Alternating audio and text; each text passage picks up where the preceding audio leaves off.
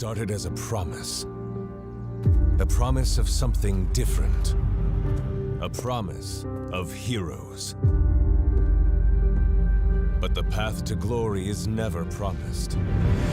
This is a knockdown, drag-out, no-holds-barred brawl. What devastating loss. Heartbreak City. This is the largest mountain to climb.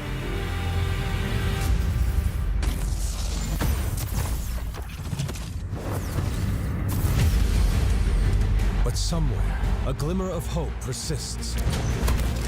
The promise of a new era. The stakes get ratcheted up a notch. Oh! No way does he win that! That's what you want to see! Are you not entertained? An era that celebrates where we came from. At a place we call home. Which heroes will fall? Which heroes will rise? The Overwatch League playoffs start right now.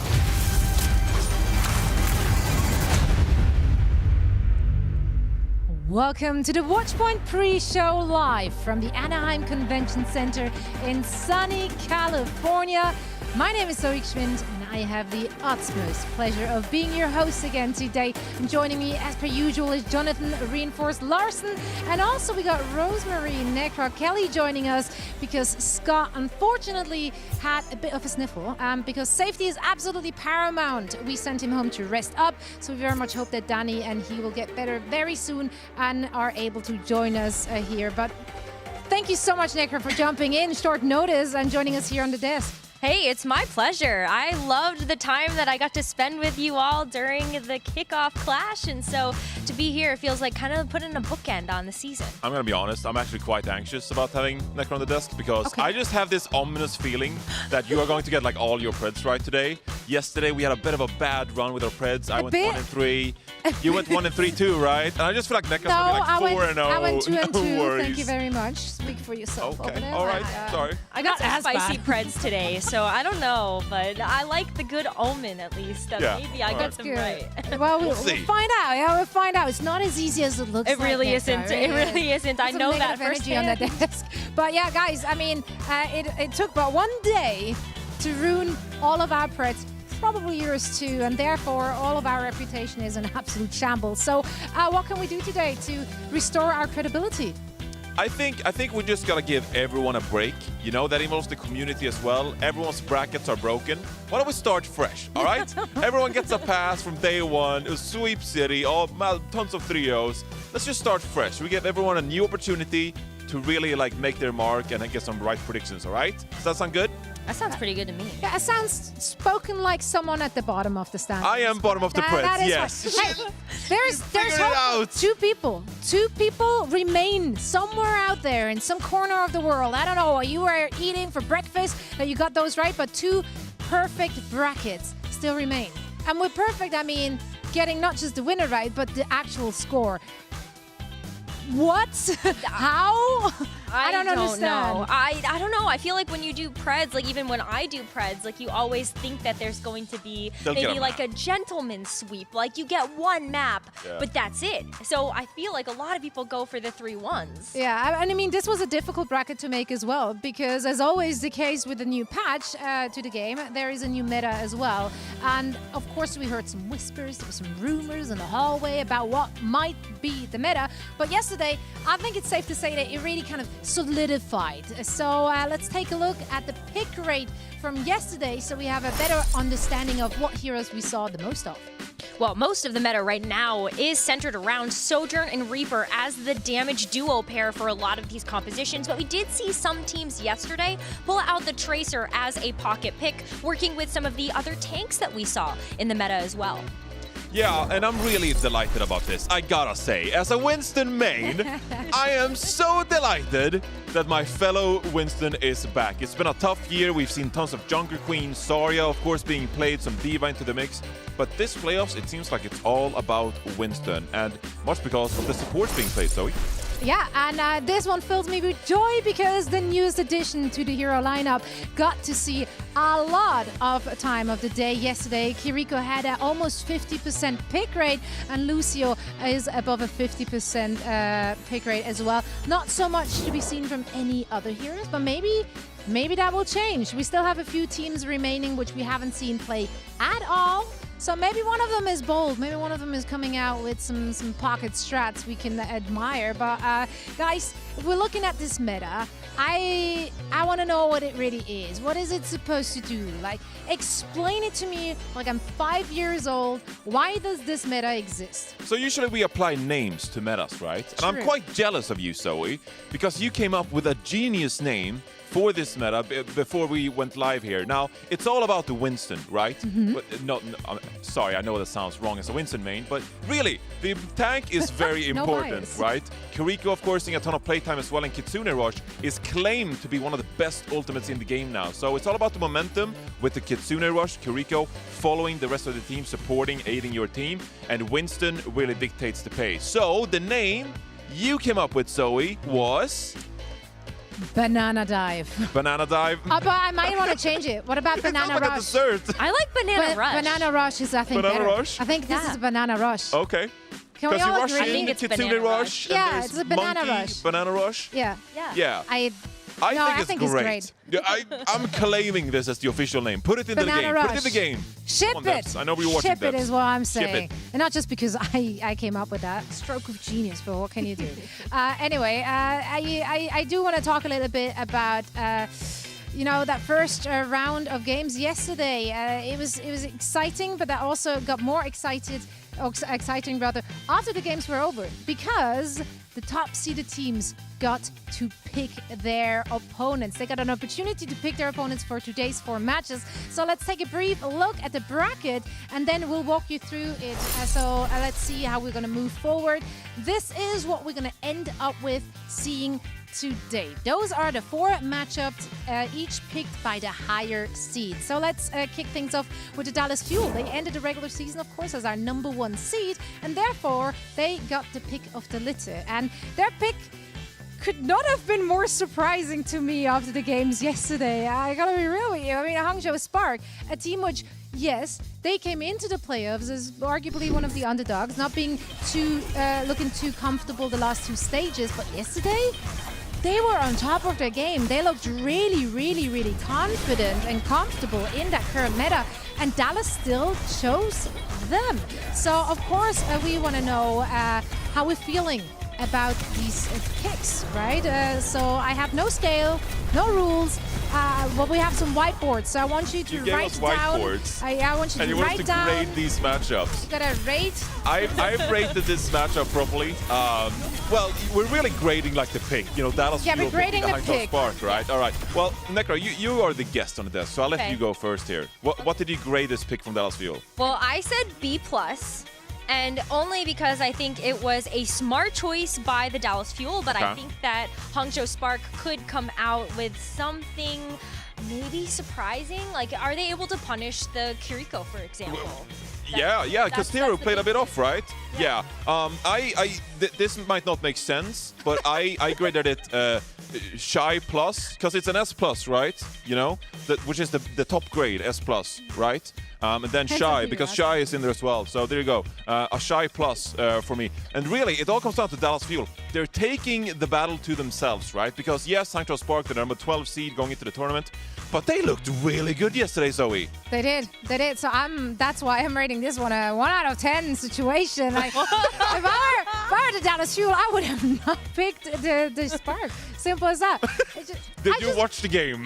Hangzhou Spark were dominating. No, I Yeah. meant Dallas Fuel. Dallas Fuel, And not you, they didn't dominate against like a meh opponent. They dominated against the Dragons, which arguably is one of the better teams we do have in the league. Even Reigning though champions. even though their seeding in the end of the season might not have lived up to the reputation they would have as a champion, but still, I don't know, Dallas. But maybe good to get a difficult one out of the way. If you can beat them, you can beat anyone. Oh, exactly. Yeah, kind of a Maybe- confidence I like it. booster. Yeah, exactly. I don't know what they were thinking, but we'll find out very soon. Now, the 2nd seed, San Francisco Shock, they were up next, and their pick for their opponent is the Houston Outlaws. So let's give that one some thought. Let it sink in. How would we rate this pick? Was that a good move by the San Francisco Shock? A questionable decision? How is the Houston Outlaws feeling about that? We can also like rate it from the other side, obviously. All right, I'm just gonna say this. I need you two to buy me some time because I messed up. Right. There's one thing we can do, and that is talk. Yes.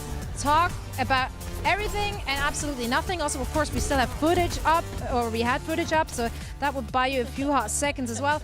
Necra, how do you, this is great. How do you, I see where this is going, but Necra, what you got for us here? Right. Well, here's a fun one for you. I did the Roadhog hook as a question mark. That is genius. I am so jealous. Thank you very much. It's like Costa yesterday when he saw Jake translating Korean. He was like, I'm so inadequate. And here I'm sitting and I tried to draw a horse and then I had to remove it. So I just wrote 10 out of 10 instead. Because my horse was so awful, I could not possibly have shown it on broadcast. It's a 10 out of 10 for me here. I think this is one of the biggest rivalries when it comes to franchises in the league to begin with, right? Because like they even had a trade back in the day that sent Smurf to the San Francisco Shock, of course. Dante played on the San Francisco Shock in 2018, and then they sent him over to the Houston Outlaws, of course. So this is actually like a historical matchup. 10 out of 10. I love that Cross is taking it to the Outlaws in this one. Yeah, this is my rating. Don't know. Proper, though. I have absolute faith in Proper, as per usual. How do I rate it? I don't know, because I generally don't know what to expect from the San Francisco Shock heading into this meta. Like, that is a big question mark. We haven't seen them playing yet. Are they having all the pieces? Will they adjust well to the meta? I don't know. Question mark. They're Proper and Striker. They have. That's why I said Proper, though. Like he'll sort it out for them. That's fine. Yeah, now, I would third seed in the tournament, the LA Gladiators got to pick next, and they are allowed to pick their opponent out of the remaining winners, of course, from yesterday, and they ended up choosing the London Spitfire. And quite frankly, this one makes me a little bit excited for a very basic reason, but more about that in just a bit. First, I'm gonna give some time to write something on our board. I shouldn't have written so much before, because now I have to raise everything, so it's a lot of work going into this. Alas, the things we do for a good bit. But yeah, Gladiators picked the London Spitfire. London Spitfire looked very, very good yesterday. I think they were the bracket buster for most of us. I think a lot of people would not have expected them to actually win that first game. Not just win it, but actually dominate it. So that was a nice surprise, and definitely. Wow, you're like really painting over there. This is so is cooking. She's drawing up something nice. Yeah, I'll go with a good old bark. All right. The London Spitfire, they were saying yesterday in the interview with Backbone that they're barking. They feel like they're the underdog into this tournament, and also they feel really confident in their ability to like take some of these upset wins, right? I would actually look out for the London Spitfire in this matchup itself. I know a lot of people, including Costa, for example, predicting LA Gladiators to win the entire playoffs themselves. But London Spitfire, they're channeling some good underdog energy in this matchup. What do you think, Necro? I am thinking the exact same thing, because I've got aces high right here. And this might be one of my... Not Preds, not official predictions. Okay, well, but it's going to be on my Preds too, because like I genuinely think that maybe, despite it being one of my spicier takes, London Spitfire looked really good yesterday, and the team overall seems really confident. And I just maybe have some question marks about how the Gladiators are going to do based off of their performance for the second half of the season. But what about you, Zoe? Well, this is more wish list than rating. Can we get a Reiner, Hadi, Reinhardt gentleman's agreement? Just because that's what I rate this pick, and I just do it. That worked out for the people. so well Do it for the people. Now, this means that the Seoul Dynasty, our number 4 seed, did not get to choose, of course, and instead they had to play whichever team is left. And it's a bit of a surprising thing that no one wanted to pick the Florida Mayhem. Then again, is it surprising? Because quite frankly, this meta, they look good in it. Like, that seemed to really play right into their hands. They had a very dominant performance. That said, though, I mean, we had 4 3-0s yesterday, so I guess the winners all had a dominant performance. So really, I said absolutely nothing right there. However, Mayhem is going to be facing off against Seoul. I'm not sure Seoul is super thrilled. Are you rating the pick? Because they didn't get to choose Zoe. Yeah, I guess we're just rating their feelings. Okay. We're all about the feels here at the All about the fields. Well, Okay. if I'm the Seoul Dynasty, I'm the #1 seed from the APAC region, which is number 4 in the tournament. I'm gonna go with a solid 100 here. Okay, you know, Florida Mayhem. You know, they were in the play-ins. Of course, they had to qualify through the play-ins, right? So they've been spending some time, you know, leading up to the tournament. They didn't play the same meta, stuff like that. They just got them for free. Seoul Dynasty just got Florida Mayhem for free. I think they're quite happy with this one. They should be elated. You don't have to play all the other good teams. All right, let's go. I don't think so. I just don't think that this is it for Seoul Dynasty. I wouldn't want to be stuck having to face off against the Florida Mayhem, because there's the flip side of that, which is they did dominate play-ins, and they do look really good right now. And when the Seoul meta didn't have to play in play-ins. Okay. They're too good for the Yeah, but play-ins. now they're battle tested, and also they won their match yesterday without having very much scrim time because no team wanted to play against them. Whoa, Florida? Yeah. Whoa. There's the inside knowledge. Whoa. So basically, I'm what she said. So just that one. That's my rating for that one. Well, we all see how it's going to shake out. A playoff season is so unique because teams are picking opponents. Of course, also they're choosing the maps, and the strategy is just next level for all of that. And you know what else happens to coincide with playoff season? That's right, award season. We're giving away awards next. Which awards? Well, you'll have to stay tuned to find out.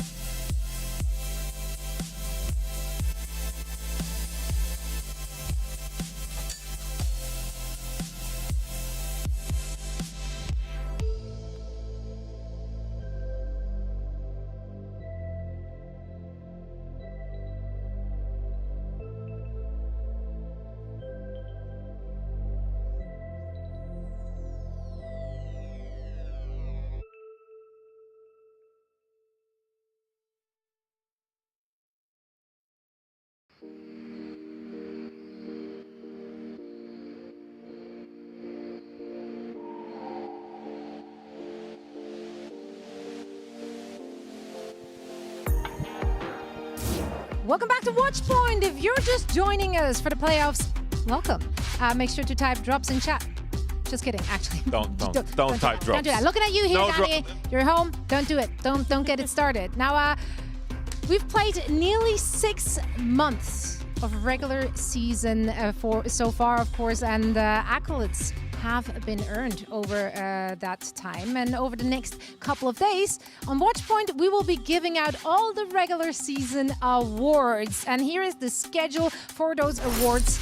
So take a good look, make a note of it if you want to see your potential favorites getting some awards. It's always a great time to celebrate greatness here in our league. But now, without any further ado, it is time to hand out our first role stars for tanks. And you know what? This has just been that role which dominated the front line and really struck fear into the enemy all season long. But perhaps none did it with more swagger than our first tank role star, London Spitfires, Hardy.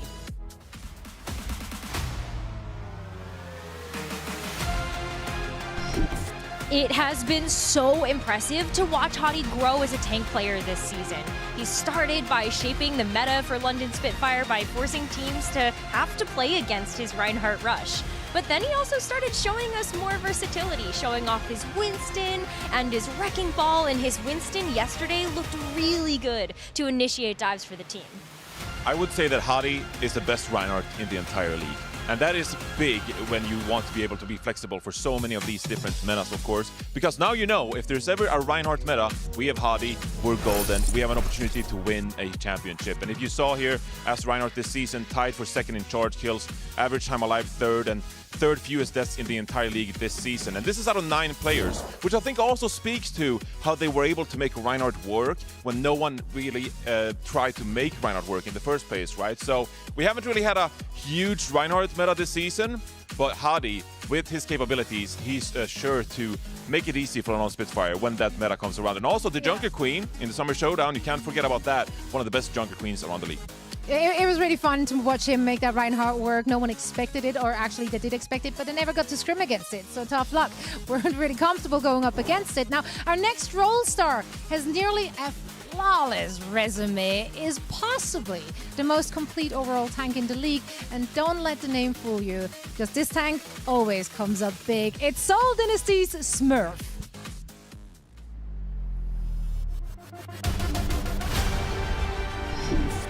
Smurf has been fantastic for the Seoul Dynasty this season. The 2019 and 2020 winner of the Overwatch League, he came to the Seoul Dynasty this year in 2022 and brought the first stage title to the Seoul Dynasty franchise. As the lone tank of the Seoul Dynasty, Smurf has shown insane flexibility, both being able to play some of his signature heroes, Winston for example, bringing out the Orisa at times, but primarily his flexibility to bring on the Zarya to his kit, the Sigma at times. These are heroes that we didn't expect that Smurf could play at such an elite level, and here you can see the Winston this season, Necro. Well, part of the reason why Smurf has had to look at other tank heroes is because he was the only tank for Seoul Dynasty, and I think that makes it even more impressive as we've switched over from this 2-tank Overwatch 1 to a single tank in Overwatch 2. He has way more responsibilities now that he has to carry, and those stats were beautiful to show just really how proficient of a tank he has been for the team. Absolutely, so well deserved. Now our next role star, he just exploded into the league, punched his way through the ranks to be named a role star in his rookie year, all right? It's Reiner of the LA Gladiators.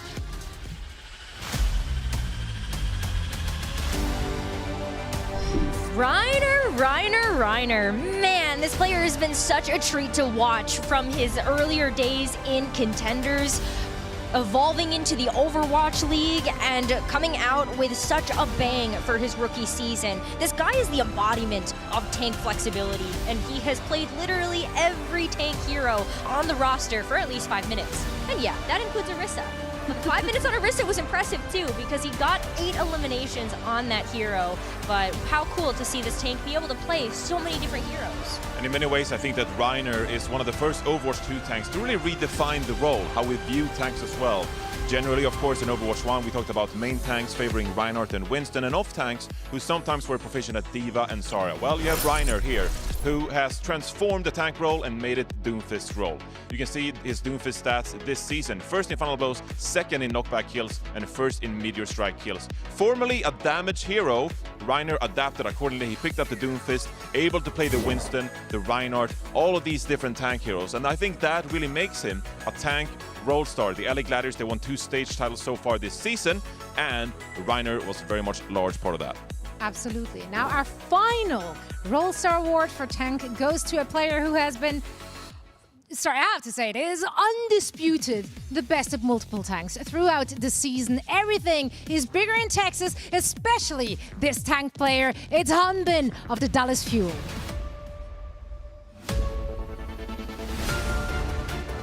The best off-tank player last year in 2021 also is crowned the best tank player of 2022. Hanbin has been extremely good for the Dallas Fuel throughout this entire season. Defining these compositions with the Zarya play and the kickoff clash where they rallied in front of the Dallas home crowd, but also playing the best Junker Queen in the entire league during the summer showdown. Hanbin, in many ways, his proficiency at all these different heroes, the entire tank roster, it cannot be understated. Dallas Fuel themselves. In many ways, you think about damage players as the most important role in Overwatch. Well, for Dallas Fuel, it's simply Hanbin. It's the tank role because he's that good and he contributes that much to the Dallas Fuel franchise. That's why Hanbin actually rhymes with win, right? Yeah, you Sure. can't Go with spell that. win without Hanbin. Hanbin. Yeah, exactly. Exactly. Yeah, that's exactly what they say. I mean, just look at the stats here for Hanbin Zarya. This was a meta-defining player and also hero, where we saw Zarya come to the forefront of a few stages, but it wasn't even just the Zarya, it was the Junker Queen. Like, the stat card looks very similar for that hero, too. It's just so impressive. Like, what can't he do? But you can say the exactly same thing for all of those tank players. So let's take a look at all these talented, handsome gamers who got awarded the Roll Star 2022 Tank Awards. Hanbin, Smurf, Hadi, and Reiner. All of these players are so deserving, and we're just so lucky that, you know, we could have given this award to many more players in the league as well. Remember that we're announcing the Roll Stars Award over the next few days, so you don't want to miss that. Just like you don't want to miss our first match of the day. The Hangzhou Spark will face off against the Dallas Fuel, and Dallas, they chose this team to play. Will they regret it? Well, we'll find out after just a quick break.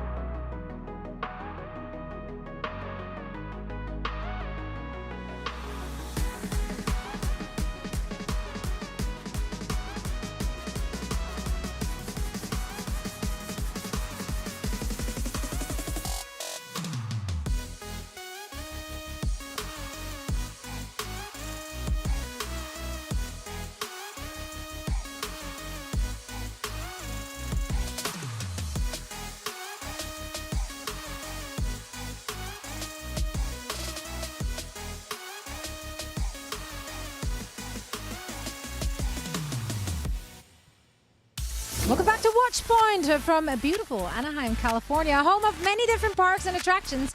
But the best tickets in town are, of course, the Overwatch League Finals, and there's still some time to get yours. So join us here at the Overwatch League Grand Finals and catch Leah Denise and Cherise Booth, the voice actors for Junker Queen and Sojourn alive. Tickets are on sale right now. You do not want to miss it. I guess we're here as well, which is kind of a big deal. Yeah, I actually heard we might get to lead her ourselves. Ooh.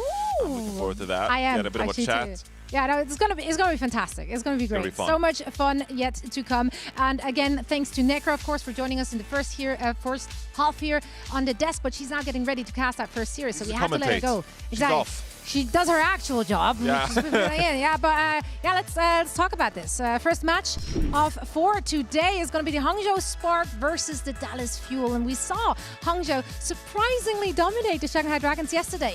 But we haven't really seen Dallas play yet. So, Reinforce, what can we expect from the team in blue? So this is the big question mark for the Dallas Fuel. They've obviously looked fantastic so far this season, but a large part of that has been with Hanbin in the mix, of course. We just hit on previously that Hanbin is a role star for the year of 2022. Well, he's not really their Winston specialist. So if we're going to see Winston in this meta, will Fearless be able to pick it up? If we take a look at Fearless stats so far this season, you can see first in Primal Rage kills per 10 minutes, first in Primal Rage efficiency with 0.9 per 10 minutes, and fourth in Final Blow. So Fearless is the Winston player for the Dallas Fuel. Will they be able to achieve the same amount of success with Fearless in the lineup as they were with Hanbin in the lineup? This is a pretty major change, of course, going into the playoffs. You don't necessarily want to change out your tank, right? Well, the Dallas Fuel, I would guess they're doing so, and the question is, how good will they look with Fearless in?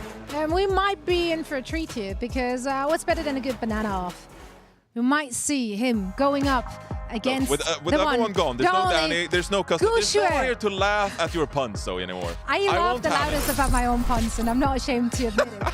Now Gushua's Winston, I mean, this is his hero, right? Gushua's time to shine, making that Winston work. No, did he make it work yesterday? But throughout the entirety of the season, he is actually absolutely, killing it. He has the fewest deaths per 10. He has the highest average time alive, which is always a good thing. If you can have that risk assessment and still make a lot of space for your team. And he did show that aggression yesterday with his Winston. He was able to really go in and out when needed and stayed alive himself, kept his team alive, and did a lot of work for them. So I think Fearless is going to have his work cut out for him going up against one of the greats.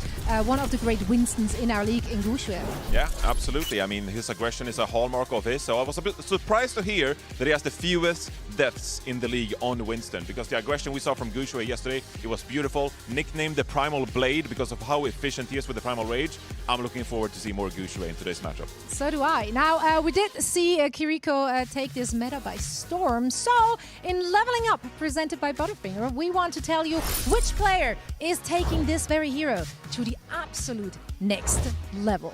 Yes, and Teru from the Hangzhou Spark, I think he stood out the most in yesterday's 4 matches, because typically we think of Kiriko as a healer, of course. You want to provide that healing and get a lot of healing done. Well, Teru, he did that, but also the offensive capabilities, utilizing this triple critical hit damage multiplayer with Kiriko. He was able to output so much damage and really put some pressure on the Shanghai Dragons. We saw multiple times the way he affected Lip's movement on the Sojourn.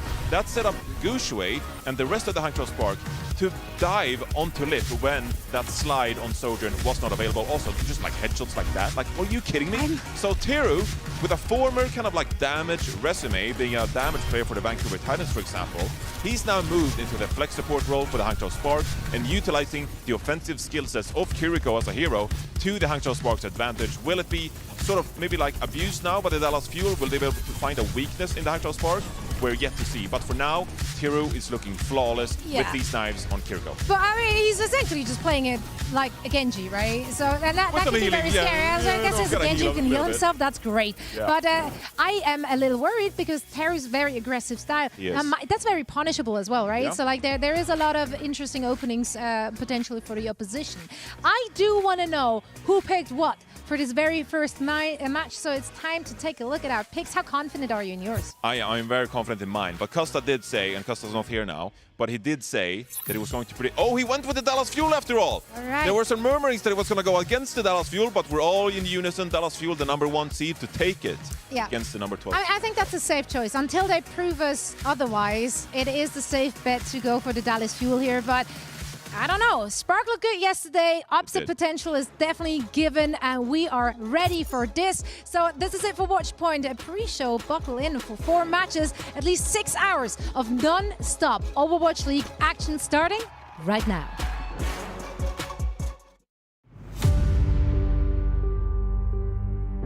started as a promise. A promise of something different. A promise of heroes. But the path to glory is never promised. This is a knockdown, drag-out, no-holds-barred brawl. What a devastating loss. Heartbreak City. This is the largest mountain to climb.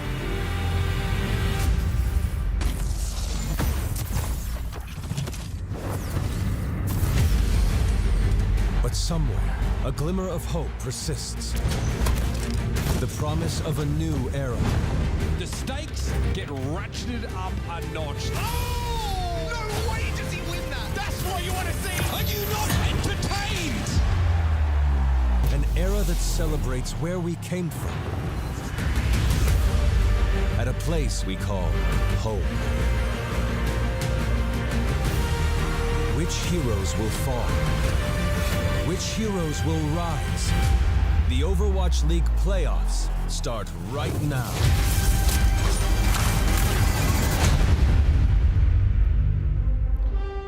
Day number 2 of the 2022 playoffs starts right here, right now. My name is Jaws, joined by Rose, who's about to get into a whole new day of action.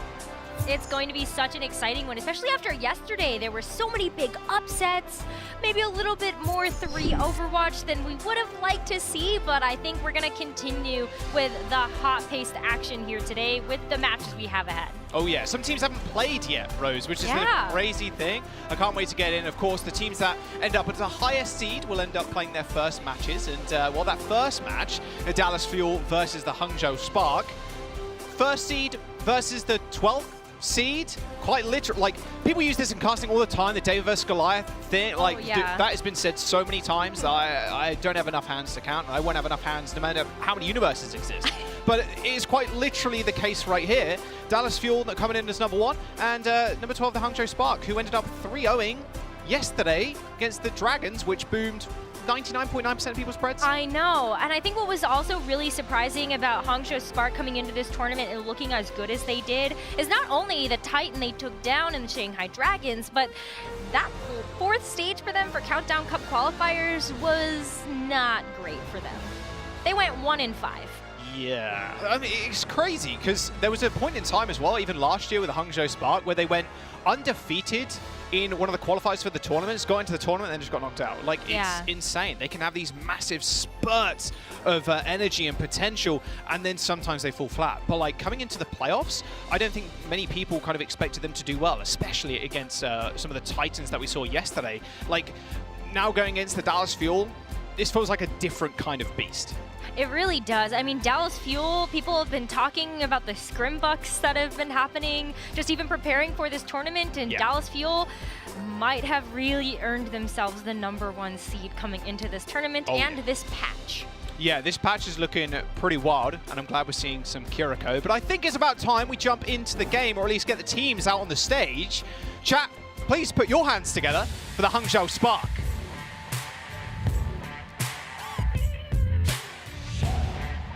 I can hear the claps from the chat already, so thank you for that. Hangzhou Spark taken to the stage right now, and it's, well, it's been said yesterday, Rose, but I'll mention it again. Like, it's so nice to have these players playing on a stage right next to each other, and teams obviously we don't normally see play against each other either. Like, the Spark taking on the Dallas Fuel for one of the first times this season. Yeah, it's a really nice to get that cross-region representation, but also you should have heard the cheering when Hangzhou Spark won their match yesterday. The staff were going wild, the rest of the players. It was really neat to be able to hear that experience happening in their practice room. But this is our starting lineup here for the Spark. We've got Shy, Alfie, Gushwei, Super Rich, and Teru, who are the same 5 that started yesterday.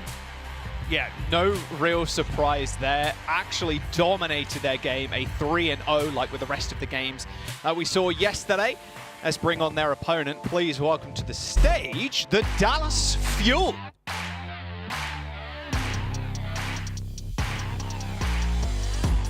What more can you say about this team, really, Rose? Coming in as number 1 seed, have some of the best players on their roles. And speaking of which, I think we better address I guess the small elephant in the room being Fearless starting today over Hanbin, but not really too surprising when we're seeing what the meta is currently bringing us. Fearless, known for his Winston play. Hanbin taking a little step back right now. And like you were saying, Rose, you know, Scrimbucks Express, they're looking pretty fire for the Fuel. Yeah, I mean, I know the desk talked about the stats a little bit for the Winston matchup, but Fearless is still one of the best Winstons in the league. Second in hero damage per 10 when you look at 7280. And then also in terms of eliminations, 17.7 per 10 for Fearless versus 15.4 for Guangzhou. Yeah, I mean, 2 Goliaths on the Winston pick. There's a reason why the Primal Blade is called it that, and like Guangzhou's ability to Primal Rage people is insane. And it's insane to see the Hangzhou Spark up here too, right? Like I mentioned, 12th seed. Faith in one's own destiny can really be a powerful thing, right? Can they actually topple the Dallas Fuel today? They are very much the underdogs coming into the game right now. And you got to think about this too. The Dallas Fuel, this is their first match. The Spark have already played. So you best believe the Dallas Fuel were watching those VODs. Oh yeah, they were definitely sitting there and preparing for this matchup, and I think one of the things that they will have identified that they might be able to capitalize on is the risk that their Kiriko player takes. I mean, when you look at how Teru performed yesterday, taking some pretty risky positions, but getting away with it because he would be able to walk away with a pick or two and then be able to go back to the team. I mean, he was the leader, in fact, in damage per 10, so it was at 4160, and I know we don't have a huge sample size for this yet, but that still bodes really well for the type of damage he might be able to pressure Dallas Fuel with. Can that playstyle be punished though? That's Absolutely. the big thing too, right?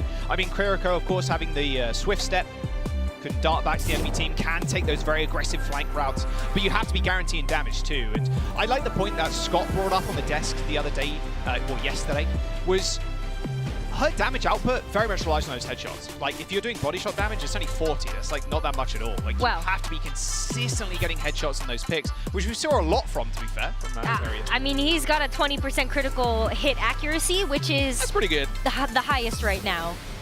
So they say it's pretty good. Lijiang Tower is our first map. Gonoka Command Center, a little classic. I will say what's going to be really interesting about Dallas Fuel is who do we see on the Reaper? It looks like right now it's going to be Sparkle hovering over the Reaper, but when we saw the Hanbin Zarya, a lot of that Reaper role was being picked up by Edison. But the fact that you've got Reaper and Sojourn in a lot of these compositions, we're going to see that role being split up here as Edison looks to take the helm on the Sojourn and Sparkle the Reaper as the gates open. Yeah, no big surprises there. Edison, of course, rather a crack shot. All right, see how Spark end up dealing with this. And of course, like you were mentioning, Rose, maybe the eyes should be on Teru right now and like how many angles he can kind of get off already, kind of sitting to the sidelines. But Shy already takes a headshot by Edison. Already the Dallas Fuel setting a nice little bit of tempo for themselves. Guangzhou and Shy dead. Point unlocks in a couple of seconds. And that'll be the first cap you can imagine for the Fuel. Yeah, well, yesterday a lot of what we were seeing in order to start off these fights was what types of picks are these Sojourns able to get, and if you can charge up your railgun really quickly, then you will be able to get a charge shot. And especially when you're going to hit your mark, yeah, Edison's going to go ahead and walk away with 40% towards that overclock and also a nice point capture here for Dallas. But it's about time we start seeing what these Reapers can do as well as they start getting into the front lines. Both Monkey Bubbles already used there. Monkey Bubble's so important this meta, Rose. It blocks off the healing from the Kiriko, the damage, of course. Kiriko has a hard time actually chunking through the bubble, worth keeping in mind. It also blocks the Suzu, so having a good bubble is going to be paramount in this meta. And we're seeing a lot of Winstons use that bubble to be able to kind of weave in and out of it to make sure that they have that protection for when they need it. But yeah, I mean, Kiriko's definitely going to have a little bit to work out there, just being able to heal through that. All right, Edison nearing that overclock. The Dallas Fuel almost got Kitsune Rush and the beads. The Spark, what have they got to really answer with? Shy's very far behind his own overclock. Dallas Fuel again, once again, making a move. There's the road, it has been paved forwards. And a whole lot of damage is on the other end. Guangzhou again, isolated, was even sitting on that mega health pack, but there was nothing that could heal him up from all that damage. And Edison didn't even need to use overclock there. 65%, the Dallas Fuel looking great. Yeah, I mean, they used the Kitsune Rush to be able to win that team fight. Super Rich did not get that sound barrier online in time enough before we saw Guangzhou isolated, but Shy with a big opening pick here to get Hangzhou Spark some space. Okay, Spark at least have their Kitsune Rush. Let's see how Dallas Fuel end up responding. Speaking of which, Fearless came out of nowhere and just bonked him. Dallas Fuel laid down the beat to sustain through the damage of the Kitsune Rush, but the Spark used theirs a little bit later. Remember, it's 85% of the board, and the Dallas Fuel can cycle themselves onto point now. Ultimate for Edison, can he click the hits? Guangzhou trying to make it look at him, and that's it's perfect, successful distraction technique. Alfie jumps to the back, Death Blossom kills too, as the Dallas Fuel end up losing the point.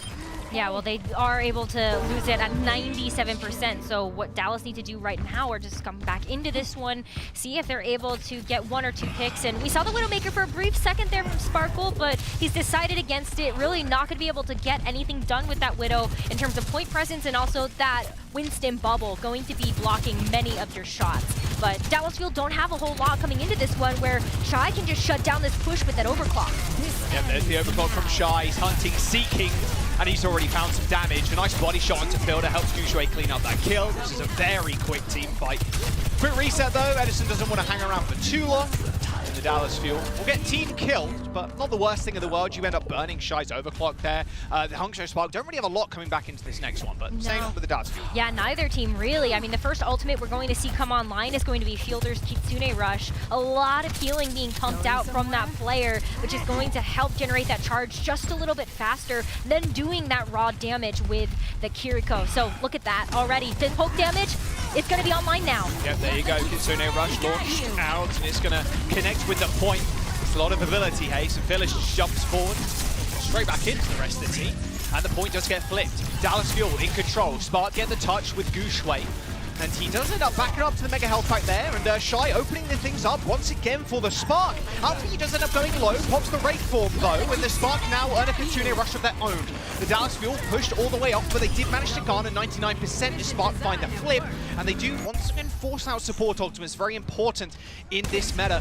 As long as you're not overlaying them, Rose, like right on top of each other, you should be good. Spark looking at final fight territory now. They are, and now we're really looking at all of the rest of the ultimates coming online for both of these teams, so it is going to be a photo finish to see which team will come out on top for this very first round. Sound barriers, lots of sustain, and the Primal Rages too for both Winstons. Alfie looking to try and set up something rather big. He goes pretty low, though. Someone heal him. No, Spark ends up taking him down. He actually used the Wraith Form early on in that fight and couldn't escape, and he had an ultimate in his back pocket.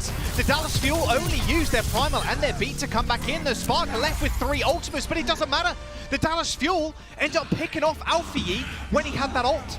If he managed to save that Wraith Walk, maybe that would have been different, but it wasn't to be. Nice focus fire from the Fuel there, knowing their win condition, taking down the Reaper.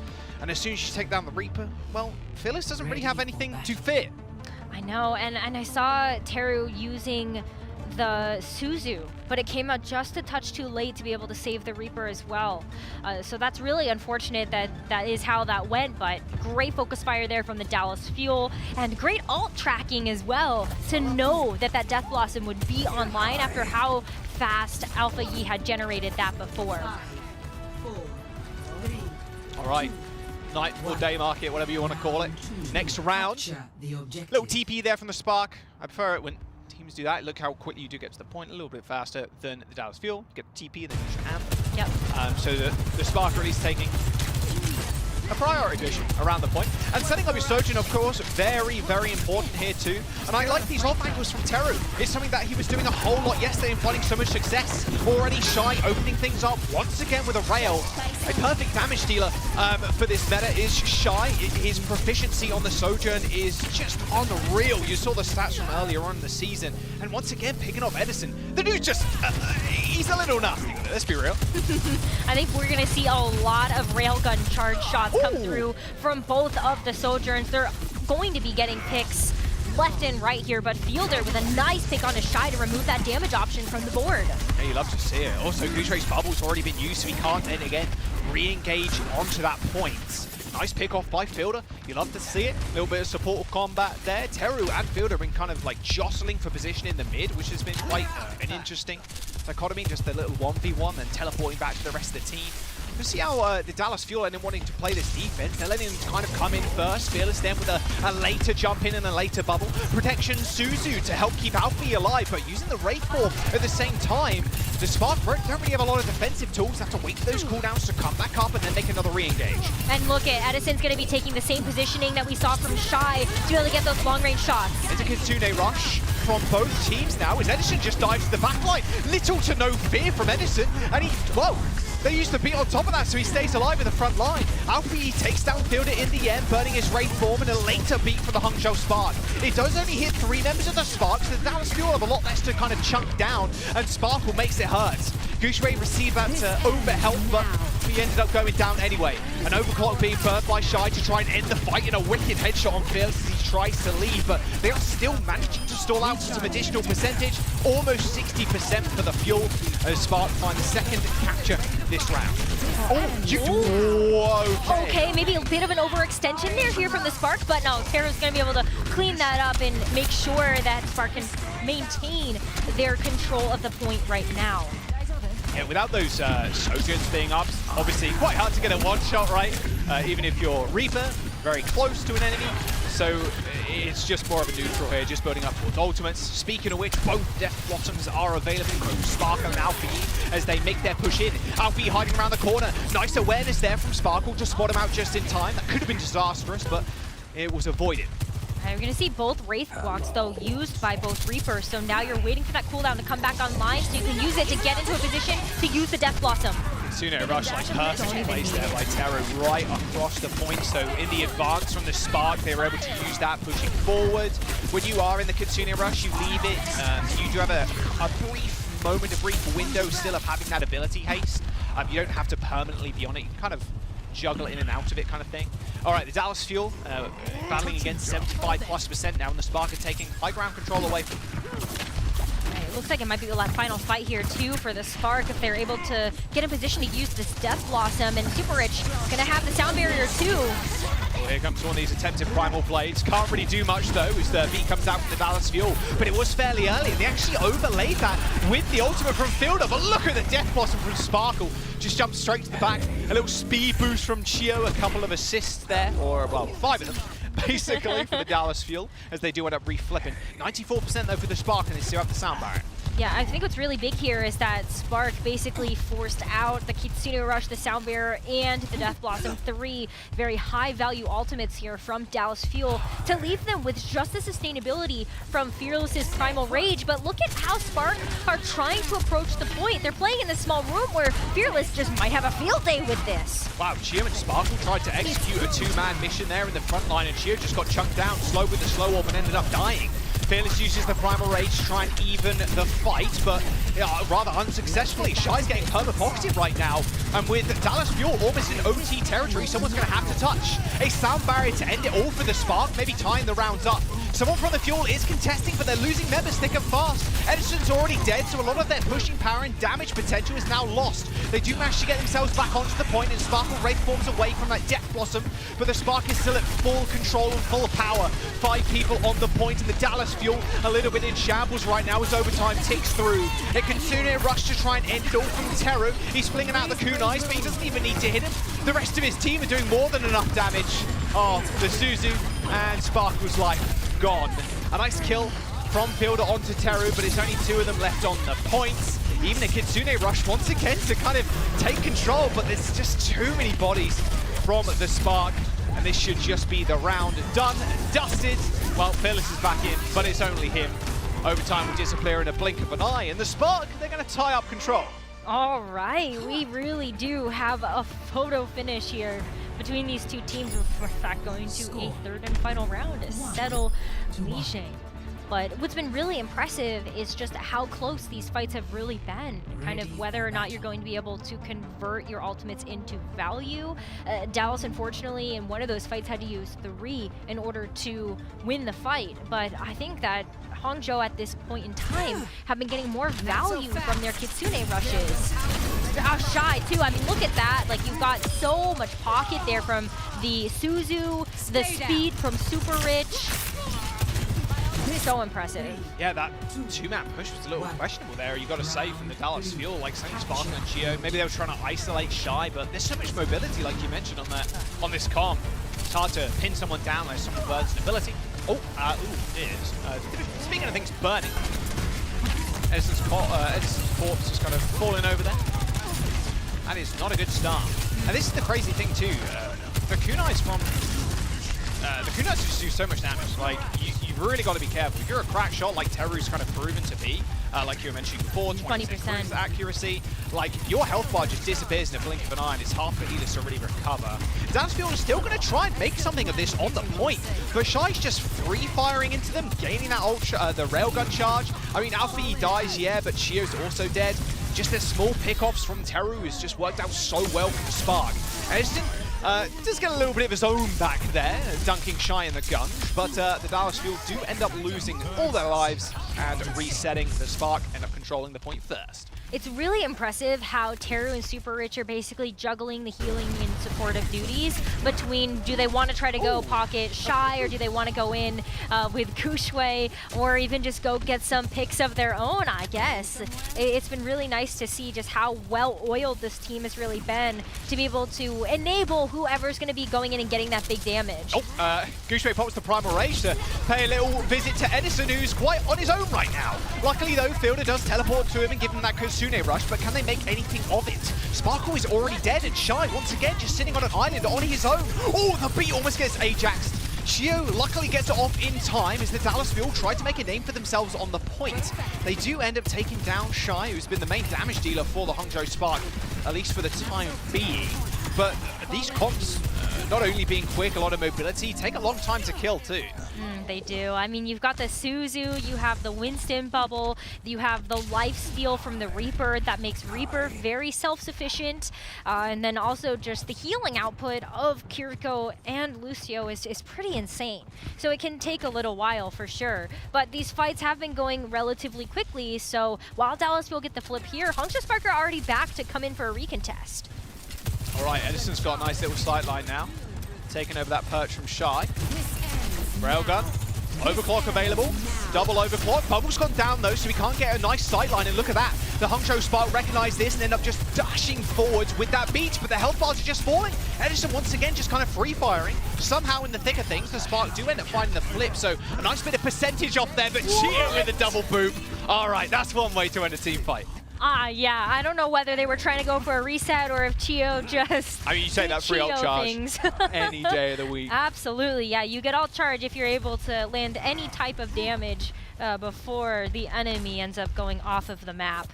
So Chio now already 80% towards another sound barrier. And when you're looking at trying to close out the map here, Dallas have the Death Blossom, they have the Kitsune Rush, and Chio should get that sound barrier online if things go a little awry here in this next fight. Yeah, they're looking really good to maybe set this up for last fight too if they don't layer those support ultimates. Like I mentioned, they're so tough to take down. People have got a lot of life steal. Okay, Kitsune Rushes are traded, and Sparkle looked like he wanted to go in. In fact, he's going straight into the back line. Look how fast those shotguns are firing on all cylinders. Kushui did not stand a chance. And with the Dallas Fuel in control right now, the Hangzhou Spark, if they end up staggering here, it's going to be incredibly bad. Fielder does end up falling, but has got a swift step to teleport to one of his teammates. Exactly, and Fearless could use a little bit of a top-up right now, so that'll be a really easy target to get back to. But Sparkle saved the Death Blossom, trying to look for an opening here. Primary from Kushui could be rather big, but that Death Blossom is getting so much damage down. No immediate kills, but Fearless and Chio are there to clean up. Alfie is dead, and the Hangzhou Spark history in this first map, it feels like. Kushui, if he gets a 5-man Primal Blade there, I will eat a hat. Maybe a saucepan as well, I'm not sure. Overtime is ticking down, and it's really just staggered members at this point. I don't think there's any hope. There's no ultimates on the side of the Spark, and nope, they're not going to see any point presence at all. The Dallas Fuel starting off the series strong, 2-1. Really close fight, though, by both of these teams, and maybe something you might not have expected coming out from the 12th seed going up against the 1st. But Hangzhou Spark proved themselves yesterday, and what a hard-fought battle so far between these two teams. Yeah, like I mentioned before, faith in one's own destiny, really, like, it can give you just this unbelievable buff, and that's what it felt like yesterday with the Hangzhou Spark. their comp or their lineup right now seems so suited to this meta. Guangzhou on the Winston, Shy on the Sojourn. Like, what more can you really ask for? A very close game so far. I mean, the Fuel are 1 seed and Spark are the 12th. Like, pretty crazy stuff. I want to see how they end up transitioning into these next maps. Of course, it is loser pick Rose, so Spark will have their choice and hopefully go on something that's a little bit more beneficial for them. But will we see any change-ups? That's, I think, the big question on a lot of people's lips. I guess we're going to have to wait and find out. Yes. We're going to go jump to a quick break. That was a perfect transition. Nice one. We'll be right back. We've got map number 2 coming up soon. It is, well, it's Spark's pick. Oh, that's good.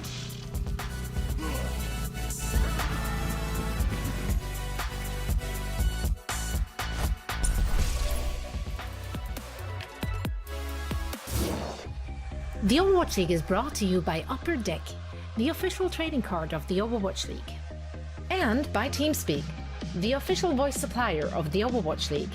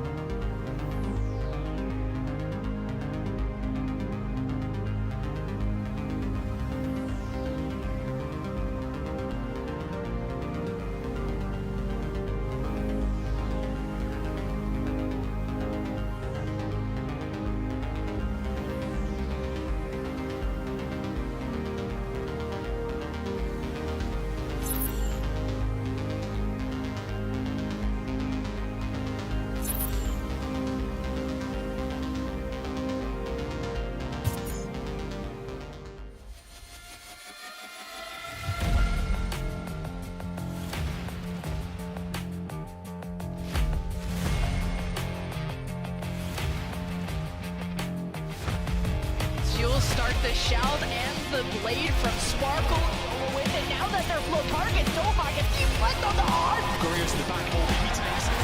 shot. Edison with a 5K. That's what you want to see. Gio demands cheers. A triple for the Lucians. He's getting unreal value right now. What is this? Look what a confident is that one-man army up the front. Rosenberg blue.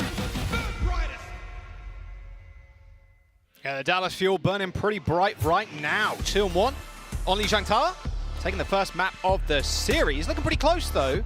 Rose, Shy, oh sorry, well, I guess Shy as well did have an answer for this question that we're all wondering. Where are we going? Well, we're going to Paraiso. It was Spark's pick.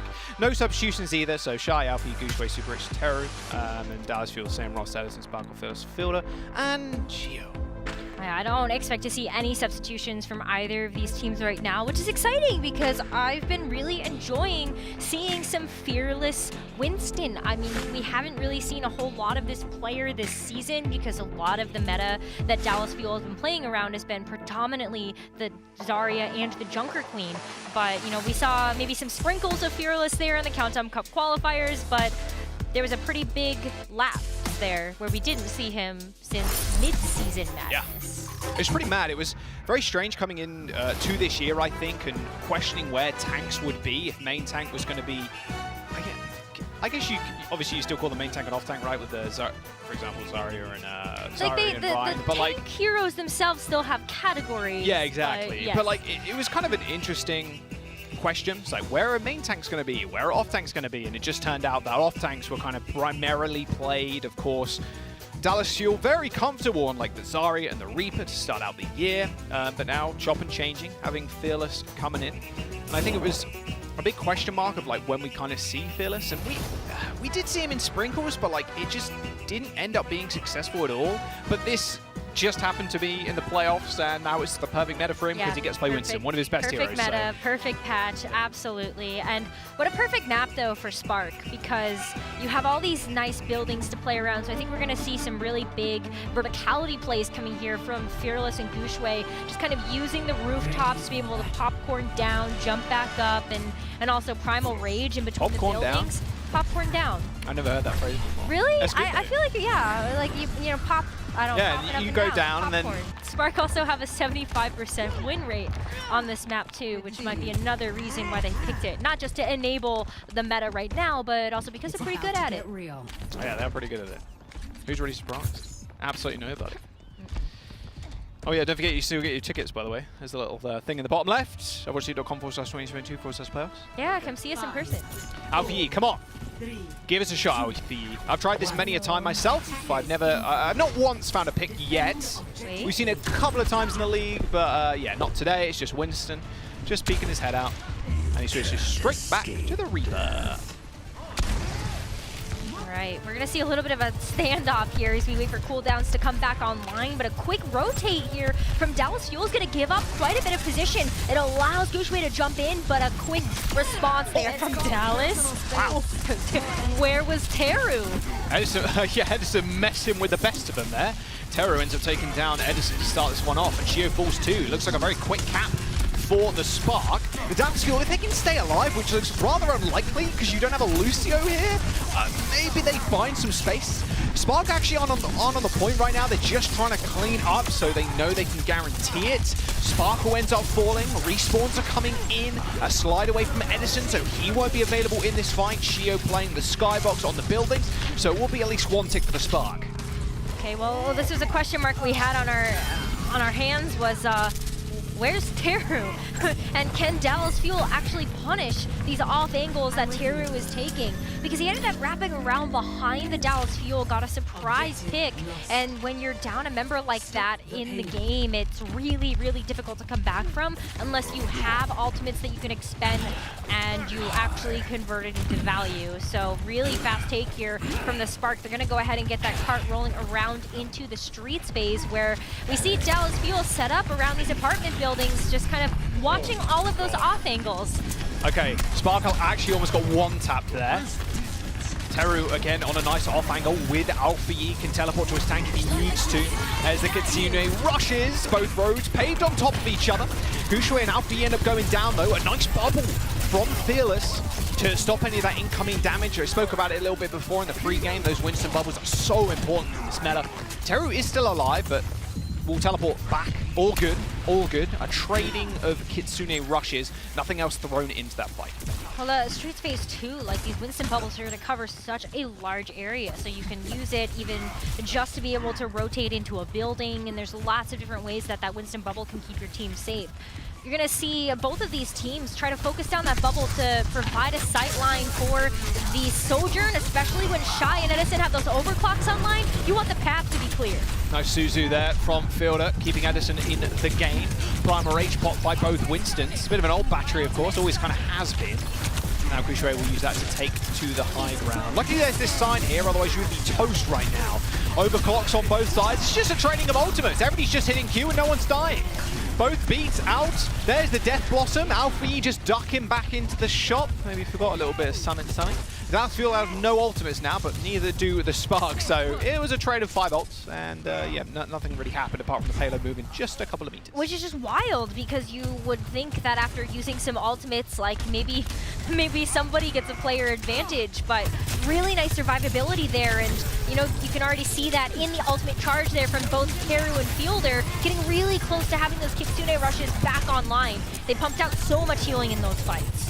Just waiting for these Sojourns to try and find a headshot. You saw Alfie trying to dash in, or not dash in, sorry, teleport in, right on top of Edison. Oh dear, Shy's on top of the board right now. He does end up falling, so both Sojourns dead. Pretty bad sign if you're the Hangzhou Spark right now. The payload, you're not really concerned about it moving too far back, because you can take a lot of free space, but yeah, losing Sojourn's not great. You are looking for Shy or Eddie to pick off someone at the very start of the fight. Now it's just positional control for both teams, waiting for their Sojourns to come back. Yeah, high ground control now over to Dallas Fuel. The wraparound from the Spark is already on its way to be able to meet Dallas Fuel on these high grounds. But Heroes can just kind of jump away from this, and that's what's really nice about playing on top of the roofs of these apartment buildings. Nice Kitsune rush. They're actually just going to try and wrap around the Dallas Fuel right now. They've actually fallen to the low ground. Spark in a very good position. Already forcing Sparkle's Rage Walk 2. Guangzhou popping the bubble on the side of the corner. Jumps back to the rest of his team. The payload is moving for free right now, Rose. Not until Fearless has got something to say about it. Use the jump straight with a bubble on top of the payload. Stops it from moving. Now using the Primal Rage. He's getting chunked down something fierce right now, but he is isolating one of the members from the Spark, but they end up taking him out. Shy was just forced backed up into a corner, but he had the support. Both emotionally and physically, it felt like his team were holding his hand, making sure he survived, and now it's time for Shy to pop off. Overclock used, and oh dear, Sparkle in the wrong neighborhood right there. 1 minute and 40 seconds for the Spark as they do move this payload in, but the Dallas Fuel are going to try and recontest it even without their Reaper. A beat comes out for both teams, so now the Dallas Fuel are a bit at odds with themselves, I think. Edison and Fearless making sure the payload is contested. It's only a couple of meters before it is put in, and now Chio isolated with the bubble. A perfect pick-off by Guangzhou. And yep, this Kitsune rush, unfortunately, the road's getting paved over with Sparks by the looks of it. 1 minute and 13 seconds to go, but look at this. Actually, the Dallas Fuel, I spoke a little bit too soon. Sparkle just jumps into the fray and takes down 2. Wow, okay, so Kitsune Rush gets used first to ensures that Sparkle is able to have a clear path to go in to use the Death Blossom, and just when it looked like Dallas Fuel, down a member, going in with a sound barrier, was trying to come back into this one and might not be able to get the job done and lose all of that ultimate investment, they do it. But they are starting to run out of time here, the Spark, to be able to push this payload over the line and capture this second point. Dallas Fuel already taking a more forward position to try to deny that space here from the Spark. Edison, I'm looking at you, buddy. You got to come up with something big. Primal Rage coming up for Fearless, but his overclock could be crucial. He dashes all the way back. He's super low. That bubble from Guangzhou was almost so sick. A Suzu used on Edison to try and keep him alive through this overclock, but he can't shoot through that bubble. Has to take another angle. Teru teleports away, getting out the line of sight of Edison, and that overclock completely negated by the Spark's offense. There's the Death Blossom. The Reaper putting in work now for the Spark as they clean up. No hope for a comeback here from the Fuel, but a lot of time burnt there, Rose. You're not too upset about that if you're the Fuel. No, but I think you're really happy about how you played that last fight if you're the Spark, though, too. Not only did you buy yourself a little bit of extra time by capturing that second point, but you're also just really just showing how you can play around those Winston bubbles to have that extra additional coverage and Guangzhou, even though he was kind of in a bad position, was able to get out of there. And look at this, Shai's already starting off with a pick. I mean, the dude is just cracked on the Sojourn. Edison's already dead, but, well, Dallas Fuel making it competitive. Look at how fast Sparkle's going. Oh, nice Kitsune rush there from Fielder. Regardless of losing your Sojourn there, you haven't got the one-pick potential, but the Kitsune rush makes up for that, and then some. My word. All right, 40 seconds to go. ZZ, easy? Oh. Easy? Okay, all right then. All right. Okay. Come on, Teru, show us what you got. All right, come on then, Teru. Where you coming from? Where in the rafters is this Kiriko? All right, looking at last fight though, we've got less than 30 seconds remaining. Guangzhou has that Primal Rage online. Super can go in with the sound barrier as well aggressively, but Guangzhou's going to jump into the back here to try to dislodge these DPS Oh my word, the juggle is good. Actually forces out the sound barrier there from the Dallas Fuel as Edison was going super low. He is so good with the Primal Rages. Fielder ends up falling, a lot less healing now, and Sparkle once again trying to even up the fight, but it doesn't work out this time around. You can't fool Spark a second time, as Gio and Phyllis do end up coming up with kills, but crucially in OT, Spark win this fight. Yeah, and now they're going to be able to have a Kitsune rush online as well as Teru, yes, going to have to be coming back from spawn. Someone has to touch, by the way. Someone's up! Oh my god, I almost lost it. Oh my. No. It felt like Alfie was on the point there, to be fair, hiding around that corner. They just want to allow Dallas Fuel to come back in, though, to try to punish that. Yeah, all right, okay. Woo! Alfie had it in the bag. I almost went sicko mode there, not gonna lie. All right, there's the Kitsune rush from the Spark, actually laid down across the point, straight to the last checkpoint. So they're gonna be able to utilize this. And the Dallas Fuel end up just taking the high ground, but they still have to deal with this payload. Someone's gonna have to drop. Edison pops the overclock and dashes straight in. Tries to go for a fadeaway kill, but it doesn't happen. The Hangzhou Spark come up rather large though with a Death Blossom on the point, killing Sparkle. There's still a man advantage for the Spark as Alpha Yi is putting in the work. Dallas Fuel so close to their own Kitsune rush, but it doesn't end up working out. The Spark end up capping third in OT. Wow, what a great game coming out here for Alpha Yi as well. I mean, just looking at the fact that the damage per 10 is at 7760 is pretty large. I mean, the next best, you're really looking at kind of like some of the Winstons or the Sojourns here. But I mean, just also Shy, Alpha Yi, yeah. The damage lineup for the Spark here is. I mean, who's really so surprised? Good. Shy is doing a lot of damage. Like, he's got 3k more damage per 10 right now than Edison does on the Sojourn. Still just opening the fights off, killing Edison. Like, that's an unreal pick. You're removing so much damage off the board, especially when we've looked at Edison as one of the best Sojourn in the league. And removing that giant threat is making these fights way more manageable for the Spark. So they really have identified one of the ways they can carve out an advantage for themselves. And they were able to capture all 3 points.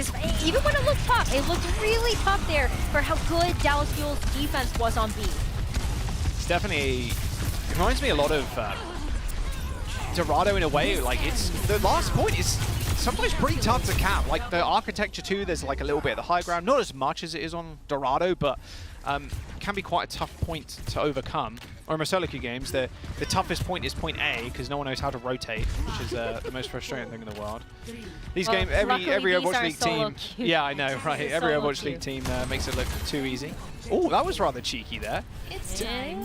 Oh, okay. I mean, Teru got a little bit of charge there and a little bit of healing, so take that. Yeah, End up Suzuing himself so it doesn't get insta-blown up. Exactly. Nice. I think it's fine to try to take risks like that, and that's what we mean by Teru is a risky Kiriko. He's found in places you wouldn't necessarily find your healer, just kind of tanking some of that damage, utilizing the aspects of her kit a bit more freely, but it works out. And even though Edison's got a pick here, I'm waiting to see what Spark do to respond to this. Guangzhou's super low though. They might just be able to finish him off. Yeah, Fearless dives straight after him. His healers were on the low ground. No hope, really. And the thing with being an aggressive Kiriko though, Rose, because everybody's so mobile, if you need to use that Swift Step and you've used it for yourself, like aggressively, putting Teru in a position where he can do damage, you can't follow your Winston or your Lucio like someone that's trying to escape the enemy team. And that's what can really lead to your team's downfall in these fights. You have to use that ability, you know, aggressively, but sparingly at times. You've got to make sure you're ready for those dives and that burst damage. It has to be a nice kind of even distribution of using it a little bit more selfishly, or making sure that you have that swift step online to get to a teammate that really needs that healing. Especially when you get more ult charge on Kiriko for healing than you do the damage. Gotta make sure you're kind of juggling both responsibilities, but I mean, look at this. Paid off for Teru. Look at how he's wrapping around the team. He's already in the back line. Fielder, dodging the... Yep, they're good. Dodging the kunais. Not quite raised it up just yet. Teru looking at the ground there, avoiding getting headshot by the railgun. Stars make their way through the streets. Okay, well, now both Kitsune rushes are online for both teams, and so you'll see them maybe crisscross each other as we round this next corner. Overclock percentage right now looking great for Edison, not so much for Shy. There is the Kitsune rushes for both teams. On high ground for Teru as well as Dallas Fuel. Both the Kitsune rushes up on height. Can they make good use of it? Looks like it. Yeah, you're feeling pretty good about that. Dallas Fuel on just a spree right now. Pushing that payload, got 3 on it, 4 minutes to go. Spark will have another recontest though, Rose. They do have beat. Feels a little unconventional to use the Kitsune rush on high ground, but I love that, as you mentioned, you kind of have to make sure that you can kind of pepper that a little bit, but they don't get there. Spark don't get there. That second point captured there for Dallas Fuel. And Spark even used that sound barrier. You saw Spark was positioning, kind of chilling out in that corner, planting some flowers, like waiting for the team to come out so he can hit him with the Death Blossom. Spark was just unable to get through that door. Fearless's big burly body standing in the way, and the Dallas Fuel with 5 minutes to go on third. Like, that's a little bit silly. I mean, this is rough too, because the way that the hybrid maps work, like, Hangzhou Spark got all 3 points, but they don't have any time in the bank. So they really are going to try to have to eat the clock off of Dallas Fuel to less than a minute remaining, or just stop them here. Mad respect there for Shy. You see Dallas Fuel just run for the hills. So you see, hear that overclock coming out. When does it end? Well, it ended in a second ago. Oh, Alpha Yi. Do they know where he's there? Surely they see him. Surely. It doesn't look like they do not see him. Fielder does not see. Okay, they see him now. That was kind of nice from Dallas Fuel. They're kind of playing back just a little bit. Death Blossom straight in Sparkle's face. Sparkle gets Suzu, but not in time. Alpha Yi just keeping himself alive through that. You get the life steal, of course, with the Death Blossom. Looking pretty good. Tank ultimate and a DPS ultimate invested in that fight for Spark. I mean, ideally they hold right here because they can drop onto the Fuel, but Fuel are just banking ultimates right now like they're on the weakest link. Yeah, they're just playing for econ here. Now that they have a pretty big advantage over Hangzhou Spark, like they can go in, use the Kitsune Rush. They have a lot of self-sustain there with the Death Blossom 2 and the Primal Rage. Oh, and what a great position to use the Kitsune Rush as well, as you are looking at these big high grounds to play off of. Well, Teru's already dead, Rose. I mean, no Kitsune Rush for the Spark right now, and no more Shy, no more damage to be. They can't kill Gushwei, but he does get back to the rest of the team as soon as they respawn, of course. Dallas Fuel did not use their Kitsune Rush in this fight. I mean, what better point to use it on? A straight line, straight there. Oh. Teru, who's got one on line too. And Shio still has the sound barrier as well to be able to respond to that Kitsune Rush from the Spark. Okay, Spark end up touching, and there's the Kitsune Rushes, but now Dallas Fuel respond with a beat. They gotta focus someone in Alpha. He's already used that Wraith form. The target is almost too perfect for the Dallas Fuel right now, but Fitness ends up going down regardless. How are the Spark able to keep themselves alive and burn down a Winston in these fights? I do not know. Super Rich got that sound barrier online right at the nick of time in order to just kind of have that sound barrier happen later. And oftentimes when we see that from teams, if you use your sound barrier after your opponent, then that can typically work out for you in order to get a team fight win. And at least worked out for the Spark in this case, but now we're looking at dueling overclocks here as Edison pops his first. All right, there's the overclock. Rainform away. Shy versus Eddie. Oh, Shy gets him. 1v1 taken care of. The Spark looking good. Dallas Fuel once again kind of respecting this ultimate. They want to back up ideally here, regroup as 5. I tell a lie. Dallas Fuel pumping the gas once again. Well, now they lose Sparkle and Shio. All right, now we reset. You don't want to waste too much time here. Ideally, you want more than a minute, right, Rose? Like, you want to get the free attack. Exactly. And so that's really what Dallas Fuel are looking at. So they have one more attempt to be able to ensure that they will have that minute remaining, but they don't have much in the bank right now. Looking pretty empty when you look at what Spark has in spades, and that is damage. Alpha Yi right now has been able to convert these Death Blossoms into, what, 2-3 picks every single time? And he can drop on the team too. That bubble's already been used, another big tool to kind of protect the Reaper, and that Death Blossom is pretty devastating sometimes. Alpha Yi also already burned the Wraith Warp. There it is. Edison just plonks on his little head. Little Goomba Stomper attempted one. Alpha Yi more like Sigma Yi in that fight. Edison stood no chance, and neither does the rest of the Dallas Fuel. Look at this. Spark have defended against a 5-minute time bank. Dallas Fuel, rather unlikely now to finish with time. You've got to imagine with the ultimates coming up for the Spark now. Well, I mean, what if Dallas Fuel don't finish at all? That is a possibility that we need to consider as well, knowing that Teru was another Kitsune Rush online. Super Rich is outpacing Chio at the moment to be able to get that sound barrier back into Hangzhou Spark's alt bank, but Teru has been hitting these Kitsune Rushes perfectly. Yeah, Fielder's not using his just yet, and Sparkle takes advantage of Teru stepping forward, being rather over aggro. No Swift Step available maybe, or maybe it just caught him by surprise. Sparkle fire machine guns right now. They aren't Hellfire shotguns at all. Shy, Alpha Yi dead. DPS missing for the Spark, but it is now under a minute. Exactly what the Spark wanted. A nice Suzu to keep Guangzhou alive, at least for a brief moment before he takes a face full of lead. 40 seconds to go. Spark have another contest, maybe, just maybe. Alpha Yi triple blink onto the point. Teru trying to touch. Doesn't get there in time to cause overtime, but it's all good. They got it below a minute, which is the most important thing there. And they defended for like 4+. So that's really impressive. You're pretty happy with that if you're Spark. A minute to a minute 36 now. Yeah, so that extra 36 seconds is pretty important here for Dallas Fuel. When you're looking at a minute left in the time bank, Spark realistically have enough time on their attacking push to get maybe one ultimate online, and that would be the Kitsune Rush. So the onus is on them right now to be able to build up to that ultimate and then see what else they can snowball out of getting that increased attack speed, and just seeing if they're able to top off some of the other ultimates to rotate through and snowball through the map of Paraiso. But for Dallas, that extra 36 could give them another attempt to attack. It gives them more time to get other ultimates online, and so they don't have to be perfect on their first attack push. And I think that's what's really important about that extra time that Dallas has for themselves. Yeah, might not look like a lot, but it's kind of a lot. Yeah, a little bit less pressure, right? I mean, that's lovely to have. You get set up a little bit better, take a more advantageous fight, and you get to defend first too. Some teams like that, I guess, some teams don't. I do prefer attacking first, normally. But I think having the defense first though is really good for teams that like to, you know, set the tone. Where's that finish line gonna be? How far do they have to get? What's the goal in mind? So we're gonna see a little bit of jockeying for position here as Dallas Fuel just kind of getting some poke as you see Edison you don't see Edison anywhere. Okay then. Dude's molecules at this point, he got vaporized. All right, Phyllis, you've got to come up with something large here. Same with Sparkle. They're going to be able to back off Rose.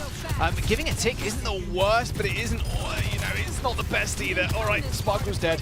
Looking rough for the Fuel right now. At least they managed to keep a couple of people alive in the back. You can see Fearless and Fielder just kind of chilling, maxing, relaxing on height, but... What an awkward position to come back into this, though, when you have to wrap around like that. Beautiful spawn camp there from Guangzhou. Edison probably used that slide to try and get back to the point in time, and, well, you're dead. Guangzhou with a 9-head push.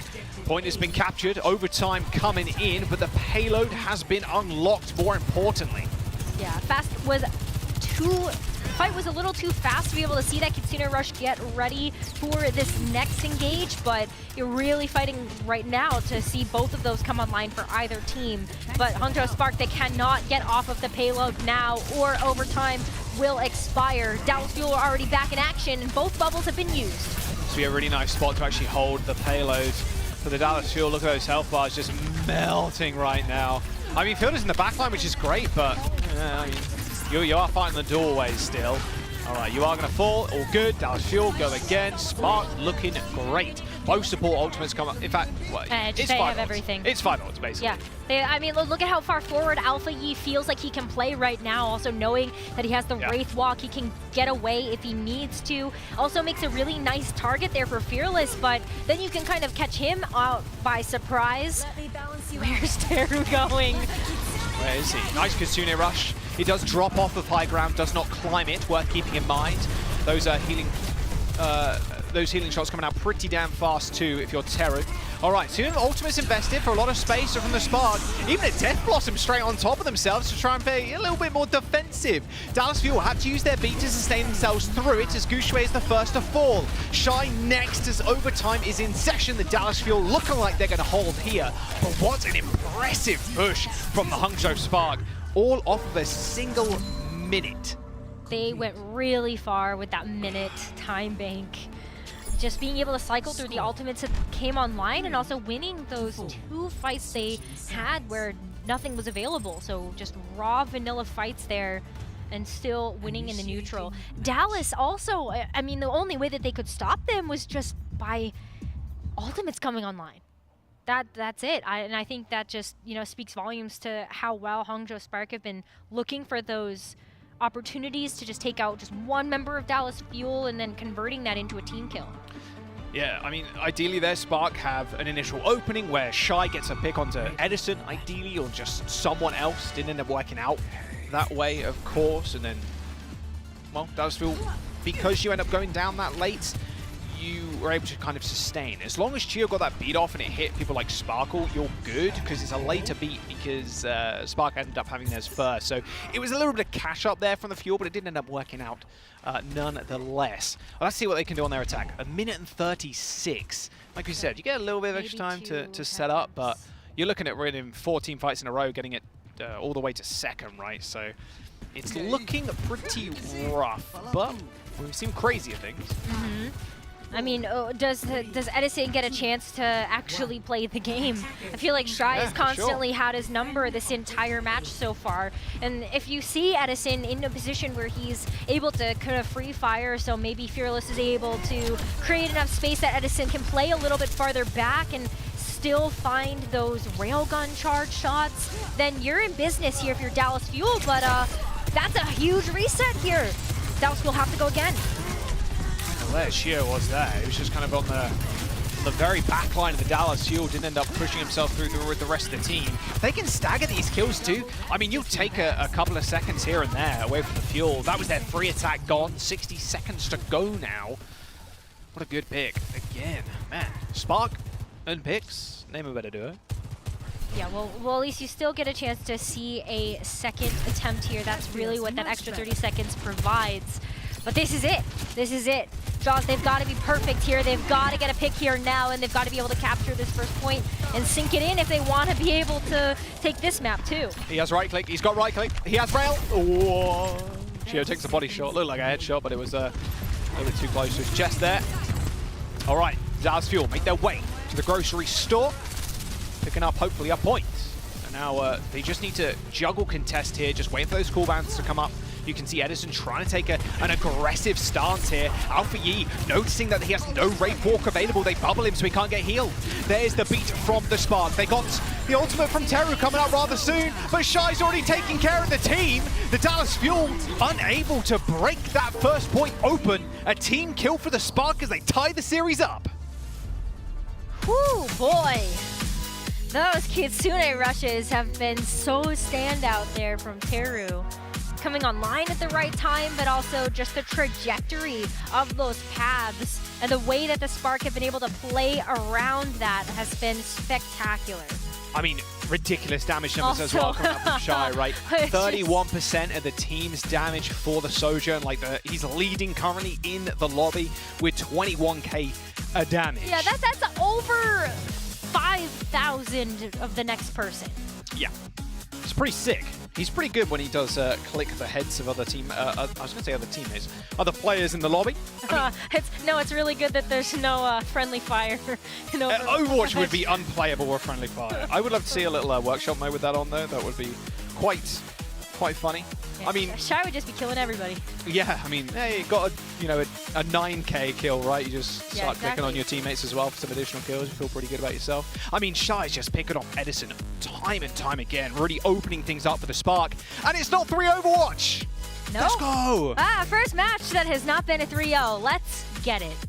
Dallas Fuel, #1 seed versus Spark, the 12th seed, currently tying things up. Dallas Fuel's map pick after this.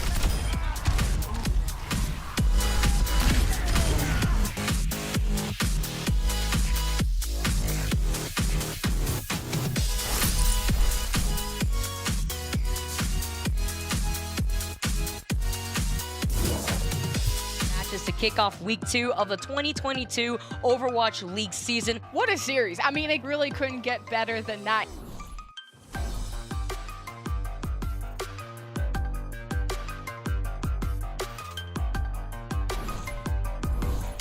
Happy, though, gets OG, which is huge because he can't build into the sound barrier, and you have less than a minute now. If you are the Atlanta Reign trying to have an opportunity, a chance to stop the Washington Justice, Matt getting taken out, but Decay with the answer right afterwards. He gets a 3K, make it a 4K. That's the Reign checking out, and the Washington Justice now 30 seconds left for them to claim this map. It's going to be a pretty big deal to try to get some of those picks, but oh man. Oh, the Gravitic Flux. Everybody's having a party, but not Merit, though. He gets taken out by Proper, and that leaves Iris open there, too. He almost got the Transcendence, which would have been absolutely huge right there, but Proper has other plans. Now he's still racking up. He's about to get another Pulse Bomb on board here, too. Take a look at our Proper highlight, moving in, taking care of Merit here too.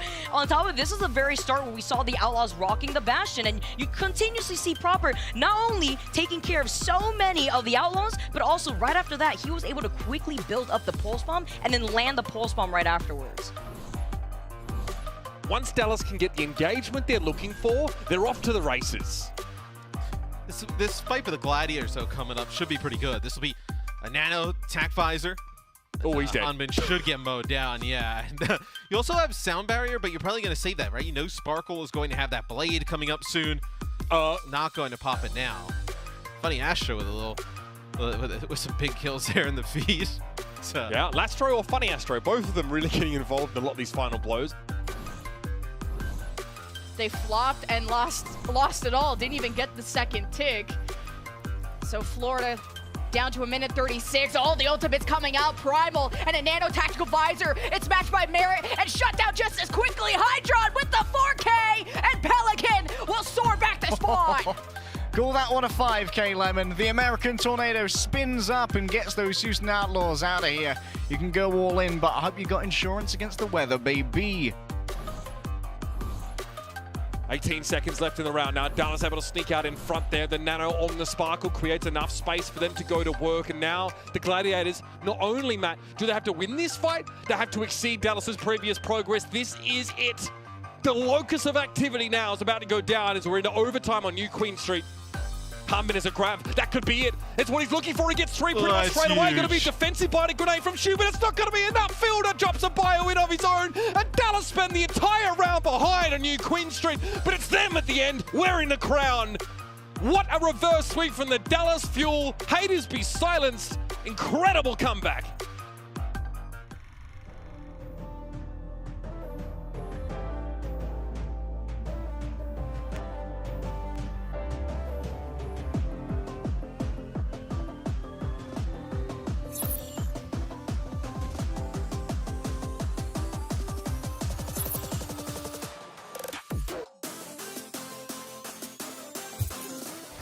Claim event perks live at the Overwatch League playoffs and grand finals through the mobile app. Get all broadcast perks, plus 100 tokens, new in-game cosmetics, an exclusive spray, and all new drops across games. Tickets available now. There's still time to get your tickets. Join us at the Overwatch League Grand Finals and catch Leah, Denise, and Cherise Booth, the voice actors for Junker Queen and Sojourn, live tickets are on sale now. Overwatchleague.com/2022/playoffs. If you didn't catch that, it's on the screen. So yeah, if you want to come meet some sick voice actors, then you can come down. Also, yeah, you can watch some sick games. It's going to be great. It's going to be a good time. There you go, and time and date are on the screen too. November 4th at 4 p.m. PT. All right, the Spark and the Dallas Fuel currently loggerheads 1 apiece. No more 3 Overwatch. Thank you very much, Spark, for that.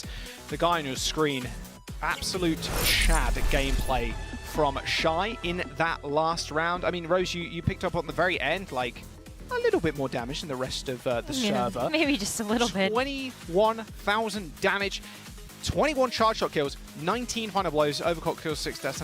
Like, the guy is made to play Sojourn. It was one of the big standout performances when Sojourn really started to gain popularity in 2022. He had like 79% rail accuracy at one point, which is inhuman.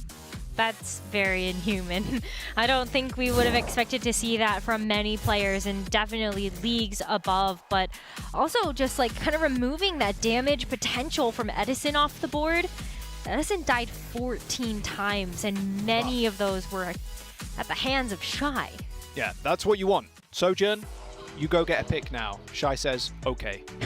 You click. He dead. Wow, you make it sound so easy. It does. I mean, hey, it's easy for Shy. Not easy that's true. Not easy for a lot of people. A lot of crack Sojourns in the league, but Shy is definitely up there. Dallas Fuel ended up choosing Dorado, Rose, as our next map. What do you make of this? It's definitely another good Winston map. So I definitely expect to see Fearless come out on the Winston here for Dorado as well. And you know, Fuel has had some really close calls in some matches, but pulling out that pocket Fearless Winston pick on a map like Dorado has really been beneficial to them. So maybe this is just what they need to play on something that's comfortable and play on something that's going to give them a confidence boost. Confidence is the name of the game. Destiny is in Spark's hands currently. If they take down the #1 seed, I mean, how many boards are left? Predictions? 2. There's like 2 or something? Yeah. I don't know. I actually don't even know if there are any left at this point, because this isn't a 3-0. Oh. So I don't know. Scoreline matters too. I don't know, man. I don't know. Day #1 was a trip, and we haven't even reached the destination yet. All right, we'll see what Spark can do on their defense. No changes here for the comps. Oh, sorry, the rosters, but a little bit of a change in the comps. Yeah, we have Alfie actually on the Echo. Okay. Instead of Reaper. Whew. All right, so when we were watching the Overwatch League team scrim, a lot of what ended up settling out of the meta was like Winston stuff, right? But I didn't actually see a whole lot of Echo. So this is a bit of a surprise, just knowing that, you know, Echo maybe being able to play around the buildings a little bit, be surprised to see how long maybe Alpha E stays on the Echo pick. Any headshots? Oh, look how disciplined they are, just respecting the Widowmaker. You always got it. But yeah, Alpha, you can play around all these buildings as well to get mad damage down. Also, the burst damage from the sticky bombs, way too much for Kiriko to heal through. You have to. Oh my! What was that? How did Eddie die that quick? That must have been a little bit of an assist there from someone else. That was an instant try shot to the face. It was sticky bombs on top of the headshot damage too. I think he got all 2 try shots just straight to the dome. All right, Spark on the Tracer. Like he can dash across these buildings quite easily, just pressure that high ground. Speaking of pressure, Gushway under a lot of it. A Mack truck of pressure from Sparkle. He's just dodging around now. You can see him trying to find Alpha E, just chunking Alpha E down would be really nice. Teru's healing is going to be able to hit Echo up in the air. You just need to make sure your crosshair is kind of over the Echo, but the cards take a little bit of time to actually get towards the Echo, so you can take them out before the healing is in effect. We'll see how Dallas Fuel want to approach this. Of course, killing Gushway was nice. It forces Spark all the way back.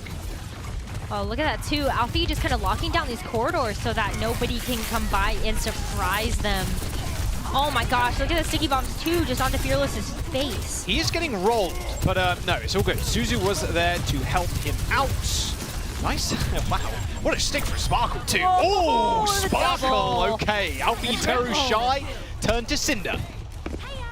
All All right, well, that's going to be a point A capture there for Dallas Fuel off the back of a very nice pulse bomb there from Sparkle. And we saw this, you know, when looking at the damage hero choices and just looking at that statistic a little bit earlier on the desk, that Tracer did have a 1.5% pick rate.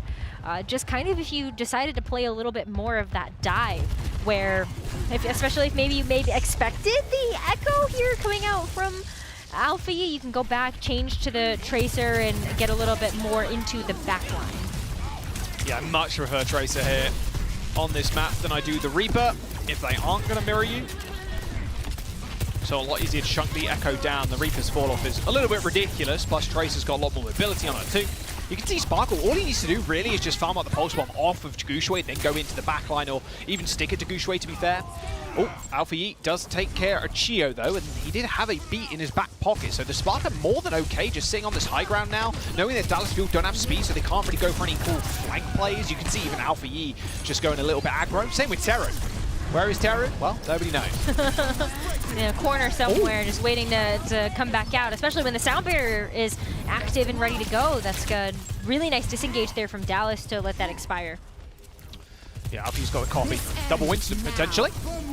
Or even something more Chad-like. Maybe you copy Eddie. Have two Sojourns. Well, one Sojourn did, so maybe a second would be nice right now. Super Rich ends up falling. They capitalize on Spark not having beat there. They just beat in and just start killing. That's really about it. That was the game plan right there. That was what in comps. We beat, we kill. Easy as that. Worked out.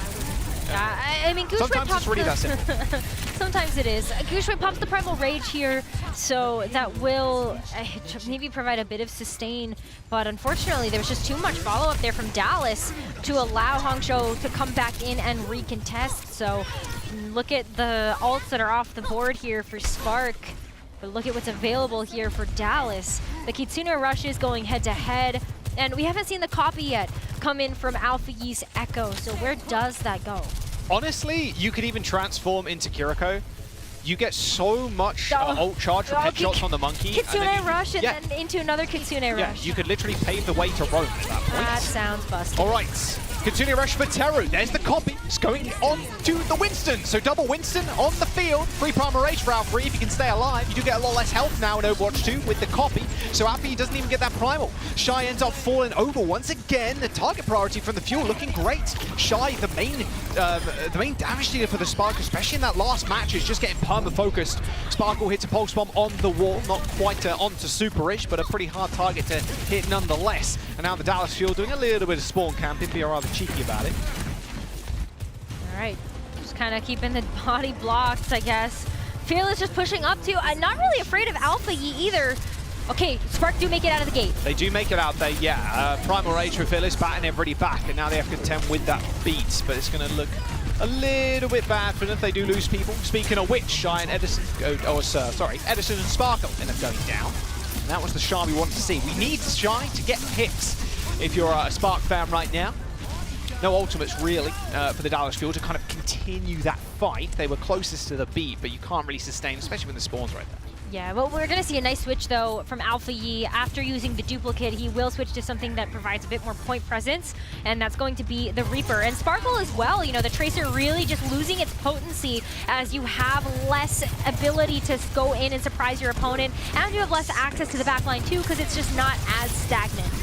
Nice little flank there from Edison. In fact, the entirety of the Dallas Fuel just kind of chilling on the high ground, turning the tables on this Hangzhou Spark. There's the beat from the Fuel, but they're not able to use it. Look at that. Guangzhou literally playing bouncer right now at the door, refusing entry, no ID, no getting in.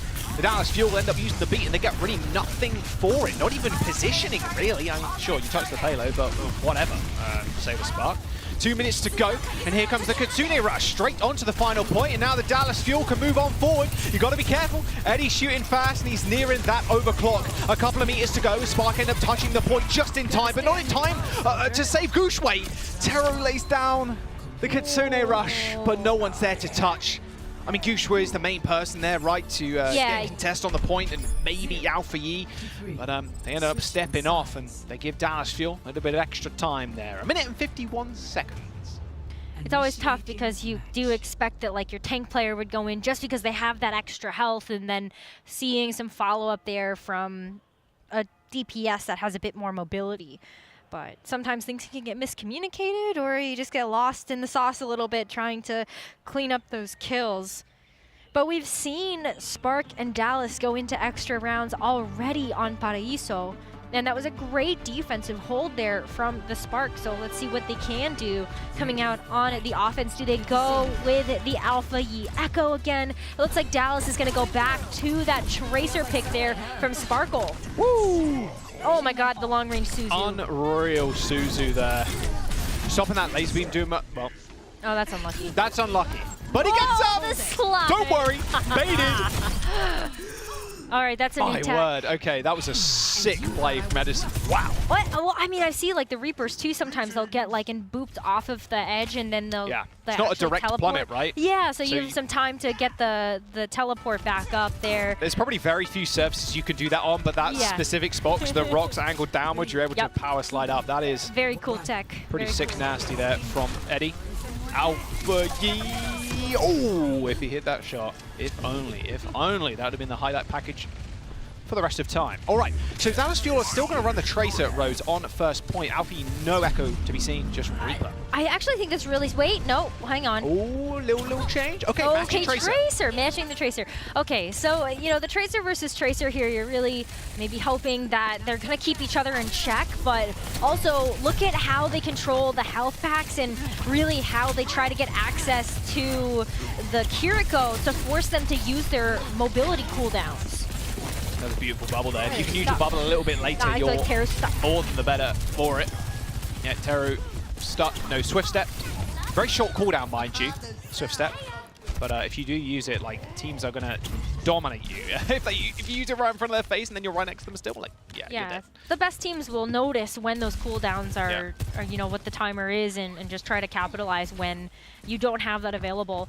But it is let's go again. Alpha Yi actually going to switch over to the Reaper here, so not feeling the Tracer right now. And I like the Reaper, even against the Tracer especially, because you've got such a big amount of sustainability, being able to just be a little bit more self-sufficient, but then also look at how well Alpha Yi is going to burst through these Winston bubbles. It's not something Sparkle can do on the Tracer.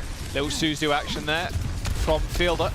Had to save himself from Alpha Yi. Yeah, I really like the switch over. It's like a brute force tactic, right? You switch to Reaper because you just want to hold W and M1 and just force Fearless into a position where he can't use the bubble like super aggro. We'll see how they want to do this fight, though. Fielder, a little bit more damage and healing from him, so he's got the Kitsune Rush online first. Yeah, we will see that probably get just used here to keep Hangzhou Spark from being able to take this first objective. Especially if they can beat Teru to the punch, but Super Rich already has the sound barrier. Holy moly. Yeah, there's a lot of healing from Super Rich. He's training in terms of damage versus Chio, but healing looking great from him so far. Oh! You mess with the best, you die like the rest, Sparkle. Shy with a nice headshot. Kitsune Rush is coming out. But look at that! Oh, Edison, how did he kill Shy in that situation? It looked like he had the perfect lineup. Beats from both teams. This fight very staggered, but losing Sparkle, he's going to be able to come back, yes, but he's got no front line now. Edison gone. Fearless is going to follow. He had Primal Rage, but maybe deciding not to use it, getting a better position on second is more often than not better for you. You don't want Spark to set up on that high ground, so they're not going to invest much else. They're going to let Spark have that point as they do make their way back up onto height. It's great, too, to see that, you know, Dallas, they just recognized it's not even worth to have the Pulse Bomb to be able to use that, maybe to get a pick, because it's never a guarantee whether you're going to hit it or whiff it. So Sparkle gonna just go ahead and switch over to the Reaper to contest against Hangzhou Spark's brute force a little bit better. I mean, Alpha Yi descending from the heavens there. I mean, Gio did end up going down, probably received a little bit of damage from that Death Blossom. Nice bit of charge there for Edison. Can he find a headshot? Nope. Finds a body shot, though. That'll do it. That'll do it. Fearless Primal Rage has ran out, but without a front line, the Hangzhou Spark need something more. Teru takes down Edison. Is back off here from the Dallas Fuel. They have to disengage from this. Edison will be able to get back pretty quickly with the power slide, and you can play at range, but all the while, Sparkle just going to go ahead and hold the front line strong here for Dallas. Woo!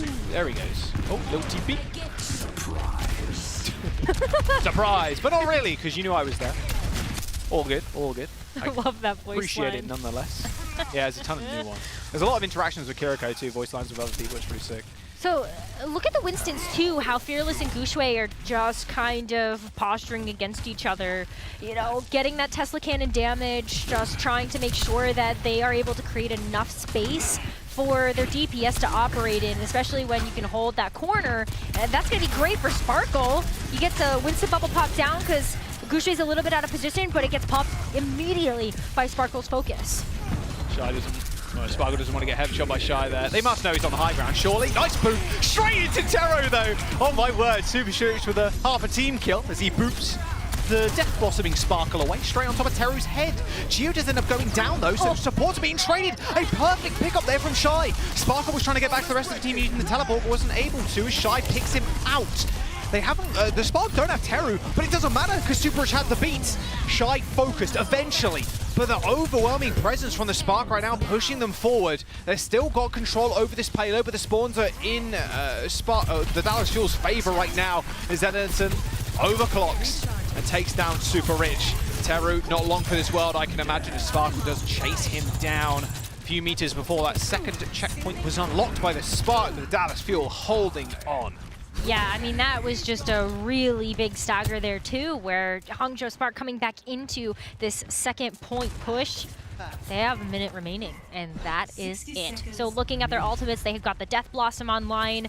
That can be really potent, especially if Alpha Yi... Oh, look at the wraparound that they're taking here, too. Shy's going to get into a position to be around the team behind the Fuel, under this Ivy, and then Alpha Yi can go in with a teleport and drop back down onto Dallas if they decide to move in. All right, don't get headshot challenge. Ooh. Dallas Fuel.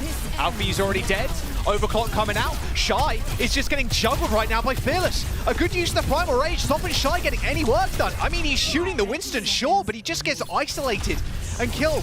Teru, he can kind of heal him through that. You saw how long Shy was staying alive, but what a perfect mitigation of the overclock by Fearless. I mean, Fearless was getting pocketed too there, so those railgun charges were just not doing as much damage to be able to chunk down that Winston in the Primal Rage. But that's it. Less than 10 seconds remaining. Still haven't used the Death Blossom yet, but will Spark even get there to be able to use it?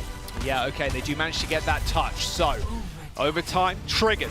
Gushue, Primal, up in the air as Teru touches the point. The Dallas Fuel have to drop and get there, but no, look, Geo taking it to the back line. Teru ends up getting focused down. A nice little leap there onto Fearless, and Dallas Fuel just kind of working around towards these ultimates. Sparkle, Edison, they are the ones you want to look at right now. They've got to get these ults online to stand a chance in this fight.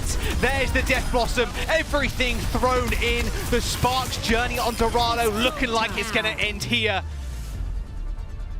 The Dallas Fuel up a map now, 2-1 in the series with a nice defense on that second checkpoint. Shy just having a little bit of a rough one. Looked like Dallas Fuel kind of had him on lockdown. They looked at, oh, look, who's killing us? Well, it's Shy. Overclock comes out. Fearless instantly hitting Q. Jumps to the backline with the Primal Rage, making sure Shy does not get any overclock kills, because that's what's been really just opening things up for the Spark, making these fights doable. That was a really nice adjustment to see from Dallas when they recognized that they might have to invest a little bit more to make sure that Shy doesn't have free reign of their team. So they will win their map pick. What a sick clip. Man, that Suzo and Citizen was so clean. Dallas Fuel up a map, Rose. We go to map number 4. First time in playoffs 2022. You'll love to see it. It's day number 2. We'll be right back after this break.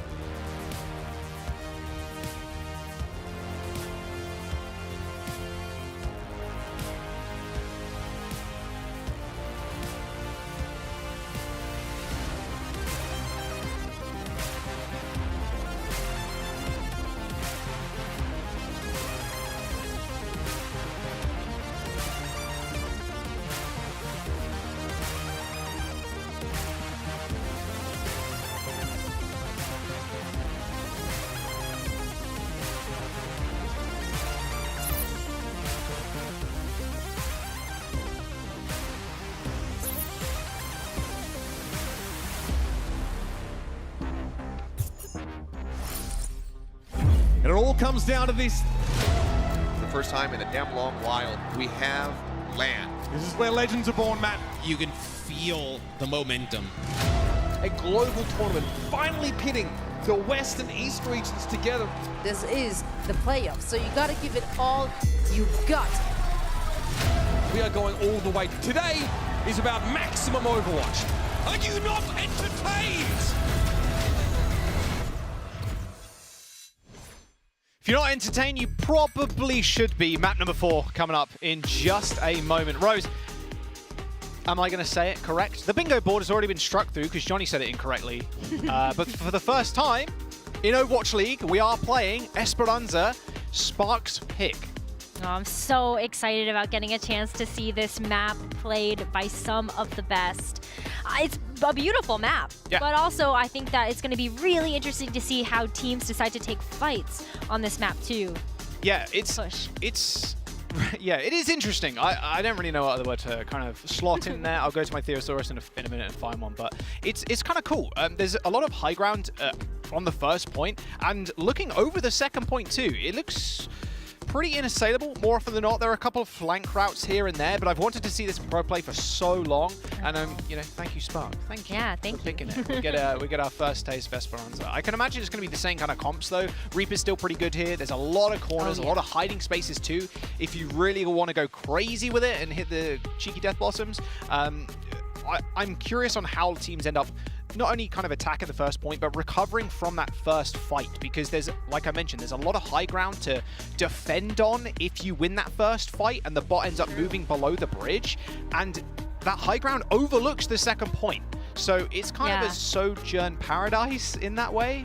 Well, let's talk about the Sojourn. We already highlighted how Shy has been able to do in this matchup so far, but Edison finally got a chance to play Sojourn, and that was thanks to the adjustment we saw from Dallas Fuel to put a little bit more focus on making sure that Edison could stay alive. I mean, you saw the Suzus coming through from Fielder. That was a super sick clip, but also when your charge shot accuracy is 66% and your hero damage is almost 12,000, this is what we wanted to see from Edison in this match. It's what you kind of expect, right? Edison to come out pretty big on Sojourn, but he is dueling with one of the best in Shy on the other side. Shy looking a little bit muted though. He's turned the volume up just a little bit. I mean, look, Fearless kind of had his number. There was a lot of times where he was committing Primal Rage or like just a bubble on top of Shy, forcing him to use that power slide, and not in an aggressive way, more of a defensive way. And that's been the key, or at least on Dorado, that was the key for Dallas Fuel. It looks like they've very much identified that target and taken him down. You could see that in the stats. Of course, you can't see them directly on your screen, but Shy's damage numbers weren't nearly as much as they were in the previous maps, like not hitting that 30+% team damage. He's more sitting at like 23% with the rest of his team. I think what's really impressive about Dallas Fuel being able to play a bit more reactive is that's kind of not their play style. They're the playmakers. They're the ones setting the pace for a lot of their matches that we've seen from them this season. And so Dallas just, you know, using their abilities a little bit more to react to whatever Spark are throwing at them. Pretty cool to see. Oh, his music going kind of hard though. All right. Esperanza, first time we're seeing it played in pro play, in the Overwatch League at least, in the 2022 playoffs. I'm glad a team actually was brave enough to kind of choose it. It's kind of, it's an interesting one. Could be a double-edged sword, you know. Our team's practiced enough on that map. Will it end up hurting teams because they haven't practiced on it because it is the new map? Maybe they're thinking, oh, well, no team's going to pick it because it's fairly new. How much scrim time has been played on the map? That's the kind of the big question. And I'm glad we're seeing two Titans at this point. I mean, Spark 3-0'd yesterday, looking great against the Dallas Fuel so far, despite the scoreline. We'll see if Dallas Fuel can round this one out, though, with a dub, sending them through Spark down to the lower bracket. Well, I mean, the first two maps between these two teams were very close. Lijiang, all 3 rounds were played, 99 to like, you know, 85 in that range of capture progress for both teams. We went to extra rounds there on Paraiso, and Dorado just a little bit less close. So we'll see what happens. I mean, Spark and Dallas, when they get a chance to play the Reaper and the Winston, they also start out on that. I feel like that's really where we start to see these two Titans go head to head. 5, 4, all right. 3, Doors are opening. Same kind of comms. No real surprise. Again, like I said, there's a lot of corners for Reaper to hide around, and Sojourn, she's pretty good. She's pretty strong. She can one-shot people. All right, let's see how both teams end up attacking. There is a miniature, there's a health pack. You can see where Guangzhou is. No health pack in that small little room, which you can kind of hold. Both teams taking a very opposite approach. Looks like Spark just wants to go for a wraparound, so switching sides almost here. Yeah, and I mean, at this point, too, you're just kind of making sure that there's no surprises coming at you. Oh, man. Yeah, you can't just walk up like that. Super straight line, easy shot, even for the noobs out there, even for me. Dallas Fuel end up losing both Phyllis and Sparkle right off the rip. I mean, I guess he can TP away, but the bot is in firm control of the Hangzhou Spark right now. Yeah, after the 2 picks from Shy, Dallas Fuel have no choice but to back off from this, especially when they're missing such a big key piece of their front line in Sparkle's Reaper. Okay. He's missing again. Okay, then Shy. Yeah, all right, Shy woken up. Volume up to 100 right now. Edison in his sights. Nice body shot. Alfie finishes him off. Bot isn't getting stolen, by the way. I believe that was by Fielder, who teleports back to the team.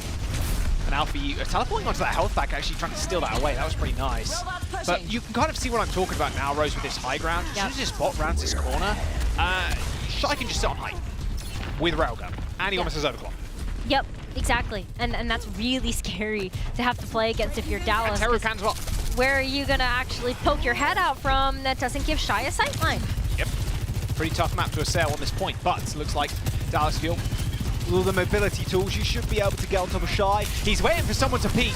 Nice 2-man, 3-man dive, in fact, with the Lucio, and make that 4-man. This ends now, though. Shy unleashing the overclock. However, Kitsune rush from Fielder, but just runs head first into an overclock shot. Dallas Fuel used the beat to try and push on 4, but a later beat from the Hangzhou Spark. With little to no heal, the Dallas Fuel holding this one just by a thread. I guess Fearless has got Primal, but it doesn't really matter. Sparkle is down. A lot of it ults invested for the Dallas Fuel. The Spark don't even use their Kiriko ult, so they're able to get that checkpoint with ease. Put a lot of faith into Shy's ability to use that overclock and convert it to kills, and that it does. I mean, the sound barrier as well, just a really nice response there to the Kitsune rush and the sound barrier coming in from Chio, but that's full support ultimate's gone. Edison's time to overclock, though. He's turning it, he's cranking it up. Oh, look at this. Guangzhou trying to get him away from the rest of the team, but he's got to look at the rest of the Fuel, who are the main ones dealing the damage. Fearless has got himself on the board already, as the bot is going to get split over. It's Dallas Fuel's time to push. All right, well, they have a little bit to make up for. That was a point capture for Hangzhou Spark, but those forward spawns have been deactivated. I don't know what I was going for there, but deactivated. Now Dallas have to start pushing is the point I was leading up to. They don't have a whole lot for this except for Sparkle's Death Blossom, but they're contending against one from Alpha as well. That was so close. You can one-shot someone with the 85 there. Ideally you want 100, so even if it's a body shot, it's still almost enough to kill somebody. Very early bubble from Guangzhou, so it looks unlikely that Spark are actually going to go for a super aggressive dive. You see Guangzhou just trying to take that high ground, has to back off instantly. A Death Blossom straight from above. Shy ends up taking down Sparkle, but Guangzhou and Super Rich are already dead. You see Shy hunting, searching, trying to find kills, but no one's in his sight lines. Shy gets taken down, the bot's firmly in control of the Fuel, and they even have that Kitsune rush available. Alpha, he didn't get a chance to use that Death Blossom either, so that's a resource at least Hangzhou Spark have held on to for this next engagement. But when you look at how they might be able to use it here, I mean, Dallas probably getting this first checkpoint unless Guangzhou wants to commit his body to the point. And I don't see him doing that because he's just not within the sight lines of his healers right now. Like Super Rich was still coming back from spawn. So point will be unlocked here for Dallas Fuel as they round this corner. Fueler's gonna have a great time using this Kitsune rush. Oh yeah, long straight road to be repaved. They know they just need to play it. There's the Kitsune rush. Yep, cuts off the road. Oh, what a shot by Shy. Shuts down Fielding yet again. Can the Dallas Fuel hold on? They're not done quite yet. Alfie and Super Rich bite the dust. It's the Dallas Fuel, they're in the lead. That Kitsune rush, more often than not, Rose, especially in this meta, has just been a Q to win button. of Shy once again coming out with kills. Like, this guy's almost 50% of his team's damage currently. Like, oh my God. Insane stuff, and he's still finding picks. He is the sole member of the Spark right now that's keeping this one competitive. Really, I mean, we've looked at this from Hangzhou Spark a few times, that Shy and Alpha Yi, like, they are just such good DPS players. He has 6,000 damage, almost 50% of his team's DPS right now. It's just nuts. All right, Railgun Charge. Come on, Shy, what you got? He's gonna vaporize. Edison, right in front of his face, trying to go for an ego peek, but the jump kind of lands short, and Fearless takes him out. Shy tried to get onto the opposite high ground there, but ends up just getting focused down by Fearless. The bot is currently in contention with the Spark and the Fuel, but with the main damage dealer down for the Spark, looking quite unlikely they're able to finish this one off. Nice Suzu to keep Fearless in. There we go. Bot regained control by the Spark. Nice work. All right, so yeah, Super Rich just stalling for a little bit, but that bot is going to walk very quickly back to pick up where it left off. And now you're really looking at this bot train around these final two corners here. I love this overhead view because it shows you also where Fearless was going after Shy. Okay, that's a huge threat taken off the board, and now this is the space Dallas Fuel need to round this corner and look at this straightaway. Yeah, the straightaway is crazy. You gotta be careful though, people playing Widowmaker, just popping their heads out real fast, clipping, giving you a nice little clip haircut. All right, Gooshway, what you got? Primal Rage, he's in. He do be in, and now he is out. Okay, the Dallas Fuel are still kind of jostling around. Gooshway's not able to kind of pay attention to Edison right now, but the straightaway might be in their favor as Shy unleashes the overclock. Fearless falling, Edison dead, and Sparkle not long for this world. Does get booped in the air. Sparkle still finding value, but Shy still taking it to him. A couple of free meters maybe for the Dallas Fuel here as both Super Rich and Shio taking the honorable 1v1. You love to see it. Super Rich does bow this one out though, same with Shio. Somehow Sparkle comes out with 2 kills with the spawn point Rose pretty damn close for them. Yeah, it is. I just, it's funny. I appreciate that Super Rich backed off after he saw Chio grab that health pack and had escaped. No, that's cheating. In the, Oh, is that in the honorable 1v1, okay. taking a health back. That's why Super I'm going Rich to say backed it. off. I'm going to be the brave one. All right, still the payload in control of the Dallas Fuel right now, Rose, and Edison has got the overclock. Sitting on high ground, there's no way Spark peeking right now. They know he's got a charged up rail too, like, ooh, Dyson with death there. Just a little bit, all good though.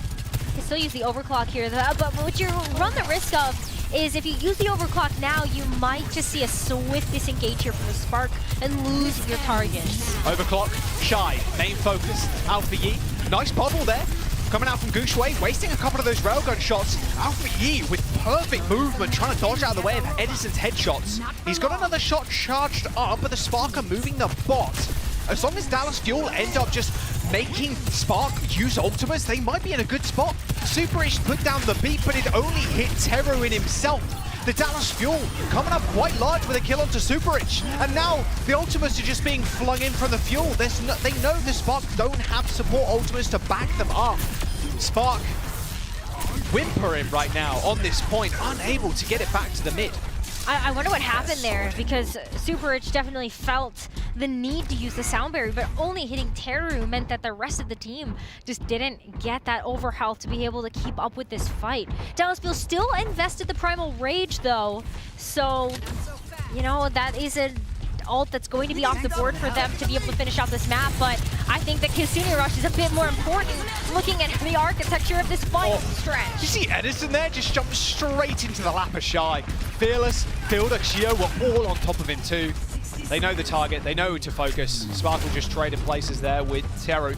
Final straightaway here from the Dallas Fuel. They're looking to take this one 3-0. Can the Spark stop them? Shy's got the overclock and he's ready to rumble. Well, this is going to be the perfect time for it. Here it is, Shy. Overclock, unleashed. Bubble goes down. Beautiful headshot on Shiu and tries to dodge out the way, but Edison comes back big. Edison with 2 quick kills onto Gooshway and Shy. This is the first time we're seeing Esperanza, and this might be the first completion we see as well. The Dallas Fuel, a couple of meters to go. Gooshway have to use that Primal Rage, but his health bar dwindling, and so are the hope and dreams of the Spark to try and end this one. Edison, it ends when he says it ends. The Dallas Fuel still pretty low in terms of health bars, but Fielder and Shio topping them up from the back lines, and even Shio earning himself the beat. Then look at Edison's positioning right now, absolute Chad mode. But Shy ends up finishing him off. There's 4 seconds to go, and now the Spark in control of the bots have to be perfect. And that perfection might be really difficult to achieve here, as Alpha Yi is the one that has to carry the weight and burden of that on his shoulders. The Death Blossom has to be huge. They have to be able to get that sound barrier out of Chio, so there is no response for it. They're just giving that Kitsune rush too. You can just layer those support ultimates. Normally it's not wise to do so, but in an overtime situation, it will end up winning you a fight. Super Rich and the rest of Spark have to play passive. They need this beat, or they need a huge Death Blossom from Alpha Yi.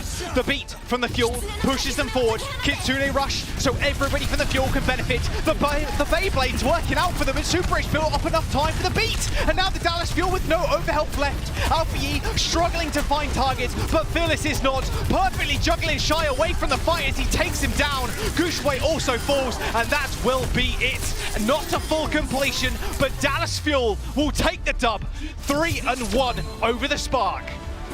What a hard-fought match coming out here from both teams, but Dallas Fuel, big win for them as a confidence booster going into the rest of playoffs.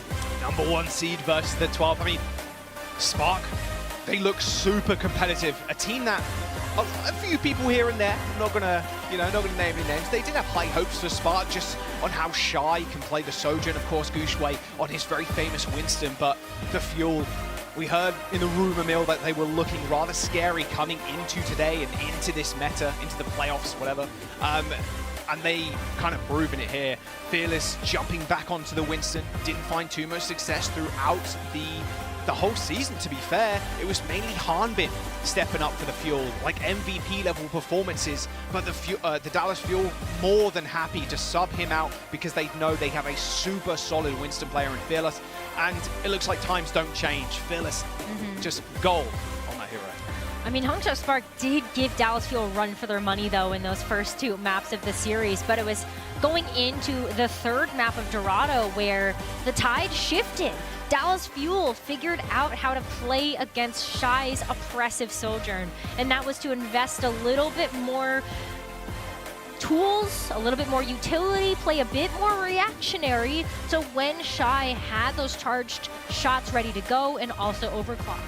Shy's damage jumps were absolutely absurd at the very end of it, but the Dallas Fuel banding together, taking him down and focusing the rest of the Spark after that. They take the series 3-1, and player of the match is gonna be Fielder for this one. His Kiriko, to no one's real surprise, is pretty damn good. Like, we saw obviously the clip on Dorado of him saving people, but you're nothing without your supports. You hear me, everybody? You're nothing without your supports. And Fielder's Suzus, especially when his team are going for more risky plays, have been on point. You saw it there. Sparkle goes with the Death Blossom. He instantly Suzus him, so he can't be focused down by the enemy team. Kitsune Rush kind of speaks for itself. And the aim too, looking good, Fielder, looking good overall. And the damage from Kiriko is a little bit variable. You have to hit those headshots. You've got 3x multiplier, but your body shots don't do too much. And Fielder putting up some mad numbers today. Look at that, 11.5k healing per 10. It's the offensive assists to me that I feel like are the most impactful, looking at that 8.8 per 10, because that's really where you're going to see how those Suzus impact the rest of your teammates to enable their damage output, but also how the Kitsune Rush has been able to find value as well. Yeah, I mean, everybody was kind of talking about Teru yesterday, how he was a terror on the battlefield, but today it was... He still was. Yeah, to be fair, he still was, but it was Fielder that came out on top. Player of the match goes to him. The Dallas Fuel looking great. 3-1 in here. They're going to advance. The Spark going down to the losers bracket. Still, we can expect big things from them. It's almost a perfect meta, and having a massive confidence boost coming out of day number 1, you can imagine they're going to be feeling the same going down to the losers bracket now. There's almost nothing that can kind of stop them. Dallas Fuel did here today, but still big things coming out from Hangzhou. Yeah, most definitely. We're going to jump to a quick break. Do not go anywhere. Des is going to break that one down, and then of course more Overwatch action after this. 킬코 하나로 리퍼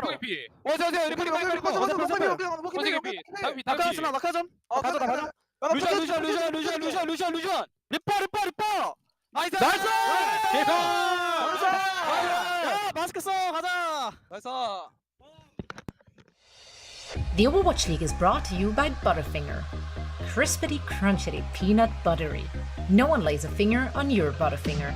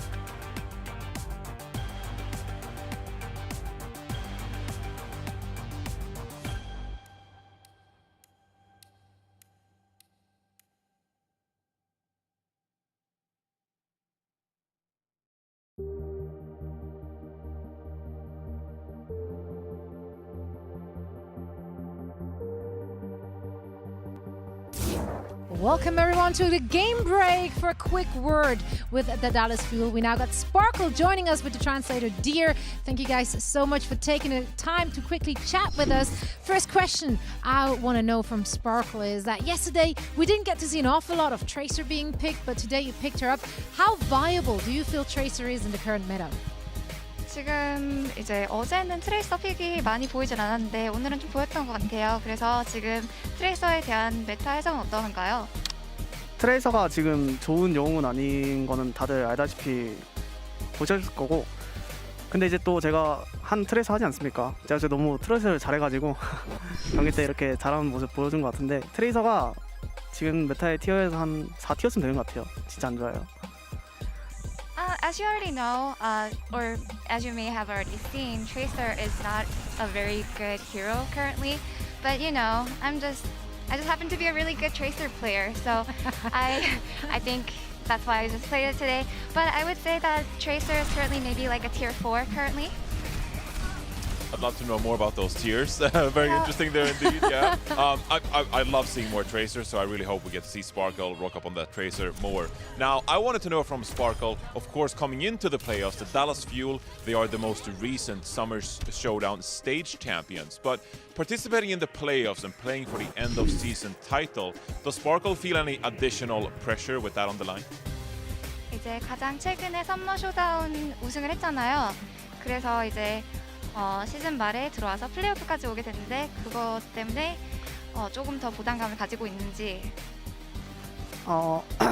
마지막 토너먼트를 저희가 우승했다고 해서 저희가 딱히 플레이오프에서 부담감 느끼는 건 없고요.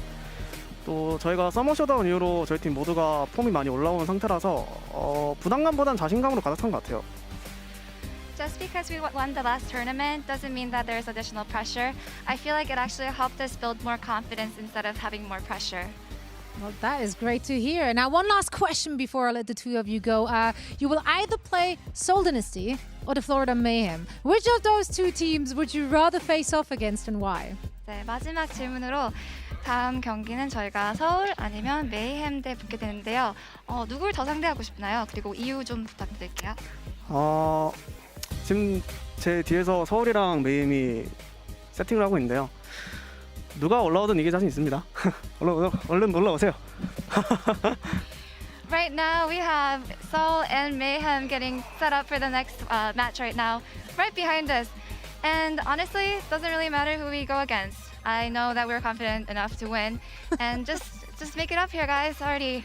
Just finish it up. Yeah, he's waiting. Sparkle is waiting for all the action. Sparkle, dear, thank you both so much for joining us. We can't wait to see more from both you. And of course, once more, big congratulations on that first W. Thank you. Thank you. Right on. That's the confidence we need from Sparkle. And I do want to know more about those tiers. So Tracer is tier 4, but if he plays it, it's tier 1, obviously. Yeah, exactly. So like tier 1, what would that now be? Like Winston, I suppose, because it's almost like 100% pick rates. And then tier 2 and 3, what do we fill? What do we fill tier 2 and 3 with? The Reach Tracer. Well, we figure it out as we go. Maybe he'll fill us in. But let's talk about the match.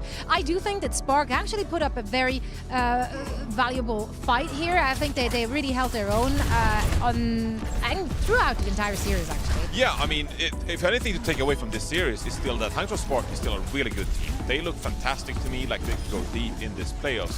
The difference maker is that they're playing the Dallas Fuel. Dallas Fuel, any questions, concerns you had about Fearless being integrated into this Dallas Fuel lineup because of how good Hanbin has been so far this year, just dismiss them entirely. Fearless is looking phenomenal on this Winston, and particularly against a team like the Hangzhou Spark that plays Kiriko a little bit differently with these aggressive angles. Tiru likes getting into the back line, taking wide flanks, and that can throw you off a little bit. Doesn't matter. Fearless decision-making on the Winston, whether to recognize when they're overextending and when Tiru is overextending on the Kiriko, or finding a dive opportunity to go aggressive themselves. Fearless is doing an amazing job for the Dallas Fuel, setting up the rest of his team. So the Dallas Fuel, to me, is looking like the best team in the tournament so far. Right on. How do you think Fearless stacked up to Guangzhou, or how did Guangzhou stack up to Fearless? I mean, in this particular duel, I would say yes. Guangzhou is punching upwards. You know, definitely the challenger between these two. But we know that Guangzhou is fantastic. He did a great job. I think this matchup in particular, it was more about Tiru for the Hangzhou Spark and how he was setting up his team, and also Shy. We saw this was the first time we saw Esperanza being played competitively here in the Overwatch League since it was integrated with Overwatch 2, of course. So awesome to see two teams here in the playoffs battling out on this very new map. And you saw Shy. He had 50% of the team's damage at times here on Esperanza. And also, I mean, he was deadlifting 13 out of 19 funnel blows. Now, to deadlift, you have to win the map as well, right? You have to win the map, so they didn't do that. But Shy with an incredible performance, and here you go. Here's the Tiru versus Fielder Kiriko stats as well. So the hero damage certainly in favor of Tiru, but that healing done, that difference maker, it helps you get up those Kitsune Rush assists per 10 minutes as well. So which of these things would you prioritize? If you had a Kiriko on your team, which of these two would you rather have? Well, if I'm playing with some random person in ranked, please heal me, okay? First of all, that is like job number one, okay? The way I'd like to look at the Hangzhou Spark for the rest of this tournament is a volatile team, okay? They're taking risks. They are definitely suffering as a result of those 3.2 funnel blows per 10 minutes. Yes, that is double of what Fielder is having, but they're sacrificing some healing, some protection, and arguably positioning as well, because Tiru is taking the time to position himself on off angles, and that has the potential to hurt the Hangzhou Spark. So it's a very volatile playstyle from the Spark.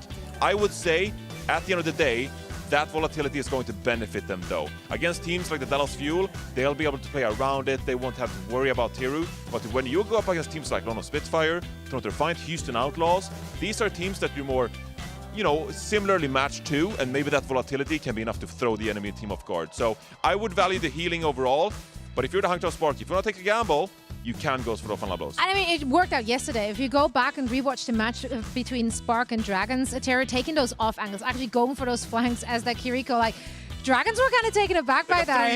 Yeah, no, it was a rough time out there. So unless you're the Dallas Fuel, you gotta watch out for that Tyra in your backline. And now heading into our second match of the day, which will be fought out between the Florida Mayhem and the Seoul Dynasty. We do want to once more take a look at Leveling Up presented by Butterfinger, and no better head-to-head we could ask for than Smurf and someone on Winston. Which of these monkeys has to go to the moon and even further? Well, I'd say that Smurf is already on the moon. Okay, you know, that's he is good. definitely feeling at home in this matchup. Smurf, of course, one of the best Winstons of all time. So if we compare the Winston stats, we will see that Smurf, he has the better primal rage kills per 10 minutes.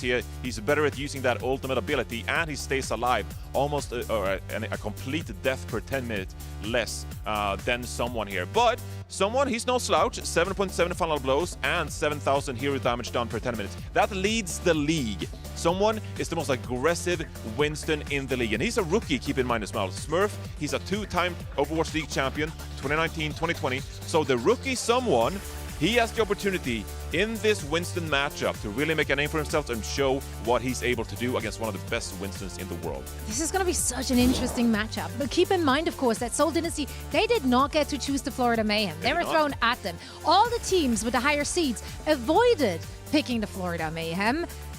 And we were split on the desk whether or not this is going to make the Seoul Dynasty happy or rather concerned. I'm smelling a Florida pick here. You're smelling it? Do you? Are you actually going? Well, there's only one way to find out. Let's take a look at our predictions for that match to see who is going with what. Would I not? No, I would not. Necra is going with Florida. Necra is the bold one. I love it. Is it just the color, though? It might be the color, but also Hydron. The There is color Hydron. plus Hydron, that's like a very powerful combination. Hydron and someone. Yes. Also, we haven't seen Seoul play yet. So, knowing that Mayhem was very, very competitive yesterday, you can make a lot of good points why you would pick them. Yeah, absolutely. I mean, Hydron is looking like one of the best Sojourns we have currently. Hydron, he leads the league when it comes to first eliminations on Sojourn. So to start off these fights, look out for Hydron on the Sojourn to kickstart things for the Florida Mayhem. Seoul Dynasty, we talk a lot about Profit, for example, and Smurf. Well, it's not a Tracer meta like Sparkle just said, right? So it falls into the hands of Fitz. Fitz on the Sojourn, will he be able to take that duel to Hydron? That is something that Seoul Dynasty really need to shore up, because that could be a win condition for the Florida Mayhem. I will say I predicted the Seoul Dynasty to win the entire thing, but this matchup scares me because we looked at the stats, he's very lethal on that Winston, and Hydron is really glowing up on that Sojourn as well. It's glowing up. There you have it. Now, of course, Seoul Dynasty got some tape on the Mayhem. They did get to watch their match from yesterday, so maybe there were some good takeaways with which they can use in today's matchup against them. I can't wait to get all the action going, but first, we're heading into a quick break, and then we will be back with the second match of today.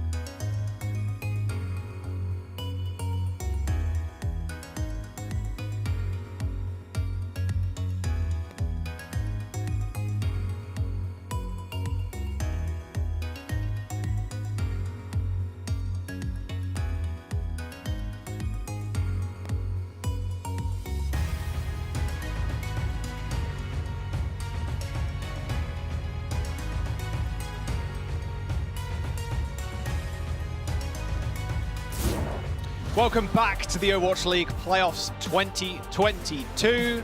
I'm still joined by Rose to get into our second game of day number 2. It is the Florida Mayhem versus the Seoul Dynasty. It is, and I know that my pred looked a little weird. Please defend it right now, on camera. All right, one, I just wanted to play contrarian to everybody else because Seoul's going to get all the love in the world. Yeah. I actually predicted that Seoul's going to win the whole thing, so I stand by that, but I do think that maybe they'll have to go through the lower bracket because Florida Mayhem have looked good. I think they have some surprise factor. There are very few teams that wanted or had the opportunity to scrim them. They still were able to get an upset yesterday. Yeah.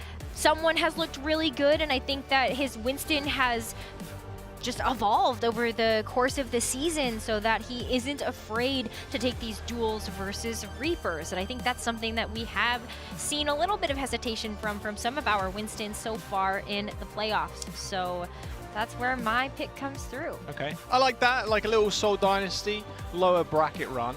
The winner from this game, Rose, actually plays Dallas Fuel. So pretty tough game, you'd imagine.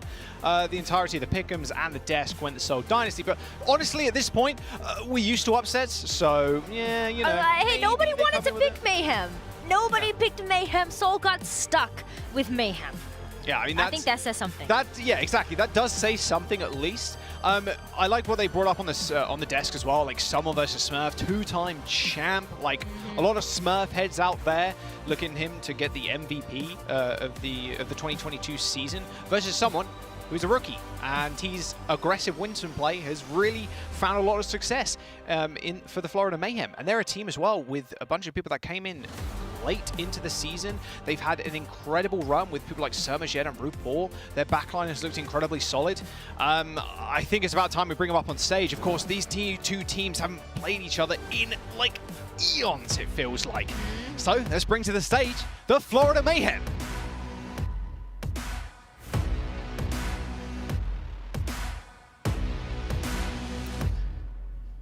Now, there's leading the charge. Of course, Sermajet. Tall lad, I will say. Taller than I expected, although it's a bit hard to tell people's heights when you're obviously casting from home whenever he's in their facilities.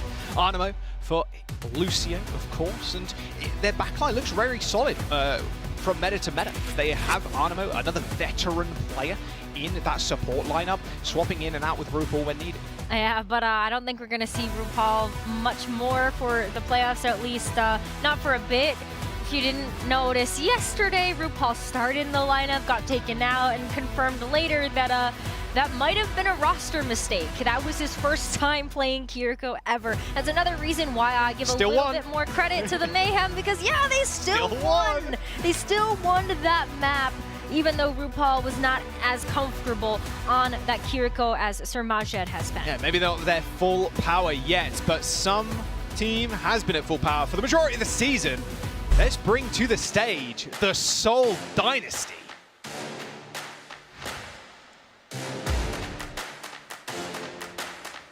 Man, clean colors as always too. The black, white, and gold looking suave. What a powerhouse. Take their seats. Yeah, absolute powerhouse. The team is scary. Like Prophet. Okay, we don't really need to talk about Prophet because he's a beast. Like Smurf too, MVP level contention. Their backline also looking great. A lot of rookie talent in the league this year, but sometimes you just gotta look at the veterans. Prophet, Smurf to do the damage, do the reps and the heavy lifting for the team. And Seoul Dynasty have that in spades. Fitz too has just been an absolute powerhouse. You got to look at Iris as well, a newer addition to the Seoul Dynasty roster. Actually got traded to the team from the Houston Outlaws, and so seeing Iris come in and just slot in so perfectly next to Vindane, it's been such a treat to watch. And so both of these teams, I'm just expecting a really, really good match. I mean, a lot of people were saying that Iris trade with Creative was one of the most beneficial for both teams. Yes, trades mutually of beneficial. all time, yeah, which is ridiculous. Like you said, slotted in super well, really fast, and just got going. Hit the ground running. It was really good to see the Seoul Dynasty and the Florida Mayhem. I mean, you've still got to be fairly scared of Seoul when it comes down to it. Yes, they didn't get their pick Rose, but they're still the Seoul Dynasty. Like, well, yeah. The name value in of itself is rather scary. Now, how do they perform on this meta? That's the big question coming into it. But having Smurf leading the charge, like a lot of the Smurf heads out there, they're going to be rather pleased, I think, when the meta kind of shifted towards this Kiriko and the Winston, because they know they've got all of the tools really required. I mean, even Prophet do complete anything you put him on, but then Fit's also a cracked hit scan. What can't Seoul Dynasty play?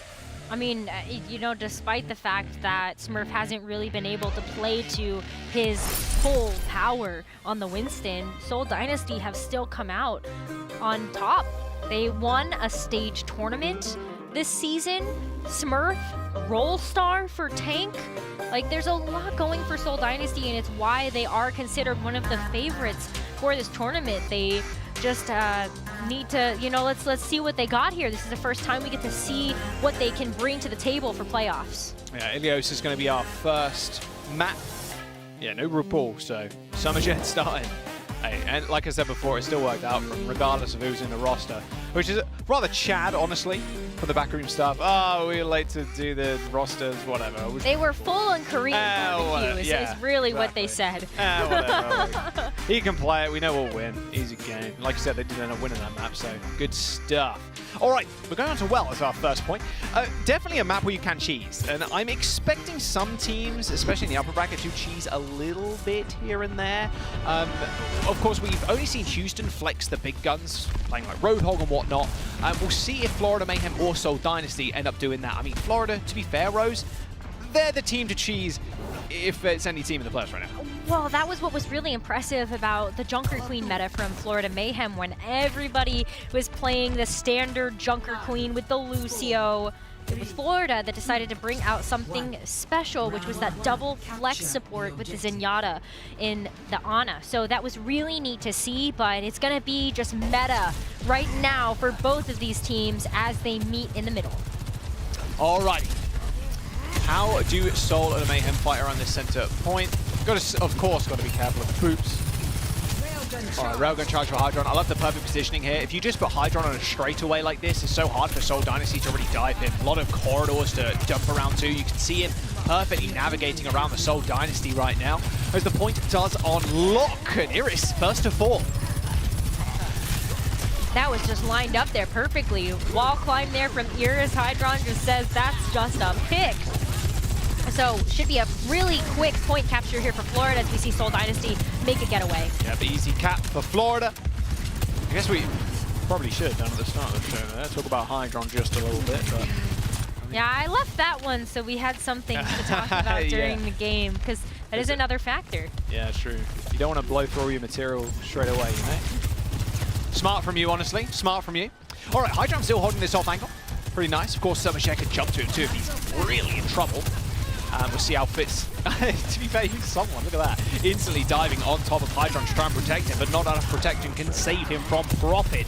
A couple of Hellfire shotgun blasts to the face. Chainmay also going pretty low. Forced to use that Wraith Wall. Fitz taken down pretty low, in fact. It forced Iris and Vindime to kind of retreat, giving Florida Mayhem a little bit of space and time to move, but with Animo going down, Florida Mayhem forcing themselves to try and win this fight. Kitsuna rush for both teams, including the sound barrier from the Seoul Dynasty. With Animo dead, no chance to build up to a sound barrier of their own, but the Florida Mayhem is still holding on.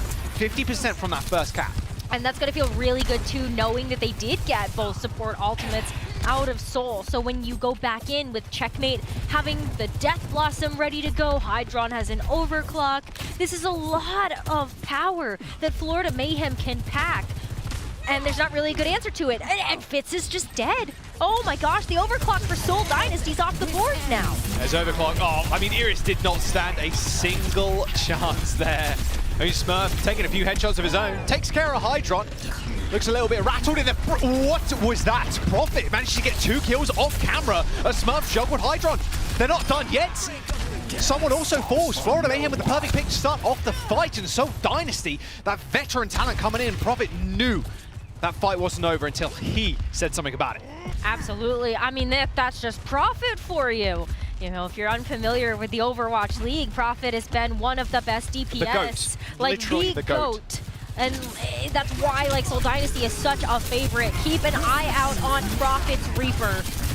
All right, that Overclock gonna struggle getting anything done. Oh, Checkmate receives a Suzu too to keep alive in that fight.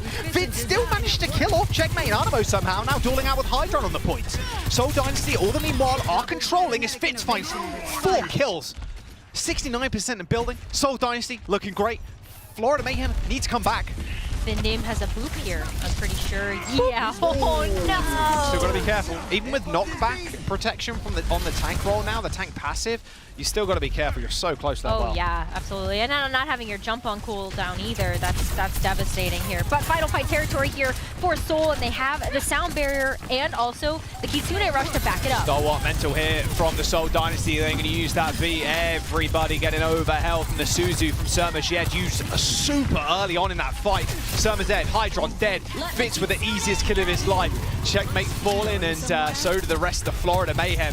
That Kitsune rush should see them ending this round 99% to 50. GR. Seoul Dynasty take round 1. Really clean round from Seoul Dynasty as well. You know, the first few, Hydron able to get an initial pick, and that's what we've come to expect from the Florida Mayhem, especially when you can see that Sojourn pick come out from Hydron. But Seoul, that's just clinical gameplay from them to be able to cycle through Prophet and Smurf in the front line. Iris is just such a proficient flex support that seeing this Kiriko in his hands has been so fun too. Yes, it has. Wow. Can't count them out even if it's 4v5. Normally these rounds and this kind of meta, very much based on the tempo. If you find that first pick, especially on a DPS, it's kind of hard to come back. Seoul Dynasty proving it's not that difficult as long as you have the mental to back it up. And the DPS picks of your own. Yeah, I mean, that is true. High ground control rather important here for Fitz or Hydron. Super easy to get on top of it with that power slide. It's whether someone can actually bully Fitz off the high ground, which looks rather unlikely. An early railgun shot there from Fitz does end up taking down Checkmate. You can see now the high ground taking control of the Florida Mayhem. Point is going to get unlocked, but with Prophet and Vindame dead, should be a very easy point cap. Yeah, again, this is, you know, Hydron's specialty, just kind of playing at range, and when you see that the focus is away from Hydron, he gets a lot of free real estate to work with here. Just gonna get set up here as Florida start to look at taking this height away from Seoul. As on the income, look at that, Vindame Fitz already at half health. They've gotta back off a little bit and wait to be topped up before they move in. There's a railgun shot there by someone who's got a railgun of his own. Smurf, he's got a railgun of his own, that Tesla cannon. Little hit scan projectile. Focus fire onto someone, retreats to the high ground as the Kitsune rush comes out. Someone peeks his head in, wonder what was going on, but met his demise rather sharp. Seoul Dynasty are going to take control of the point with Checkmate resetting off of the map. And this is where Florida Mayhem had trouble last time. Nice aim there by Smurf, hitting the right click on the way out there onto Animo. Florida Mayhem unable to cap again in their first round. We'll see if the same thing happens here. Well, the biggest thing too about this push is that Iris just used the Kitsune rush and that's it. But okay, maybe have to rely on the sound barrier, the primal rage here. Seoul really just trying to play to keep hold of point right now as long as they can. Nice Kitsune rush positioning there from Surmajed. They know they have to push onto that point as Surmajed claims his second victim of this fight with those deadly kunais. Maybe even a third one too. Nice Suzu to keep himself up. Smurf dead, and Seoul Dynasty unable to regain control of that point. Surmajed's aim looking clean. Looking really good right now. I mean, he's still focusing on a lot of damage here. Iris is going to outpace on the Kitsune rush just a tad. But the fact that Florida Mayhem were able to retake the point, going to match the percentage and then some of Seoul with 4 ultimates to spare, you're feeling really good right now. Being able to set the pace with your own ults. Look at that, he's going to follow Prophet. Oh, he does end up getting the beat. In fact, beats traded across the board for Flora and Seoul. Checkmate erased. Oh, and Hydron takes it to Fitz. This ends right here, right now. Hydron now just pushing on forward. As long as he controls the high ground, they should be good. A lot of ultimates invested by the Florida Mayhem as Prophet tries to make it even. And with a kill onto Surmajed, this might be in the favor of Seoul Dynasty now. Prophet's full HP just blasting on the point. Ooh, boy. That was a perfect start for the Florida Mayhem, taking down Fitz with the headshot from Hydron, but they weren't able to kind of capitalize on it. Seoul Dynasty's ability to stick in these fights, even when the player down, is unreal. Well, this was even after Hydron actually tried to draw Iris' focus away. He isolated him into a building, and so it was really just on Vindame to try to get that healing on the board. But let's see what this Death Blossom can do from Checkmate. Oh, see it. Yeah, no. Don't want any of this. Continuing rush from Iris. Just going to make it last fight, you can imagine. 75% on the board. TP from Prophet. He's doing something cheeky. Do they know where he is? Maybe, maybe not. Maybe not, though. Somagen taking a hell of damage. Has to use the Suzu, but puts down the Kitsune Rush, so we'll have another Suzu in just a second. Checkmate baiting them in, trying to at least. Prophet, a face full of lead. The Seoul Dynasty still control the point, however, but with members falling rather swiftly, the Florida Mayhem are going to be able to regain control. 95% is all that they garner. Now Seoul have to attack one last time with only a primer. Yeah, you talked about how the Suzu is going to be coming back online, and it came up at a perfect time to be able to give that over to Checkmate and make him invincible to finish that Death Blossom. So now it is final fight here. Hydron looking at an overclock right now. It's going to be on him to be able to get that online as Smurf tries to hold down the front line with his Primal Rage. Smurf low, pops Primal. Hydron the target. Hydron tried to lose him there in traffic, but Smurf still focusing him down. This ends right now. Hydron using that overclock, still getting chased by Smurf this whole time. Smurf's just hoping the rest of his team can clean up. Hydron puts a disruptor shot at his feet, so Smurf cannot escape. Overtime in session. Florida Mayhem do end up losing Surma Shed, but Seoul can't get back to the point. Florida Mayhem will tie up control as we go to round 3. Super competitive right now, and it's off the back of initial picks from both of these teams. And even if that happens, sometimes they're able to hang on from smart usage of their ultimates just for survivability or making sure that they can get picks. You know, maybe Fitz gets taken out, Prophet's able to go in with the Reaper and stay on pace with Smurf to just try to take out whoever's in the front line of the Mayhem. But vice versa, that's happening too.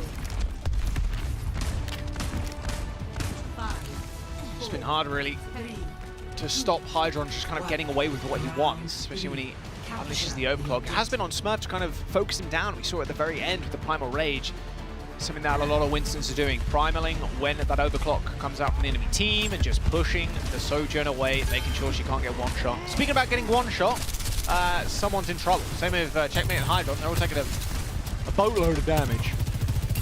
A fridge full. Something. A bucket full. A vessel. A vessel full of damage. There you go. You can use any of those, to be fair. Fitz just trying right now, playing Headhunter, looking for someone to snipe from a distance. Point is unlocked as Seoul has put themselves on it, and they do gain a little bit of percent there. Someone's bubble burst is quite big, and now Seoul Dynasty want to go on the offensive. They know someone is pretty low and actually end up taking him down. Fitz used the rail, doesn't find the headshot, but a body shot will do. Take down the Winston. Can't really capitalize on any of the space. Okay, Surma still. What? Well, I mean, that's actually a pretty big pick because now, you know, Florida, they are going to get their reinforcements back in pretty good time. Swiftly coming back to the point already. That's it. They're going to contest. Oh my god, Prophet's dead. Already? And now Hydron, look at Smurf just perma-focusing right now. I know you haven't got power slide stuff, but you don't need it. Checkmate was right there. He just dashed into the warm embrace of Checkmate. And Smurf falls, and so do the rest of the Seoul Dynasty. Like I said, that was all capitalized on because Fitz ended up going down first, regrouping extremely quickly to Lucio as Florida find their first cap of the game. I mean, Surmaj is also playing like, hey, he's playing with the team, but he's also carving out those small opportunities to go on a flank and try to get some massive damage in. He is a sharp shot. We have seen this before in Meta's past, especially when it's come to the Zenyatta. So that's been really great to see that translate over to the kunai from Kiriko. Oh, he's just so good with the railgun. All right, Smurf, you got to find him. You haven't got much health left, though. Yeah, you see that? He didn't even touch Hydron in that engagement. He wanted to stop him getting railgun shots off, but he was just burned down so quickly. Fitz gets boot, Prophet, stone cold stunned there. Seoul Dynasty struggling to get any semblance in this fight. it's just the pace that Florida Mayhem have been setting as well, where someone goes in, dives in, and it just is so much follow-up, so much support from the rest of Florida, whether it's the Suzu to really help someone stay as aggressive and in Seoul Dynasty's face. But what's going on with the Reaper here? Dead Blossom from the top rope, someone putting a bubble on him so he can't be interrupted or killed. Later peek for the Seoul Dynasty there is really nice. They don't use it against the Death Blossom because they didn't take much damage from it. And now Profit holds in the corner. A nice little boop off the map, but Checkmate doesn't have that teleport away. And now the point flip will come through from the Seoul Dynasty, you have to imagine. With Animo dead. All right, there we go. 88% though for Florida. You're feeling so good about that. Yeah, that's final fight. You're always looking at that benchmark of 85% before you allow that point to flip back over. But Seoul still have their work cut out for them. Really looking at that Kitsune rush to try to get something else online. So Eurus is able to kind of plant that on the point, maybe plant that over the Mega Health Pack by the ledge. But, you know, gotta take care of Hydron too. Nobody's keeping him in check right now. Cheme gets his head caved in there by Fitz's railgun. All right, 50% for Seoul. A single pick will end this. And you got to think, the Florida Mayhem, they know if they just lose one, they can regroup as 5. They have a little bit. Ooh. If they lose one, they can regroup as 5. They can go again. They've got a little bit of time to play with. They do, but this is going to be final fight, especially with the positioning that Smurf is going to be taking on the high ground here. Eurus has great sights on Smurf to just kind of get up close. If they lose one, they can regroup as 5 again. Yeah, so they got a little bit of time to play with. Sojourn, everybody. Oh, man. So, okay, not Sojourn that time. Wow, these Slaggers are pretty brutal. Yeah, Florida Mayhem are playing on their spawn doors. Well, they just have to back up. They just have to. If they lose anybody else here, they can't regroup as 5. True. So, final fight here. You do be spitting facts, though. Speaking of facts, Fitz, factually highest damage in the league right now. Oh, what a shot on Animo. See ya, son. Dynasty have that Primal Rage shoot to Epic Storm. Hydron does take out Iris. They cannot afford to let this point flip, but look at this chase. Smurf is absolutely pummeling Sir Mached. He's got no teleports. Smurf heads rising up. Seoul Dynasty looking good, and it's the final hope for Florida Mayhem. Animo and someone getting onto that point using the beat in the Primal Rage, but looking rather unwinnable as Seoul Dynasty end up using a beat of their own. Fitz does end up falling as the reinforcements come back. Hydron switched onto Widow to find a miracle pick, maybe. Animo dead, Checkmate next on, and now even Sir Mached getting a say in this. But yeah, ultimates, damage, and bodies on the point. The Seoul Dynasty start off the series strong with a dub. Woo! Okay, Seoul. What a good first map, though, for this series. Very close, 3 rounds. But yeah, Seoul, just like the way that they're able to control the territory of each map is very impressive.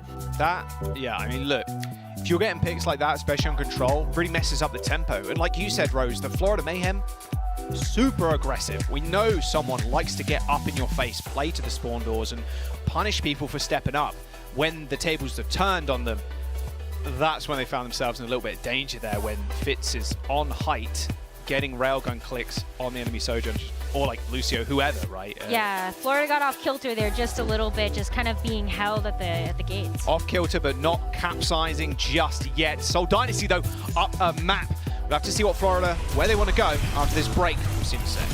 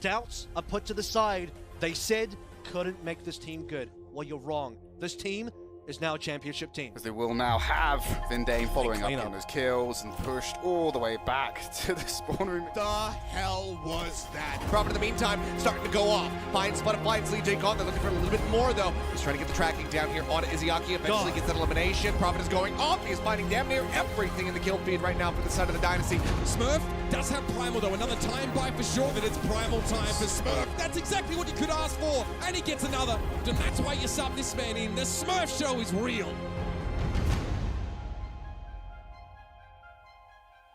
Damn, Smurf had to be rising and grinding. He almost led the server in damage. That was a pretty exceptional game of Ilios. Him and Fitz just going quite crazy. 27% of the team's damage Fitz. Smurf not too far behind it, 26% of the team's damage. Looking good so far at the Seoul Dynasty. We see if Florida Mayhem have something to say on the way back. They do get a map choice, so that's pretty nice. We are going to Eichenwalde as our next map. Smurf also had the lowest deaths. That's pretty cool. A lot of uptime, I guess, leads to being able to do more damage, but nonetheless, very good to be able to have such a strong frontline presence. Oh yeah. Up and ready. I mean, honestly, this is going to sound very one-dimensional, but it's seriously, if you just don't die, especially if you're a support player, right? Like, just not dying is more important than killing people, right? Because your presence is more than enough, especially on control where you're gaining percentage every single second that you control, right? So Smurf just existing and just not falling over and waiting for his supports, playing a little bit more passive, juggling point, like, it's really what separates the best Winston's from the good ones. I was just giggling at the fact you said just Smurf existing. He, like, he does exist. It's true. He does exist. He's real. I think Florida Mayhem would prefer he didn't exist for this series because right now he is going to town. We're going to Eichenwalde as our next map, Rose, and yeah, this is Florida Mayhem's pick. So, what do you make of this? Where are we going here? Well, this was a map they absolutely dominated play-ins on. It was in every single one of their map pools where they just completely smacked their opponents. And not only did they win the map, but they won the map with like time to spare. Especially when they were given the defensive option first. They just kind of bum rushed to the finish line.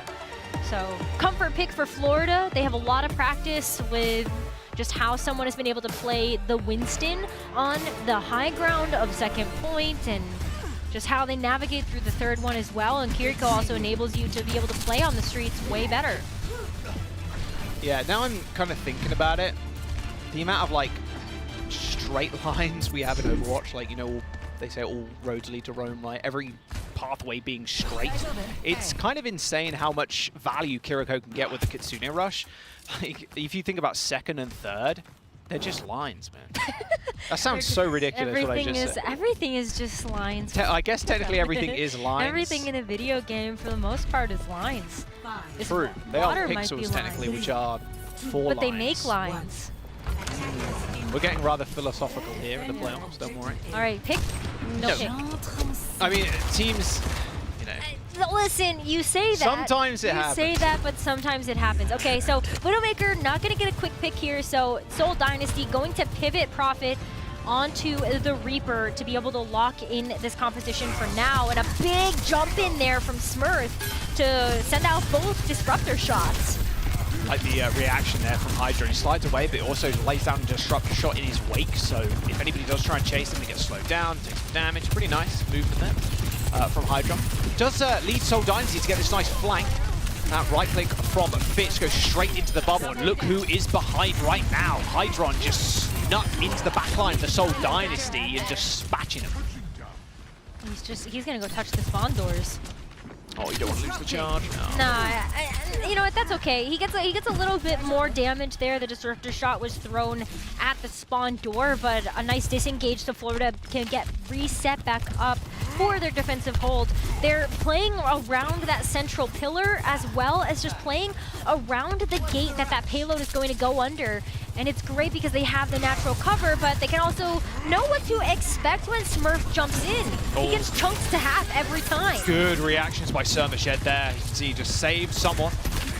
The Suzu on the ground teleports straight back. You've got to ignore Surmashed in that situation, right? Because you know he's just going to TP. It's kind of a waste of resources if you end up trying to chase him. Well, now the Seoul Dynasty on the chase, on the hunt, looking for more kills. Hydron's in the sights of Fitz right now, just permanently focusing him, just even charging his right click off of him. The beat comes out from the Florida Mayhem. If they can survive, the Seoul Dynasty might just lay down a beat of their own. Fitz receives it, luckily jumping out of the bubble, but Profit still ends up falling. An extremely scrappy fight.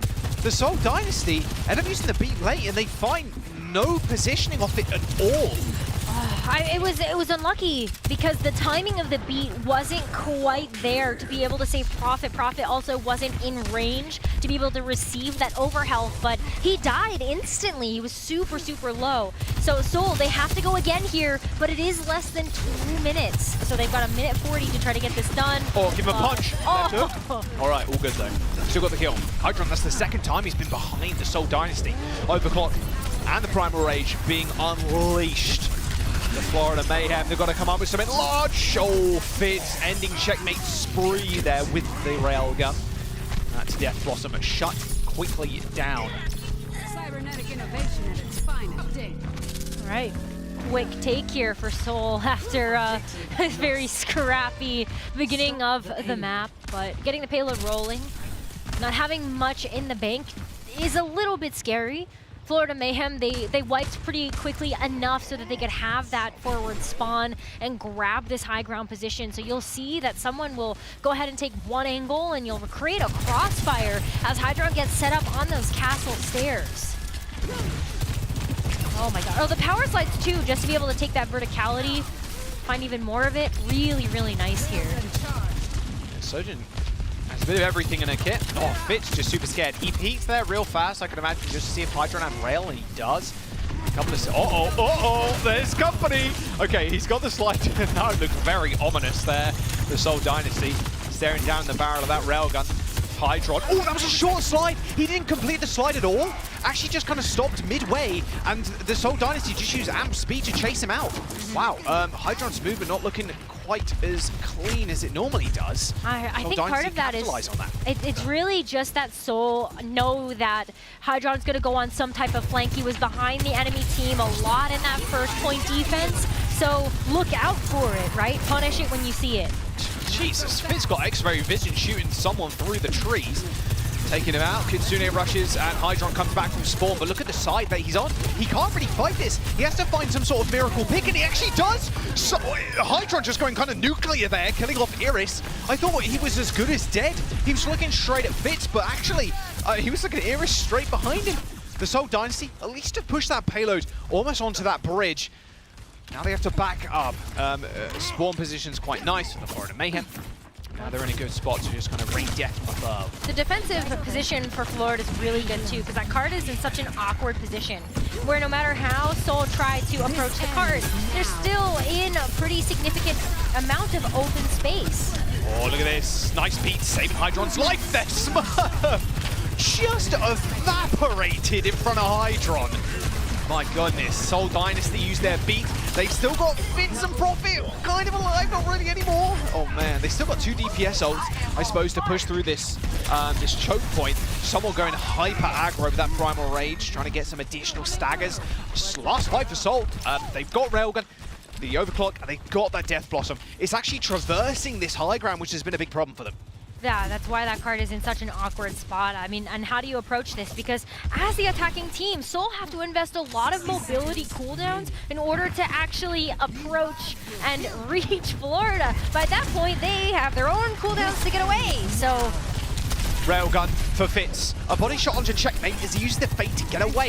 Is there going to be any more kills? He's trying as he might, but the Florida Mayhem just playing completely out of LOS. He hasn't got no more charges left, but Profit, of course Profit does that. Just hits him with the one shot. Easy mode. That was, that was everybody from Florida looking at Fitz, dodging out the way. Profit TPs to high ground, jumps on him, and there you go. Spin the win, getting the kills. All right, Profit to save the day. That's one of the big benefits. I mean, if you think of the Seoul Dynasty, it's like, okay, if Fitz doesn't pop off, that's fine, because Profit's going to pop off either way. Like, they have 2 humongous threats on their roster. It's so scary. Now they enter their last push here. Yeah, they got the Kitsune Rush as well, ready to go, but maybe Checkmate can dish out a little bit of Profit's own medicine at them. All right, Kitsune rushed on the corner. Only Smurf benefiting right now with someone just instant to the back line, trying to find some damage. Oh, straight for the rafters. Oh my goodness, like Nostradamus, but he ends up going down. That was a nice death loss for attempted one, but Suzu was there to save Iris and the rest of the team. Vindime does fall to a railgun, but look at this. They're pushing so quickly, and they may be able to finish with over a minute, but the Florida Mayhem still have spawns. Doesn't look like they're going to be able to do so unless Smurf just bashes people away. Nope, under a minute is going to be the goalposts here.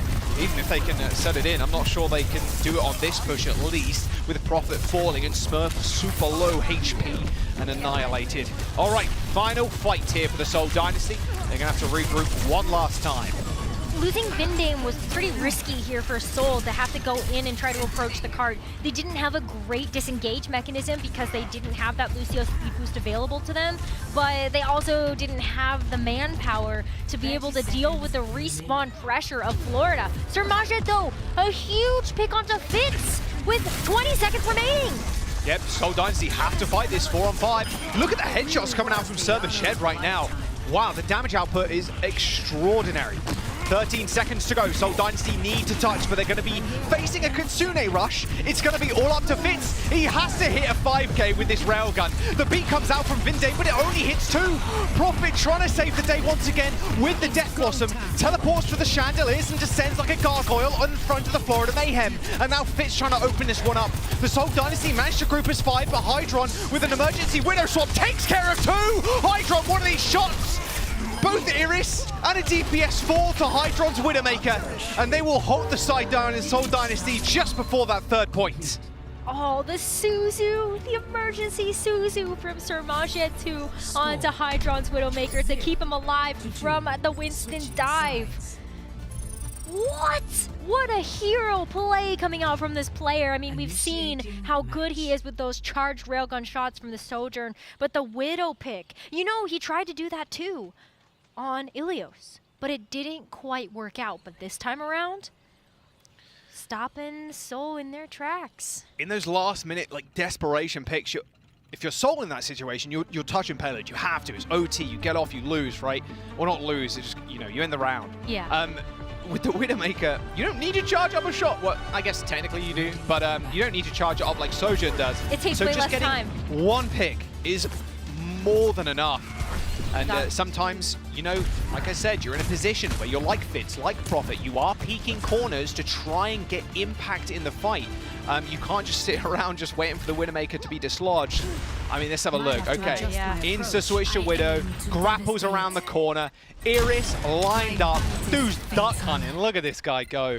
And then he just sits on this corner. Yeah, nice I mean, flick like, onto Fitz too. Fitz was looking in Hydron's direction too. He had that charge shot ready, but couldn't hit it fast enough before Hydron took him out. But let's go ahead and swap sides here. There's the goalpost set there from Seoul Dynasty's attack push, just shy of 3rd point. The breeze brings relief. The breeze brings relief. They're going to need a lot more than just relief, I think, to topple the Titans that are Seoul Dynasty. Right, let's have a look. I would love Hydron to just continue to play at this. You're corralling the team right now into a small choke point. And yeah, Prophet have to look 2 different ways. A good start for the Florida Mayhem, and Smurf gets chased down. Look, he's not afraid at all. Hydron, 0 fear of the Winston. Maybe has to fear the Lucio a little bit, as Vindime does take him down eventually.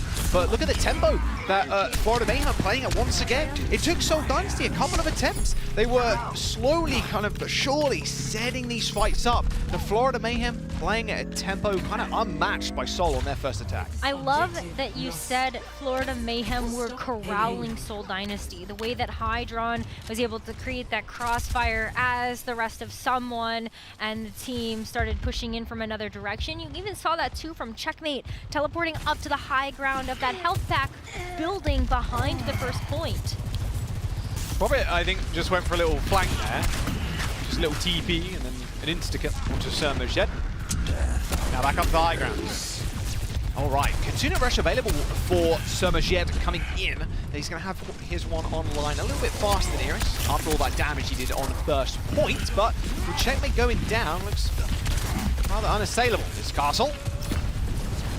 I mean, ideally, all you do here, this is like classic Eichenwalde, right? You just hold the team at the gate because your hit scan, or Sojourn in this scenario, has such a free sightline, and Florida Mayhem have to peek, but Seoul Dynasty have like the priority angle over the Florida Mayhem. They're going to have to do something to try and even the ties, but again, Sermershed just gets flattened into a pancake as that Kitsune Rush comes out. Animo Hydron have now fallen. Sermershed held on to the Kitsune Rush though, so at least you know when Florida Mayhem are coming back into this one, they've got 5 ultimates to be able to break this stronghold that Seoul have on this first doorway. Although Smurf could probably just go in and play Doorkeeper too. He's got the Primal Rage online, can just juggle people away, but someone does make it past the gates. Yeah, nice Kitsune Rush too. Look at that lineup. You can benefit from that looking all the way up that street. Smurf had pretty no hope. Of course, your cooldowns of ability haste too, so someone's just leaping, literally like leapfrog. We're going back to 1980. Playing a little bit of leapfrog there. That's even too far back for me to be there, Woody, I'm gonna be honest. All right, beat coming out. Beat coming out from Vindime. Okay, to try and, I guess, to match Arnemo's beat there. But it only hits 2, him and Iris, and then Smurf had to back out anyway. If you're Florida Mayhem in that situation, you're way more than happy about Vindime using beat to try and stabilize this fight. High ground control looking to be taken by the Seoul Dynasty. The juggler's looking great. Hydron can't even get on top of the floor. Smurf with the Primal Blade almost there. Shades of Goucheway. And now Sermershed's the target. Does he have the teleport? He used the Suzu, but Smurf just running him down. Really nice fight there from Seoul, and now I understand why the sound barrier was used there from Vindame. Looked a little funky, like, you know, why are you using it when Florida Mayhem are so far away? You're down players. The sound barrier saved Seoul from getting staggered, so they had a chance to come back in and recontest, knowing that Smurf's Primal Rage will be good. Oh, Prophet's Death Blossom before they can move in. Just Prophet things, I guess. Woo. It's a good amount of time being put off the bank right now. Yeah, that sound barrier not looking too funny anymore, huh? Yeah, that's true. True and real. All right, well, it's time for Seoul Dynasty to hold Florida Mayhem at the gates. But the Disruptor shot and also someone's ability to jump forward will be able to at least try to push Seoul Dynasty back. Nice disengage, but another Kitsune Rush online. Where is someone going? Well, I mean, he tried to make like an entrance there. They're touching the payload, forces Seoul Dynasty to back up. He's pushing the payload. Yeah, well, yeah, so many. Oh, wait, do be chilling. I guess he's kind of hoping that he can TP to someone, then someone leaps out. Whoop, there you go. All right, just getting a little bit of progress, but that does actually buy some time. Reinforcements are back. Opens it up a little bit as well. Yeah, like now they get a chance to actually try to go up to the high ground, which is something that has been difficult for both of these teams. Seoul Dynasty had trouble doing it when Florida was defending, and now vice versa. Oh, early Suzu. Oh, can't Suzu that. Sermershed. Wow, Fitz is just on another level right now with these railgun shots. Kind of insane. And who can really stop him at this point? We've seen a lot of Winstons try and do it in the past, but when you're burning that jump and the bubble to get onto high ground safely, you cannot dislodge Fitz. He is literally a stone structure on there, like a turret. Well, that's why, you know, when you can't use those cooldowns defensively, then yeah, that's got to feel bad. Sneaky beaky, like you see Fitz there on the camera, looking over the rest of his team, making sure he knows the exact positioning of Prophet, Smurf, Iris, and Vindame. It looks like Florida Mayhem, they were actually bypassing him completely. Yeah, so that's not going to work out. That play didn't really work out too well. However, he's still, okay, now in a lot of trouble. Florida Mayhem, yeah, Fitz is in a weird spot. I wonder where he was. Now I know where he is. It was a nice attempt. I mean, to be fair, if they go through the main gate, he unloads Overclock, like easy clap, right? Yeah, but, right. Yeah, didn't end up working out. Florida Mayhem took an alternate route. And now the payload is finally moving. 30 seconds to go, though, and Seoul Dynasty have a touch. They can get another touch in, and this would be last fight territory. Death Blossom's coming out from Checkmate. He's being kept alive. That's Suzu. Not quite enough to keep him up. You see Prophet, both Beyblades hitting each other in the arena, but Prophet smacks Checkmate straight out, dismantling the Beyblades and getting them banned from the schoolyard. Seoul Dynasty pushing the Florida Mayhem away when with 10 seconds to go, and Hydron completely eliminated from the fight. Oh my god, 4 seconds and 0.3 meters. Florida Mayhem almost managed to C9 the Seoul Dynasty, but they managed to touch in the nick of time. Sermershed erased, and Seoul Dynasty And now 2-0 in this series, securing that match point. Ooh, that second point was hard to assail for both teams, but Seoul being able to stop Florida Mayhem's push before they even entered into third point. Pretty big. That was so close to a C9. I feel like you and I are just like, we're prepared to see the C9. Oh yeah, no, so we always look at like, oh man, are they gonna touch? It was 0.3 meters away there. It was cutting it a little close for comfort. Oh but yeah. Seoul did it. Wow, 2-0 up in the series already. Florida Mayhem still putting up a heck of a fight. They managed to stop Seoul just before that third point.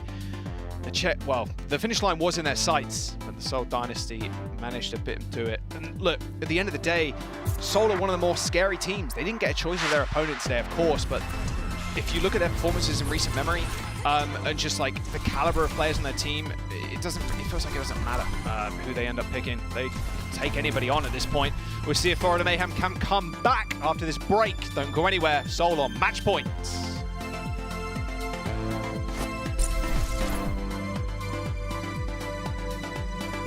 Guys, there you go. We've got the first week of APAC out of the way. It has been a long time coming. We're finally able to do it, and it feels great to be back.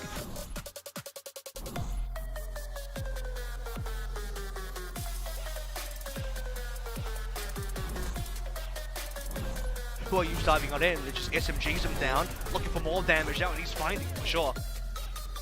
So top there's going to be the grab coming through. They lock in Void. It's an easy headshot here for MN3.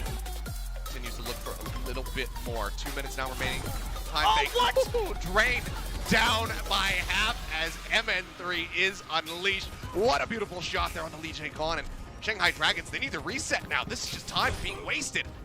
Where are you going, my friend? Jeez, what's going on here? Just domes him from above. Double Reaper is arrayed against them. Come to a point and dare to face our Goth army. Oh, the shock, hoping to reap what they sow. The coalescence to pressure the Gladiators back. The sound barrier used to counter the Death Blossom duplicate of Sam. He heads back, 99% for the shock. If they win it here, it won't be it. Proper, the dent has been made. The Gladiators fall. It's not shields up, it's brooms up. Shock will take the game 5. And that is a mastery of tactics and continuum of play from the San Francisco Shock. Victoria shifting its attention when playing with his team is where Boston looked their best. Now with this fight win, and they stagger Decay, that is big. A 5 versus 4. They've lost Valentine. Happy is back on the Widow and his headshot 2 people. Alert, 911. Happy has killed 3. Crimso is down. Boston barely have any heals. Pocket get no help. The sound barrier is too late. Boston have flubbed the bag. I can't believe Happy clutched that. Hello, 911, I'm gonna need an emergency brain because it's headshot after headshot after headshot from Happy coming out at the end of King's Row. I'm getting the weirdest feeling of deja vu right now, and Boston Uprising are feeling pretty miffed about what just happened. He crazy, man. They actually managed to take the high ground, then link up with LPE on the top, but now they have to push the payload. We're into OT. Shanghai have reclaimed high ground. Burno's on the ground. Yeah, they are going to touch, thankfully. But the rest of the team's cut off. Look at Iony's positioning. He's still back in spawn. Yeah, Alpha, you're going to get jumped on here. The Tac Visor is available, and Lip is going to pop that. They put a lot of heals out on him, the Nano Boots as well. Lip's going to find 1, 2, 3 kills, looking for a little more, and he's going to get all 5 members. Gets the team kill, gets the ace to go ahead and close out Eichenwalde. Here's that wall.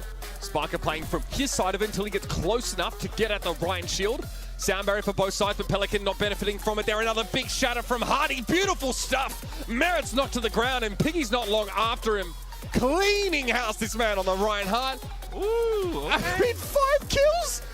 That's filthy. That's Hardy for you. Hardy representing main tanks everywhere.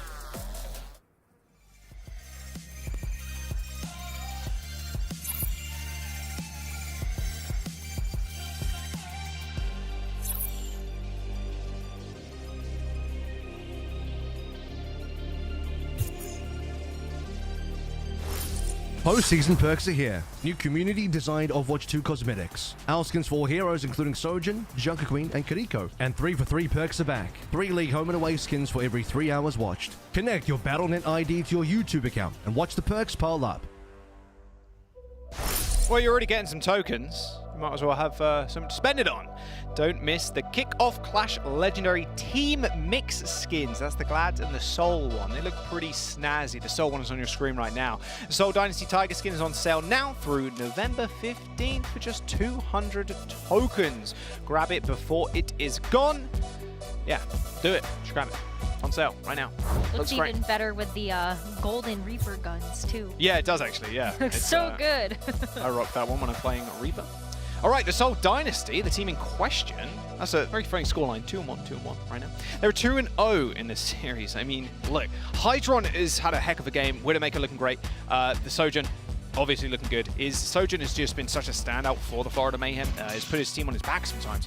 But the Seoul Dynasty, they're putting him up to task. It's been tough for him to get any value down. And the Florida Mayhem feeling like they need to switch things up here. Yeah, that's why we're going to see a little bit of a sub coming out here. RuPaul coming in for Onimo, so might not see some Lucio this time around, but rather the double flex support. That is a look we have seen from the Florida Mayhem, especially when they don't feel as confident going up against their opponents. We have seen them pull out some interesting picks. Yeah, we'll have to see what they want to run. I mean, we kind of spoke about it, right? It was like, well, who is going to run cheese in this meta? And we saw a little bit of Outlaws, a little bit of Hog, a little bit of Hog. But Florida Mayhem, they do like to mix things up a bit. They just play to their strengths or find something that might work a little better. And having a map pick too, you're like, okay, Junkertown, double flex. Are we going to see something like a Zen here or like Zen Ana or like... Honestly, at this point, I have no clue. Kiriko Zen, Kiriko Ana, but then you have like no super good util. I mean, you've got Sleep and Nade. It's all up in the air right now. I'm curious what they're gonna pick. I can see like Kiriko Bap. Actually, oh my God, could you think about that? The Suzu plus the Immortality Field. Everybody was kind of worried about that. I remember when Kiriko got. But that's like the cheese, right? It'll work for a time until Seoul Dynasty figure it out, but then do you have something else that you could potentially rely upon if that is the direction you decide to go in for Junkertown? All right, luckily with Florida on the defense. All right, good stuff. Thank God for that, because I want to see what they're going to run. Do they have the Zen Kiriko? I mean, that's a lot of upfront damage, to be fair, with the orbs, but it is going to be the... Wait for it. He might go back. Waiting. No. Okay. Someone on the Hog and RuPaul on the Bat. Alrighty. And checkmate Widow. Woo. Oh, this is spicy. I'm glad to see the BAP and the Kiriko because that makes me feel very smart. But I do think that having the double sniper-esque combination is also really good. Haven't seen Checkmate Widowmaker in a while because it really has been about the Reaper, the Genji, but to be able to see that have some impact here would be pretty big. You have a lot of one-shot potential across the board. You have the Sojourn charged up railgun shots. You have the Checkmate Widowmaker snipes. And then what if you get hooked by someone and just, like, slammed in the face? No Kiriko for Seoul Dynasty either. They're actually just running the Zen and the Ana. I mean, it's the perfect counter to the Hog, right? Anti-nade, of course, but baiting out the Suzu is going to be so important. If you get an anti in the Hog, Suzu comes out, he's immortal, and it cleanses the anti. So that's right. It's a pretty big ability you're going to have to force. Classic double sniper too from Seoul, Widowmaker and the Hangzhou. Ooh, good sleep. Okay. Rock nade. Oh, yeah. Whoa! Actually got rocked. Put to bed. How are they going to defend this now?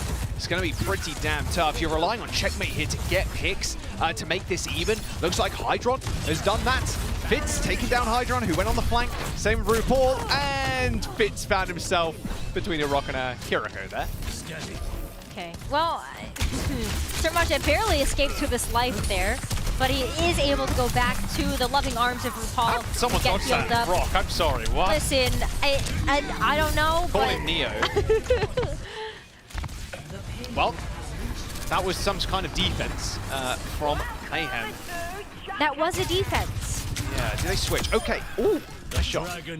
Seoul Dynasty, I feel like they maybe switch the Widow here and go Sojourn. Makes the most sense to me. Florida Mayhem switching up completely. So RuPaul off the flex support now. He's going to a main support and it's going to be Lucio, but checkmate. Not on Reaper. He's going on to the Genji instead. I can imagine to kind of contend with Iris here. Which is interesting because the Genji has been nerfed just slightly for this patch. So you're looking at less ammo in your kit. So you're going to have to reload a little bit more often here. And also you're doing less damage. So is the Genji really going to work here? It is just to be able to contest with the Sojourn and the Hangzhou here to make sure that you can deflect those shots. Oh man. I mean, Servachet kind of lined himself up for that one, really. Just jumped straight in front of Prophet. Look, he's not going to miss those. No.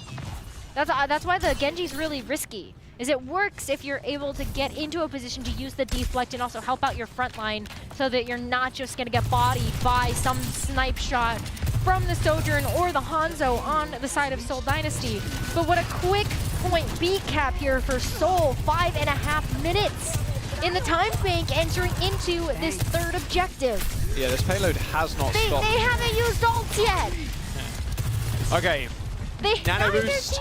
Used ult. Nano fits. You won't. Hello? It is a one-shot to the body, mind you, for low health targets with that overclock, so wouldn't be bad at all.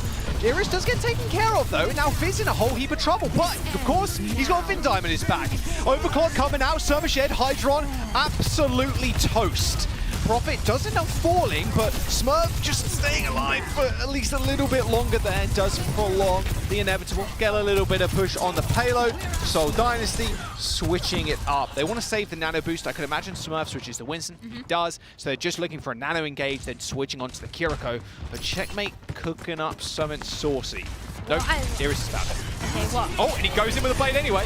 Nice 1/2. Sleep comes out way too late. Checkmate kills one. And that should be the Florida Mayhem holding off at least for a moment. Yeah, Prophet received the nano boost there from Iris. It did net him a little bit of charge, also in elimination, but eventually Iris will switch over to the Kiriko, so we're back to a bit more standard composition. And Checkmate's going back to spawn as well, just recognizing that the Genji has served its purpose, the Hangzhou is gone, so you may as well go back to the Reaper as well. Otherwise, you won't have the same type of damage to be able to contend with those Winston bubbles and against the other team. All right. Kitsune Rush and that overclock, you're reloading hella fast. Even more so if you get an elimination as a DPS, you reload at light speed. Pretty scary. Hydron, oh, he is caught. He is completely caught out. I don't think he was expecting that beat there from the Seoul Dynasty as they try and push their way through that choke point. Someone takes Fitz, at least to the grave, as Iris finds a couple of headshots. He's actually dodging out of the way of someone quite effectively. As the Seoul Dynasty get the payload going once again. A couple of minutes burnt there, but you take that any day of the week. Yeah, you are waiting for your Sojourn to come back, but I see the taxi coming in from Vindame to make sure that Fitz is back in the action. And use the power slide as well to make sure that you had a little bit of high ground presence here, but quickly taken away by Florida as they meet them up there. Nice, Suzu, stopping that incoming damage. Iris doesn't want to take too many of those right clicks on the Winston. Tanks do have aim, trust me. Seoul Dynasty in a good position now though. If they can get this payload around this corner, this Kitsune Rush will be devastating. No, that's not just the Kitsune Rush, but also the overclock that Fitz is working up to as well. Hydron trying to just keep them at bay. I love here. this rotation. Oh, there's the, yep. He misses the shot. Okay, Hydron has to just escape real quick. He does manage to get out just in time. Someone separates him with the bubbles. Those heals not being as effective, but the Seoul Dynasty, just one giant brain cell right now, all on the same page. Dodge out of the way of that bubble and receive the healing. Oh, Smurf is just dirty on the Winston. Florida Mayhem shoved all the way back into spawn. They got a couple of meters to contend with, and they still have to rock and roll into Fitz and Prophet's ult. They end up using the beat, hit someone RuPaul and Servachet, but Prophet's lining himself up for a big old Death Blossom. Everybody standing in his way. He's spinning, he's winning. Seoul Dynasty just taking this map in their stride. 2 minutes on the clock as they complete the map. This has been a rough one for Florida. The way that Smurf has been able to control Hydron has been really big. I mean, Hydron has the most deaths out of anybody in this game so far, and it's because of how much focus Smurf has been putting onto that DPS player for Florida.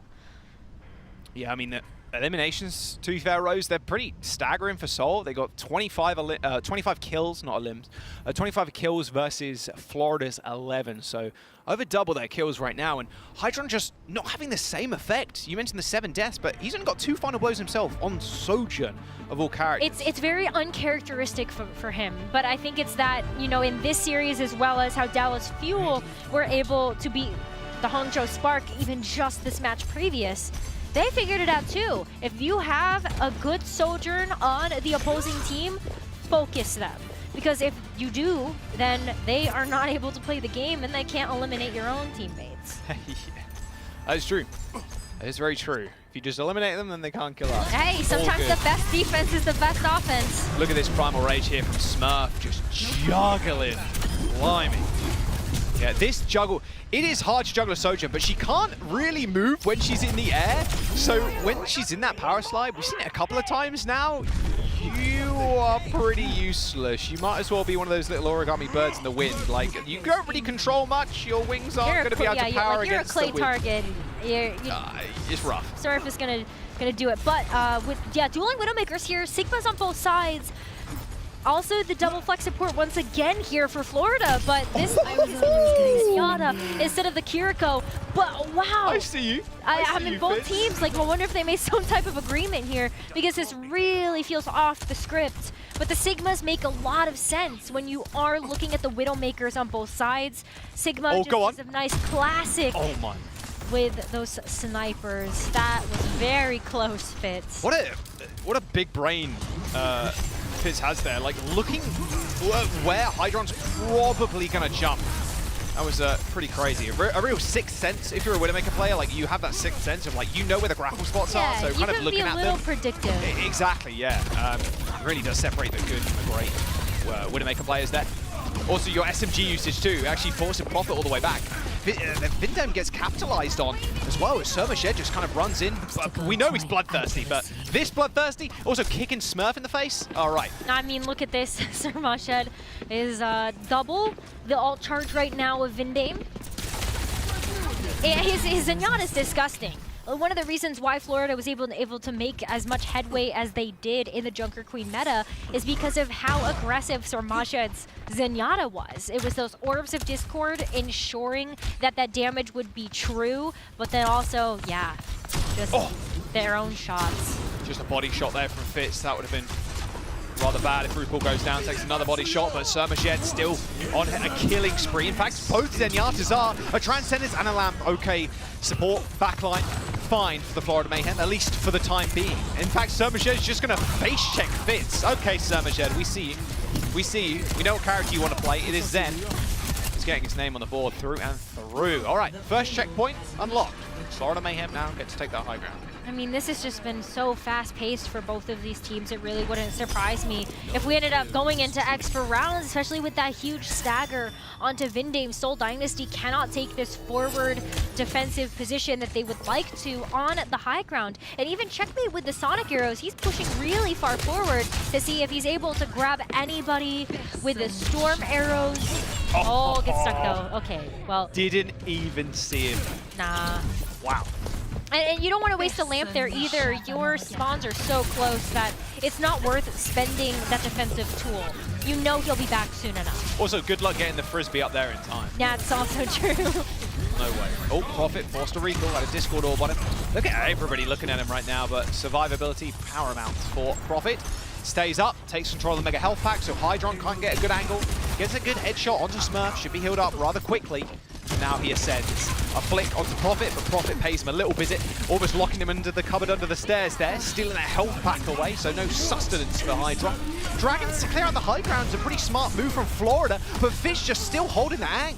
Hydron does pay for him, so all right, a one-for-one trade as the Seoul Dynasty now try and hold in this corner. Vindem completely caught out, and now Hydron is coming alive. That's a good couple of eliminations there for Hydron. Yep, cleaning up shop. is that's going to be the second point captured as well, and maybe not as fast as what Seoul Dynasty were able to push in with 5.5 minutes, but 4.5 still feels pretty good if you're Florida. Jesus Christ. Okay, Sermaged. Sorry. Florida have two snipers. Hydron on Widowmaker and Sermaged on Zenyatta. Jeez, he is really taking it to him. How Sermaged's still finding picks, I do not know. On Widowmakers too. I know you know the feeling. Sometimes you just line it up and you know too where they're going to be sitting so you can get that predictive volley. Very true. High ground on Winnow on the high ground. Actually, Transcendence invested. That is a lot of respect for that window. Might not have it for the Flux from the enemy team. Speaking of Fluxes, will be Smurf forcing out Transcendence. RuPaul not needing to use that lamp. All good. Nice trades there. But it's all about high ground control. Getting your Widowmakers and even your Sojourns in good spots. Another amplification matrix, this time being used by Iris. What a nice angle. Double body shot mid-lane. Yeah, you just died to that. There's no hope. Absolutely no hope. Prophet also switching over to the Genji. Gets sorted out. Checkmate and the rest of Florida Mayhem just firm control of the high ground. 3 minutes to go, pushing into third rows. They might be able to beat out Seoul Dynasty's time if they're quick enough. They're Flux, I mean. Yeah, I mean, the Flux should be good enough. We saw the Zenyatta Transcendence used already by Seoul. They're making a quick swap of their composition as well. Got the Winston, the Cure go online. Prophet has the Dragon Blade. There's the Flux. Blade comes out from Proper. Someone has already managed to annihilate Smurf. The Blade's good from Prophet. I mean, Hydron falls, so does RuPaul. There's very little support left for the Florida Mayhem. Initially, it was a good Flux, but Prophet comes out rather large. There's a couple of meters to go. That comp swap working out well. It's whether Seoul will actually end up sticking on this comp if they keep Prophet on Genji. I think you're fine if you do that, but I want to see the swaps coming in from Florida now. The Sigma is really slow to get working when you are constantly trying to rotate through, pushing yourself forward, and then your shield to create that space. So, no Ana on the other team? Oh, maybe it's Roadhog's time to shine. Okay, we're getting a little wacky and wild here in day 2 of the playoffs. But you have to. I mean, you've got 2 minutes remaining. Florida, they weren't able to get what they wanted to done with the Sigma Flux, and they're hoping that the Blade is going to be good and the one-shot potential of the Roadhog is going to be enough, but Fitz has already shut down this push. Oh! Well, Fitz almost took a hook to the face there. There's no Ana on the other side, so you're like, okay, I guess this is good. You take control of the Hog is kind of nice, or the high ground as the Hog is kind of nice. Oh. Prophet dicing with death there. Hydron fighting back the rail now. He's in a lot of trouble though. If he this is just staggering now. I mean, this is what Seoul Dynasty, they're so good at, Rose. They're so good at pushing to the limit that the enemy team just absolutely crumples like a bit of paper in the wind. Like, there is absolutely no way they finish with time, it feels like, because the stall potential is just so big. Yeah, I mean, that's why you switch over to the Roadhog, because you're hoping that maybe you grab a hook, but what an early Kitsune Rush! Yeah, you go fast, you go first. Pulse Bomb, Kitsune Rush, of course Prophet gets 2 kills. Guy's an absolute menace. I guess you at least kill Fitz with the hook and the melee, but with 45 seconds to go, the Florida Mayhem struggling to keep themselves in this series. Yeah, I mean, they lose this one, they're done, and Seoul Dynasty's gonna win this with a 3-0 and move forward. So as we enter into the last fight, we're looking at the Kitsune Rush from Sermaged. We're looking at the Dragon Blade. 4 ultimates online for Florida. And do they get shut down here by Vindame's sound barrier? Is that enough to sustain? Another nice dive there, Smurf, completely blocking out that hook. The whole Hog straight in the face. 2 supports dead. Whole Hog Kitsune Rush. That is infinite damage if I had to put a number on it. There's a few seconds remaining as the Florida Mayhem making their final assault on the point. But Seoul, they have 2 massive ultimates coming back. They got Primal, they got beat, but Smurf is super low. The supports are coming out on spawn. And a Suzu, perfectly timed to stop that hook landing, Rose. Okay, well that means the Primal Rage can come out here and Smurf's gonna be able to touch the card. A 3-man beat for Seoul. The supports are now out in force. Someone falls, and now the Florida Mayhem have to try and find a way back into this fight, but they don't touch! The Seoul Dynasty are going to end that series quick, sharp. A 3-0 to end it all. They will face Dallas Fuel tomorrow. What a valiant effort there coming in from Florida Mayhem, especially when the going got tough. They were down 2 maps, tried to bring out something a little bit cheeky, but it didn't quite work. Not enough to fool the team that is at the top right now, Seoul Dynasty. Yeah, they play Wednesday, sorry, not tomorrow. Seoul Dynasty will end up playing the Dallas Fuel in one of Wednesday's matches. The handshakes, GG's all around there. The Seoul Dynasty still looking scary.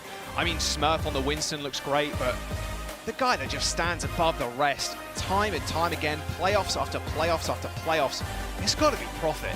The guy on the Tracer jumps on a blade from the Genji, not something we usually see, especially in this kind of meta, actually getting value, just always manages to tip the scales. I mean, I think a lot of people coming into this had Smurf as one of their MVPs, and that was the big question. Who gets MVP this year? Are the Smurf heads rising up, or are the proper fans, you know, out in force? And you can kind of see why he was in contention for that, because of how versatile he's been for the Seoul Dynasty over this year. In a single tank game, not even a meta, you are looking at your tank players to step up something massive, and Smurf just continues to perform. And you can tell how much veterancy the Seoul Dynasty have as well, Rose. Their ability to push the boundaries of what is possible in these fights, just really taking Florida Mayhem to the bleeding edge. You saw the stackers at the very end. It's very hard to come back from that. It is so tough to come back from that one, and a lot of why we really saw that, you know, pedal to the metal was not only the space that Smurf had created for the team, but also Prophet was just running rings around them. Prophet will be your player of the match as just such a dominant force. I mean, what can't this guy do? The Reaper plays were on point, the Death Blossoms constantly converting over to 2 or 3 picks. Prophet's history in the league has just been extraordinary, honestly. You think of the players that have come and gone from like Season 1. There is a lot of players right now that are brand new to the league. Prophet is still playing at the height of his game and the height of Overwatch 2. Like I said, pushing the limits of how Overwatch can be played, and he's just continuing to dominate. Like, he's been around also since like the Apex days. It's a very scary prospect when you join the lobby and Prophet's there too, and it's astounding at the level he continues to perform at. Words can't really put it in, well, you can't really put it into words how good Prophet is. Like you said, Rose, player of the match here. Reaper stats looking great, but he played a lot of this game. I mean, he played Reaper, he played Hangzhou, he played Genji, he played Tracer. Just heroes that he's been known for the entirety of his career. Yep. But to be able to still play them at such a high level, all those characters are really tough too. So to know how to do that and be a difference maker in the team fights, very, very big. I feel like the big pick he needs to pull out now is the Bastion. Some win, some. Just get some ridiculous clips on that. Like, we've seen a little bit of the Bastion, of course, but I'm not sure we're going to see him here. Maybe not. Well, we saw Roadhog, so. Yeah, did it work? Yeah, kind of. But yeah, at the end of the day, like, the Seoul Dynasty, now, they will end up moving on. Their Wednesday match is going to be played against the Dallas Fuel, who also look exceptional in this meta. The road has not ended here yet, Rose, for the Florida Mayhem. They will end up going down to the losers bracket. Yeah, we are playing that double elimination bracket, so Florida still have another chance, as do our teams that did take an L yesterday. But we'll have more of those matches coming up for you later. Yeah, they actually played the Atlanta Reign tomorrow, so a big rematch there for the Florida Mayhem. But we're going to jump to a quick break. The desk is going to break this down a little bit more. And after this, well, we still got 2 more bangers coming at you. So stick around.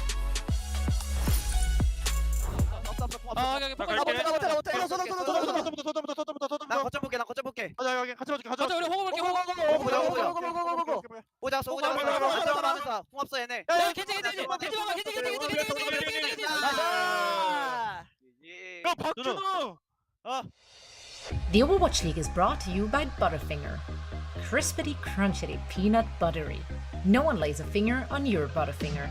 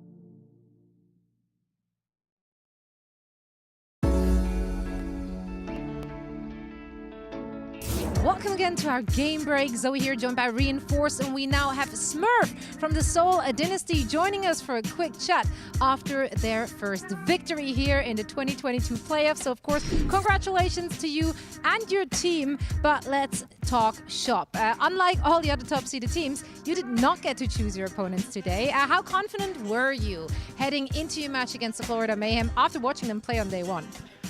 다른 상위 시드 팀들과 다르게 서울 다이내스티는 상대방을 선택하지 못하였는데 첫날 플로리다 메인 경기를 보시고 어떤 마음가짐으로 경기에 임하셨는지 궁금합니다. 저희가 선택하지는 못했지만 어떻게 됐든 저희가 4위 시드로 이제 전날에 메이엠 경기를 보고 분석할 수 있었기 때문에 좀 자신감 있게 했던 것 같습니다. Unfortunately, we didn't get to pick our opponents, but luckily we still were in the top 4 seeds, so we were able to watch Florida Mayhem's match yesterday. So we were able to analyze their plays and then head into the match with some confidence. Yeah, and another key part of confidence, of course, is playing a hero that you like so much, and it's good to see Smurf back on the Winston pick as well. So I'd like to ask Smurf, after having seen some teams play this meta, we've seen some teams be very aggressive with the Winston, like someone, for example, here on Florida Mayhem, but also Winstons that are a bit more reactive in their playstyle. Which playstyle does Smurf favor himself? What does he think is the best playstyle for Winston? 저희가 이제 이 현 조합의 메타에서 다양한 윈스턴 사용법을 봤는데 스머프 선수는 어떻게 좀 공격적인 윈스턴 활용도를 좋아하시는지 아니면 좀 받아치는 수비적인 윈스턴 활용법을 좋아하시는지 여쭤보드립니다. 이게 상황에 따라 다른데 이제 상대방 컨디션이나 이제 궁 상황에 따라서 서로 번갈아가면서 공격적이든 수비적이든 할 수 있기 때문에 좀 그렇게 사용되는 것 같아요. I think the playstyle is all depends on the situation. We have to consider opponents' ults and their health status. So I can play both aggressively and also reactively. Which one does he prefer? 어떤 거를 조금 더 원하시나요? 공격적으로. I like to play more aggressive style. And that's what we like to see. Well, Smurf, thank you so much. Paul, thank you so much for helping us with the translation. Good luck to the Seoul Dynasty in the next few games. Can't wait to see more from you and the squad. But let's break down the action. 3-0 sweep for the Seoul Dynasty, a team which you picked to be winning it all just yesterday. After getting your first peek at what they can do in this meta, still confident with your pick? I actually thought they looked better than I anticipated that they would, because I thought that this would be a pretty close matchup. We gave a lot of credit to the Florida Mayhem with someone's Winston play looking spectacular. Hydron on that Sojourn as well. But Seoul Dynasty, they didn't skip a beat, much in large because of Smurf's Winston, of course. But also, I think that Profit on the Reaper, a big impact player, earned player of the match honors, of course, fits on that Sojourn. Perhaps the most underrated Sojourn we have in the entire tournament, being able to compete with some of the best Sojourns in the world, right? So Vindime as well. I'm just going to mention the entire roster at this point. But Vindime on the Lucio as well. Rookie main support coming into the league this season. And if you talk to other teams, if you talk to other coaches, they acknowledge that Vindime is one of the best main supports we have in the entire league. So Seoul Dynasty coming in as the number 4 seed here. I thought that this matchup would be a bit rocky considering how good the Florida Mayhem has looked. But 3-0, that is a big statement for the Seoul Dynasty and very telling for the rest of this tournament. Well, starting off in this series, the Mayhem on control and made it very competitive, fell off a little later in the series. Do you think there were any very obvious shortcomings from the Florida Mayhem team, or do you think they were just unfortunately outmatched by the Seoul Dynasty? I think it comes down to a few different factors. For example, here on Junkertown, I mean, it was quite obvious that I think they were out-strategized by the Sigma composition coming in from the Seoul Dynasty when they played some Hanzo and some Widowmaker, for example. Here on third point, someone had to swap to the Roadhog. I speculate that that is because RuPaul was in the lineup as well to play some of these Sigma compositions to cater to that double flex support style. And that means you can't play Lucio anymore, right? You could put Sir Majed on that Lucio, but he's your dedicated Kiriko player. So they just weren't optimized on Junkertown. But on Eichenwalde, I think it came down to someone's aggressive Winston play and how they adapted, how Smurf adapted to that play. Glad you're bringing it up because there is a particular... What a coincidence! What a coincidence! It's almost like we planned it.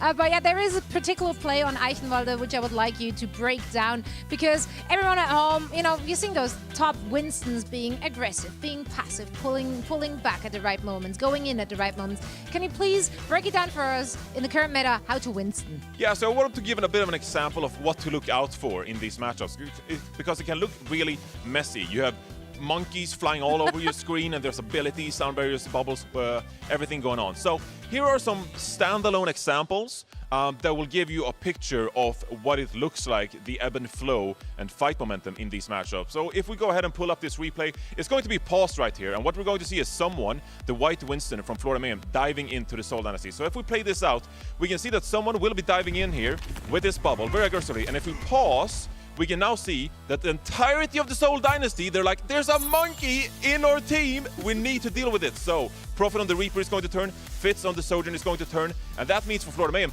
no one is looking at Hydron and Checkmate. So this is creating space for your team. You're creating space for your damage players to not be contested because they're dealing with someone. Now, if we go ahead and play this out, you can see that Surmagen on the Kiriko is going to dive in, pop that bell, make sure that someone stays alive, and they're dropping solo. This is where Florida should have found a pick, but they didn't. So if we go ahead and pause it right here, we can see that Seoul Dynasty, they recognize that these abilities have been used. There is no bell up, there's no Kiriko Sutsu up for the Florida Mayhem. We're gonna use this time to capitalize, so if we go ahead and play it out, Seoul Dynasty, they're pushing aggressive. They're going to use this fight momentum into their own advantage and take space onto the point. Smurf, he dives in now. This is Seoul Dynasty's time to capitalize. They're going to end up picking off Checkmate from the Florida Mayhem because of this result. Now, Florida Mayhem, they on their back foot. So if we go ahead and pause it here, the Seoul Dynasty, they acknowledge we need to win this fight before ultimates come online. You can see Anamo, Surmajed's ultimate charge up in Florida Mayhem's top left corner. It's almost at 100%. It's at 95 right now. Seoul Dynasty, they need to use this man advantage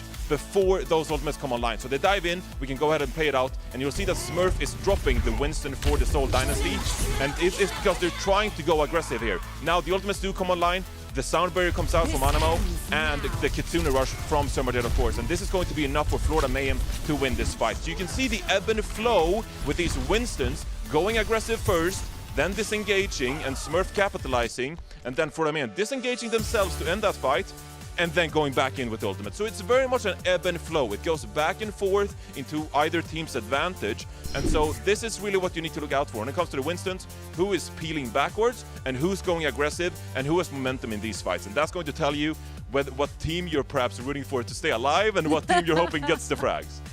You make it sound so simple, but in reality, that's not how it looks like when I'm playing. So, yeah, no, Look, but today we learned. I'm not top 500 anymore either. I'm not that good anymore. I just tell it all. You get paid to talk about it, and you're doing a darn well job at that. So I just felt very educated. Thank you so much, Reinforce. We are now looking ahead to our next match, San Francisco Shock and Houston Outlaws. Heading into that, I'm not quite sure what to expect from the San Francisco Shock. We haven't seen them in the meta, so this is going to be our first glance at them. Houston already played yesterday, and of course, we're also dominant in their very performance with a 3-0 sweep. So let's take a look at Leveling Up presented by Butterfinger. Who do you want to see us taking us to the next level? Well, for the next level in this very matchup, I mean, I would like to say that it's Dante with the Roadhog. But I feel like we have to go the way of Sojourns in this one, and it's for good reason as well. There are two fantastic Sojourn players. Dare I say top 3 Sojourns in the entire league. Proper, statistically, paves the way for so many of these Sojourns. You can see on your screen 11.2 final blows per 10 minutes in the Countdown Cup and 8,000 damage per 10 minutes. That is fantastic numbers. Merit, though, a rookie for the Houston Outlaws. He has made his name playing Sojourn throughout the entire season. 10 final blows per 10 minutes. He's no slouch either. 6.2 charge shot kills per 10 minutes. So you can see that these are two extremely proficient Sojourn players. Those are very high numbers on both sides. So when I see the Houston Outlaws go up against the San Francisco Shock, we can talk about the tanks all we want. At the end of the day, though, the win condition for the Houston Outlaws is Merit needs to step up and take charge of that Sojourn duo. I am so excited to see that head-to-head coming to a blow. Now, let's take a look at our Preds for this one. I feel like those can go either way. Surely there's some Outlaws believers. No. Not a single one. What? They didn't play Nothing? Roadhog. I think there's a bit of, you know, like disbelief there. Like they're playing Roadhog. That should have been a hook for Danny to actually go for that. Yeah, true. I mean, Necra, come on, Outlaws. Necra, yeah, what's going on there? Oh well. Okay, everyone put their eggs in the San Francisco basket. Let's see if they will disappoint or not. We'll find out after a very quick break, so don't go anywhere.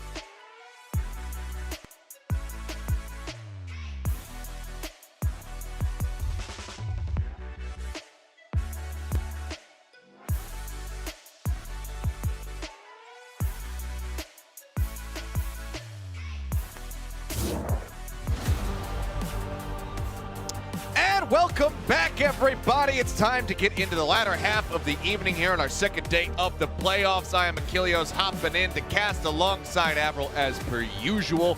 And we have two excellent series to bring you here on the back end of the evening. Starting off for our block, it's going to be the Houston Outlaws going up against the San Francisco Shock.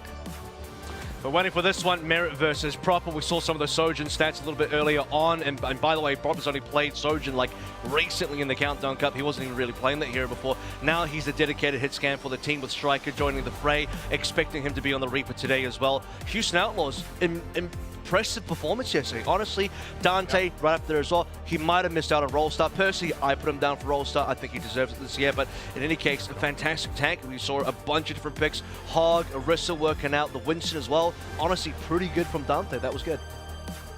Yeah, it was a really good showing. And, you know, we kind of mentioned it yesterday. Seems like maybe a bit of a runner-up for that player of the match because he did exceed all expectations, picking up that Winston and showing that he was extremely comfortable in that regard, where some of the other players looked, who are making that swap, did look a little bit more offset by it yesterday, looking at you, Atlanta Reign. So maybe some things to shore up in their lower bracket run, but it's Atlanta. They'll be right at home down there, and we expect to see them moving forward in the future rounds. But this is all about who's going to be staying in that upper bracket, who will be falling down and be on their last legs. And it's going to be a tough battle. Houston Outlaws, they certainly have their work cut out for them here today. And we have a good idea of how they want to play the game, right? We saw them yesterday, 3-0 versus Toronto, including a 2-0 sweep on Busan, playing quote-unquote off-meta.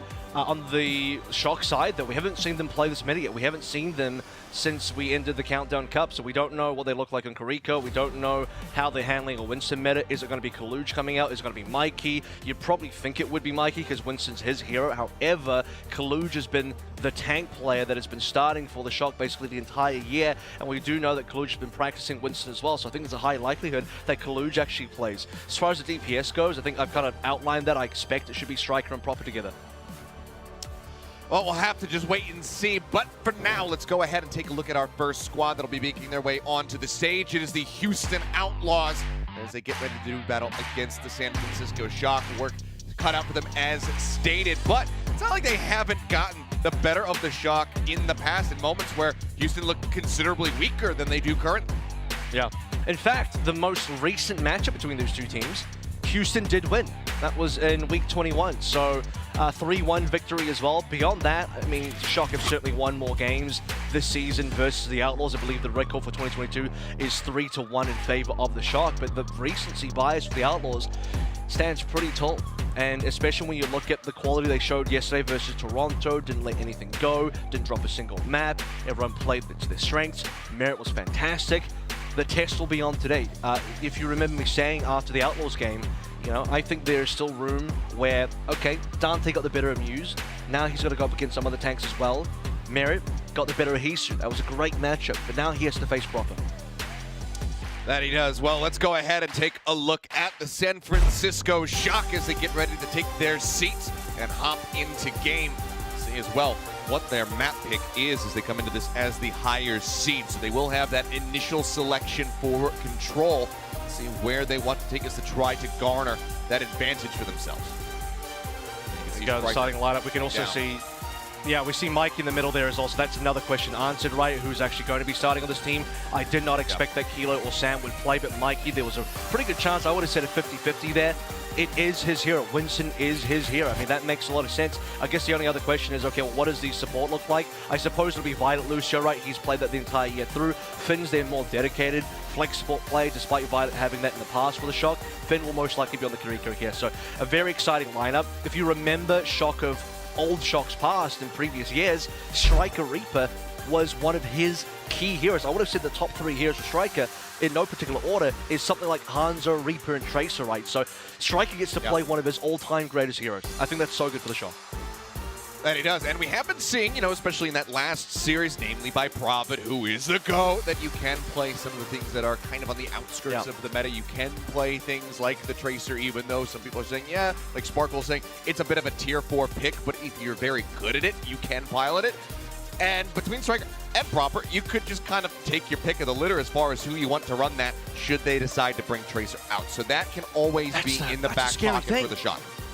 I think you've got like two of the historically best Tracer players right now on the same team in Proper and Striker. I mean, obviously you have some Doc other just has to great pick up Tracer Sabiolbi players and they'll across be the good to board. go. Right, I mean, depending on whether he gets Harmony or not, then we'll see about that. No, I'm kidding. At the same time, though, we look at the situation, and it's like, I think the only interesting thing about the Shock in terms of substitutions is if we get to like a Circle or Junkertown, we just saw a Junkertown between Mayhem and Seoul where Sigma was played, Hog was being played. So I do think if we go to some maps like that, even if Shock actually wants to be the team to pick, let's say they actually lose map 2, and they end up picking map 3 for Escort, they could choose to take us to Circuit. Kaluj comes in on his signature here, on his best hero, which is a Sigma, and that's going to put Dante in a weird place. So look out for that. I still think map 3 could get really tricky. I think Houston would like to avoid those types of maps, but to start things out, it is going to be the Ilios.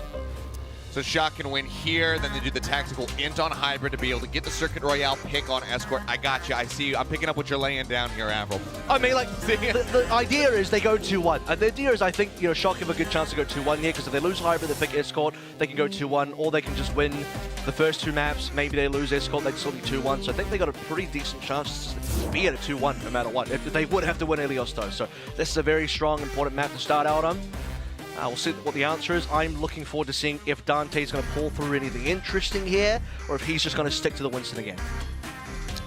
Well, don't have to wait too much longer to find out as we do get ready to load into Ilios for map number 1. Houston Outlaws versus the San Francisco Shock. Both teams battling to stay in the upper bracket. Loser, while their playoff run might not be over quite just yet, it gets that much more dire for them, so you want to avoid it at all costs. 24 seconds, the gates will open, but for now, we're seeing some very meta hovers by both these teams. By the way, just to put it out there as well, the loser of this match when they do enter that lower bracket, they're going to have to face Shanghai Dragons. So while the Shanghai Dragons did lose the Hangzhou Spark, I don't think you'd ever underestimate or count them out. So that's still a dangerous match to go into if you do lose this one. A lot on the line here. The winner of this faces the winner of LA Gladiators versus Spitfire. But gates open to Ilios. Let's take it forward to Ilios. It is going to be Ruins, and as you said, for the hovers, those will stick through. We're going to get the typical mirror matchup. Yep, and instantly everybody just clashing over here by the Mega Pack. Poking and prodding away, but no one really looking to close that distance just yet. Last throw, okay. Close. Don't need to close any distance. In like the first 5 seconds. Angle manages to find one, but instantly the collapse is there from Merit. Creative able to find a killing blow. They pick one up. It's going to be a 1-for-1. 2 DPS down. Respawning, going to be rejoining the fray, but Houston Outlaws cyclical inside tracking onto the point. Pick up for just a brief, really important shot down. Hops down, and Merit up over the top, builds up the rail. They get enough damage down on the Striker, and the body shot is enough to kill. They find the eliminations. Mikey heading for the hills. Houston Outlaws occupy the point, and they lock it down first. We got 2 great kills coming through from Houston. Prophet's gone.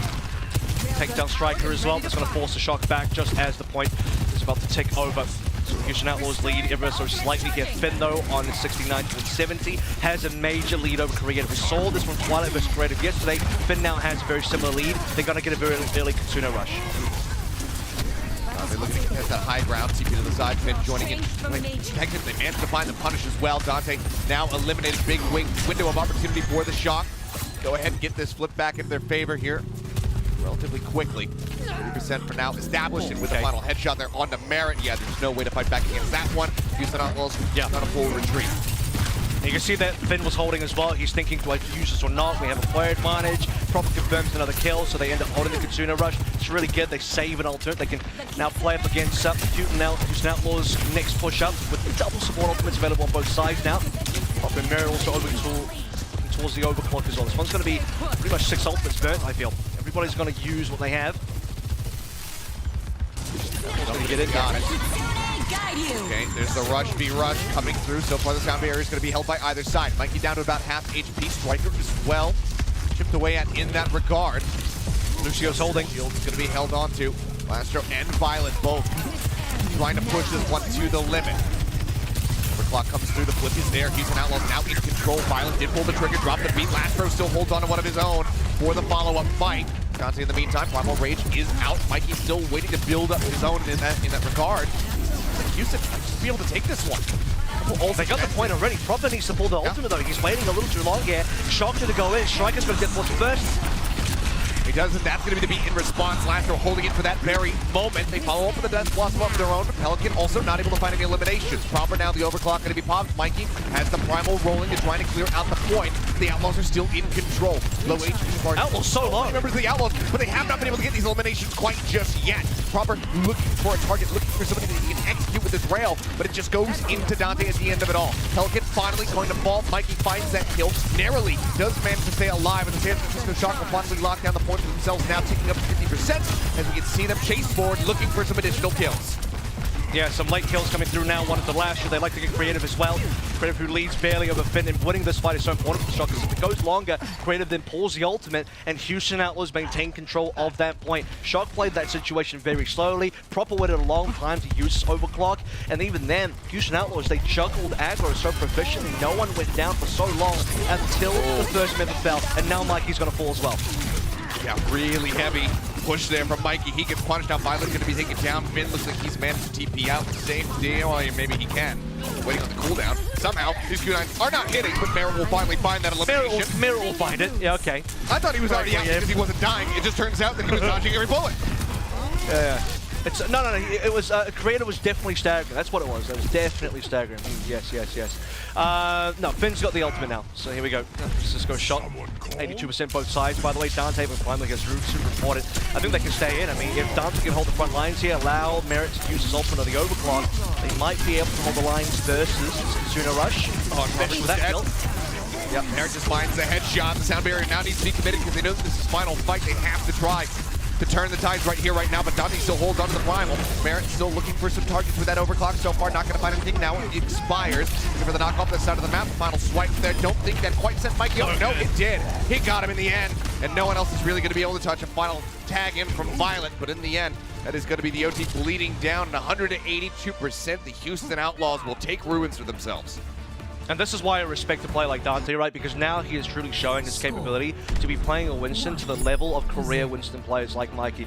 Great mechanics being shown there even on the Primal. That's usually the most difficult part of the kit for a Winston as well.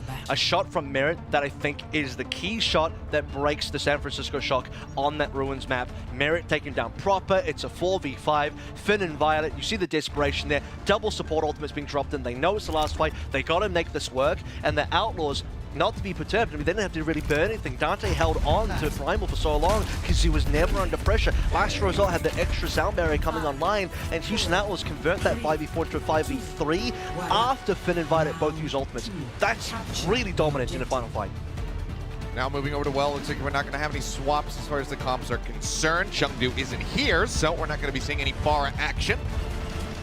Let's go ahead and clash once again, hovering around the health pack. Pelican leading the way. And Proper taking that's down interesting. finding that opening kill, and yeah, now this is going to be a big window of opportunity for Merritt to storm ahead towards that overclock percentage. The Shock just running back as fast as they can. They know the point's still unlocking here. If they get Proper back in time, there is a chance that Mikey jumps in, stalls the point capture. Here it comes now, so there won't just be a cap yet for the Outlaws, but they have positioning. Shock have to try and break through, and that's difficult. And now the cap has come. Very much in control first and foremost yet again. Pressure playing well back. Dante, just holding the corner for now. Push around, Proper looking for the target. Doesn't get the shoulder clip on the Pelican, but it's not the headshot that he desperately wanted. No opening picks to be found quite just yet. Shock rotating around. That's so tough. For themselves. And yeah, he's been building this one up. Lastro's still going to be... They can tempo. They can do it. I mean, he's going to be able to have it actually here to match it. He will have that second beat. Beat now dropped in from Violet. Lastro has it. Instantly pulls the trigger on it. Pelican does receive the shielding. For a second, thought maybe he missed out on it. Given the second pull on the ult, this is going to go the way of the Houston Outlaws. Proper again taken down. Dante gets on top and finds the elimination. The rest of the Shock still postured forward, but might need to go for a reset here sooner rather than later. If we lose one more player, and this push is definitely going to be over. They still, however, do commit the Kitsune Rush to this. They're dropping in the ult, but they need to find some picks. And so far, the HP bars are relatively healthy on the side of the Houston Outlaws. Mikey Primal's here. Dante can respond. He does indeed do so. Merritt low. If they can get Merritt down, there's a advantage for the Shock. Finally, they have the 5v4. Looking for some supports next. They got to flip this one as well. 65% for Outlaws. Yeah, still haven't been able to get this one now. Violet's going to be taken down as Dante uses the primal of his own. Striker holds on to the Death Blossom. Maybe that could be the turning point in the fight, but Pelican just as well has one of his own. Merritt still This is barely ahead of Proper at the moment. There's the death block. The first out from Pelican goes to the back line. Manages to find one. Striker gets one himself. Found a second kill in the fight, but Marin comes up with two to boot. Just trying to lock down Violet, who is playing a bit elusively, just juking back and forth, hides behind the pillar. Will Violet cannot die. But crucially, the shot never got the flip with the point. The Houston Outlaws still hold it. It's now at 93. And if Violet dies there, I think the entire round is over. Shock now have one more chance. They can reach back in. Mikey needs to touch. They got the sound barrier. Proper's got to save the day as well. And he does. Shot goes over towards Dante. It whiffs. Everybody's just kind of breaking line of sight. Outlaws sleep the point. Yeah, they do. Pelican just holding it there with the race form. Keeps it contested. Now they know that the ult is done. That's Dante straight back in onto the point. Beautifully and patiently waited out. Violet again, sound barrier online, but Lastro not far behind. Will have that. The rush is well from Creative online now to match. Mikey taken down to a sliver of HP. The pursuit forward. They're looking for that elimination, but Violet saves the day. The beat comes in, but they still need to find some kills. They still need to find this flip. The rush is coming across from either side. Lastro with the second beat does come in. Pelican going to be taken low, but it's going to be Violet taken down first. Now Mikey, Striker, all in dire straits. The San Francisco Shock are crumbling here in the overtime, which will bleed down ever so rapidly. The final jump in, finished off Finn. They clear the point out, and it is a sweep on, well, 100-0% as Houston Outlaws kick things off with a bang. Ilios is theirs. That's a statement to be made straight off the bat as well. The Houston Outlaws are 2-0 shown on the Ilios map, and like I said, 100-0 on well as well. Very competitive on Ruins, we'll say that much. When you get to well, it starts out with a very fast sound barrier from Violet. That's after, by the way, probably gets picked up somehow by Lastro. But it's Lastro's secondary beats, the slightly later beats coming on through, that give the Houston Outlaws that extra advantage to play through with the longer running sound barrier while Shock's running out of the green HP. The first time it happened, Lastro just happens to have the sound barrier slightly later than Violet. San Francisco Shock probably felt like Lastro didn't have it in time. He does, and that swings the fight over. And the Houston Outlaws never let go of the point. Every single time Shock want to make a play, Proper's coming in with the overclock, whatever have you, Houston Outlaws, their ability to disengage, come back in, wait out that overclock, and then win the subsequent fight, so strong. Statement, as you say, made by the Houston Outlaws, but can they continue to back it up, or will the Shock be able to reply? Grant, that was their map pick on Control, but now they're going to have another one as we get ready to go into Hybrid.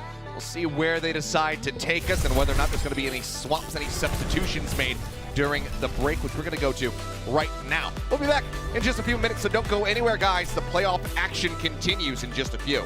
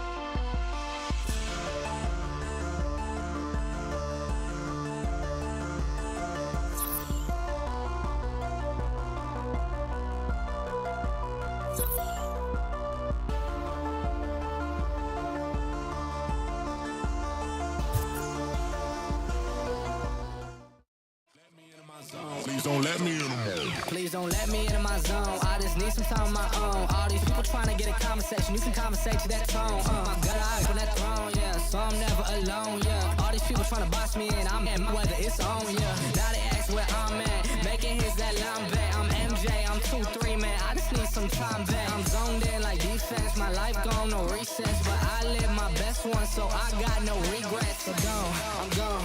Finally back in my home. I'm working like so much. They swear I had me a clown.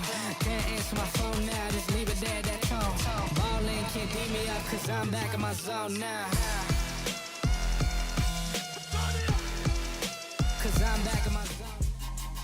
And we are back. Houston Outlaws, the hype video, and there's a good reason to get hyped up. They have taken map 1 over the San Francisco Shock. Ilios was theirs, and it was pretty damn clean. And Creative in particular, interesting stat line I have for you all. He had 0 deaths on that entire Ilios map. Didn't die at all. Boom, there you go. 24% crit accuracy as well. I think that's reasonably high.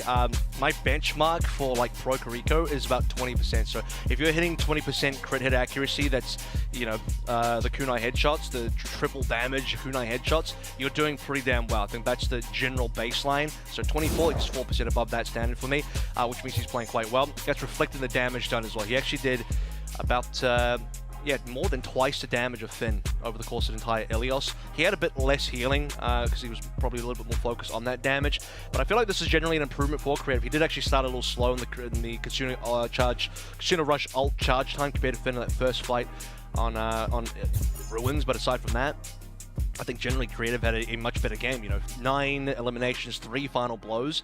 And we'll talk about this substitution in a hot second. But the 3 final blows, by the way, fun fact, 3 final blows is the highest number of kills that any player in the Shock got on the entire map. So Proper had 3, Striker had 2, Mikey had 3, and then Creative had 3. But there were a bunch of players like Merit who were like 6 on the other side.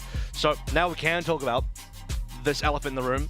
Mikey has been instantly subbed out. Krusty, maybe not a fan of what he saw on that first map. He's like, all right, let's change it up.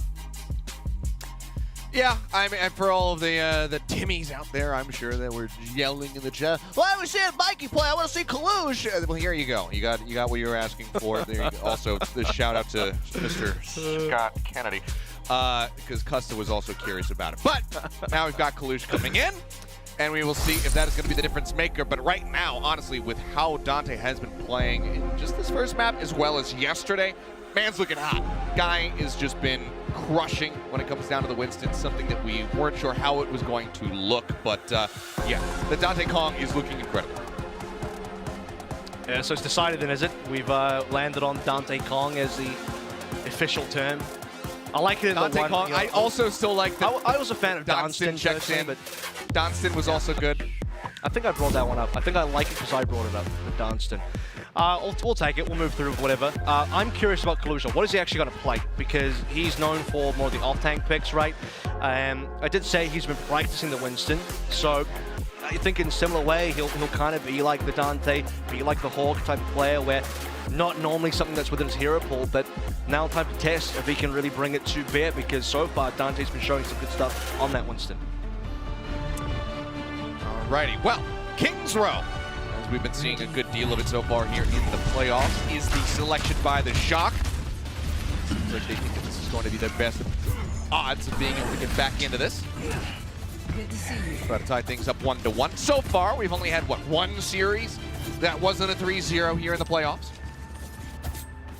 Thank you, Dallas and Spark. Very based. Yeah, thank you, Spark. Very based matchup. A map. But even with the 3-0s, the series have been damn exciting all the same. I gotta say, so I think of the 4 games we have today, this, and I gave a little bit of benefit of the doubt to Spark. I think Dallas would very much favor that matchup, but I think this is now the Houston Shock game, not just because Houston's already won a map, but even coming into this, I felt like this could have some real fireworks, and we're getting a taste of that already. The 1-0 start. Kaluch is obviously going to be coming out of the Winston. That is the flavor of the month, flavor of the playoffs, current tank hero pick. Maybe on map 3 you can see something different, but for now, same mirror that we've seen plenty. Outlaws getting aggressive. There's already a lot of space given up. They're going to try to counter-rotate through with a hotel kit in behind them. Dante does get taken dangerously low, does manage to survive, however, and already a ticket's going to be snatched up here on the point by the Outlaws. The Shock have to step to them to try to go ahead and counteract this and keep it contested. Way to the second tick now, as the bubble comes down. Dante again getting tagged up, but healing just getting pumped out. Creative trying to keep pace. Finn right now is going to be leading that charge. TP to the side, as Striker goes TPing forward, trying to get on top of the Kira going. Just playing elusively. Now the Shock will occupy this point. Proper gets a great headshot there on the Pelican, much needed. For them to try to go ahead and maintain control. Finds the second kill, and that's much more of the Proper than we were anticipating here in the set. And Striker will also find a final little pick off. Yeah, just to slow things down even further, Houston Outlaws eventually get away. Creative dying here as well is fantastic in terms of slowing them down for the Shark Red. That's what they want. Been already holding on to that Kitsune rush. Violet in position to be able to match Creative when all is said and done. Question will be, do Shock want to get super aggressive here, or are they going to hold this ultimate, wait for Outlaws to push up first, and then respond to Kitsune rush? At this point, they should know that Creative is basically caught up. So it's going to be rush versus rush. Rushes are out, Beat's still going to be held. That's for holding. Opens up. Does have that overclock at the ready. The bubble comes down, blocks a lot of that damage. Trying to continue to pursue forward around Dante down so very low. The sound barrier now in from Lastro to go ahead and keep him alive, but now they need to find some picks of their own. Violet still holds on to this beat. He's going to go ahead, drops it in, shielding goes out. Now Outlaws still going to be held at bay. They get up to just about 83%, but Dante gets taken down again. Striker finding value. Houston Outlaws once more are going to have to reset. And Shock don't get more than that, though. Remember, Shock used 3 ultimates. Now Pelican gets the first kill to Proper. That's 5v4. Right. And Shock don't have much to respond with. Kaluj might be able to just slow this one down with a Primal. Striker could. Death Blossom here, but Pelican's got it as well. Jump comes in. Kalushi does have that Primal to go ahead and bail himself out. No! Finn, he TP's right into it. He thought he was coming to the rescue, but in fact he delivers himself unto death. Drops to the Death Blossom, which finds 2. Both the supports taken down. Now it's still going to be over 4 minutes in the time bank here for the Houston Outlaws. But given what we've been seeing this weekend so far, just 2 days, this is a fairly weaker time bank. There was a lot of exchange happening on A. It was very back and forth with a long neutral into multiple ults exchanged. 6 ults exchanged by the end of it when all said and done, capping A. The way Outlaws played that one, slowly holding their beat. I thought it was risky, but Lasher ends up getting mad value on it. Was pretty decent now. Striker goes in with a Death Blossom.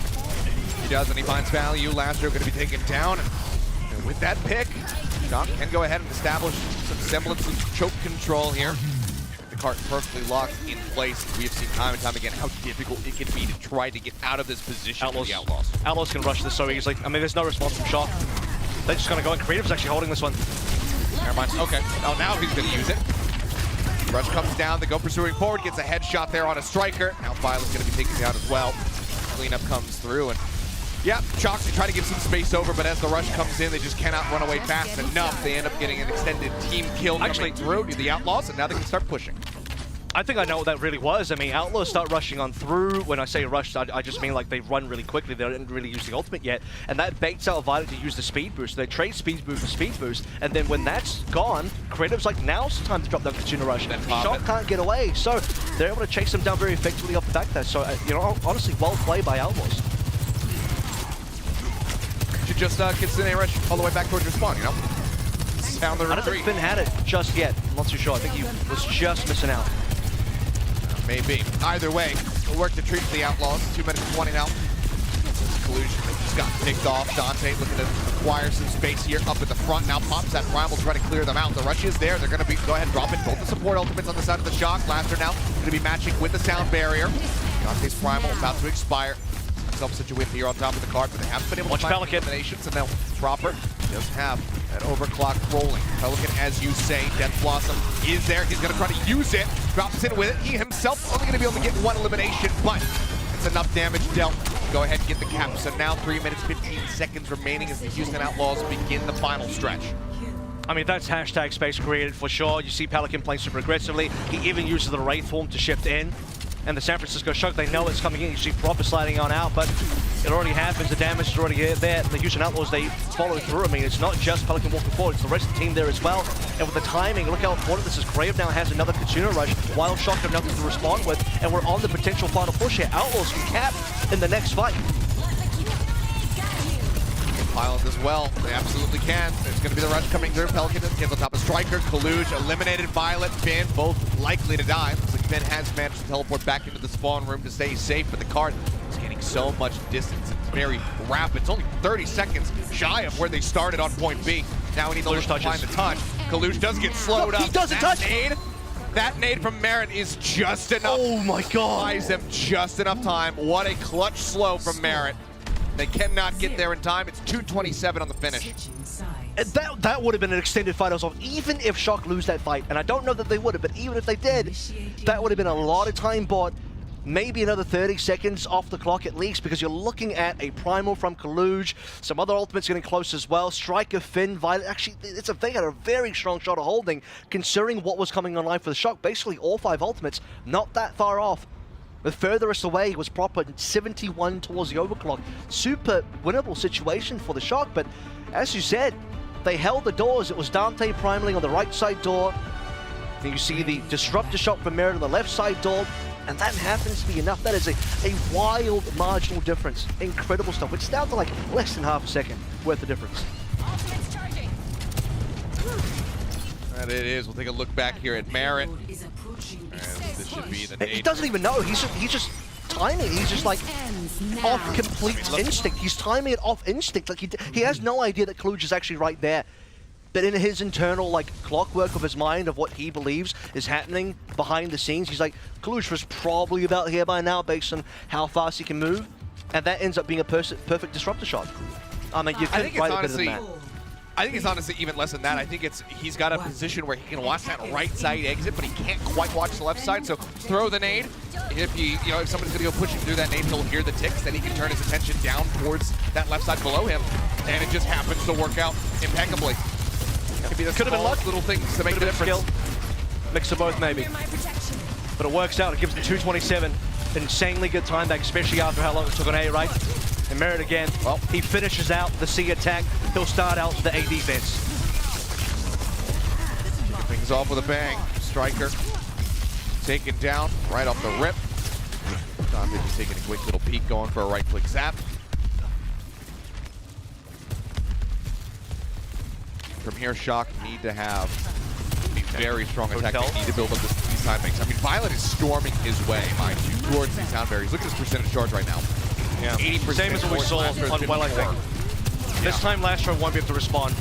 Creative might catch up. Finn's also doing a lot of work here. So Shock have taken a lot of damage. They got the first take as well. Outlaws give that one up. Manages to take that for themselves. Pelican eating just a bit of damage there. Sound barrier builds up. Violet pulls the trigger on it. They want to try to go ahead and get this cap right here, right now. Form going to be used by Pelican. Now Merritt going to be taken out. Proper finds the kill. Barrel shot to the chest, gets the elimination. Dante down low, 9% shy of having that primal online. So far, Pelican is only able to answer one back on the Striker. Creative getting hounded down. Lastro stuck here at the statue for a second. I thought he was actually dropping the beat, but crucially, he does hold on to it because he's going to need it to get ready to try and defend in the archway. And that was that one missing beat that makes a difference as well. Proper multi-frags there. To be fair, like 3 of those were clean up, but he got the opening kill. That was important because when the Kitsuna rushes are traded in, and we're rushing towards that statue side of things, Houston could technically still hold on there. They can build alternates. If Lastro then finds a sound barrier in that fight, Houston actually turn it around, and I think Shock lose that fight. So the fact that Proper gets a kill enables a 5v4, and then, Outlaws just can't do much about it. Too low HP. And they have to back on out. In this case, backing on out means they just lose the fight and go back to the spawn room. Yeah, pretty big win there for San Francisco Shock, but Outlaws now have 4 ultimates. Death Blossom is going to be used here in the side room. Pelican Striker baits him. Hoping that they were going to come in a little bit deeper there, but yeah, he just kind of dipped his toes in the water and then dipped straight back out. So ult going to be burned with no gain whatsoever. That's 3 ults from Outlaws, and now they lose the beat. Yep, Lastro again taken out. Dante tucks back inside, grabs the mega pack, goes back in and contests a little bit longer, but doesn't live very long at all. Ends up getting focus fired down. The cart can continue to push forward as Proper just looks to finish off creative, and he does. And this is exactly the kind of pace that Shock needed if they want to match. Yeah, I mean, dude, Proper angry now. San Francisco Shock losing that point on C the way they did, and now they are storming through Kings Row A and B.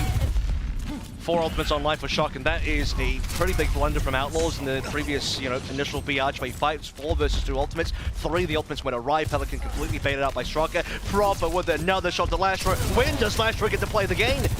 I don't know. I think right now I'm fearful though, because when he does finally decide to go ahead and drop this beat, in all likelihood he is going to get headshot by Proper once more. Completely Ajax the whole damn thing. Striker now, Death Blossom going to be unleashed. Pelican eliminated. The cap is there. Proper scoops up 2 eliminations. Now a third as Merit will fall. And Lastro will Creative rushed as well. be the only one left standing. Creative rushed as well, so they lose the rush in that exchange. It was 2 ultimates from the Shark, 2 to 1, but you take that to get the the kills and to be able to get that cap in there as well. Strike a great value on the Death Blossom. Lastro, by the way, that's still the same sound barrier from the start of the defense on 8. Still the same one. Meanwhile, Stein gives what, 2 or 3 to play with. I lost count. Just been, he throws him in. crushing it as far as the build time is concerned. So take notes, Lucio mains. Whatever Violent's doing, that's what you want to be doing for yourself. Well, for now, Play flex support for 3 years and then swap to main support. That's what you should do. Is yeah, exactly. Note of that. Yeah. Just be a god at the game. You know, have 4 accounts and at the top of the standings. If you can do that, then you can do really well in your comp games. Yeah.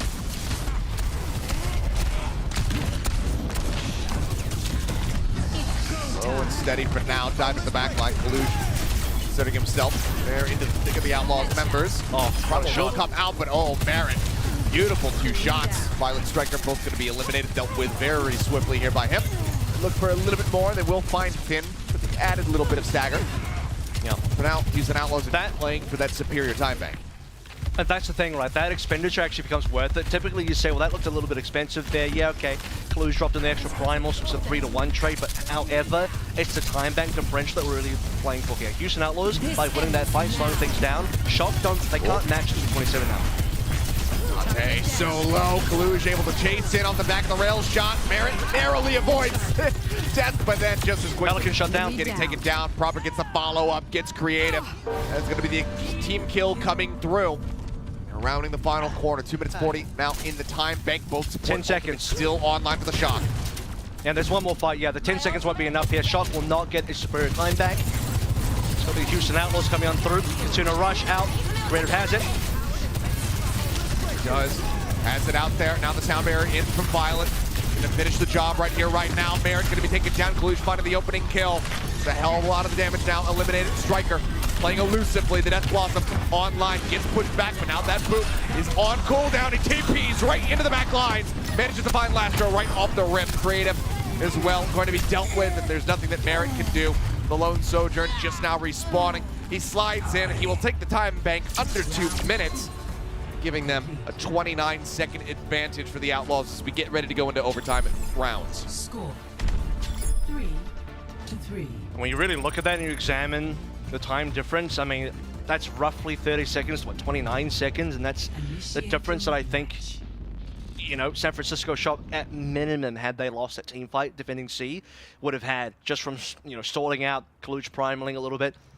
So the fact that Houston sneak away that cap, force a C9 via the Disruptor shot, which is the first time I've really seen that, will give them a reasonable advantage to play through here. Now that 30-second-ish kind of advantage can disappear very quickly if Outlaws are not able to get enough done there. But even just defending first, I feel like there's a pretty good advantage here to play through. So run back this A offense, and to remind everyone of how this went for the Shark, essentially they did a long rotate through the Alderworth Hotel. We swapped sides entirely. Outlaws had Statue, Shark had Archway, and Shark eventually, they snuck in a single tick even, and then Violent Finn had the earlier support ultimate, so that's how Shock capped A. Alrighty. Gate unlocking in 15 seconds. Shock first on the attack, a minute and 58 to work with. A fairly successful first go at it. Able to best the initial time bank of the Outlaws with that A cap. See if they can do it again. So we're not seeing any adjustments whatsoever. No time for cheese, no time for cheek. It's all about playing the meta. Trying to outdo your opponents. That from the shot, getting an immense amount of value around the backside of the statue. Displaces for just a moment. This first rail from Robert could be a difference maker. Just line up ahead.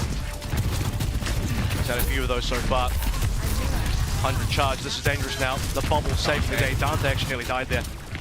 Yeah, he and Kalush both taken very low. Limit testing as best they possibly can. There's the push through the hotel once more. Shock trying to decide how they make their move. Waiting for any kind of openings they can possibly find. Proper nearly eliminated. Dante won. Dire Straits needs to get some healing. It's taking low and Merritt. He's going to be able to find first blood here in the OT. Gets a second one to boot. Pelican gets involved as well. Finds Finn. That's the first volley dealt with.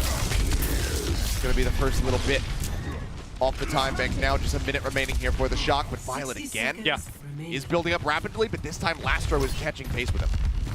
And Finn's not, well, he is 10% ahead of Creative, but I think Outlaws can sort of last long enough for Creative to catch up. It's a huge amount of time to be lost here. Shock basically onto last attempt here. I mean, unless they lose super quickly and reset again, this is it. This is the push. Finn's got the ult. Merritt. So he opens. Take it down, Proper himself still low, and Dante will be able to find the elimination crucially moments before the sound barrier shielding does come in. Support ultimates across both sides, everybody matching. Dante, Primal Rage online, ready to pop it at a moment's notice. Kaluj 9% away from one of his own, but Pelican gonna be taken down, and he nearly had that Death Blossom up. That could have been a major difference maker, but Dante still gets into the back line. Manages to get a trap there onto Finn, finds the kill, now pulls back, dropping the bubble so they can safely exit back through the archway. They're going to have to surrender a couple things, but they can go for the recontest. And they are, because Dante is still alive here, by the way, still ultimates online for Shock. This one's going to get really interesting. Mirror comes through to overclock, Missile Hands. Where the shot? Striker! Oh, the damage! Kaluj goes diving forward, Striker's right there with him. The Death Blossom finds two. Lastro and Merritt absolutely assassinated, and that's going to be the cap on A. Wow. Great last attempt from Outlaws. But Striker landing on a ton of damage. Merritt actually not getting the Valley. Where was Proper? Currently, he's all the way up here. Really far ahead, looking for some rail charge. San Francisco Shock, I mean, at this point, if Proper just finds it, so if he gets some rail charge, finds a snipe, Shock get a lot of free push time. They're trying to maximize push here. Very limited number of opportunities for them to still get some push in. Dante melted. Tag down, the overclock goes through. Striker has the follow-up shots. They get the kill. Merritt stuck into the corner, just knocked there by Kaluj with the primal, and Proper's able to play off the back of it. Alley-ooping the kill for him. It's another team kill, and the cart will continue to push. Shock looking to make the miracle OT run. And it's the extra, you know, push here now that really makes up for the failures of that first minute and a half of pushing for the San Francisco Shock in terms of A. They didn't get much done on A. But after capping, they're now getting some serious work done on B. And the Outlaws, they need to find a solution. Pelican has a Death Blossom, but how do you get him in? Creative looking for a kill. He's got one. He's got the Suzu, and he's got a rush up next. That could be it. I thought maybe he was just going to pull the trigger on the Death Blossom, but now goes in for it. Does get pushed back for a brief little moment. Striker goes into the raid form, keeps himself alive, but as that expires, Merritt will strike him down. The OT bleeds away as they clear the cart, but considering that they had the disadvantage coming into this, the San Francisco Shock are going to be feeling rather comfortable with the distance that they were able to acquire. They just have to hold off for 2 minutes and 27 seconds to be able to tie this up. Yeah, for sure. And based on the distance here, it's super doable for the Shock. I think if they just managed to cap A, but then sort of, you know, lost the initial fight in the archway or something like that, and the payload didn't really get in distance on B, this would be definitely in the hands of the Houston Outlaws. It can still be in the hands of the Houston Outlaws, but a lot of serious work needs to be done here because that was some great snowballing coming from the San Francisco Shock after capping. Really setting the stage now to have a great defense. Even if the Shock lose A, the distance they gain on B should be pretty defendable too. Well, now, Shock got to be ready to be strapped in for this defense. Very well could be a hole today. You can see this is the setup from Striker. Sneakily got himself up onto the high ground. We'll see the engagement come down from Kaluj. Yeah. Kaluj draws the attention. Striker drops in from above, and the Death Blossom absolutely wreaks havoc. And this is one of the things that people watch plays like this and they'll be like, oh my god, he pressed Q, that's so impressive. But it's about the timing. It's about the decision making and setting up a play. It's also about like the impact. To make it work. He shut down Merritt. And also just shut down Merritt. You can't just die when you go for those plays. We've seen it this weekend. I think Outlaws would have had the potential retake, you know, if Merritt was alive and managed to get the rails in. Striker shutting him down is everything. Shock are getting very heavy in front of Outlaws' face here. They don't want Outlaws to really touch the point at all, but Shock will leave a little of that space now. Oh, getting Proper. Wow, that would have been a monstrous pickoff, but can't quite finish him off. The Shock, however, are going to be contained back in the archway as well as the hotel, but now that they get topped up, they're going to start pushing forward, trying to retake some space, not surrender the second tick, but Houston Outlaws will be able to grab that all the same, and give it the time advantage. That's still going to be rather good for them, but Dante ends up falling at the end. The rest of the team either needs to die, reset now, or try to get the hell out of there. You can see the Striker cut off their exit. Yeah, TP is right in behind them. So Lastro will be able to make it out. Pelican, the last one to fall. Okay, and that's definitely the 30-second advantage gone now. We're down to 130. Houston Outlaws. Looking at the ultimates, Creative this time is very far behind Finn. I think that was kind of the case beforehand anyway, so we're going to get into first ultimates here with Finn and Violet arrive just that much sooner than last run Creative, especially Creative's current charge. That will make a difference yet. They can looking to challenge the corner. So ticking up again now at 76.6%. Creative further behind. The rush now going to come out from Finn. They go pushing forward. The rail shot is good. Proper assassinates Merit in midair. Looks for a little bit more and just hold on to this ultimate. The reset needs to come in right now for the rest of the Outlaws. Lastro low. Barely breaks around the corner to keep himself safe. Creative continuing to play forward. Doesn't have that bailout, but he is playing with fire. And it's so important that Prob actually held on to the overclock as well, because now they can be popped for this fight. This is going to be a really big one. But for Outlaws, it might be the final one if they cannot cap, but they do have double support ultimates. They finally had that rush available. Here we go. Creative goes in.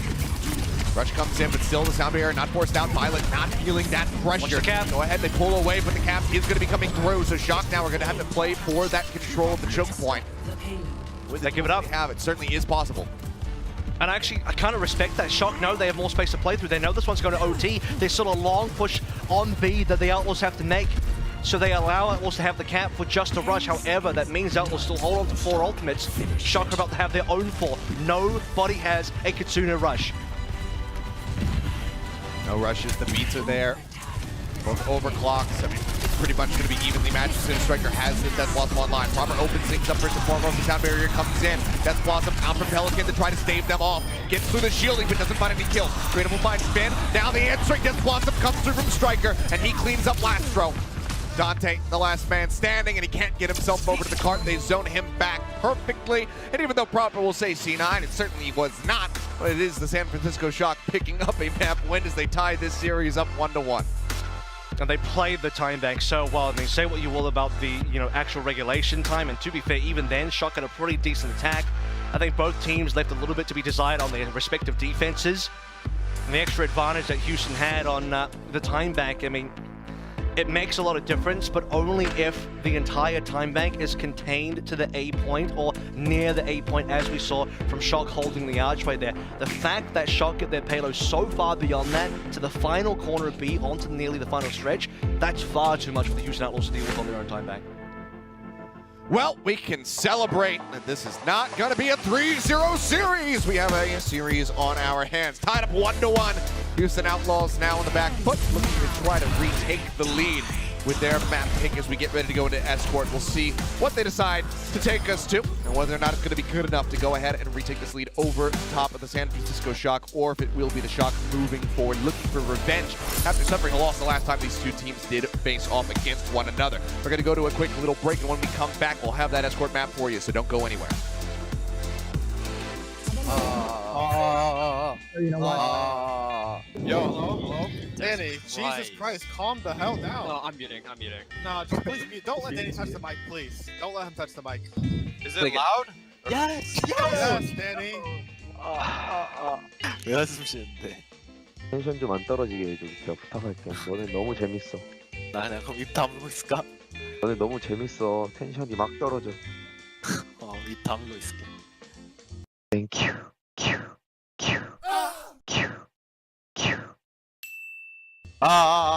Whoa. Yeah, you're good. Oh, This is Kev. This is Kev. Kev, sir. This is Kev, sir.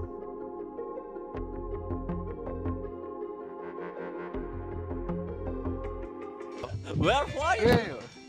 Who are you? Where are you? 젤라스 큐리오 막 이런 거 하겠네. 아 우리는 왜 저렇게 안 해줬어? 우리는 이제 홈이 아니라 하지. 온센데 특혜야 이게. 얘네들 홈이잖아. Yeah, there be so many Dallas fans. Look at them Fuel fans. Imagine being a Fuel fan. Hey, look, if they're on, can they shut up? I went. 레디 준혁이 형이 치자. 준혁이 형 심판 다 이겼어. 야. 응? 야. 뭐라고요? 야. 견디라고? 이기자. 아. 이기자. I need a motivational speech right now. Hey!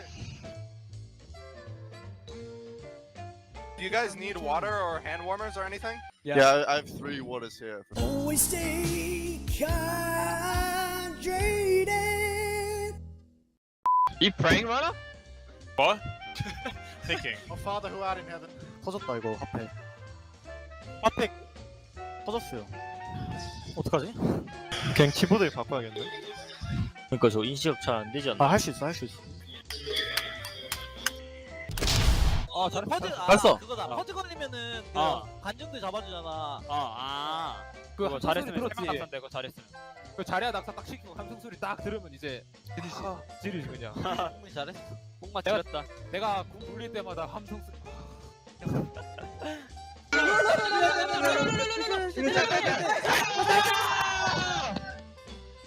야, 리퍼. 나이스. 맞지.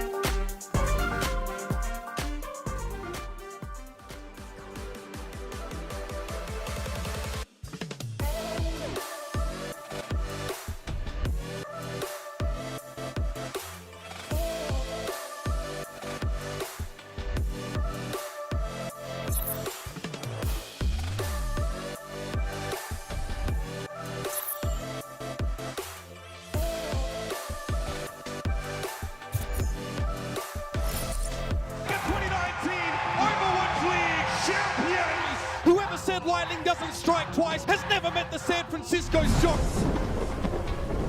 Just the depth of talent on their roster that can't be denied. Some of the most hardcore carry performances that I've ever seen. This is going to be a wild ride. Somehow Violet's going to come to the rescue, get a double kill. Toulouse says, how about that one, Chief? See you later. Dude, his aim is so crispy. Finn doesn't miss those. Holy cow. A stick on Hardy. Striker's able to bring the Titan down. Sam straight to the backline, insta-killing. Oh, Mikey! Pop up the pulse. San Francisco, the greatest team in Overwatch. And welcome back. Now listen, chat. I told you this yesterday. I'm not going to tell you again unless I'm contractually obligated, which I might be during this playoff run, but get your Clockwork Zenyatta skin while you still can. It's a limited run, November 15th, and then it's gone. So what are you doing? Get off your butts. League tokens, buy them. Buy it. 300, I think. I forget the value. Anyway.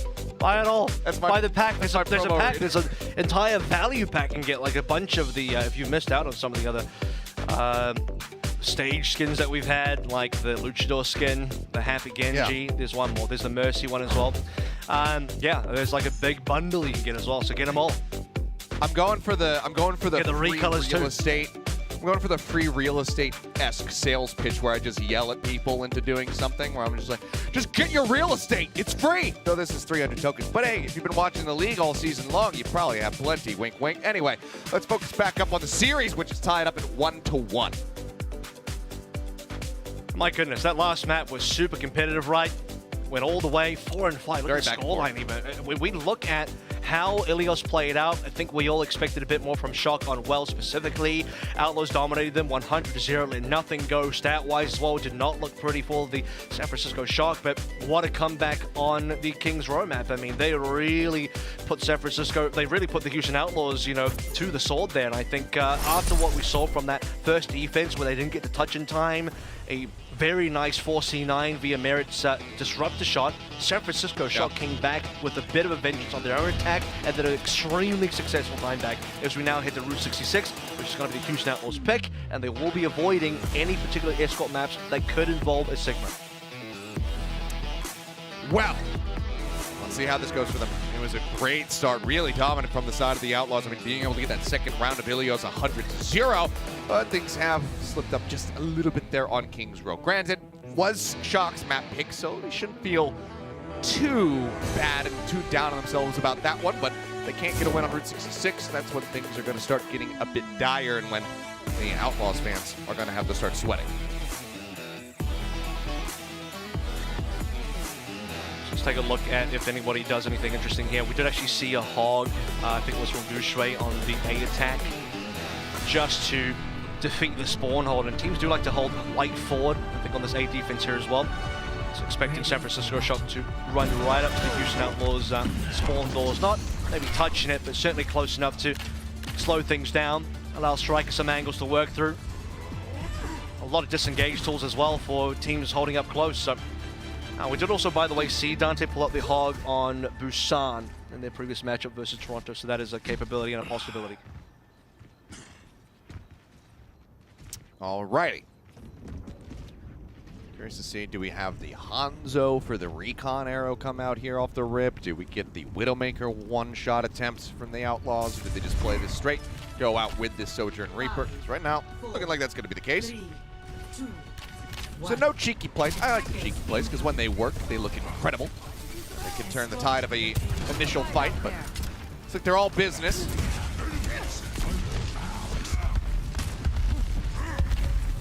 Shock playing this one safely. Outlaws will find the first corner without too much issue here. As I think both Proper and Merit would like some opportunities to charge up these early rails. We've seen plenty of those open up. These points, Proper's had some, Merit's had some as well. This will be Outlaws making the first move.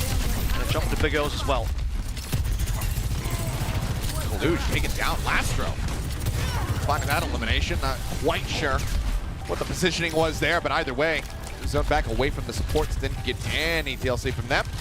And with that kill going down, that's the Shock having to play well back here into the canyon. Striker just going to be TPing back across the opposite side and make sure that he doesn't get hit by anything.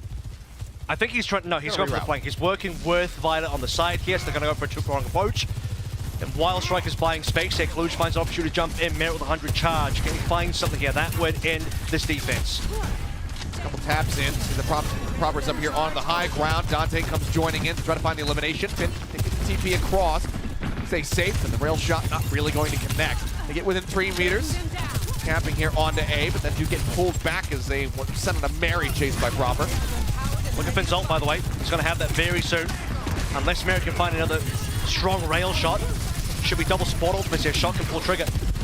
Yep, any kill, any ult could really be the tipping point here, but now it's going to be support v support ult available. Proper does have the advantage towards that overclock if he's able to stay alive. Currently going to be hovering down below half HP. Merit finds Finn as the rush comes out. Takes his head off. Violet for now, still going to be holding on to that beat. Gets sinking lower and lower, and Dante will just juggle him around. So good on Violet to go ahead and hold that ult. Knows that he would have died. Jackson had tried to pull the trigger on it, so ends up getting cleaned up due to the Shock. They drained the time bank by about half, but now it's going to be that 2.5 minute bump up. So 4:25 in the time bank. And I think we're playing a little bit of ult chicken game here as well. You see the Shock not wanting to pull extra ultimates into play. I kind of felt like maybe Proper would throw in the extra overclock that would force Lashro to ult. Merit could then possibly go for his own ult, and Violet would respond with the sound barrier right. Currently we're seeing a lot of sound barriers being thrown in response to overclock specifically. But here, Shock, I mean, they just barrel through. Oh, Proper. By the way, takes a huge shot. Merit took him to one. Okay, well, they say, yeah, let's contest the high ground, and the Outlaw said, thank you very much. Pleasure doing business with you. What a wife. I'm Pelican, yeah, just invests the one ult. Cleans up 3 people in the other fight. thing is, the cart can continue to glide forward. Typically, when you're the defensive team and you lose A like that, and you say, okay, we're going to hold on ultimates for B, you're looking for very early fights, a lot of value there. You see Pelican finishing off Proper. It was Merit getting the initial shot, dropping Proper to 1, that then allows Pelican to get the cleanup. And we're right back into it. Fight starts once again, Merit finds a follow-up. At the overclock. Okay, this is going to be 3 kills for him. Looks for a little bit more, does spot Violet out. Finn out in no man's land, gets taken down by the right click here from that could be the cap. That pick so far is working out beautifully from the side of the Outlaws, as you say. Could very well be the cap, but still over 3 minutes, so this would give them another 4.5. They got to get there now. Is a disruptor shot going to slow this one down? Sound barrier, they want a Shock. They know they got a touch. Still got a primal there to play through as well. Yep, answering beat comes in. Violet hovering around a half HP. Slowly helps himself back up, steadily channeling that healing. Proper finds 1. With Dante falling, that could be the turning point, especially with Kalush finding a 3rd here in the fight. So the support's going to be the last one standing. Creative, they could try to stagger him a little bit. So go ahead and show a bit of mercy, kill him off, and I gotta say, successfully hold. That is the first actual San Francisco Shock defense that we've seen this entire defense so far. provably by the fact that you see how all those Outlaws players just died. That is all of their first deaths. They actually hadn't died yet. Everyone just had their first death right now for the Outlaws in that fight. That's how long it's taken. So Shock finally got a defense going their way. First time they actually reached the Outlaws. Well, Creative does have the advantage here. The rush is going to be used. Everybody from the Shock is sitting up here on the high ground. Striker now going to be dropping down. Does get the cart contested. Violet, however, going to fall. And as soon as the Wraith walk is done, Merritt will go ahead and just put a rail right through Striker's head. And yeah, there's the cleanup. There's the cap. 3 minutes 25. And here's the problem with that line of play from the Shock, because I think it would have otherwise been correct, right? They just want to hide away from the Kitsuna rush. They have full high ground control. They don't want to contest. However, the payload is about to cap, so they're forced to go in. Shock cannot hide away from the Kitsuna rush. They must contest, and when they do, they get wiped out. Houston Outlaws, instantly after being reset, right back on the horse, right back into action. Still got 3 minutes plus working through on the C time bank. And there's the rush, but Pelican looks to counteract it, drops down with the Death Blossom, finds proper, and Kaluge is eliminated on the back end of that fight as well. Shock tried to step to the Outlaws, but they end up getting shut down. Unless they can turn something here right now, but it's only going to be Creative as a casualty for the Outlaws, and he can rejoin so quickly as he's just now respawned and can TP right back in. This momentum doesn't stop as well, because Merritt and Lasher still have ultimates to play through. Violet's the only one that can really put an end to it, at least delay long enough for proper Striker to get their ultimates in. But Shock has just been losing these fights in such dramatic fashion. Like Outlaws, when they're winning so hard as well. So now it's Merritt time to frag. They beat it from Violet, shields up the whole team. Merritt trying to get this shot across the Robert, unable to make it happen. Striker now holds on to the Death Blossom, unleashes it. Will find Lastro, finds Dante to boot. Once again, Shock will be able to steady themselves and find a defensive hold as they clean up the team. Widely, still going to be feeling pretty damn decent about it, given that Finn is going to be on the way with that next charge here in just a little bit. Striker's been reliable, old reliable Striker, finding Valley on the Death Blossoms, his ability to get in with the Reaper. And now the San Francisco Shock, without having to burn extra ultimates off the back of that Death Blossom, and also, while they did use a sound barrier, responded to by Lastro, Shock will hold for now. Oh, look at this, Dante now jumps into the back, but all of Shock just go forward. They say, okay, we'll just pick apart your back line.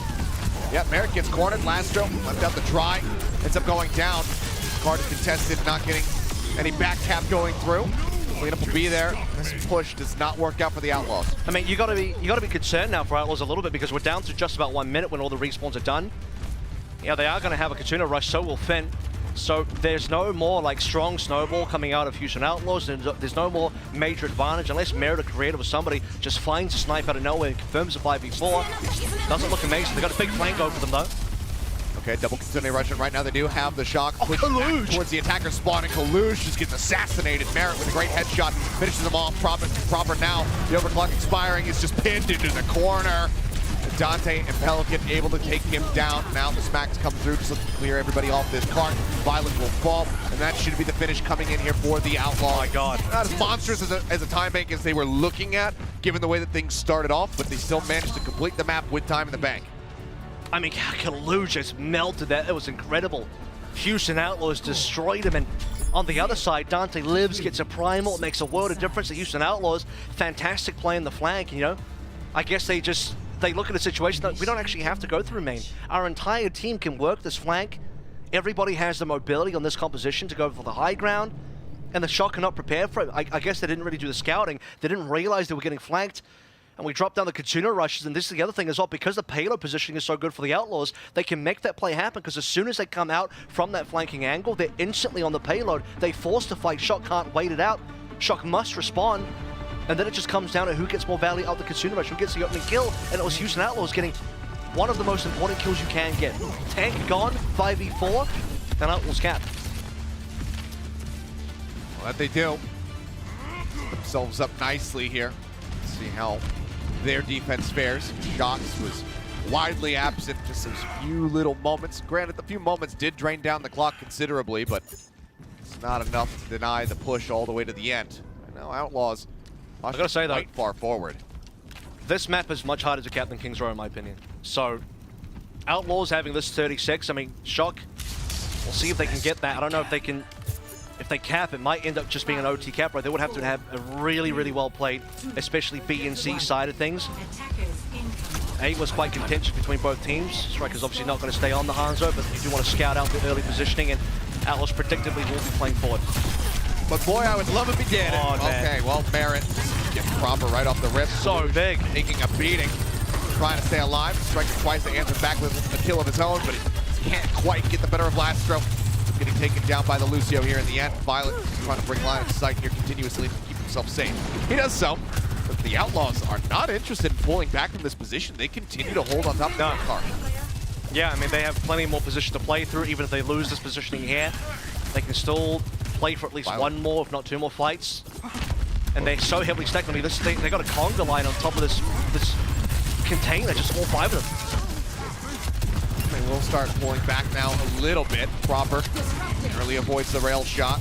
Disruptor shot goes out to try to break him out of the position, but Proper finally finds an opening.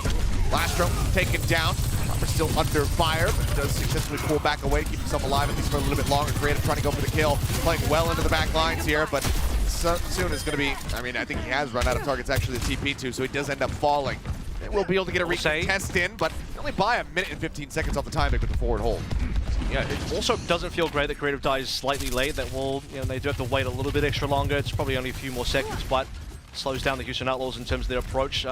They will still get a pretty reasonable defense. Ultimate starting to come online now. Creative, despite dying, is still slightly ahead of Finn, but they'll both have the rush at the same time. Their payload distance, not even really past Big Girls yet. Blue's dead. The sound barrier not catching him. Dead just a moment before. Merritt for that mid-air shot. This time not quite going to connect, but again, the Houston Outlaws with one little pick. They managed to gain control of the cart, keep it locked in place, and that's half the time bank now drained. And timing-wise as well, speaking of, it's the fact that, like you mentioned, Violet doesn't save Kaluj there. Kaluj is on 91, doesn't have the Primal to save himself. Just gets killed. Dante's in trouble, and he'll just Primal out of this. Okay. A bit risky there on the initial dive in, but he does get the pop going through. The Kitsune rushes out from Finn. Striker, however, taken down. Merritt with a rail shot, finds that kill. As the overclock pops, looks for a little bit more. Push to the side, turns his sights towards Proper. Able to find the tag. He's looking for another target, and he's going to get pinned at the very end. Proper now out no man's land's going to try to slide away, but it's easy pickings here. What a defense. Missed the Primal to this fight. Now he's just going to be taken down. Another successful hold, and just a minute and 25 left to go for the shock on this push. I mean, Merritt's controlling the game so well. He is consistently getting opening first bloods, putting the pressure on the San Francisco Shockers hard, because now even when you have Proper using overclock, Lastro has saved the sound barrier just for him. I think it might have to come down to striking. He's got to find a sneaky Death Blossom again. Okay.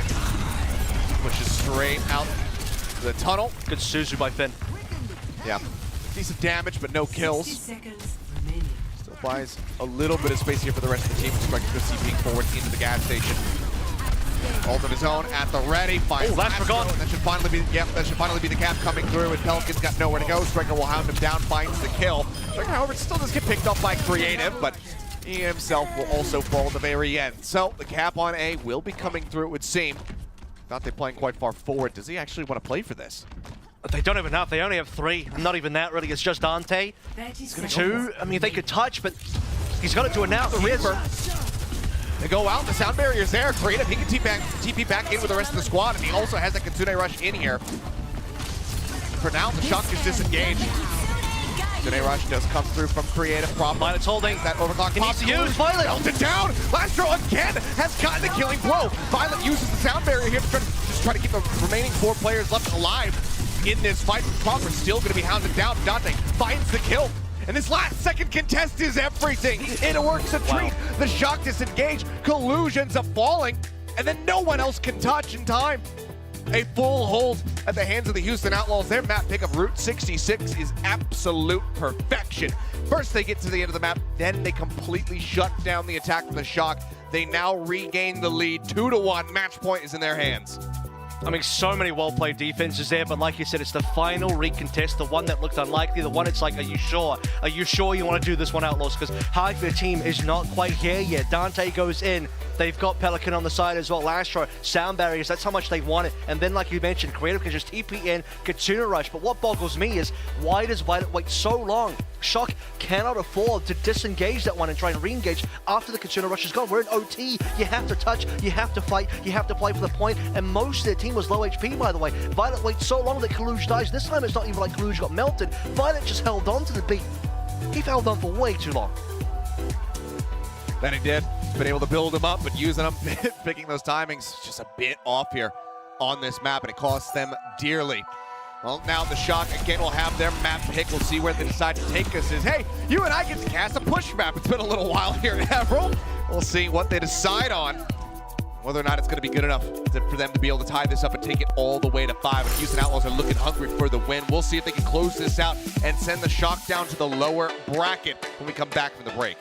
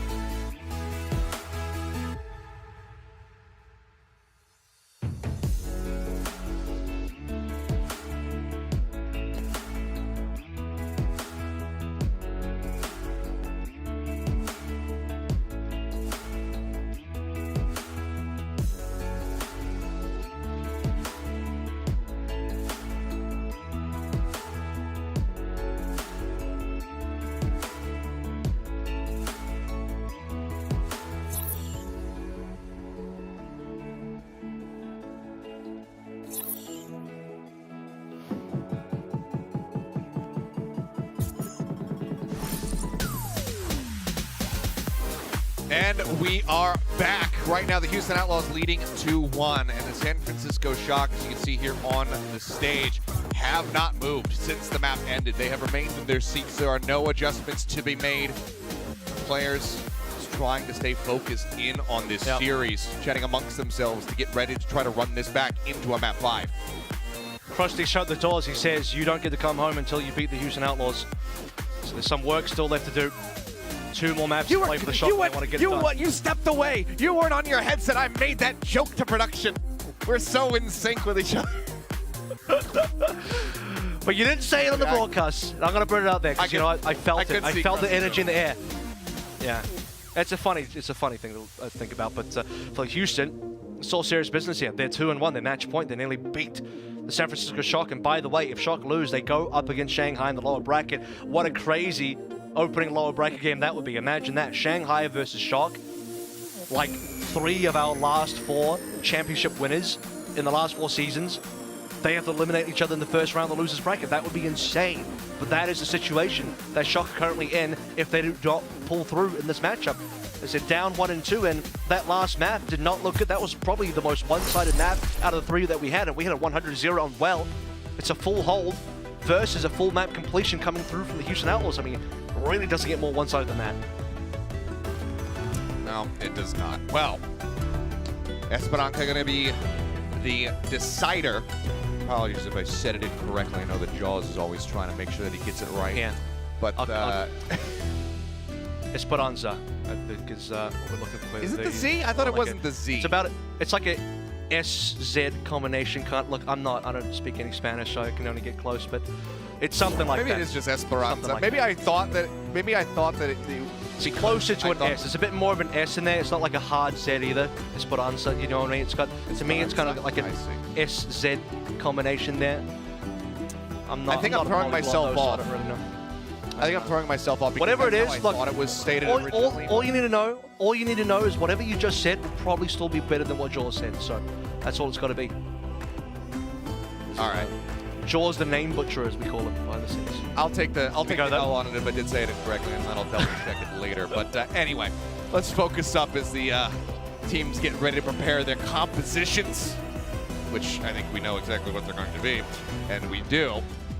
We'll see who is going to be able to walk away victorious on this map, because we've only seen it once so far here in the playoffs. And now it's going to be the second time. I saw it a little bit more in contenders. So I think what I can speak to is that still pretty limited amount of sightings, but I think based on the map design, Esperanza seems like a map that is far easier to cap the checkpoint than either New Queen Street or Coliseo, because you can get this checkpoint in about 2 fights, whereas New Queen Street, you'll require 2 to 3 fights, and on Coliseo, at least 3 fights, if not more. So yeah, I don't think it takes that much to get a cap here. It's getting the rest of the way after the cap that can be quite difficult. Also, a lot of flanking angles. So, you know, if you've got a flanking Karika on your team, gotta watch out for that. Also, Reapers like to approach from that angle as well. San Francisco Shock, though, they're starting out on the bridge side, and Houston Outlaws is starting on the actual cap side. Alrighty, well. Bot now unlocked. Swap sides on the map. His push, and yes, we have. We're playing Ring Around the Rosie once again. San Francisco Shock, we're doing plenty of this on Kings Row, playing to the hotel. Now they're doing the same here with the center pillar, but now the bot is still going to be pushing in favor of the Houston Outlaws, so Shock need to find an avenue of approach to get themselves on top of this damn thing to stop them from moving forward. Alrighty. Opening damage. No one's really found a pick just yet. Merit holding 100 charge. Been invited once again, getting away with the ultimates. I don't know how they do it every single map, time and time again. Fight, by the way, screeching ahead. Kalush low, though. He is steadily getting healed up, and Violet again. That's the shot. First to have that sound barrier available, and probably gets a headshot on a Merit. Opening kill going to be found. Dante as well going to be taken down, so finally the Shock will be able to steal the spot away. Again, looking to buy a little bit more time, but it's quickly dealt with there by Striker, who is just filling the kill feed over and over again. And the Shock, they build up these ults a little bit faster, don't have to invest any of them to regain control. And I think for Shock as well, okay, we've got a bit of a pause coming through, but they go through a very kind of, not quite long rotation, but it takes them a while to get into the fight, and due to that, Houston Outlaws sneak away 21 meters on the payload. So, you know, while 21 meters certainly won't win you the map or anything, it's a decent amount to just slightly have for now to at least come back on to work through. You know, I talked about the fact that it should be fairly straightforward to cap a checkpoint on Esperanza. So, if Shock can win a second fight here, no, they would have to win 2, because they had to win 1 to get control of the payload. They would have to win 1 now and then 1 more to get the cap. So for them, it'll actually take 3. Based on how this game mode actually works now. So Striker disconnected, by the way, so he should be coming in. That's the tech issue we're working with. Well, Fortunately for the Shock, they were able to win the fight before it happened. Yeah. So now we can get him back in. Oh, maybe a monitor issue. Either way, should be able to get things taken care of here relatively quickly. His peripherals are safe. That's all I care about. Yeah. As well, we'll see what happens with this monitor there. Got to get all 360 hertz or whatever. As long as the desk stays intact, that's one of the things that can cause a really extended delay if you happen to break the desk. So, and the entire desk it looks like an extended desk. It looks like everyone's working on the same super long desk as well. You accidentally kick the legs out on the far end, and everything goes sliding down. Your whole team falls. Yeah, your whole team just ends up copping the L there. That would be, I think that would definitely call for a very meaty pause. That would probably take about 30, 40 minutes to try to get everything back up and running. So let's hope that never happens. And I think so far we've had a pretty good track record in that regard. But once this is squared away, we should be able to just go back into this one, where the Shock have established a monstrous 0.07 meter distance gain. And despite having, here's the other thing as well, like, despite having the earlier support ultimates, Shock don't always use them earlier as well, because they want greater value in fights. Like, obviously, if they can win a fight and not have to use any ultimates, that's the ideal scenario, which is the scenario we find ourselves in now. You're proper finding an instant headshot, Shock save ultimates, they clean up, and they start to push forward. But like I said, they need to win about 2 more fights here because they had to reset the payload and get back control of it. And in that time, Creative should be able to find his own Concerno Rush. He's only about 13% away currently. He's on 87. The rest of the players are fairly even. I mean, everybody on the DPS and both of our tanks are probably going to get the ultimates at the same time. So the subsequent fights from here on out are going to get pretty bloody. And for the Houston Outlaws, with that extra 21-meter advantage, I mean, they probably won't be able to cap in a single fight win because they'll have to win. They'll have to take control of the payload, start some push, and probably have to go for one more fight there as Shock come in for the final contest. You talk about things getting bloody. Aside really from Route 66 and the one round of Ilios, it has been nothing but bloody between these two teams. Kings Row was just so much back and forth, people getting picked on either side throughout that entire map. So I think that, yeah, it's definitely going to be bloody between the two once we can get back into it. But for now, you guys just get to hang out with us. And we get to just chill and do our classic little APAC podcast between the two of us here, I suppose. Never mind. Maybe not. Podcast is canceled. We're going to a break. So we'll be right back after these messages. See, our podcast is sponsored, so we have to go to, these are our sponsors. So yeah, we'll see you guys in just a bit. The 2022 Overwatch League Grand Finals are upon us. And it's going to be one heck of a battle this time around. We got the East, we got the West, and it will be a clash of the Titans like we've never seen before. Personally, if you were to ask me, who is going to win the 2022 Grand Finals for the Overwatch League? I'm going with the Dallas Fuel, baby. I think this is the year for Hastro and the boys burning blue to win the Overwatch League, all right? Everything's been building up to this moment. Hanbin is having one of the best seasons a tank player ever has in the Overwatch League this year. Just the flexibility, being able to play Zarya, D.Va. I mean, Hanbin, he can play everything at this point. This is an incredibly strong roster from the Dallas Fuel. The team sync, the hive mind, it's online, it's booted up. Coach Rush, he's been on it this year. I'm picking the Dallas Fuel to win the 2022 Overwatch League playoffs. It's gonna be sick. Okay, who do I think will win the 2022 Overwatch League Grand Finals? I would have to say Dallas Fuel because Hanbin on that Zarya looks unstoppable. I believe that the Seoul Dynasty are going to win the Overwatch League Grand Finals this year because they have Profit. Duh. Who do I think is going to win the Grand Finals this year? Honestly, it could be Seoul Dynasty or Shanghai Dragons from the East, even Philly, and less so Philly. We got Dallas Fuel, we got the LA Gladiators, we got the San Francisco Shock in the West. Personally, I'm going for the Dallas Fuel. When Hanbin's on that Zarya, they are unstoppable. Burn blue, baby. Who do I think will win the 2022 Overwatch League Grand Finals? Well, honestly, no clue. I think it's going to be really, really close this year. It's really hard to make a prediction. However, if I had to make one, I'd give it to the San Francisco Shock just because they have proper... I don't think with him in the lineup there is any stopping them. Hot take. I think the Seoul Dynasty kind of clean sweep their way through playoffs and land themselves in the grand finals, then eventually win it. They've got Profit and Fitz. They have Stalker. Their DPS line is not only hyper solid, it's also extremely deep in terms of their hero pools. They have Smurf, who can play every tank under the sun. Vindime and Iris, do I need to say more? I don't think I do. The Shanghai Dragons, Dallas Fuel, all the top teams that are currently up there in the rankings, they don't stand a chance against the Seoul Dynasty. Look, at the end of the day, I know people are going to fight me on this. They shouldn't. I can put up a meme fair of fisticuffs. Don't cross me. And don't cross the Seoul Dynasty.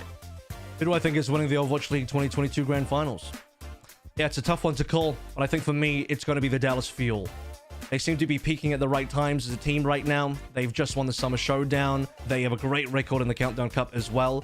The meta that we're going into the playoffs, I believe, heavily favors off-tank heroes like D.Va, like Zarya, all tanks that Harbin is considered to be the best in the world at. Edison's also starting to pop off at the right time. He's had great improvement over the season on the hit scans. Looking at the Dallas Fuel roster, they have all the pieces they need to dominate this playoffs. They are the team to beat.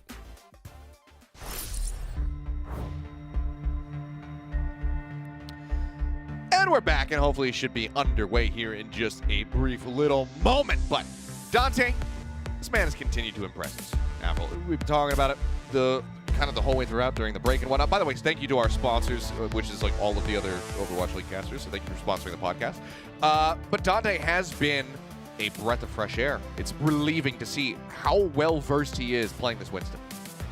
Yeah, I think that was especially shown in our opening map as well on Ilios because, you know, stat-wise, obviously everyone in Outlaws stat-wise basically outperformed San Francisco Shock, but Mikey did not have a great map to start things out with. Now versus Kaluj, it's been fairly 50-50 on Route 66, as you can see the stats here. Houston Outlaws with their domination of actually finishing the map, full holding.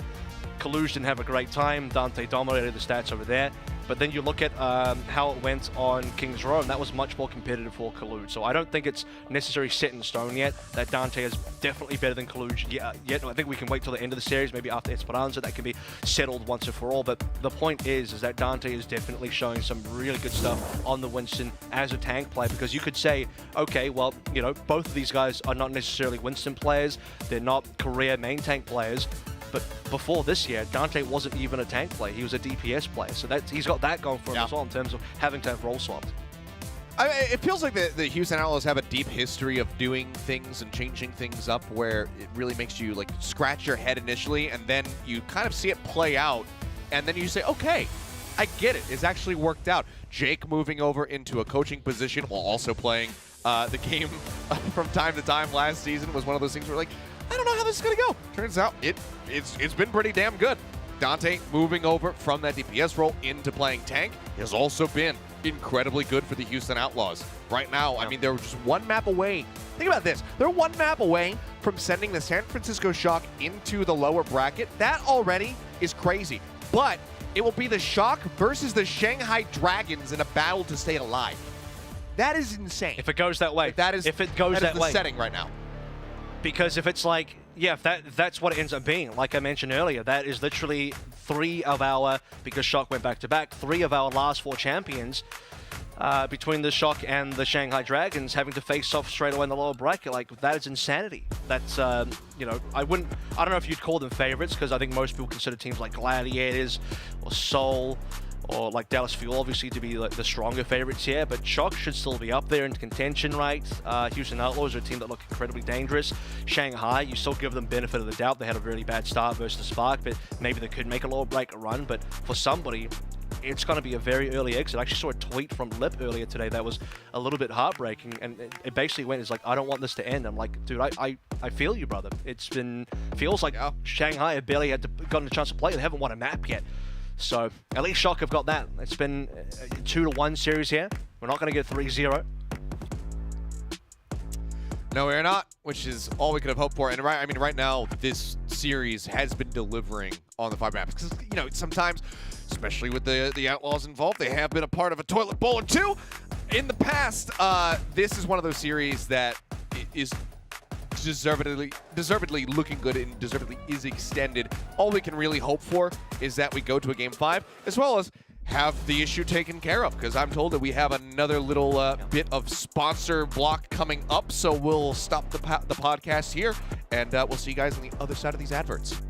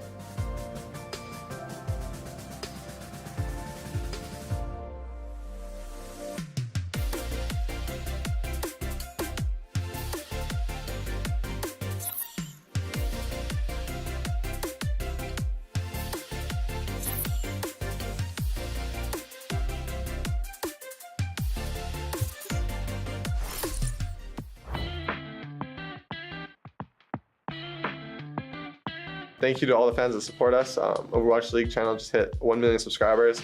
We wouldn't be here without you, so thank you everyone. Thanks everyone for getting us to 1 million subscribers on YouTube. 앞으로도 계속 쭉 봐주세요. Chicago. Hi everybody, Danny here. Overwatch League YouTube is popping off. Let's keep on going until we reach 5 million, even 10 million in the next couple of years, hopefully. Appreciate all the support, guys. Thank you for getting the Overwatch League channel to 1 million subscribers, and I hope you keep supporting us. Thank you so much. What's up everybody, it's Reinforce here. Thank you so much to the first 1 million users who subscribed to the Overwatch League channel, okay? We did it, alright? That was the cool kids. But don't miss out. You still have a chance to be part of the first 1 billion subscribers to the Overwatch League YouTube channel, alright? Wow. So get in there, subscribe to the Overwatch League YouTube channel. Thank you so much for everybody for subscribing, supporting the channel. And let's get the next pack. Let's go.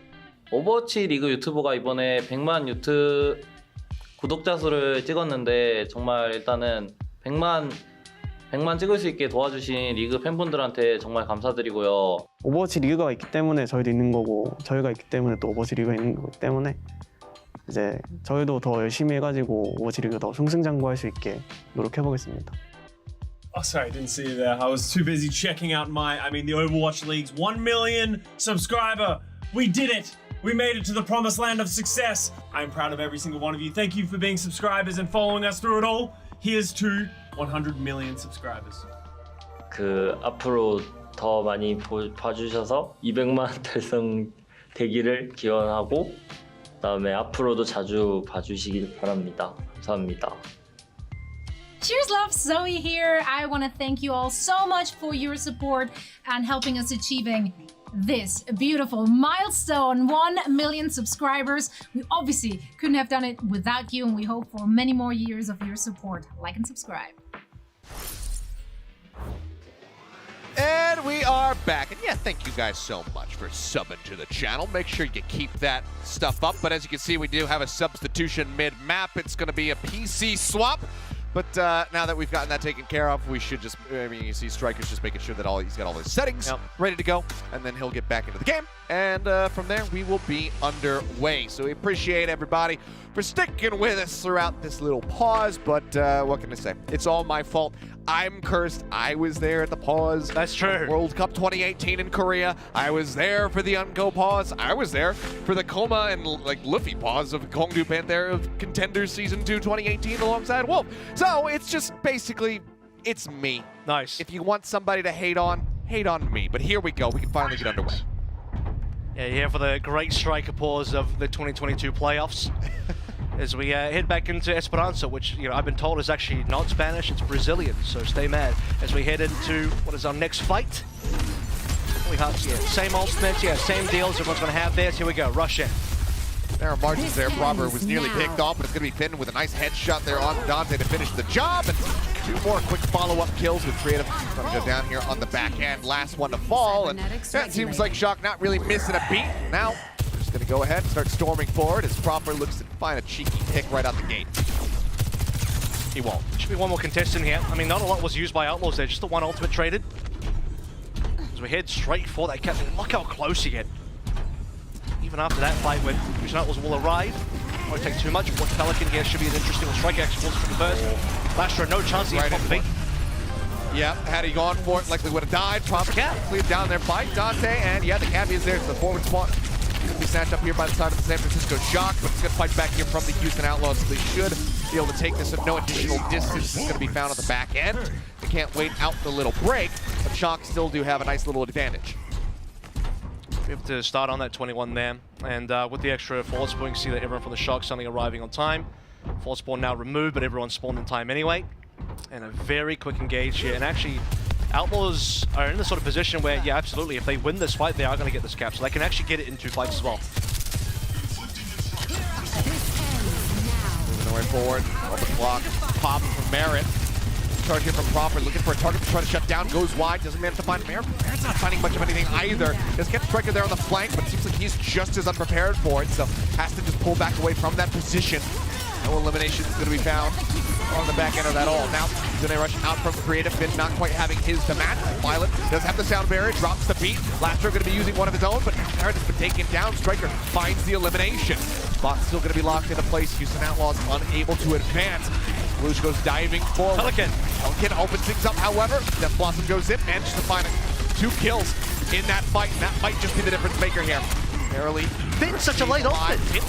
It's only 3 people right there. The fight, but Striker moves forward off the back of it, still finds the kill, finds the second one, and maybe and Kitsune Rush is just what they needed. No primal to commit it to the fight, and Striker cleans up 4. It works a treat, and the Shock have the bot right back in their control. It seemed like Finn waited way too long, but it was right on time. I don't know what just happened. Krusty must have inserted. He snuck in some hacks on that new computer, that PC. 2 coming in for Striker coming in clutch. Finn with a 3-man Kitsune Rush when they were losing the fight, and Striker just walks forward, kills everybody. And the Houston Outlaws, they try to survive the potting pot. Suzu and Dante calls it, says no primal, we're just going to lose this fight. And the Shock clutch on out. I think most of the times that ultimate would have probably been wasted, but Striker really made it work. Now comes that primal. Okay, well, Striker has been taken down. Pelican looking to do much of the same that we just saw from Striker. Finds 2 kills for himself. Lastro will claim a 3rd. It'll be the bot once again getting shipped back over into neutral territory here by the Houston Outlaws, taking away that forward spawn here in just a moment. And yes, okay, Finn will be split spawn, but given that he's got that teleport, it shouldn't be too big of a concern. See what they can get here. Again, very close to reaching this cap is the Houston Outlaws, but they've really run out of resources here, waiting for creative to pop through next. The Shock, everyone around the corner. They're giving away a lot of distance here. They can definitely get a little bit more aggressive than this. Taking the corner now. There's creative. Okay, left up by himself, ends up falling. Merritt will find Striker. Now the Houston Outlaws are in a very good position to be able to take the lead here. Rush forward, hounding down everybody off the back of Creative's rush. And that will be the checkpoint. And given that the respawns are still waiting to come through, Outlaws will flip have the lead.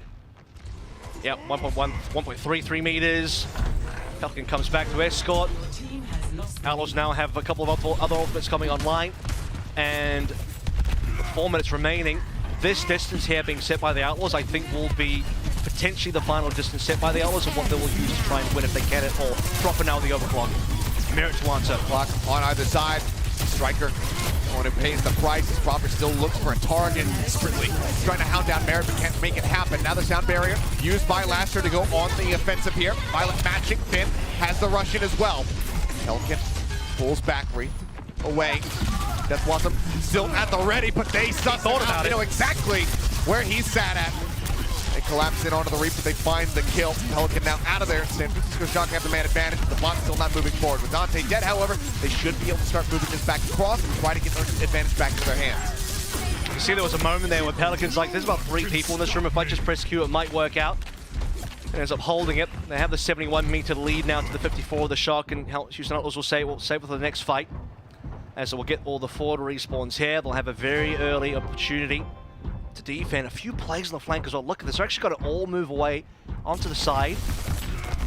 Have bridge control. Is this scouted out by the Shock? Well, they know now. They certainly do. Drops down. Pelican instantly finding 2. Takes proper and Striker down to about a sliver of HP, and Dante will be able to dive in there with the primal, rolling to find a kill on the proper. The team kill comes through. Houston Outlaws maintain control of the bot. Yep. Back to the midpoint of the map. Now they're going to be looking to gain even more distance, but ult-wise, they are going to be lacking, and Shock are going to have several more coming online here relatively soon. We'll see if they sneak any distance here, because Shock are coming back in very quickly. Yeah, they should be able to reach the marker in time, so no distance snuck in at all. However, look at the rush. Rush comes in, diving to the back there briefly from Dante. Takes the beating. Oh, he gets back around the corner just in time to stay safe. Proper now.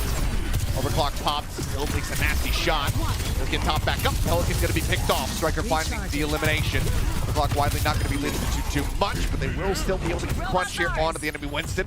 Find the kills, and once again, just like tug of war. Go back and forth between the two. And you know what? Not again, shipping. We actually did see some intercept. We saw Outlaws actually sneak meters in there, because Shock, they had to run away from the Kitsune rush, right? Houston Outlaws will get about 10 to 15 meters there with the creative down. Shock will have the lead here. How much Outlaws want to commit? Dante needs to exit. Wait for a second. I'm not sure if Striker wanted to drop down off the high ground there, but Outlaws do go ahead and hightail it out. Bot will get This back is, by the way, over to the checkpoint. Potentially the final good push there for Shock. Look at the time available now, 120. If you get reset, it's going to be OT. It's going to take Shock a long time to get back to this position. So they got to win here. Xenia Rush comes in from spin. Dante well up into the air. The sound barrier comes in. Laster catching everybody, shielding up his allies. Down into the back here goes Striker. The Death Blossom comes through, and 2 bodies hit the floor instantly. And Creative and Marin for a little bit more. Dante just nowhere to go, nowhere to survive. Ends up falling. And the Shock now have a very real opportunity to take the lead and hold it. Violet dying, though, is not inconsequential here. They need Violet. They need the 5. It's going to be a 5 versus 4.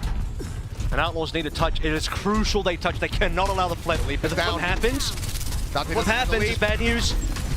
Okay, he gets there just ahead of this going across the line. Now the Primal comes in. They still need to stay glued to this one. Kalu's trying to create some space with a Primal of his own. Violet rejoins the frame, manages to find Pelican. That's going to be an exchange now. Halo's gone. Dead on either side. Bot is shifted away, and the lead still not established. Zap's coming through. He's just trying to take down Violet, but he manages to stay elusive. The bot again starting to get shipped back further and further. The Shock cannot afford to have any more losses, but Dante has overstepped in Violet. Completely ensnares, and the headshots fly across. Manages to find the kill. The Winston now out of the fight. Pelican doing his damnedest, but that is going to be a lead in all likelihood established here from the side of the Shock, especially now the Pelican is gone. The bot again going to be contested to get shoved back away. Wow. And there's the finish. No OT. The Shock barely managed to clutch it out. One huge kill coming through from Violet on the back end of the fight. And that takes us all the way to Game 5. You might have had to wait a damn long time to get there, ladies and gentlemen, but the Shock make it work in the end. I think it was worth the wait. A change of PCs leading to a change of fates here for the San Francisco Shock, facing the premise of going down to the losers bracket nice and early as the highest seeded team here even. They clutch it through in the final fight. They needed to win one more fight. And in the last contest, Houston Outlaws, they prevented the flip initially. Dante managed the Primal in time. It does cost them a Primal to get that done. And when all the dust settles, Proper finds the shot, gets Dante down to 5v4 to confirm that Violet rejoining the action. And they'll be able to get map number 4, taking us to 5. We're going the whole way. This is our first 5-map series so far in the playoffs. And what a brilliant one it has been. Tech issues notwithstanding, this has been a damn exciting series. And now a map 5 to go ahead and top it all off. You think about how dominant Houston did look on that initial map of Ilios. Control was in their back pocket, and now they have their pick of the litter when it comes down to the remaining controlled maps. Is that enough for them, though, to close out this series, or will the Shock hold firm? They come into this as a higher seed. They're looking for the win. The loser goes down to the lower bracket and has to play against Shanghai. Everything to play for as we get ready to go into map 5, so don't go anywhere.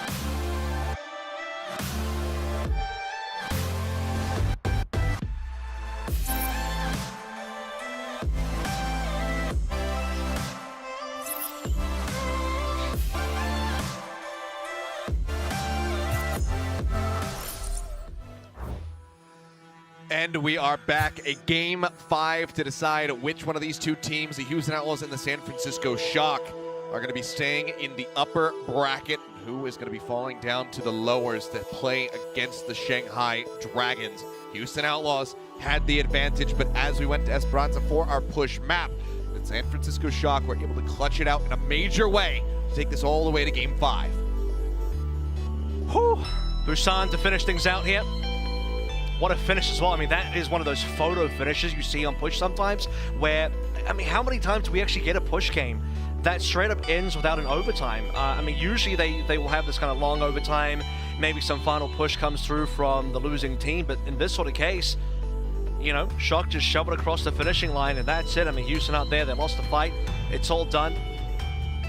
And by this time as well, this game is, I mean, the game's been going for some while. I wouldn't be surprised if the specs have been heating up.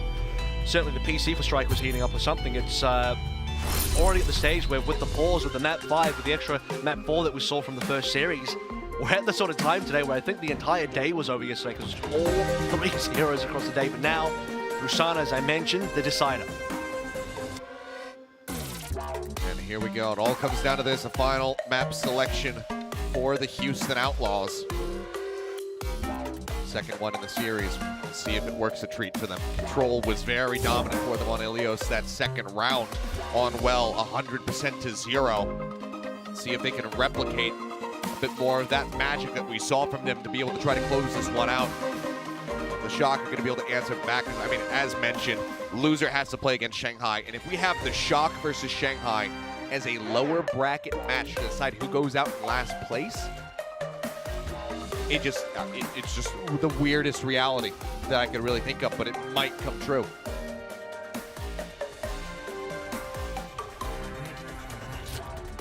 Downtown. By the way, when we saw Busan last time for the Houston Outlaws, we did not get to see downtown. We only saw Mecca Base in Sanctuary, where Dante ended up playing a bit of Hog, a bit of Orisa. So keep that in the back of your mind, because we are going to see 1 out of those 2 rounds guaranteed. Now we can sort of find out what Dante would have played on downtown. It seems like it will just be the Winston here. But if you're Shock and you did see the Busan match yesterday, you have further comps potentially to look forward to. Here we go, that one more merit to start us out. Out the gate, Shock right now drifting a little bit closer over towards the point, but widely making battle here in the center. Swings around the corner, Robert looking to back him up, Rail at the ready. Pull the trigger on it yet, sends it out. Flips Pelican to the shoulder, not going to find the elimination. He slides out of there, making his exit, trying to stay safe. The drop down comes in, however, they know that he is going to be one of the key members to try to pick off. Can't quite make it happen, but Merrick will finally get the rail shot across. Finds the first blood, finds that elimination. Striker drops down to buy a little bit of time, but eventually is pushed off of the point, ends up dying. The Houston Outlaws, once again, have the first lockdown to the point. I believe that's 4 kills right now on control. Huge from Barrett. I mean, look at the charge right now, 66%. There's only been 4 kills, it's all of him, and 67, like you said, leading the way in terms of the DPS at least. Still as the supports will find the ultimates first. Violet has been ahead of Lashra so far. Is he going to pull trigger early though, or is he going to wait? Because at this stage, you might have to wait for Merrick. He's going to have that overclock shot. Going into the health pack room. Health Outlaws though, they have this kind of surround. As well as a 30% lead on the cap. Coming forward, Striker taking the rail, and 5. Finn and Creative both going to be using the rushes now. The clock in the ready here for Merrick Proper. Trying to catch up, 25% behind. Top of the rail, the barrier comes out from Violent, trying to keep everybody protected. Now Lastro going to be using his second to match. So far, nobody going down on either side, but it's a whale of damage going out here onto the members of the San Francisco Shock. As Dante goes diving in with it, that primal pop, and Pelican cleans up 3 with a Death Blossom. Message sent and received. The San Francisco Shock wiped off the face of the map. 62% now for the Outlaws.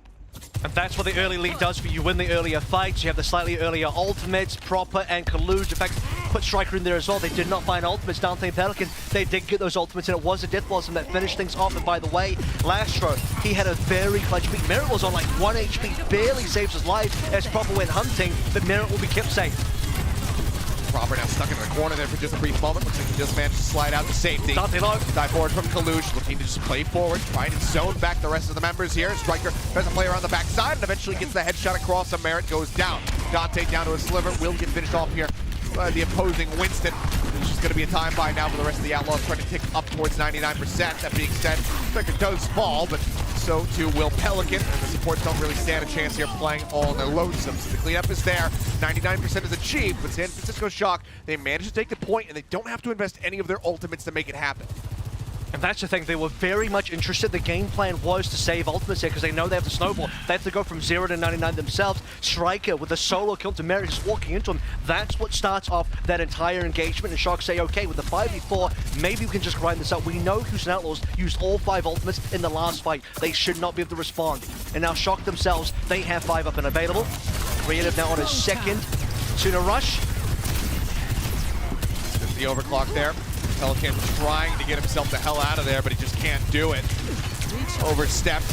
Ends up falling. Proper finishing him. The solo kill found with the overclock, but also the solo ult committed here from the San Francisco Shock, so they still hold on to 4. 40% though. I mean, you do that for an extra 40% on the cap. Totally worth for the San Francisco Shock. Now, roughly 50% left to go. Still 4 ultimates. I mean, in terms of playing for economy, this has been flawless so far for the Shock. Oh, great boot. The Blossom goes in from Striker, but Lastro keeps him at an arm's distance, but Lastro dead at 99. Violet finds that elimination. Cleanup continues to come through. Creative commits the rush there to try to match with Finn, but they just can't find much of anything on that push. So the Outlaws once again going to have to reset. Now the Shock holding on to this sound barrier as their lone ultimate. Get ready to crest 70%. And speaking of which, right, that was the one kill that really mattered. They got Lastro down, they prevented the sound barrier from the Houston Outlaws, so they could not survive in the fight, and now we're going to head to the final fight situation. Kaluj just finds Lastro. There's a push. Oh, but Pelican, he gets pushed right back into him. Manages to find Proper with the Death Blossom. Merritt with the overclock as well. Finds one and just drops the beat for 2 people. He and Striker is gone. The Outlaws now train their sights here on the point. The TP forward, the flip coming through. No one here to touch. It takes up to 100. The first round goes the way of the Outlaws.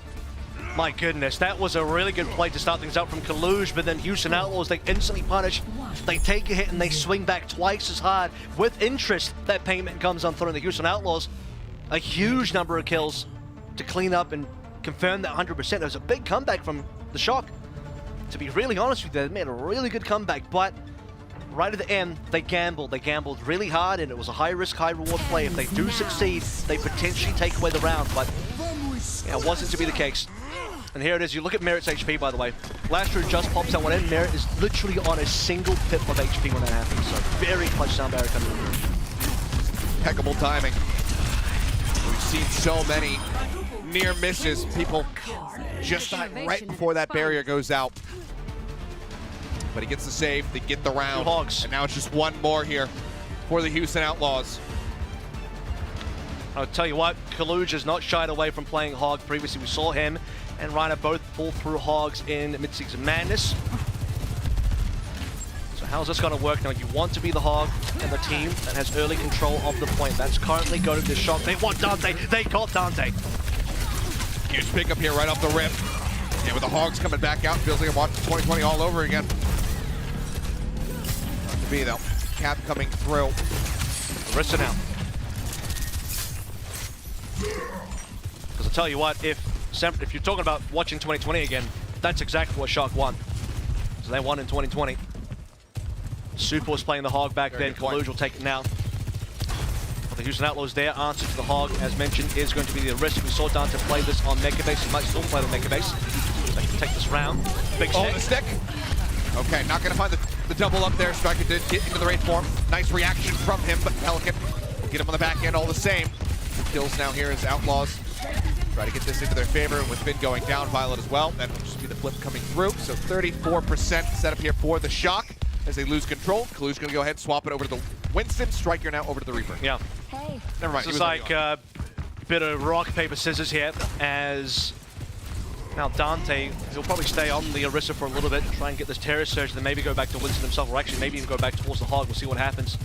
But the Shock do have ultimates. They have double support ultimates. They're definitely going to engage. Here comes the Kasuna Rush. Rush comes in. Sound barrier now on top of it here from Violet. They commit both. They're really trying to get Merritt, and they will have him. Luge not going to be denied. Straight in on top. Shuts down the remainder of that overclock. Finds Valley. Still, however, need to get this flip. TP across the opposite way. Striker for an opportunity here, but it's going to be both supports and proper cleaned up here by the Houston Outlaws. They're going to be able to stave this off. Spear spinning, Striker's got nowhere to go. Gets the spear into the back. Clean up on a collusion. Houston Outlaws managed to hold strong. And Shock never really were able to convert a 5v4 into a 5v3 or further. Creative again, let's take a look at the double kill. This, by the way, extra sound barrier coming from Lastro a little bit later makes a world of difference, because the Shock, the reason they pulled back is they were trying to outlast this creative Kitsuna rush, and by the time that's gone, Lastro has a sound barrier. The Shock can't outlast that one. See if there's any value found from this Orisa ultimate. Proper though with the headshot. Shutting down Pelican. There's her surge. Mount not going to be able to find too much. Immortality Shield is there for Violet to go ahead and keep everybody protected. And Violet himself going to be able to clean up 2 kills. American Creative both dying to his hand. Dante now going to fall. Likely going to be the swap off. I mean, this is like coming through 81% for Outlaws. This is the greatest support variety we've seen as well. We have not seen anything that's not Lucio and Kariko so far, so we're getting a little bit of Bap in it, so actually alive. When we got to, I think, Junkertown, the Mayhem game, they did play some other supports, but that was Sigma, double flex support, etc. For now, though, in terms of Winston gameplay, do we? I guess we did. Anyway, Violet will come through in the Bap. Just double flex support, no Lucio here. The speed is going to be important, so we'll see if that ends up affecting the Shock at all. They're close to this portal once more. Playing on the knife's edge there is Pelican. And the recall up still holds onto the pulse bomb. Dante going to be taken down. Faluj, Robert able to find those eliminations here with the help of the Primal. Faluj stays safe at the end of it also. They're not even going to find that answering pickoff to try to swing back into the point. San Francisco Shock now 4 ultimates at the ready. 75% on board. They're getting ready to retake the lead. That's another economical fight, right? They didn't have to use too much there. Kaluj, like you mentioned, doesn't even get punished. Suzu from Finn will save him. They're going to heal in. And for the final fight, Shock can just unload everything. Outlaws need a bit more time. They need to find their last 2 ults. Sound barrier held. Lastro still has that in his pocket. American shut down. Shot across. Proper going to be taken down, but so does Dante fall. Lush finding the kill. Rush out from Finn. Freedom has matched that one. Now you're going to see the overclock out from Merritt, the sound barrier, as they look to go aggressively. They have the tag in. That's going to be the OT forced out. Violet stuck. Going to be blown up to pieces. Pelican finds that elimination. Outlaws not done yet. Collusion nowhere to go, stuck inside of the boat. Ends up falling without the peel, without the leap to get himself out to safety. The flip is there at 99%. Outlaws once more in control. Striker, pulse bomb, it could be everything. Now the Lucio's back online for the Violet, and that's what you think of. You know, the sound barrier is just so much more useful. The aim matrix, not enough, it doesn't do anything for you. Pelican frags out. It starts with Merritt's headshot onto Proper though. Merritt begins, Pelican ends the fight, and now it's the final fight. Like you said, the touch will have to be engaged. It is there. Striker has Still need to see the pulse. Recall. Now he's that much more at risk if he goes for the pulse play.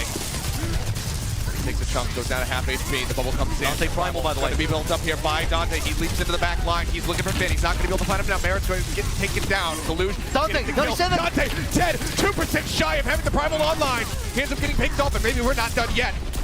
Third round getting ready to come up as Lastro. Everybody on the side of the Outlaws will go down. Pelican is desperately trying to buy enough time, and the flip is going to be coming through. Wow. The OT bleeds down, and Dante, even with the Primal pop, is not going to be able to arrive. 199% Shock. They take it all the way to Mecca Base. A third and final round of Busan to decide who is walking away the winner. The full distance here. Maximum rounds played. Orisa is what we saw yesterday when the Outlaws played against the Toronto Defiant. Dante's got it locked in again. What is Shock's response? They would have seen that game. They should know this is coming.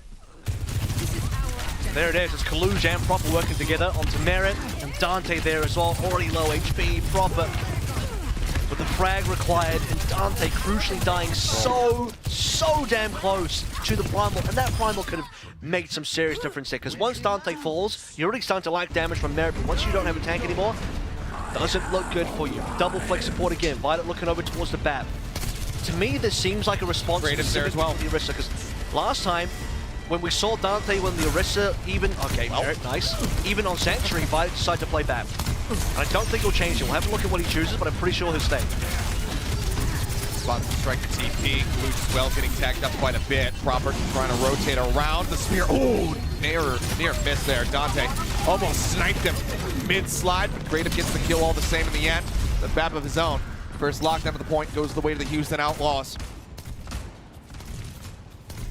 How do you push out of this?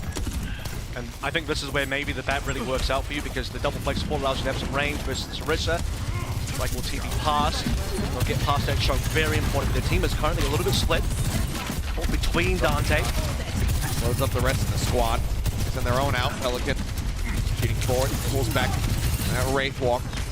Dante looks to go forward once more. Spear spinning. Wow. Words. Merit one. Wow.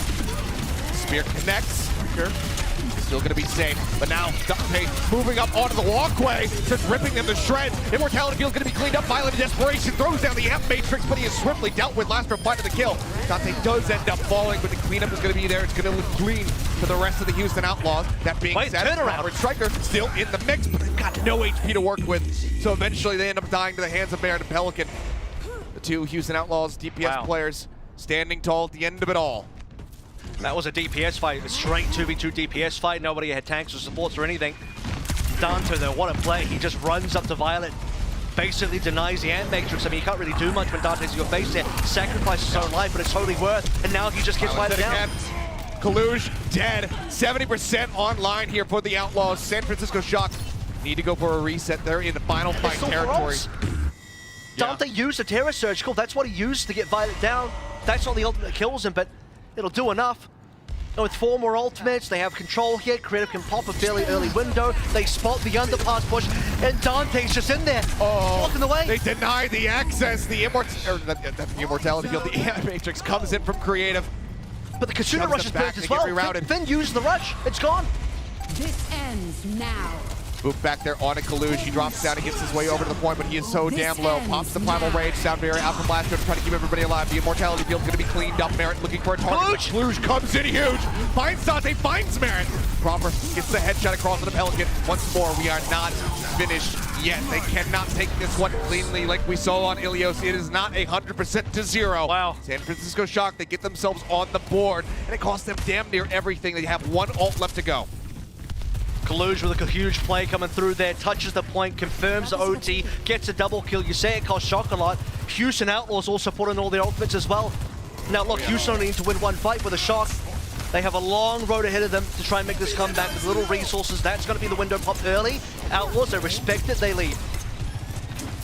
Uses a different pin as well, saving Proper.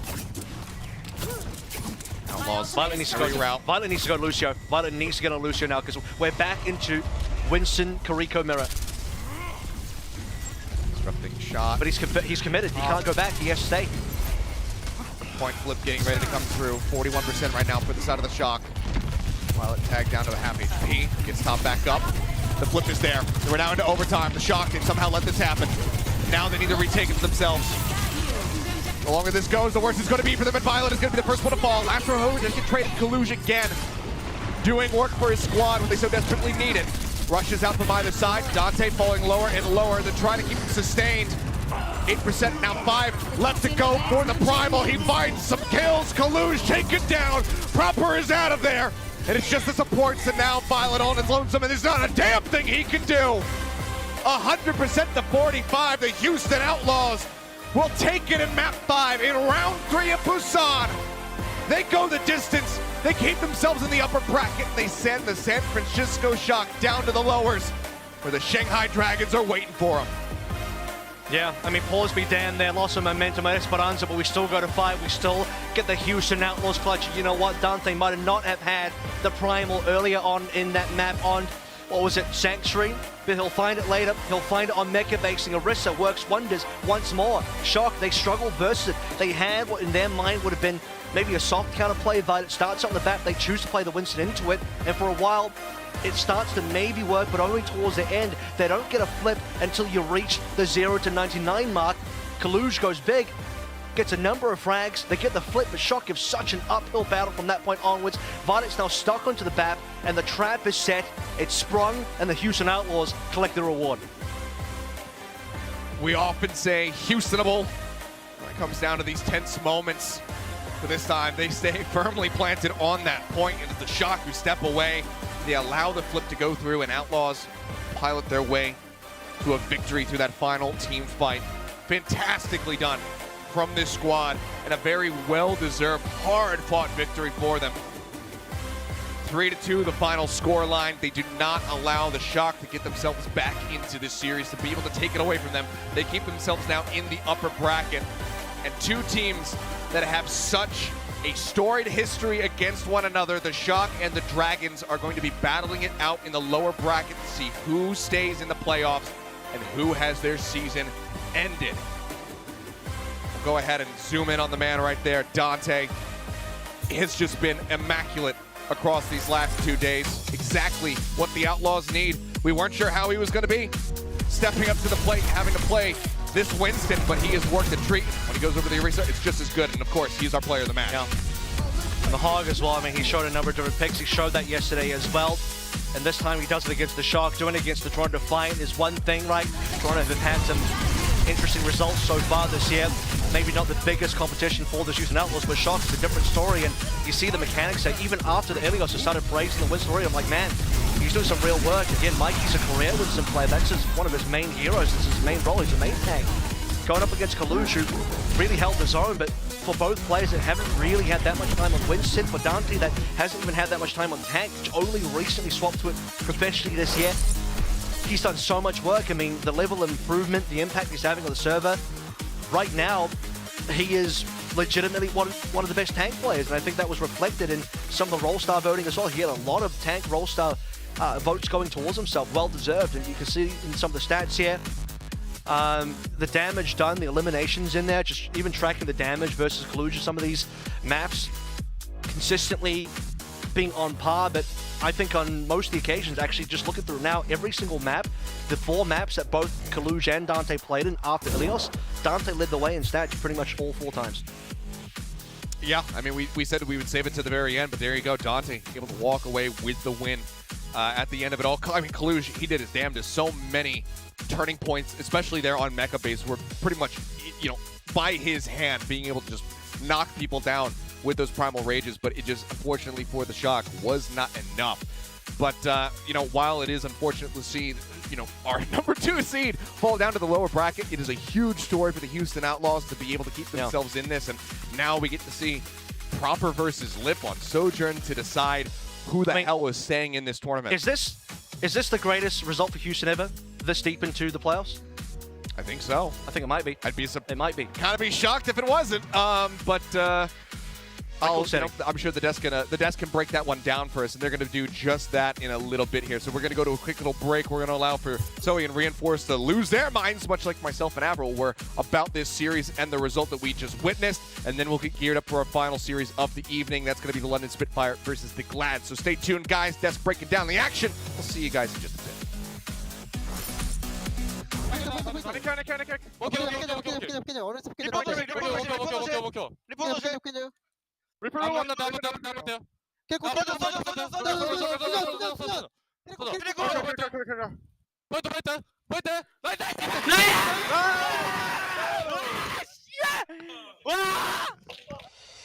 The Overwatch League is brought to you by Butterfinger. Crispity, crunchity, peanut buttery. No one lays a finger on your Butterfinger.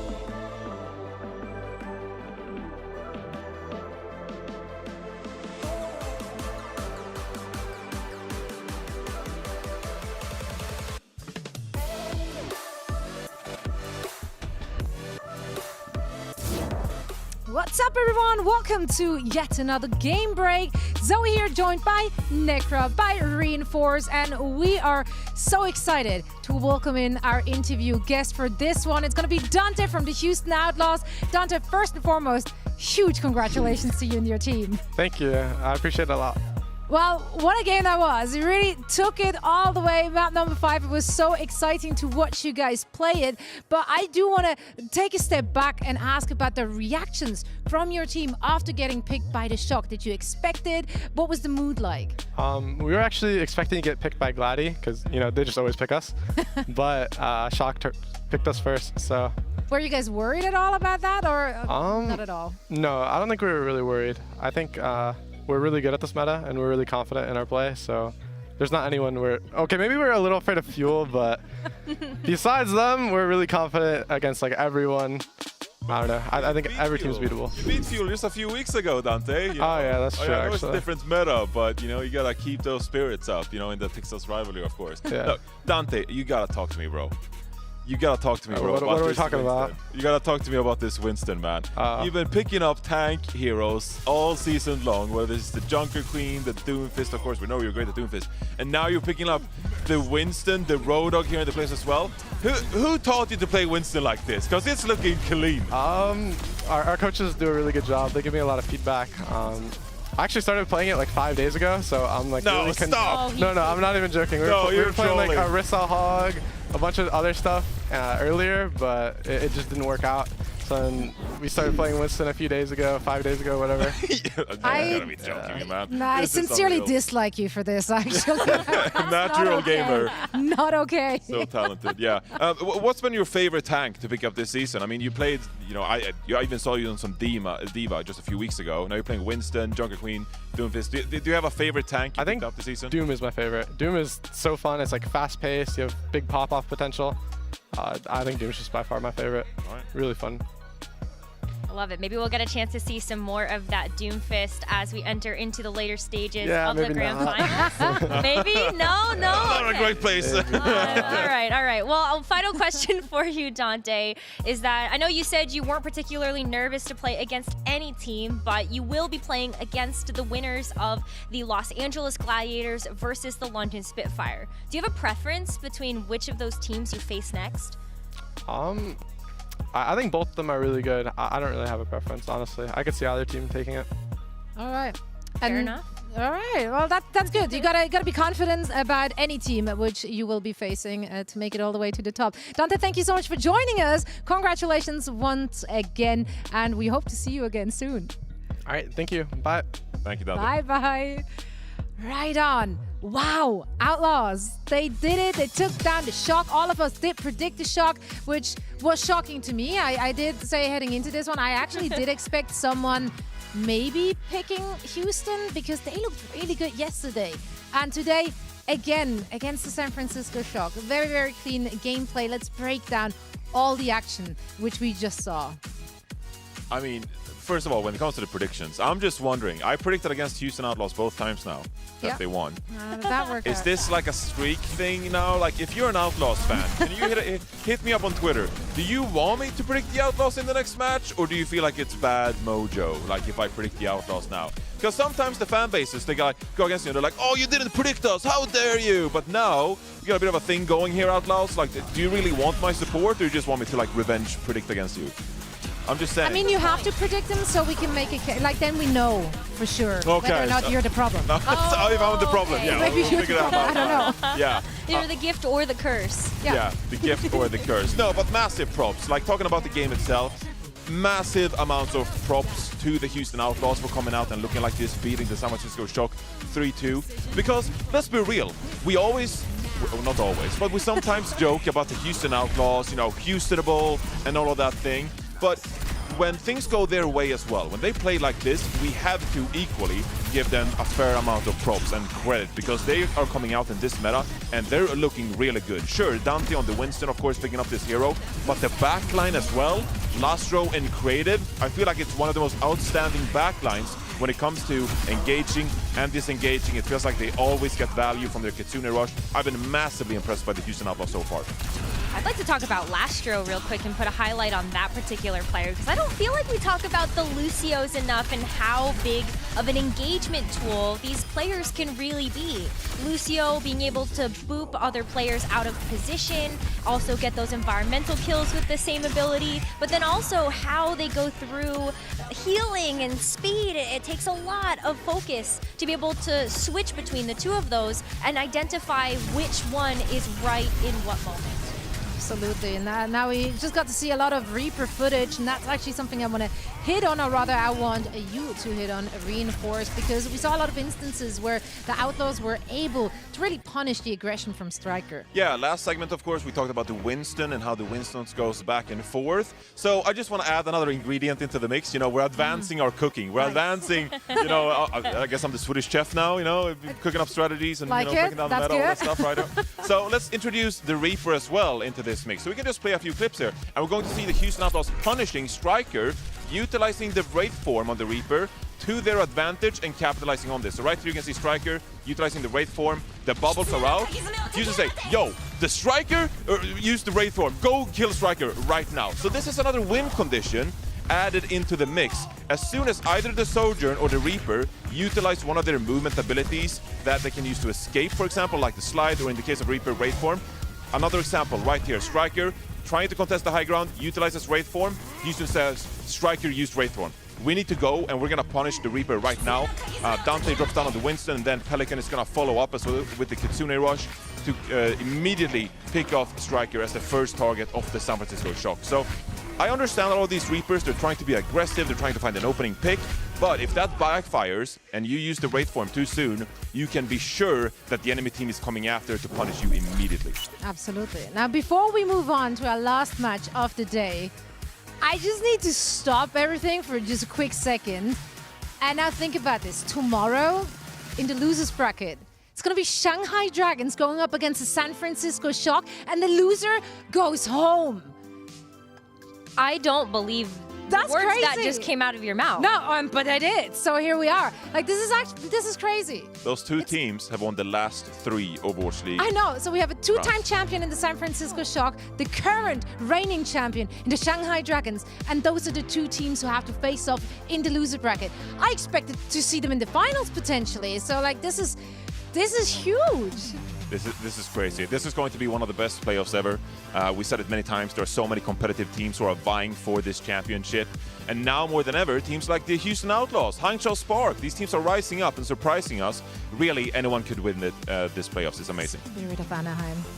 Anaheim! Say Anaheim! As soon as it gets dark, like the spirit of Anaheim just comes out. I don't know.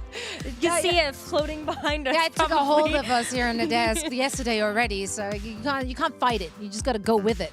Now, our next match is going to be fought out between the London Spitfire and the LA Gladiators. And that means it's now time for Leveling Up, presented by Butterfinger. One question I have here is, what do we see in the DPS department? Who's going to level it up for each of those teams?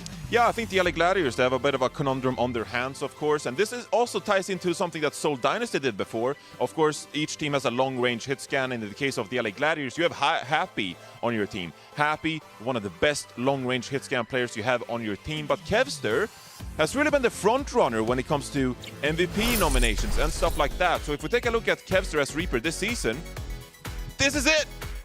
This is it. This is everything he's done on Reaper. He's got 6 final blows and 4 deaths on Reaper so far. That's big though, if you're looking at the time played. Yeah, 6 minutes, 6 kills. Well, that's not bad. Yeah, that's a kill a minute. 10 final blows per 10 minutes. You know, that's not bad, yeah. So we know that Kevster is a huge impact player for the LA Gladiators. He propels a lot of the success the LA Gladiators are having.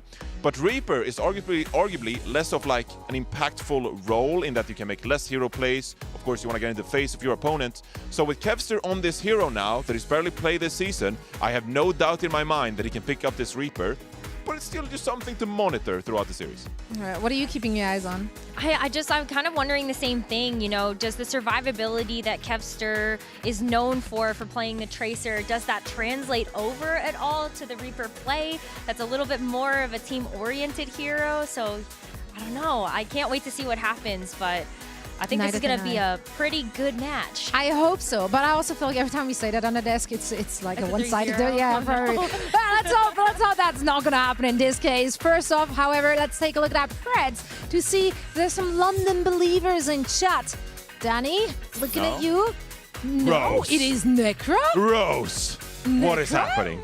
I'm the only one. Florida? London? Oh no. But explain yourself. Okay. Well, first of all, I'm pretty sure I'm sitting in Danny's chair, so I felt like I needed to do him Someone some had to. justice. This is for you, and root for the London Spitfire. No, but in all reality, I think that they're underrated coming into the playoffs, and with all of the questions surrounding the Los Angeles Gladiators, maybe who they're going to put on Reapers, Kevs are going to be proficient enough, then I don't know. I think London Spitfire can take it. Yeah, I mean, we are sometimes not giving London Spitfire the fair chance. I mean, LA Gladiators, they're a huge favorite in this tournament. But the way London Spitfire has been looking so far, Zoe, maybe London Spitfire, they have a chance here for the upset. Yes, however, I do not think that Philly put up that much of a fight. So for me, it's still very difficult to see how strong the London actually are, because I do not think that Philly pushed them as much as they should have or could have or that we expected. So who knows? We haven't seen the LA Gladiators play as of yet. So anything goes, lots of question marks, which will be answered in just a little bit. And for all the action, we're going to send it over to Seth and Kevin.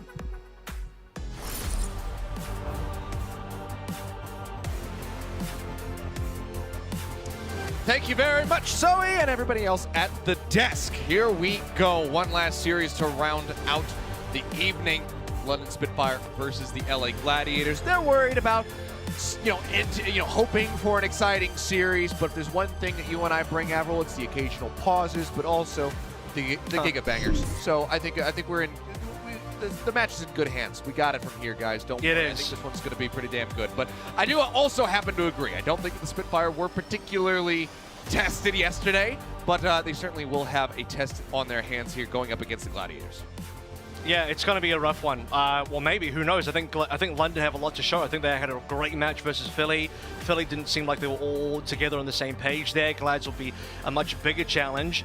And we're at the stage now of the tournament where I got to announce this one. There are no more perfect brackets remaining. 0. Everyone's been boomed. Everyone's officially been boomed. Brackets. 8 matches in. I will say one thing, though. Shout out to the last remaining person who had this going. They had 18 points, which means they had 6 out of our previous 7 matches perfectly predicted. So the last one got them. The Shock Houston one got them. The final one got them. But they had all other 6 matches perfect up until that stage. It threw them for a loop, and I mean, honestly, I'm not even sure if the Outlaws really expected it, but it was a damn good win from them to be able to take down the Shock. And yeah, things are crazy. This has been, I think, one of the best playoffs that we've had maybe ever. I think it's right up there with 2019 with me so far. We have to see, obviously, the rest of this and how it's going to continue to develop. But right now, I think it's making good pace. So I'm hoping that this series continues in those footsteps and we can have yet another incredible series. Because, I mean, you compare to yesterday, Avril, we finished like about 40 minutes ago yesterday. Now we're getting into the final series. So it's a considerably more competitive day of matches here, and we're just hoping that we can continue to round things out with another crazy Map 5 series. I mean, we've had a ton of upsets so far. Today and yesterday combined, I think it's just been fantastic games, high-quality games. And aside from yesterday's 3-0s, like you sort of mentioned, we're starting to get some real longer series now. And I'm really hoping this one can deliver more as well. I'd like to see this one go at least 4. London Spitfire, obviously the underdog here. LA Gladiators come in looking super strong. They had a fantastic Countdown Cup. I know a lot of people still kind of, have a bit of a sour taste from the Summer Showdown, considering the LA Gladiators, but moving far and far away from the Junker Queen meta, Rhino's back in. It's a Winston meta. Like, I don't think you could have rolled a better meta for the LA Gladiators in the current one that we do have, because you get to play the Winston, you get to play pretty much everyone's best picks. I expect Shu to be one of the best Korikos out there. Funny Asher gets to play Lucio. I don't even know if you could call this a downside, but Kevster has to play Reaper, but even then, if that's the only thing, you're like, oh, that's not a bad thing at all. I'm sure Kevster can still carry on the Reaper. You'd love to see him on the Tracer instead, but he'll be fine. Well, let's go ahead and bring out our first team. Welcome them onto the stage. Everybody in chat, it is the London Spitfire. See whether or not they can take down the LA Gladiators. We saw from the desk the only person, the sole person who is predicting for them is Necra. And part of me wonders how much of that is solidarity because she casts alongside Jaws. She's like, well, my co-caster's a Brit, so I guess I got to go for the British squad. But Danny, what happened to Danny? He's lost faith. He was going for the Spitfire. Now he's moved away. He's shifted over towards Glads. One player that I was very impressed with yesterday, watching over the London games, was actually Backbone. I felt like his Reaper had incredible value. He was able to get in very interesting positions, very similar to what we saw from Striker today, right? Just his ability to get value on the Death Blossoms, his understanding of, you know, maneuverability on the map to get into positions to find those kills as well. Spark had a great game. Hardy, I think people don't give him enough credit sometimes. He's actually got a fantastic Winston. People think of him mostly as a Ryan player, but we've seen now multiple times when you look at his actual pick rates, he's picked plenty of other heroes over the course of this year. And then the Admiral Landon combo was, I felt like a step above what we saw from Fixer Aim God yesterday, especially Landon, stats-wise. Yeah. I don't know about now because I haven't had an update on this, but stats-wise, Landon to me had pretty much the best Kiriko yesterday in terms of what I consider to be good, and that's mostly ult charge time, amount of healing as well as keeping his team up, and some reasonable damage. Wasn't the highest damage, that was Teru, but I don't necessarily rate damage the #1 thing I look for in a Kiriko. Well, you already mentioned Shu, and we'll see if Landon's going to be up the task to try to keep up with Shu, because we know what he can do as well when it comes down to just impeccable, incredible support plays. But we'll go ahead and take a closer look at him and the rest of the squad as the Gladiators make their way out and take their seats. Get ready to close out the evening with one last matchup. The team that has won the most so far this year, they might have missed out on one tournament, the other two that they did go to, flawless back-to-back wins, kickoff clash, mid-season madness. Of course, we were there to see it all. Expected lineup coming on through. Shu is in. I think there might have been like a small chance like could Skewed be the good Kiriko player on the team. Possible, but Skewed, he is an MVP nominee. He is, in my mind, still the best support player in the league. And I think a lot to show here in terms of leading the way on Kiriko. I mean, this is a hero that should be within his wheelhouse, that he should have a mastery over. We've seen some damn good Kiriko so far, and I'm very excited to see what Shu brings to the table there. But across the board, I mean, you could basically say for everybody here, they almost have a best in slot for every single position. I just think this is such a great meta for the LA Gladiators. This is a team I expect to go a long way this playoffs. Let's see what happens. Also, always great to see Funny Astro stepping up to the stage here. I mean, we're in a Lucio meta, the alarm pin. I don't know if you called that, but he had the alarm pin as well, so a big shout out there as he's representing Alarm and will be unveiling the Alarm Rookie of the Year award during the playoffs as well. Let's see, you doing proud here in this matchup by taking the win themselves right up there in the winner's bracket, where this one I do believe is going to have to square off against the Outlaws, who, given their current form, is definitely not a pushover of a squad, so you need to be prepared for that just as much as you're prepared for this series right here. But we'll focus in now as Lijiang Tower will be our first battleground as we get ready to kick this set off. We'll see who's going to be able to take that one. There, who's going to be able to keep their heads above the water. So Glad's elected to go to Lijiang Tower. Let's see if that's good enough for them to be able to get the dub over the London Spitfire. I'll be interested to see as well if teams decide to do anything different here in terms of the fact that Lijiang Tower has in the past been pretty friendly for Ryan. Of course, when we think about Ryan, you do think about Hardy, but also consider that Ryan has played some of that this year as well. It's probably most likely just going to be raw Winston mirrors across the board. Not really going to see too much different here, but I think Control Center could be a potential for a different look there, maybe even an Orisa. So we'll see what the teams are going to lock in here. The history of the Gladiators versus the London Spitfire has been fairly dominant towards the LA Gladiators. Last meeting was a 3-0, and they've only actually met twice so far this year, so they actually never played each other in a tournament. They've only played each other twice in the regular season. It was a 3-0 and then a 3-1. The 3-1 happening a little bit earlier on. And London haven't actually beaten the Gladiators as a franchise since Season 2, 2019, Week 3. So it's been several years now for London. All right, well, out the gate, Reinert's going to be starting things on the Doomfist. So flipping the script, not bringing out the Winston as anticipated. Yeah, I was saying, can we see something different? Maybe an Orisa or a Ryan. Ryan is like, you know what, how about a Doom? A Doom could be good, and Happy will open up a kill. All right, Slam not going to get too much. Gets a nice charge punch. Won't send anybody off the side of the map, but with the opening pick, things already looking pretty decent here for the Glads. Now going to be locked into the corner. Rocker just putting the fists up, mitigating some damage. Rejoins it with the rest of the squad over here on the point where the Glads do have the initial lockdown, and there's going to be a pause. Seth, what did you do? What did you do, Seth? I don't know. Like I said, there's a cost for everything here, Avril. You want to have a gigabanger of a series, you got to have a pause. You got to pay the iron price. Well, actually, it gives me a bit of time to maybe look at this Doom pick and try and understand it a little bit more. I did hear some murmurings behind the scenes of Doom being potentially tested by certain teams, and of course, when you think about that, you're thinking of teams like potentially Houston, Atlanta, obviously Glads, the teams that have played the most Doom over the course of the year. I still have a lot of reservations about Doom, given the fact that he is still in a pretty weak place, whether that's on ranked or in scrims. I've also heard reports that Doom generally, even if you are trying, hasn't produced any results.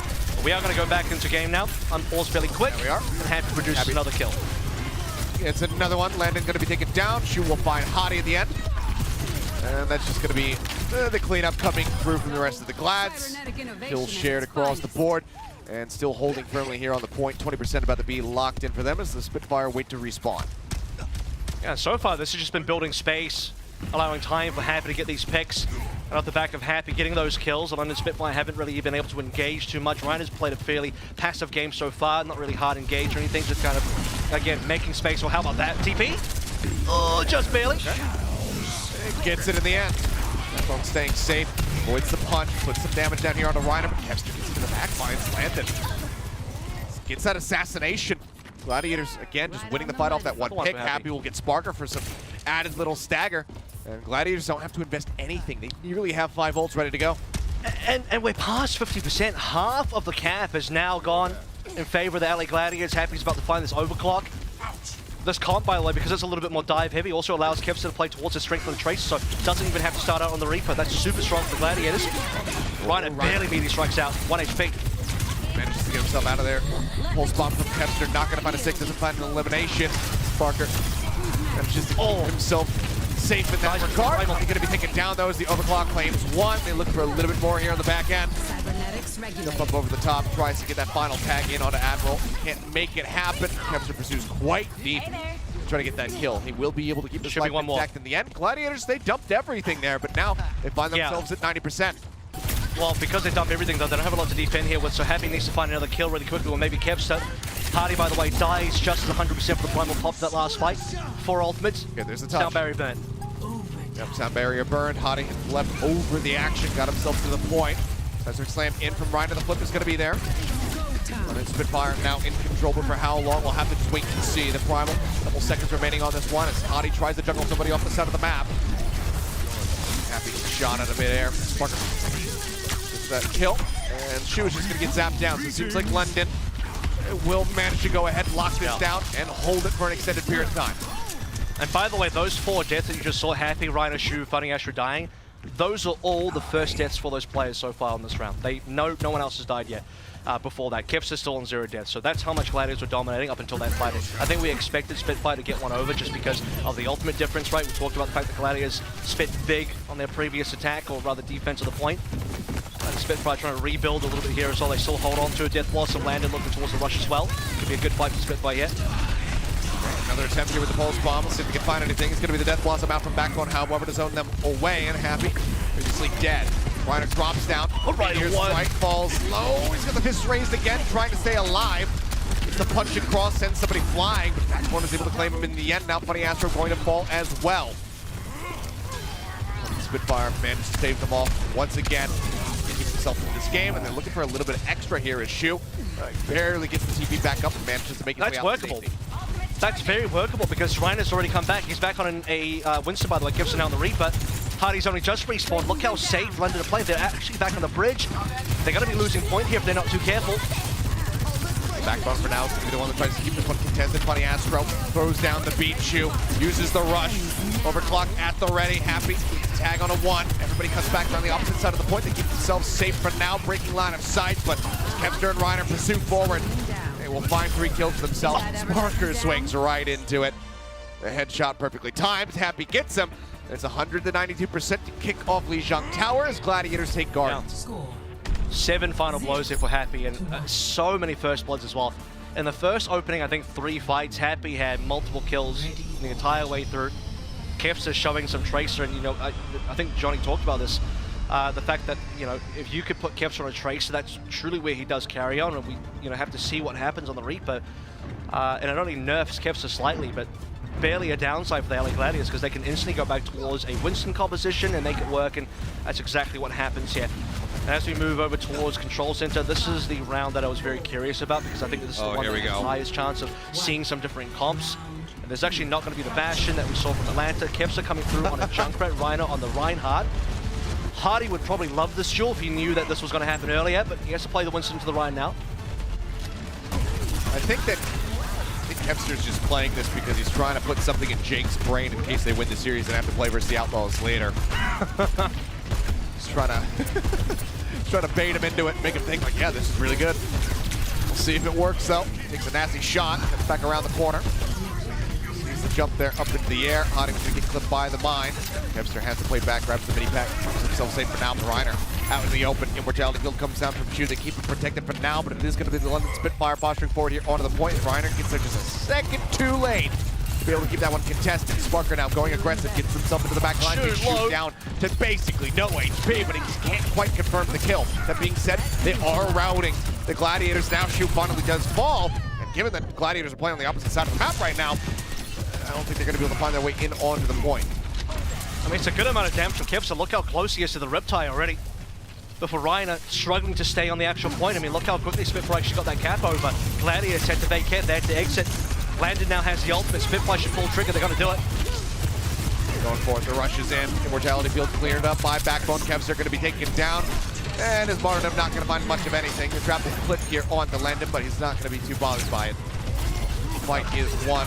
Kevster, even though he's True. Okay, it looks like he's going to stick with this one. And yeah, I think that window's far away. I think he's just trying to get them back into the building. Wow, it's an expensive way to force Spitfire back, and I don't think Spitfire mind at all. They still hold on to more ultimates about to come online again. Kevster has a tie, but how do you even use this, by the way? Can Landon stop this? Is there going to be Suzu? He's going for Hottie, but okay, he will be able to get the elimination. I thought maybe that was going to get cleaned up, but Sparker not quite able to get the destruction on the tire. The Flippy is going to be there just off the back of the singular pick. Kevster now very much stuck on this Junkrat for an extended period of time. I mean, he opted into it. He knew this was the matchup they were going into. Sound barrier available. Happy looking towards the overclock. Reiner, this will be his first Earth Shatter so far on Control Center. And if he doesn't hit Landon, Landon can Suzu his team and get them back up. So can be a difficult place to get the Shatter to work. Needs to hit Landon if possible. And that's if it doesn't get blocked by Hardy. Oh, push up there, the knockup. Backbone on a silver platter, but Happy not quite able to find the kill. Now the beat going to be dropped in by Admiral. The Astro leading the charge in that regard. Dive into the back. See Hottie looking to try to get on top of Happy. Primal comes out. Death Blossom thrown in by Backbone, managing to find one. Hottie cleaves down two. The reflip is in for the London Spitfire. Now in control, still maintaining the lead. 70% locked in. And this is kind of disappointing section for Gladiators as well, because like if you are wanting to change comps, you would love to have used ultimates and change now. But the thing is, well, Kefster is kind of locked in because he was on like 78, 79. You die on that much ult charge, you don't want to just give up the Riptide. Rhino was on like high 90s, now reaching the Earth Shatter. You're not swapping off that. So how is this going to get applied now again? Landon's the key target here.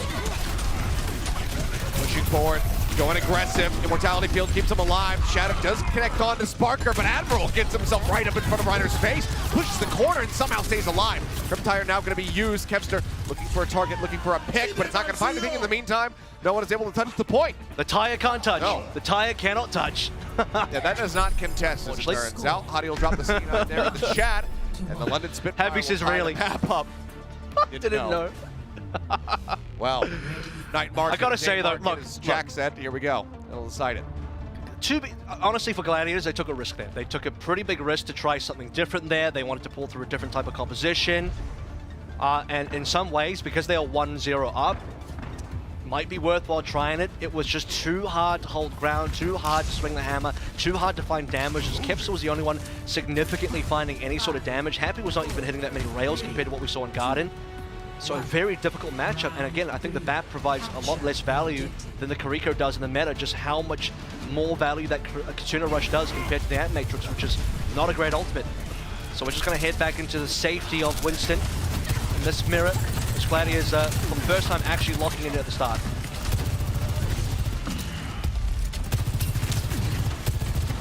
Down. Right now, London Spitfire just tucking back around the corners here on the point. Ace comes in, looking to try to find kill here, but it's going to be Shu who ends up getting taken out by Sparker. Nice headshot with a rail from him. Reiner tagged up, dead. Backbone does get traded, but far too many casualties here on the side of the Gladiators, losing 2. Spitfire once more locking down the point first and foremost, as Happy's just got nowhere to go. And interestingly enough, Kipster and Happy swap right. Kipster's now the one actually playing Sojin. Happy on the Reaper, that's another change we have to talk about. Typically, you'd probably think that Happy would be the dedicated Sojin player. It's interesting why Gladiators have done this. Happy performed quite well in Gardens, but this is the bed that they have to sleep in now that they've made. As they have started to get some ult charge here. Bit of rotation from Gladiators indoors. Spitfire on the money though, trying to lock them in. Backbone looking to run down Reiner. Trying to keep him sustained, but with Money Astro dead, Reiner can do nothing more but just exit and hope for the best. Still alley-oop play. Damage set up by Happy. Kepster gets the rail shot to take down Backbone, but still just not enough for them to get themselves over to the point. When Spitfire just cut back around the side. Landon. Keep it occupied. There's only 3 members here. Might be some more teammates around the corner, but the Kitsuna Rush will come through both sides. Kepster nearly on their overclock. Forward to do it. Get juiced up spots. Backbone here. The back lines. Disruptor shot not going to find too much of anything. Backbone makes his exit, receives that sound barrier shielding here from Admiral. In the meantime, Astro needs one. Gladiators now in 9% control. away. Astro, he's so very close. The damage right now is not coming through, so he'll be able to build this one up. Barring a random headshot coming through from the side of Sparker. They're going to remain safe. Oh, he's dead. Honey Astro, he gets taken down. Never mind. But the Death Blossom comes in from Happy. Manages to find 2. Honey and Landon both going to be eliminated. Happy, Wraith walks away. A little bit of distance before he goes back in on the offensive. Coupling with Reiner here with the Primal. They find the kills, they maintain control, 30% to 53. Gladiators ticking up. And I really expected London to do more of their sound barrier there, right? Admiral pops it down, they're sort of on the sides, on the coast side of their point. And they were struggling to actually get on and engage a fight. They had a lot of extra green HP to work with. The Funny Astro could not respond. He was still 10% away. And Spitfire couldn't find the damage to really put the pressure on the Gladiators. Now the sound barrier will come on through. It does, but can they get on top of anybody here? Adi's primaled up. He's looking for a target, trying to get an isolation there on a Happy, and he'll just go ahead and knock him down. Cleaves him out, TP over to the side. Shu rejoins in with Kempster by the point. Reiner doing much the same. Shu needs ultimate. Almost there. Oh, they lose Kempster. He's got it ready now, but yeah, with Kempster gone, you just hold on to it. I think it might be the play.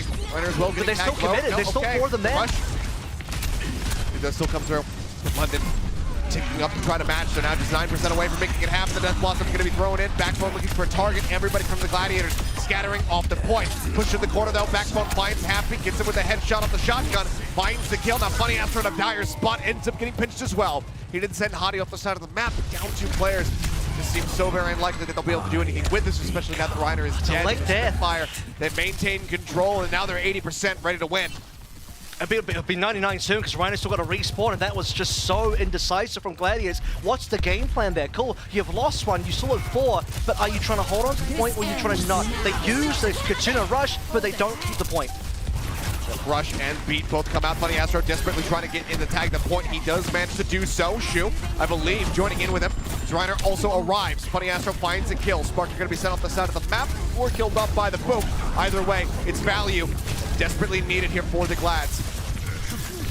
Another hit found. They get the flip. 71% now in control. They have a shot at winning this one out, but they need to play this perfectly. On the Spitfire. Likely need to reset turning the fight right here, and they're going to go for the ladder. Hadi goes for the juggle. He's got the primal pop. Knocks Funny Astro up into the air, but the beat comes through all the same. Death Blossom comes out from Happy. He won't be able to find any kills. 85% now on board for them. Happy dead. Spark gets a headshot with the overclock. Slides back over onto the point as they look for the flip, but he gets crunched, and Kempster finds the kill. Gladiator still looking good as Happy swaps over to the trying to rejoin in a little bit faster. Now Landon taken down. Reiner will be traded, but it's just far too many casualties here for the London Spitfire. They did their damnedest. They made it look good. They made it competitive. but it is the Gladiators who are taking Lijiang Tower at the end of it all. 199% to close out Night Market. They win it 2-1. Yeah, London Spitfire, they played well there, but the last fight was very extended, a super long fight outside of the Spitfire spawn. And London Spitfire, they're saying, we're actually in a position to maybe turn this fight around. Hardy pops Primal, they want to engage, but Hardy couldn't find the kills, he couldn't find any knockoffs off the map, no environmentals. Gladiators hold on, they eventually use double support ultimate. Shu pops down the Katuna rush. London Spitfire do originally a fairly decent job of disengaging away from it, right? They move towards the point, the Katuna rush is in the open, in the courtyard. But when we actually get to the point, even though they're away from the Katuna rush of Shu, the firepower isn't there. Kevster pops online, gets 2 frags, and the LA Gladiators clean up with a win. I'll tell you what, one map, granted it is control and often lends itself to have some scrappier fights, but that was scrappy. That was all over the place between both of these squads, just constantly going blow for blow, back and forth. Gladiators are barely left standing at the end of it all, but that is just map number 1 out of a potential 5. That's what we are hoping for. London Spitfire are going to have their map pick as we get ready to move into hybrid. We'll see where they decide to take us when we come back from the break and whether or not the Gladiators will be able to shut them down and look for that 2-0 lead. Don't go anywhere, guys. The action continues in our final series of the evening when we come back.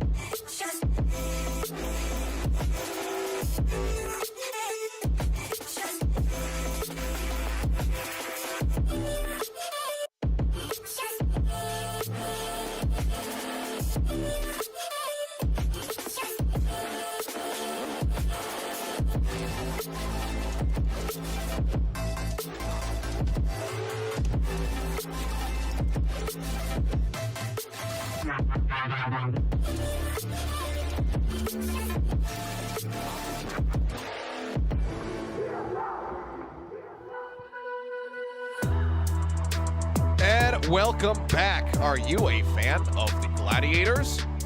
Then buy their skin. It's on sale till November 15th. I haven't been putting too much thought into these things. But yeah, it's the Reaper guy. He's my favorite character. I love his pistols and all of that stuff. But honestly, I mean, I do love I love that we have these kind of like alternate skins coming in for the tournament winners this year. And I hope that it's something that we keep up forward into next season. There's like a normal Gladiators Reaper skin, just like the normal Reaper skin, but colored Gladiators. But then there's this one, which is the legendary Reaper Gladiator skin. And they all know it. What's the mid-season Madness skin again? That was the Mercy one, wasn't it? So there's also yeah, it was, because Happy Genji was after that. So Knight Mercy, Royal Knight Mercy. There'll be another purple version of that later on. But for now, I think for the Gladiators, they're not satisfied with just 2 skins. They want the championship skin too, if they can get that. Who knows what that'll be. London have one, the Winston one from 2018. And despite this 1-0 result, I mean, I think we can both say that it was fairly competitive, although the only asterisk I will add to that comment is the fact that Gladiators, yeah, they did pull out some quote-unquote cheese on Control Center, did not work out for them, the Ryan, Junkrat stuff, okay. Kevster got some kills, but it didn't seem like a comp that was really doing much else. The Shadow went quite wanting, to be honest with you. Ryan kind of just threw it out there, didn't look great. And Gladiators even kind of swapped up the DPS, and Kevster and Happy just trading roles on our 3rd round of Night Market. Still seemed to work out. Kevster pulling through on the Sojin as we head into Eichenwalde, which is London's pick. See how this one works out for the Gladiators in terms of what they'll choose, because they seem to be the team that are wanting to play some different stuff, try some different things out. Spitfire are very content with just playing hard meta.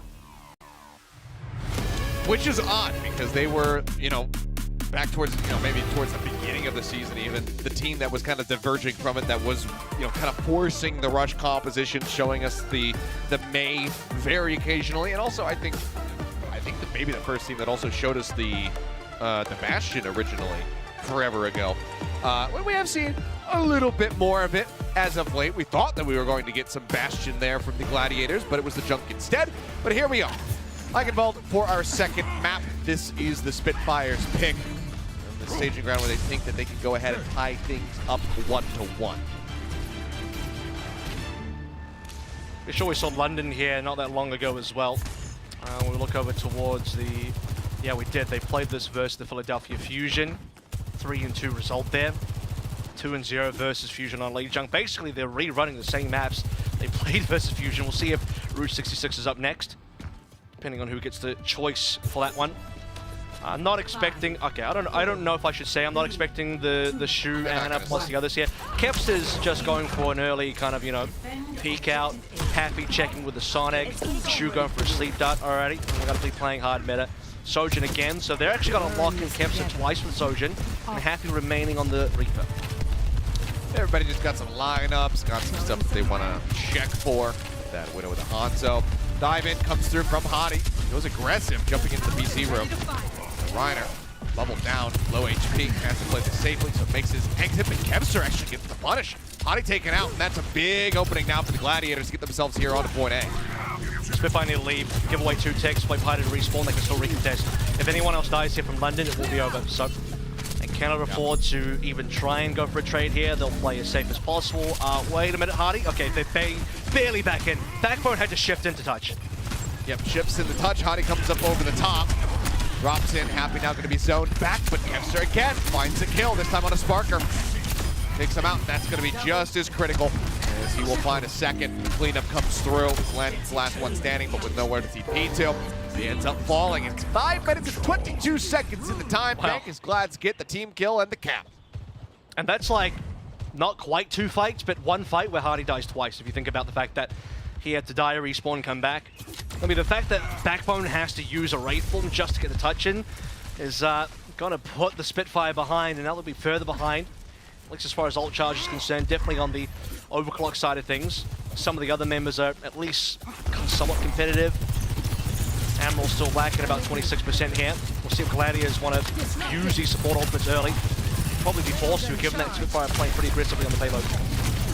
Keps to go for the quick pop, hoping that he gets a connection there. Not going to happen, but does now have that overclock at the ready. Rush comes in from Shu, escorting them forward as they look for some shots here. A hell of a lot of damage being pumped out over towards the Spitfire members. They're going to go ahead and counter rush back over towards the cart now. Gladiators widely split. Kepster out into the open. Gonna get jumped on. They need to keep protected. But Reiner comes in to try the peel for him, but it's not gonna be good enough. Backbone drops in. Death Blossom finds two. Both the supports now gone. And the Gladiators are gonna have to go ahead and reset on the push. Man, that ult trade was so much better for the London Spitfire. I mean, what you actually see there is Shu pulling out the Katsuna Rush. Okay, that's cool. London Spitfire, they back up, they speed away. Admiral gets them out towards the bridge. Gladiators want to chase, land, and turns. Uses his own Katsuna Rush. Funny Astro feels the pressure, pops down the beat, but then doesn't have that for later on when now Sparker has this overclock available. He's pretty low HP though, but Landon, Landon got two. I'm not sure. Kepster and Shu both taking down by Landon's hand. Reiner will finally put an end to the slaughter, but the work is very much already done here. We'll have those faster respawns and start pushing their way back out so they can get themselves to the cart for now and maybe pick up a little bit of extra distance, but it's not like they're going to be able to get over the bridge with these picks. Gotta say, despite Landon getting two there, Reiner turning it around, Gladiators pushing out from spawn. Well, now given the capability to, as you sort of mentioned, finally get the payload up. Still have two ultimates online. Need to see where Happy ends up going. This one, London Spitfire with bridge control so far, and they've landed on the payload.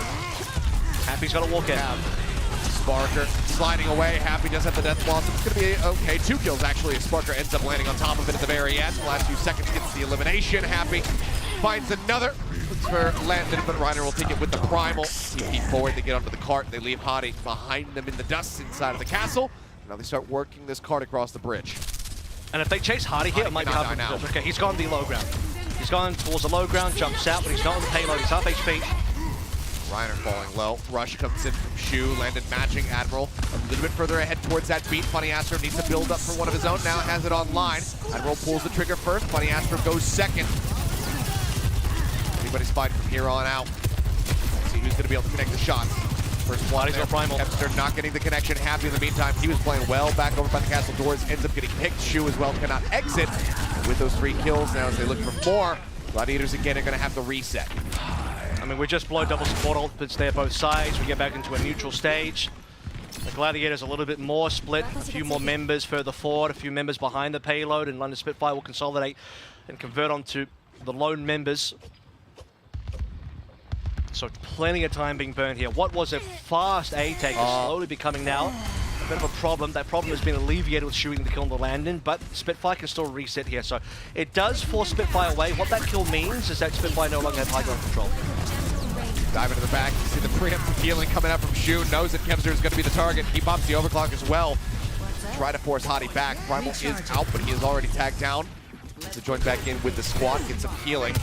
Gladiators looks like they found him. They get the collapse, and they go ahead and take him down. That might have been the case. Either way, they get the kill, they get their target. Now they just have to fight their way out of the castle, which they managed to do so successfully. Sparker's still up on the high ground, but at this distance, not going to be able to do too much. The cart does get contested here at the very last moment. Backbone again, racing forward, keeps this one locked into position while they wait for Hadi to rejoin the fray. Happy now trying to exit 90 HP, works away. Oh, so low. Space here to work with. And just the TP up, but still not out of the woods yet. He's dodging every pull they possibly can, and somehow Happy stays alive. He's playing a bullet time game. He's just trying to dodge everything. I've seen this before. And the bullets come ever so fast, but he'll get healed up now. Gladiators waiting for ultimates. They got it. Kepster, nice shot. Admiral's gone. No more sound barrier. Yep, sound barrier now out of the equation. The rushes are going to be used on either side. Funny Astro likely can hold on to the beat unless something goes wrong. Death Blossom instead going to be invested here by Happy. Finds Backbone, looks for a little bit more, sets up for the damage on the kill here. Now Hadi, they get the elimination, they get the cap. It's only going to be 2 minutes remaining now here for the Gladiators. You think about where they started, from 5 minutes, 12 seconds, something like that. They get drained all the way down to 30. I mean, that even comes... You even see the difficulty on B when they find that trap on the Hadi, right? I'm pretty sure Reiner blocked it. Yeah.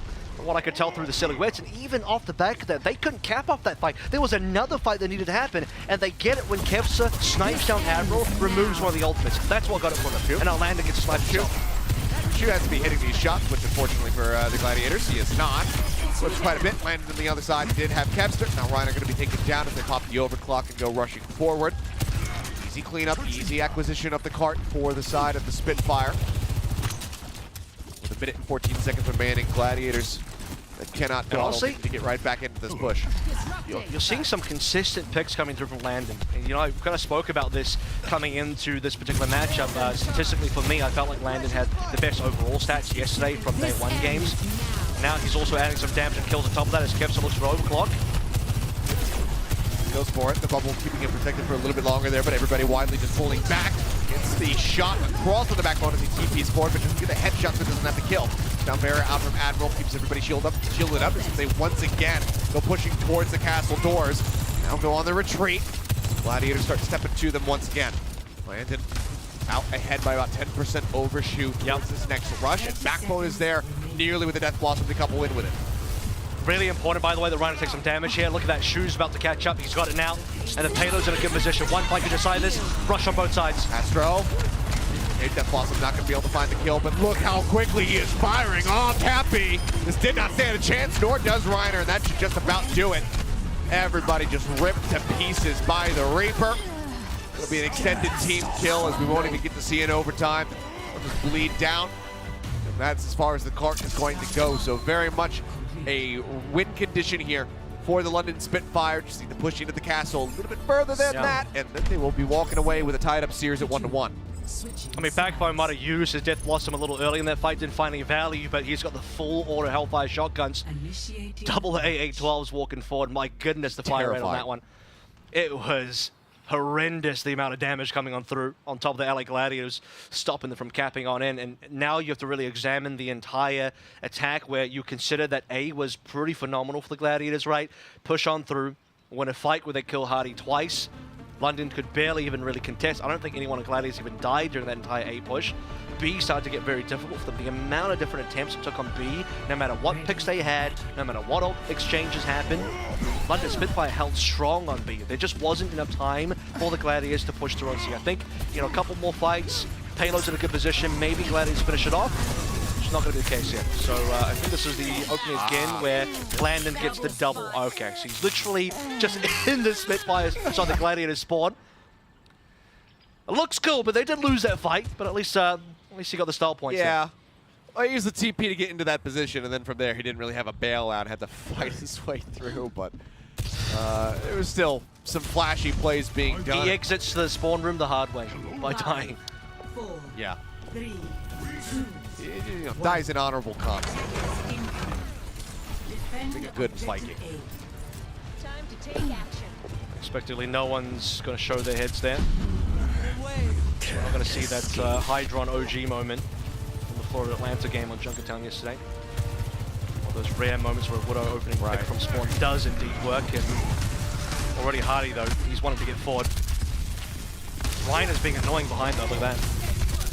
He is, but he needs to be careful that he doesn't get disconnected from the rest of the team. So you see him jump back over onto the point proper.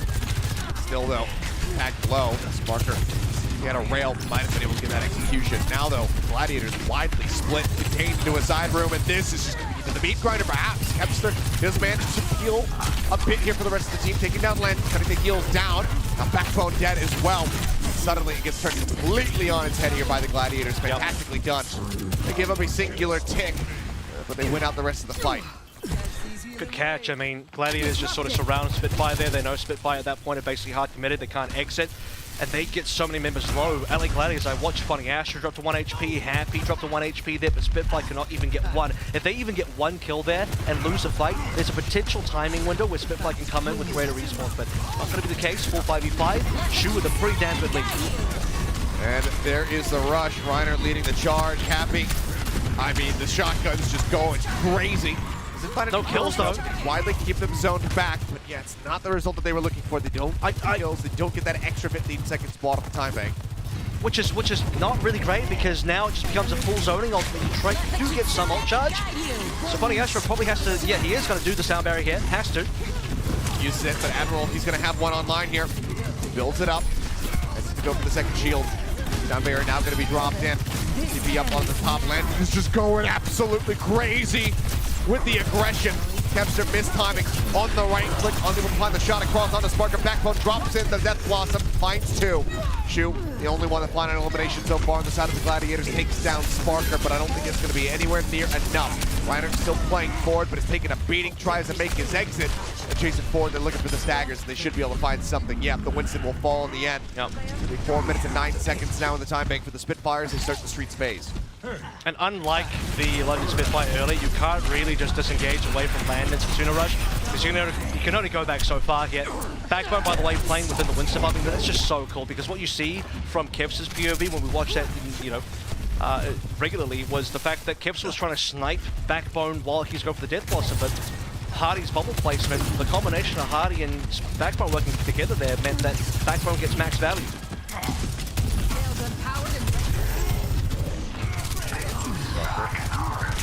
Down low, gets some heals, overclock at the ready, and Happy's dead, so you can just go ahead. Yep, just keep that ult tabled for now. No need to invest. Gladiators are going to have to heal back. Finally, the damage to try to get rid of Hardy is gone. Body shot on the Funny Astro takes him low. Kempster as well. See the slide out, makes his way over the rampart to try to stay safe and maybe get some line of sight. Funny Astro does continue to play elusively. It's really limit testing against Sparker's aim there, but does walk away unscathed. The dive comes in. That's a good rush. Out from Shu. Kempster though needs some healing. Shu finally identifies this, finds him. Knocks him back up. Match now. Spark going to be locked in the position for now. Up here on the high ground. Kempster gets the pop, finds Spark in the body shot. Good enough. Looks for Admiral. Can't quite line it up, but sends him just shipped all the way into the castle walls. And it feels like we're back in the first half with Gladiators on the attack. Spitfire now put themselves in a rough position. They have to break out of here. They have 5. They don't have ultimates, so Hardy clearing close towards the Primal. The good news for the Spitfires, payload actually hasn't moved. Look at the payload. It's actually moving backwards. Gladiators have forgotten about the objective completely. If they'd gotten any kills on that castle exit, it would have been monstrous here for the Gladiators. Spitfires stay together. So London will get themselves out of that. And payload position now will start to move back forward again. London actually breaking out of that position is really cool, because that was... Ricky, that's a botch. And a great boot from Admiral. Sends him over the side. Backbone. He's got the TP, so he's going to be just fine, and no one's going to be able to contest this card anymore. Maybe Funny Astro does go sliding in. He's going to try for it, but it gets pushed away, and the cap will come in at the end. 3 minutes and 18 seconds now, and they don't even have to push to the end of the map. That's what Happy ult anyway. Here by Happy. Finds Admiral. They will also clean up Backbone on the back end of that ult. And Hardy just can't really stay in this position. Ends up dying. You can see the laughter coming through from the London Spitfire calling the C9. So that'll just be, I guess, London, or rather Gladiators being able to get close hold here towards the ruins towards the front. And that's really what you're buying here, because otherwise Gladiators straight lose that fight. They have to completely reset. Payload gets to the first corner. Shoot pops ult. Over the top. Reiner makes his presence known. The rush is out. Landon now has one of his own built up. Death Blossom from Backbone goes zoned back inside of the castle. Overclock now at the ready from Kempster. Vlad's can exit yet. Right now he is the sole ultimate available here for the side of the Gladiators. They get pushed back by Landon. Overclock now comes in. Kempster looking for a target. Spark still holding one of his own. Rage vested. Looks for the headshot, and Kempster has overstepped. Spark 2 wide swung around that corner. Landon strikes him down. Now Happy as well, going to get dropped. That's the damage dealers dead on the side of the Gladiators. The town barrier has to be invested by Funny Astro. Kempster's going to be swapping over to the Tracer now. They're trying to keep them in this fight and try to turn the tide, because they still need to buy 2 minutes if they want to walk away victorious in this map. Otherwise, we're going to be tied up. Oh, that 2-2. That could be it. 1-1, I should say. The headshot goes across. Shu goes down. Kempster keeps it contested for the moment. Reiner goes jumping in, but is greeted with death. Sparker finishes him with the rail. He cannot get the Primal. And that will be the finish. London Spitfire elect to take us here to Eichenwalde. And once again, we are not going to have a 3-0. They tie it up 1-1. Again, I think so much difference was made on that B point again, because you see the London Spitfire on their defensive side, how much slowdown they had the LA Gladiators, not allowing the LA Gladiators once they get to see to make any reasonable distance. And then the opposite end, London, they survive in really tricky situations, kind of stuck in the Gladiator spawn. They can rotate out. Straight back on the payload, pushing on in. The boot from Admiral, from onto Reiner to push him off the map. That secures them the B point cap, and despite having the happy, Death Blossom slowing momentum down for London Spitfire, the next fight immediately, they retain that momentum, move on forward, and before you know it, London, they're on the cap, and Gladiators, they have the 3-man beat from Funny Astra just to stay alive. Reiner doesn't even get to get a primal, dies on 94. Close margins there, but Spitfire, once they get back on that payload and C, they go for all the way. Yeah, close but no cigar. Close does not win you maps. Now tied up 1-1, London Spitfire fighting back. They keep it even.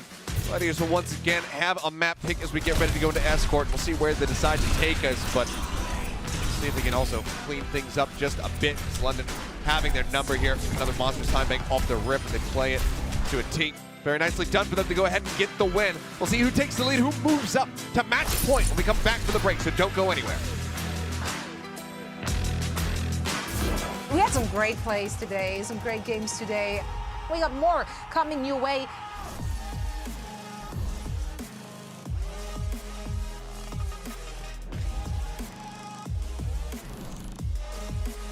Piece by piece, 3% away from this Nano Blade now, though. So, Smurf wants to initiate early before the Blade's a factor, but Jinmu goes in. Not going to happen, and Creative cannot get the sleep dart to connect. That slash through. Jinmu once more finding 3 with the blade. Big value for him. Follows up with a headshot. No Jerkins onto Vinham. That is the team kill. That is a massive amount of distance now. Try and find a way to keep London Spitfire at bay. Ken looking to set up a big power drive here. Oh, just right in the middle, and that might have been a counter shield bash from Admiral to get out of the way. Flora has overclocked. He's found 2, make it a 3rd. Drops down, landed. Flora stepping up to the job, and what New York need of him to do. Since he's been away. Good headshot on Finale, though. I mean, it saved it's forcible. Finale's good for at least 1 in that case. If there isn't just an insta headshot to shut him down. Here's what I mean, Krillin going attack mode. Wait, no. Okay, 1 second. No. Yeah. He was off the map at least 3 times in that small fight. Nano onto Happy, by the way, just to keep him up and alive. Or Muse with a punch. This is dangerous. That was close. Okay. Power block. There was no power up punch. Oh, no, you can't do this. Oh, dear. Another one falls to Muse, and now the Defiant can surge forward once more. That buys some key seconds for the Raven. Have they used that time to formulate a real defensive plan here, or are they still going to fly by the seat of their pants? Hawk hit with the Discord all blown up pretty much instantly there by Shockwave, who comes on in. That's going to be 2. Another one from the Disruptor shot to get rid of that Immortality field, and Shockwave has this on lock. Kai obliterated. OG running back to spawn with his tail between his legs here in the Vancouver Titans with 44 seconds left. They've got to get this one home. And now we'll pop it, slides forward, tries to cut them off, throws the nade down right here into the doorway. Transfer Mame God is nullifying a hell of a lot of his damage though, because he just can't quite get the headshots to connect. 2 kills going to be found from the side of Fusion, but it's answered back by 2 from Marvel. Picks up Mame God, picks up Carpe, ends up falling. Marvel is just doing everything How right many now. is this? He gets Fixa. That's going to be 3 for him. The Immortality field obviously not quite going to count, but now here he is on the point, still relatively healthy. And so is Bellisria. He's got Zest to try to back him up. Marvel has to make his exit, but he's straight back into the fight. He keeps this point contested. He does not allow the flip to come through, and now he gets the kill into Bellisria. The minefield comes down. They'll just reroute. The flip is there.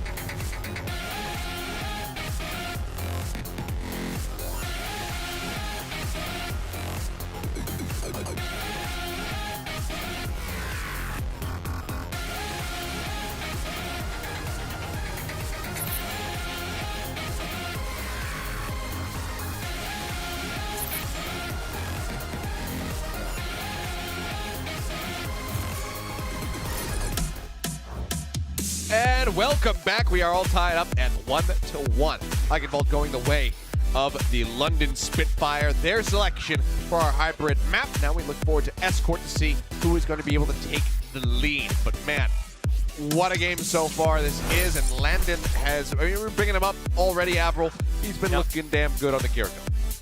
Yeah, I felt like, again, you know, to repeat myself, yesterday he looked fantastic. The stats rather back it up. We look at the stats from Eichenwalde here as well. 8 final blows. I mean, that's quite a lot. 95 rush assists. 95 rush assists. Yeah, you farm a lot of assists off that.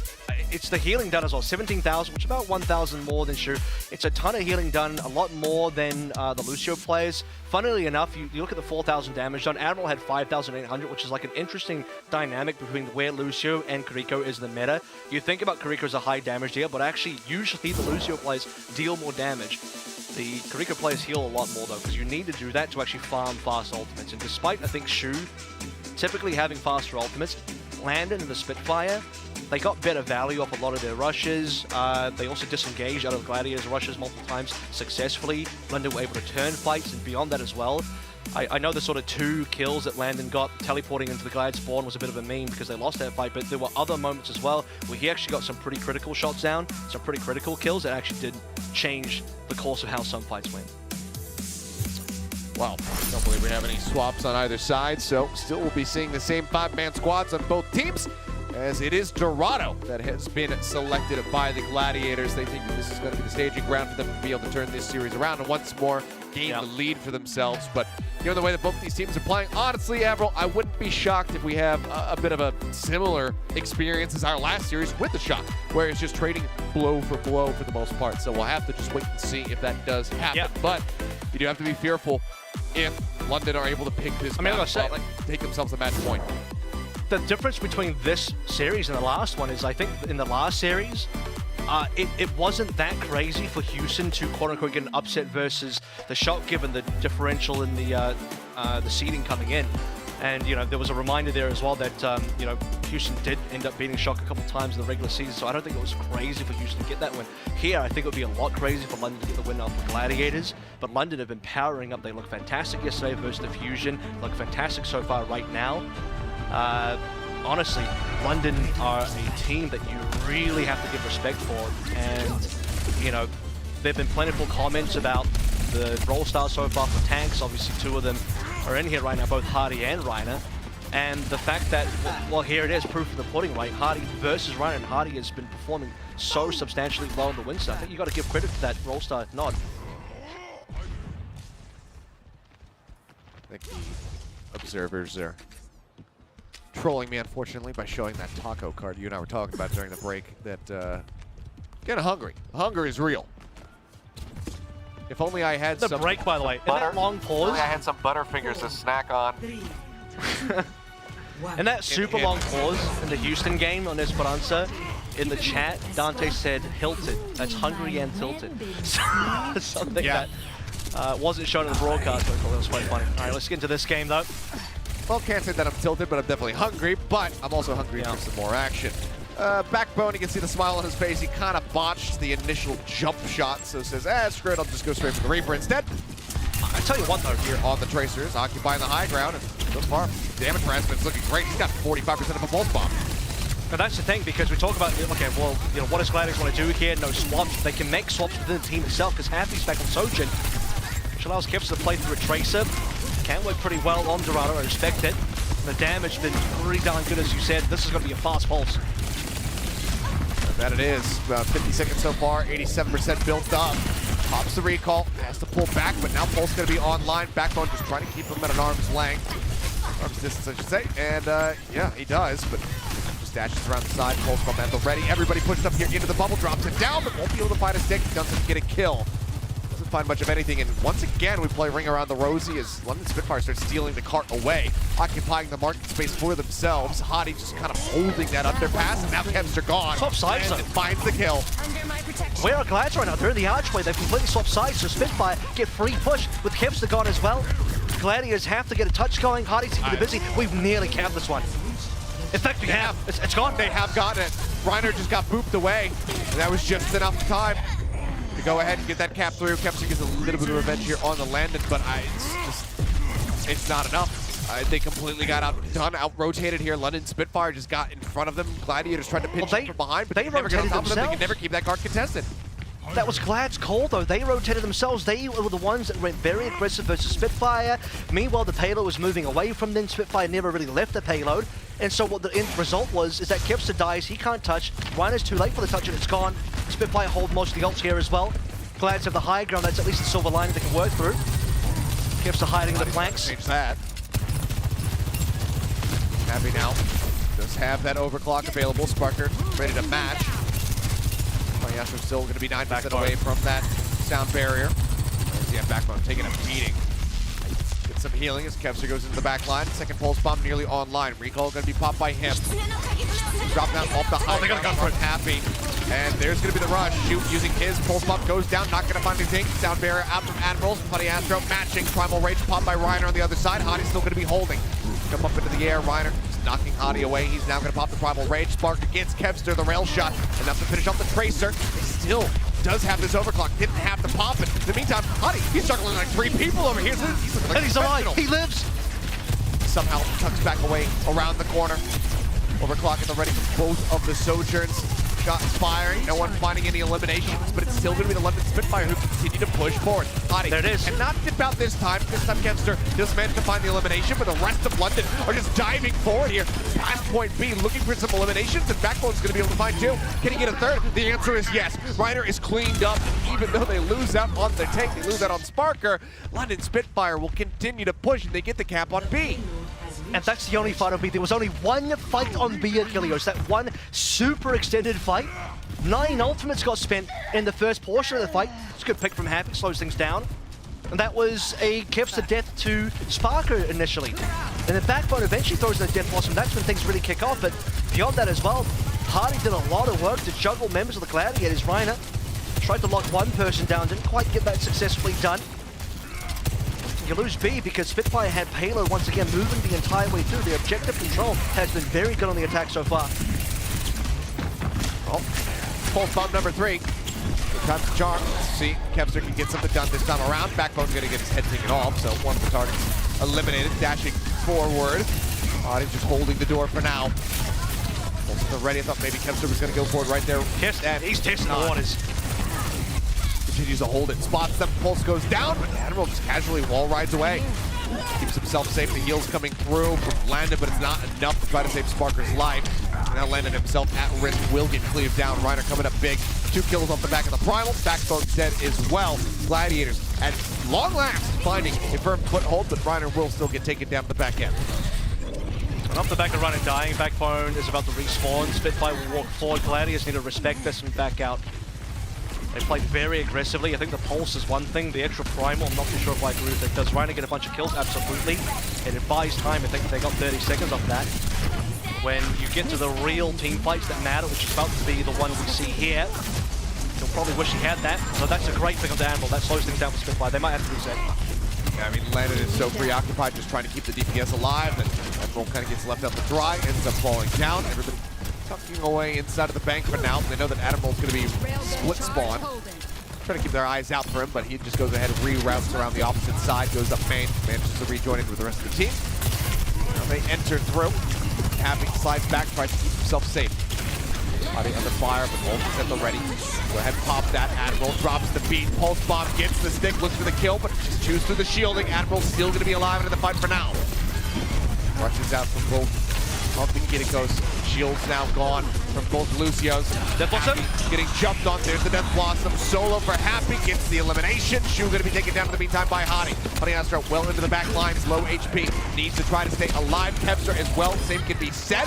Backline finally was able to hound him down. Lines up the shotgun blast. And Kevster takes a full blown one to the face. Just under 2 minutes now. So the cart continues to roll forward. And they got 5 alive. That's the best part for the London Spitfire. With 5 alive here, they have full presence walking forward. Sparker held on to his overclock. Pops him now. Happy responds. Wait, Happy just gets a kill. He didn't even have an ultimate. Yeah, not the ult, just full charge rail shot to the head. Backbone taken out. And Happy gets Sparker as well. Shuts down the ult. Hottie dead. Once again, the Gladiators go ahead and put their feet down.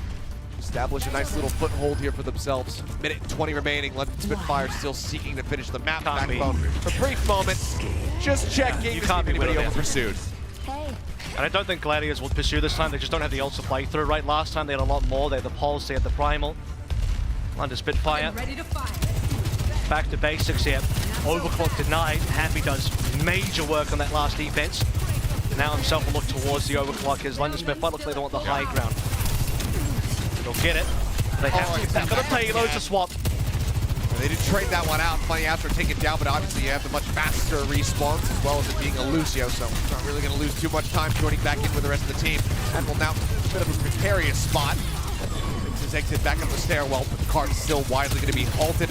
Is in fact still rolling back. 35 seconds now remaining for the London Spitfire. Rushes out on either side. Still holding on to the overclock. Happy, waiting for the moment to pop it. Likely we'll just have to wait until these Funny Astro. Hottie starts moving forward. The Primal pop. Shoe going to be taken down. Doesn't catch up your Kipster. Now Kipster going to be taken down. Backbone gets on top of him, and Happy's got a sliver of HP, as does Funny Astro. They have to try to stay alive, but Happy eventually gets hounded down. Hottie gets on top of him, finds the kill. Sends out a zap, looks for a little bit more, but cannot get any further picks from here. The cart continues to move forward. Time dwindling down. 3 seconds remaining. Ult available. Go Blossom. The Death Blossom is online. Needs to find an opportunity to use it. It's going to have to be right here, right now. They push him away. Landon stays alive. He still won't find Hottie. Can't get much more than that. Backbone strikes just a little bit harder. Comes up with 3, and that is the finish. London Spitfire, they have a very clean start. Gladiators kind of out-rotate themselves.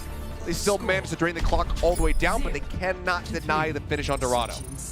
And that, what a finish it was as well for the London Spitfire. Again, they consolidate as 5. They didn't lose anybody in the second to last fight. They start walking forward, and the big difference maker for me was the fact that Admiral Landon both had support ultimates. Shu responded, but Funny Astro was still like 10% off by the time Funny Astro finds the sound barrier. His team is under major DRS. He pops in the sound barrier, but Happy and Kevster do not receive the shielding. Possibly the LOS was blocked. Maybe Hardy's, his primal was batting away Kevster and Happy a little bit too much. So Funny Astro only ends up getting a 3-man beat for all of that. Happy and Kevster 4 because they're low HP. And the London Spitfire continue rolling on through. The final ultimate there to maybe save the day was Kevster on the Death Blossom. It doesn't do enough. Landon has a Suzu. Backbone has his own Death Blossom, and they use that to put the nail in the coffin for the attack. Take a look at the replay here. Landon playing out the final moments of this push. What's the Suzu? And there it is. So clutch. 145 HP on him as the Suzu comes in. Sets up for Backbone. Just go ahead and pull the trigger. And there's no getting away from that one for Happy. Again, given the way things started for London, this isn't the worst case scenario for the Glads, but they need to have a strong attack. They're gonna go for the side. I think finishing at all is quite a decent amount already. And for the LA Gladiators, they want to see some TP start, run it, instantly goes back. You notice that London Spitfire have counter-rotated, so now we've swapped positions. London are playing from the Glad spawns. Low members there, Hardy has to be careful. He does. Glads wrapping around the side, Kevin taking some nasty hits. Cheerio. Lucio. Cheerios. Should be a fast pulse bomb. That will be the thing again. Backbone was on 1. Wow. He's got the Wraith walk, so he stays safe. They top him up. Landon rather pursuing forward. Just keeping Kevster honest. He grabs the Mega Pack, but the rest of the team still just getting ripped apart in the meantime. This is, by the way, turn their sights to the rest. Hottie needs to get out of there. This is kind of like the worst case scenario for Jets as well, because they're just losing one person by one. They're not getting any counter trades. It's maximum time staggering as well. Kevster desperately needs a pulse bomb. Backbone again on 1, but he just won't die. Oh, what a stick! Whoa, hang on a second. And what a slide! Sparker delivers that one. Express mail to Admiral. It's Kevster, cleans up 3. That's the team kill coming through. Granted, might be just enough time to be able to get a last-second contest coming through here from the London Spitfire. Work to treat for Houston Outlaws over on that looked like it in our last series. That looked like it should not have stuck. It looked like it should not have stuck because Sparker was already on his way out, and Kevster just manages to just basically a pixel off something. Just a single pixel lands on the pulse bomb, and Sparker carries that one through onto Admiral. By the way, Sparker was already mid-slide as Landon finds a hit from the Funny Astro, so 5v4. Down low, basically what I'm saying is he's already used the recall. Basically what I'm saying is Sparker killing Admiral there. I mean, he was already sliding right, so there's not much you can do about it. Yeah. Down to happen. He's already committed. stopping that one once it's begun. Overclock now going to be coming through as Backbone just disappears. Reiner gets on top of him, finds that kill. They're looking for a little bit more. Sound Barrier is still going to be committed. The rushes out on either side as well. London Spitfire desperately trying to fight back, but Sparker under duress will end up crumbling. Reiner finds that kill, and Hadi, knowing better, just holds onto the primal range. They're more than happy to just go ahead and get the reset in now. They take the clock down to 1.5 minutes.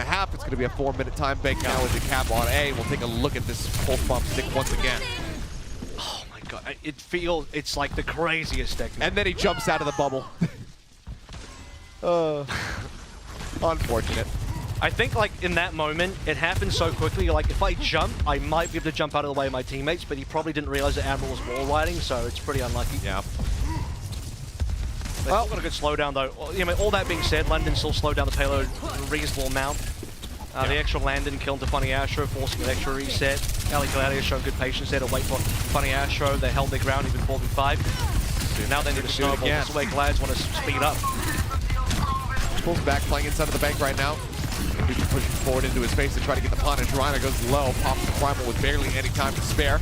Admiral getting tagged down, but looks like Landon will have some healing for him, so he stays safe. Hadi is going well into the back lines.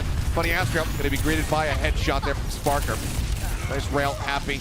Taken down as well. Hadi finds the punish, and once again, the London Spitfire just managed to wrest control of his cart away from the Gladiators.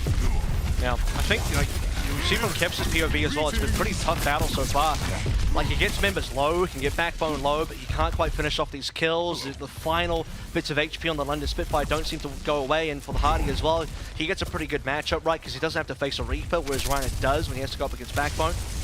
Yeah. The Gladiators are finding themselves in a bit of a situation where Gibson needs these pulses. He's had a few so far. That's a good shot, though. That's what they need more of as well. That it is. And, I mean, Backbone, I don't even know where his corpse just went with sailing up into the skybox. There's not much else to be done here for the rest of the London Spitfire other than dying. By a little bit more time, just locking the cart in place. Once again, they will be able to contest this. 4 ults about to be online for them, matching the 4 of the Gladiators. It's been a lot of Sparker, I think, opening frags, opening damage, rail shots. We've seen a few from Happy, but it's felt like a lot from Sparker so far than defense. So Happy finally getting one over, and 5-4 over, it's super important. The Gladiators, by the way, win that one without using ultimate, so here we go. Now both teams will be throwing those at 8 ultimates solid. Okay, Kepster finds Spark in the sound barrier from Funny Astro, keeps everybody alive through the Death Blossom of Backbone. Push away off the cart. Admiral going to be taken down. Happy finds the shot. The overclock going to be popped, and Hadi's got really nothing else to do here. Backbone's going to be finished off. Happy looks for another target. Won't be able to find one. Gladiators clean it up. Now they have 3 minutes to push through the final stretch of Dorado and finish the map, which is what they need to do. And even then, that's just the extra innings. We'll see if they can get a time bank here as well. Some time available, so they can defend first. And have that extra time to play through for A, because, you know, assuming they do cap, this is going to end on A. So they know London have dropped down on the outside. London are making a big rotation. Oh, that they are. They're trying to, once again, grab the cart, keep it locked in place, and put the Gladiators over towards the defender's side of the map. Reiner, however, has different ideas as the gate is going to shut on them. The cart is going to start getting stolen away. Overclock now going to be popped. The first shot going wide. Shoot down low to almost no HP, but cannot find the finish. He's going to get topped back up to full. Kepster outlanded with a nice headshot. Manages to finish off the Tracer, getting rid of that pesky little fly. Sparker looking for a little bit more. The cart now going to be rolling back. The Gladiators again put themselves in the no man's land. Glads have to reset. Going to be taken out. Funny Astro going to be dead. They have to go for the reset. That's going to take them down to about 1.5 minutes. I mean, London Spitfire, the best part about their play, because they make that long rotation, they go straight for the payload and they deny any distance. You sort of notice the other way around when London were attacking, they had a lot more payload control, and Gladiators were really slow to stop the payload progress. And also, we talk about the difficulties Kevs has had on the Tracer outside of some of the pulse bombs. I mean, sometimes you can just get headshot by Karika as well. 120 damage. If that doesn't kill you, instantly forces you to recall. So that also makes the matchup a little bit worse, and he's now changed over towards the Reaper. Heard that dink there for just a little moment. Got the catch on a Happy. Now it's going to be the rushes coming out on either side. Sound barrier first from Funny Astro, but Backbone going to be taken down. Happy gets the headshot, still holds onto the overclock. Admiral now going to be holding this sound barrier for a future fight if they need to go for a reset. Admiral buying just a couple extra seconds here on the clock. 5 alive? Down to 1 minute, but now they're going to be pushing forward again. Yeah, 5 alive as you say. Yep, that's huge. That's what they need. This is the same situation that London had early on, right? They want to fight near the start of C. They have 5 alive, and they will get their 5v4 happy as Sun to really find some shots now at the correct time as well. Gladiators on the precipice of finishing the map, and they might just be able to do it by the time Spark comes back. The Taylor is there. Happy doing happy things, but now Barrier aggressively. They look to take the fight towards the Gladiators, but no kills are found on the back of that. Now the shielding's going to be gone. Overclock going to be popped. Happy looking for a target. Backbone drops it. Death Blossom finds one. Kempster eliminated. Oh, Marcus. Wait, Marcus. Happy comes around the corner. What a shot that was. Would love to see his POV on that. Looks damn impressive from what we could have seen, but now the rest of the Gladiators very much split away from each other as Backbone looks to just hold control of this door. The bubble comes in as well. That's final fight. That's going to be the map. And yeah, that could just be it. London Spitfire look to take the map pick away. Now. As the overclock is popped and no one is going to be able to touch. Kempster arrives just a fraction of a second far too late. The Death Blossom will find nothing. And London does what they love to do. They dump a bunch of C9s in the chat. Give it the they're just saying this feels like projection to me. But yeah, I was gonna say they're just announcing their org, right? I mean, the Cloud9. I get it. That's what it means.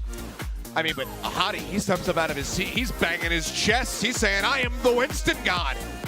And right now, he's looking like he has the upper hand in this series. London 2-1 now.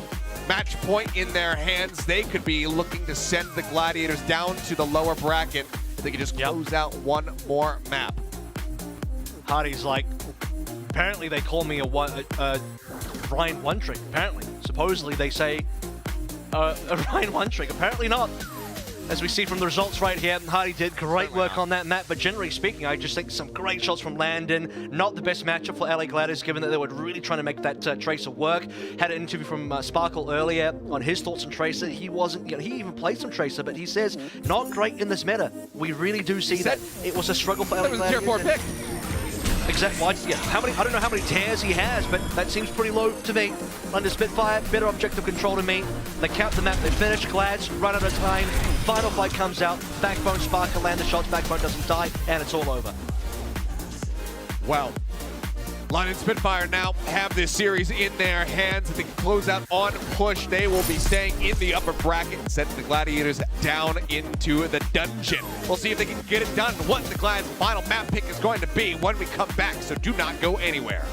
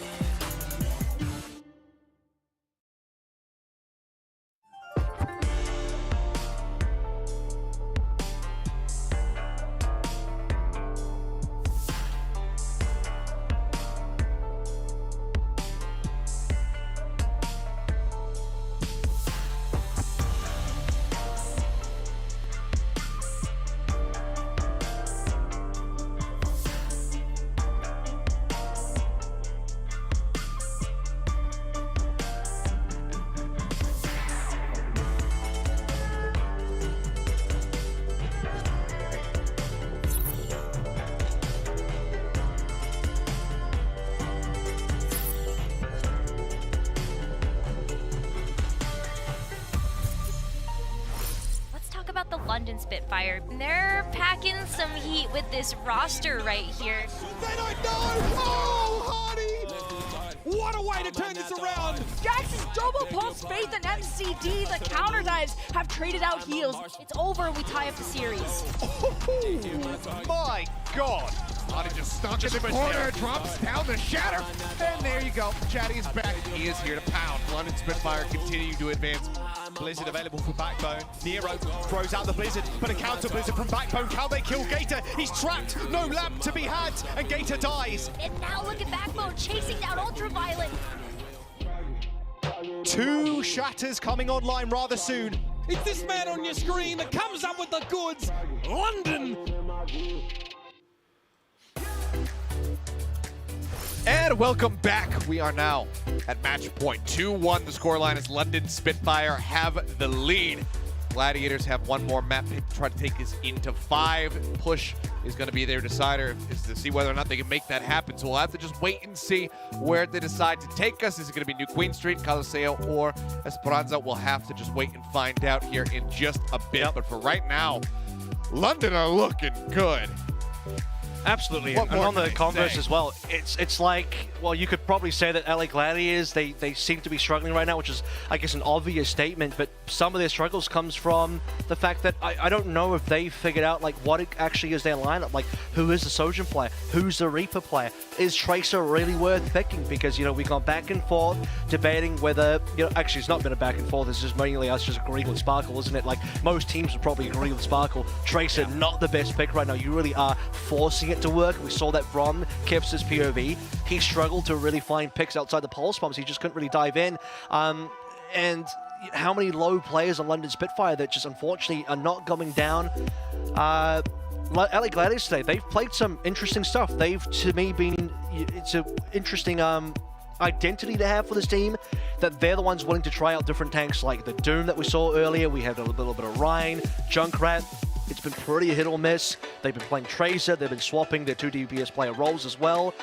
I don't know. I feel like London's game plan, just sticking to the meta, executing on that meta, them understanding of that meta, understanding how to play it, just seems stronger than LA Gladiators. Yeah, they seem just very disjointed right now. Uncertain. I mean, we see the swap arounds and the rolls coming through. What with Happy playing the Reaper, Kevster going over to the Sojourn there on Eichenwalde, and now it swaps back on Dorado. And it's, you know, 2 flip a coin for this one. Back to back. Who's it going to be for this one? Well, I don't know. Maybe it's going to be Ryder. It's actually going to be Happy who's playing tank, and then Ryder's going to play the Reaper. You know, I don't know. Right now, Funny Astro's playing tank. Skewed playing Sojourn. Well, right now, Space is going to play the Kariko. And that's another thing, is that oftentimes, I mean, we see Funny Astro coming in here, playing a Lucio, the hero that he made his name on, and oftentimes he's lagging behind. Admiral is building up these sound barriers. He's having better timings in these fights. Let's talk about the other support position as well. Is like I'm shocked that Landon is currently, in my opinion, outperforming Shu, and yet at the same time, based on what I saw out of Landon yesterday, it also doesn't surprise me. I just maybe expected that Shu would be a monstrous Kariko player. It hasn't been bad. I don't think Shu's been throwing. I don't think he's necessarily a bad player on this role, but Landon has been unbelievably impressive. The shots he's hitting, stellar. The timings for ultimates, he's been able to get ultimates generally on par, if not better than what Shu has had. And even you know, let's take a look at Eichenwalde. Let's say that he doesn't get ultimates as fast as Shu on that map. The value that London get out of the Kariko ultimate, the Kasuna Rush, has been better. That's maybe more of a team thing than specific for Landon, but speaking of just what London are doing as a team, it's been greater than the LA Gladiators. So first of all, we have the answer to the question, Happy on Reaper, Kevster on the Sojourn. They're going to be playing the Winston Mirror here, so no other heroes coming on through, no Tracer. I think that's probably for the best. But it's going to be Kevster back onto the Sojourn, Happy onto the Reaper once more, so that coin flip goes Happy's way. Takes up the mantle once again. See if this time around it's going to be able to deliver them a map win. Unless Kevster's playing like a Junkrat or Tracer, it does seem like Glaz prefer Kevster on the Sojourn. That's what I've noticed. Well, for now, Gladiators will go ahead and take the bot for themselves, start gaining some distance. Honey chases forward, 30% of the way towards that Primal, and okay, well, Sparker will just go ahead and take down Kevster. So even though he was lagging behind just a little bit towards that overclock charge, Now he's got a very big window of opportunity to go ahead and take the lead. Reiner dead, Paraiso dead, and yep, that will just be the rest of the squad swept under the rug. You look at how early Kepster dies, right? You're like, well, maybe Glads can just sort of regroup here, find Kepster again. No, worst case scenario is the rest of the team just gets staggered. And as Kepster respawns, everyone else dies. It's a full 5-man wipe, by the way. All 5 from London survive. And the ultimate charge differential, and that we talked about already, but because London wins so heavily, their Landon's on 77, Shoes lagging massively behind. Spark has got ahead of Kepster here as well. Spark is low HP, but he's okay. Already going to be 38 meters built up here for the Spitfire, bot locked in place. Reiner just jumped down to half HP, had to jump back. Jumping shot comes in, trying to cut off some access there. Good disengage, really good disengage. Yeah. Pull back away. Reiner just looks to keep everybody alive, sends a shot over towards Shu, and Reiner crumbles under the pressure. Sparker sliding forward, able to get the finishing shot. And now that overclock is just about to be online should he need it. Glads are waiting for Reiner. And they can't ult until Reiner's here, so that's the other problem. Reiner just dies before Shu has the Kitsune rush. That's just really awkward timing. I think Glads could have been a little bit slow there, but now Kepster, okay, he's got that kill. Gets one. Adi not really much of anywhere to go. Does go diving forward here in the end. They're trying to get rid of Kepster, and they can just send him off the side of the map. I suppose that works, and Landon will actually steal the kill with a nice little cheeky headshot mid-air. Adi turns his sights back over to Paraiso, finds that elimination as well to boot, and the bot doesn't go very far. It's right back into control of the Spitfire as Adi gets a cheeky little quick zap onto Shu to finish the job. That was a drive-by there from Hardy. Speaking of driving, we're going to get this payload into the checkpoint now, maybe. Gladiators still hold 4 ultimates. Plenty to work through. Are they not going to get... Okay, finally, there's a sound. That was a bit slow, but... Sound barrier out. Reiner will find Spark as it shuts down the rest of that Sojourn ult, and Hadi will fall. The bot doesn't quite make it to the checkpoint here, so we haven't made it through that, so that pause will still be there if the London Spitfire are able to re-aggress into this position, but for now, the Gladiators can breathe a much-needed sigh of relief as they have some semblance of control. But I mean, even that moment there, if you really examine the micro play, it's like waiting to sound barrier is just taking a risk. Sparker could get a kill in that time. There was ample time for Sparker to find somebody, and if you end up at a 4v5, it's kind of still winnable for Spitfire. They maybe pop more ultimates, it's a different story, so yeah, a couple of screws there, I think, still yet to be tight, but the Gladiators have to at least take a fight away, prevent the cap from coming on in. Happy though, Happy is dead. I don't know exactly how this happened, but Backbone and seemingly the Admiral just get on top of him. They find the kill before he can Wraithwalker. Maybe the Wraith was on CD. The Wraith landed jumping back, joins in with Spark to keep protecting Suzu does come out. But still inching forward here for the Gladiators. They haven't fully lost control. That's a shot. Kepster's headshot there on the Backbone. That is a damn good way to make sure that you maintain control. But with the rush coming out, Shu going down, London Spitfire looking to just go ahead, shift the spot straight back across into Gladiators territory. Glads might have to burn more ultimates here if they can engage a fight, but it looks like they've exited already. Yeah, they've completely given this payload control up. I mean, with their Kitsune Rush and their extra Reaper advantage, having the Reaper alive with Kitsune Rush makes a world of difference there. That's why Backbone rather dying at the time he did. It's pretty critical. Gibson pops it overclock. Goes for it again. Reiner goes diving into the back line. Doesn't have a bailout. The Primal, so can't go too terribly deep. Offers up enough space to get the bot moving once again. Kepster does come up big, finds a nice headshot. Landon now going to be taken out. Happy does get traded. Sparker finding one for his squad. Backbone waiting. Sound barrier has been used. Still hasn't found an opportunity to really use this death block. Payload's gone, by the way. Pushes around the corner. Now he drops it in. And they fall right into his trap. 3 quick kills for Backbone. Now a fourth as Reiner falls. And yeah. He's barking. He's barking the camera. It's looking like a checkpoint. I saw the whoop and I saw the bark on the camera there as well. Backbone knows he just got the 4K to get the cap. And they already moved the payload. That's the other thing I'm saying, Achilles. They were already stealing the payload away from the Gladiators before the fight even started, so they can instantly cap now. And Happy gets shut down. Death Blossom gone. He's just completely eviscerated by Backbone. Tries to make the play, needed to have a huge blossom, but he gets absolutely nothing from it. Hadi takes down Shu, and the Gladiators look like they have, both feet out the door. Right now, they're getting dragged along. I can't believe it. Holding on by their fingertips onto the door frame. This is it's about to be 100 meters. They're about to get 100 meters here. Gladiators have to stop this now. They have to get moved. They got 3 ultimates. What are they waiting for? Nearly 4. Well, there's the rush first. Landon not quite having his. could be a difference maker. And okay, Backbone will go down, as does Admiral. So they finally find some kills. That's going to be a reprieve. And wow, all in one moment, everybody dies. Not sure exactly what happened to Ryder. I guess he went off the side of the map somehow. Either way, the bot is going to be taken here by the Gladiators. They can try to get this away, the hell away from their spawn. But you can see Funny Astro, he's got to go for the taxi. They can't move this bot forward. That's the thing, right? The fact that Reiner somehow falls off the map, actually, that makes it so they cannot move this bot forward. Funny Astro goes to the taxi, as you've been talking about. It's significant, the difference between Reiner not falling off the map there and actually falling off. No idea how he dies. They still haven't. Shouldn't have done. Now they have. I was going to say, they didn't even take the forward spawns away. London Spitfire still has those right up until this moment. Great shot, Backbone nearly eliminated. Just didn't quite build it up to 100. Sparker, wow. Finds one. I mean, he doesn't even have the overclock rolling. He just builds one up to 100, takes down Shield. Funny Astro now commits the sound barrier into the fight. Admiral matches Astro dead. And it just continues to spiral completely and utterly out of control. They look broken. Glads look broken. They can't get any kills here. Kevster popping through the overclock, nothing. Spitfire survived, double support ultimates there. And the payload continues moving. This is definitely going to be 100 meters now at 97. They'll get that. And Glads have no ultimates. Last time we were here at Ilios, Glads had 4 ultimates. Now they got nothing. Yeah. They are just completely and utterly falling apart at the seams. Push forward, Backbone takes the raid. Tries to stay safe, pops that Death Blossom because he knows that the dive Kinda low though. puts a hell of a lot of damage onto Reiner, and he just can't jump out. He jumps up instead of jumping back across the opposite side of the bridge. Either way, not sure if he would have made it out with his life intact, but Hadi is just continuing to cause trouble. We're going further. We're going further. Back there. Funny Astro just trying to keep them pushed away, but he just cannot do enough. 120. And they continue to push. Yeah. And that's the thing, because you look at the late Jets, Kevster happy dying at that time. Reiner just respawned. They're staggered respawns. This is so bad for the Gladiators. 120 plus, I mean, this is insurmountable. There's 100 meters in terms of a gap between the two teams.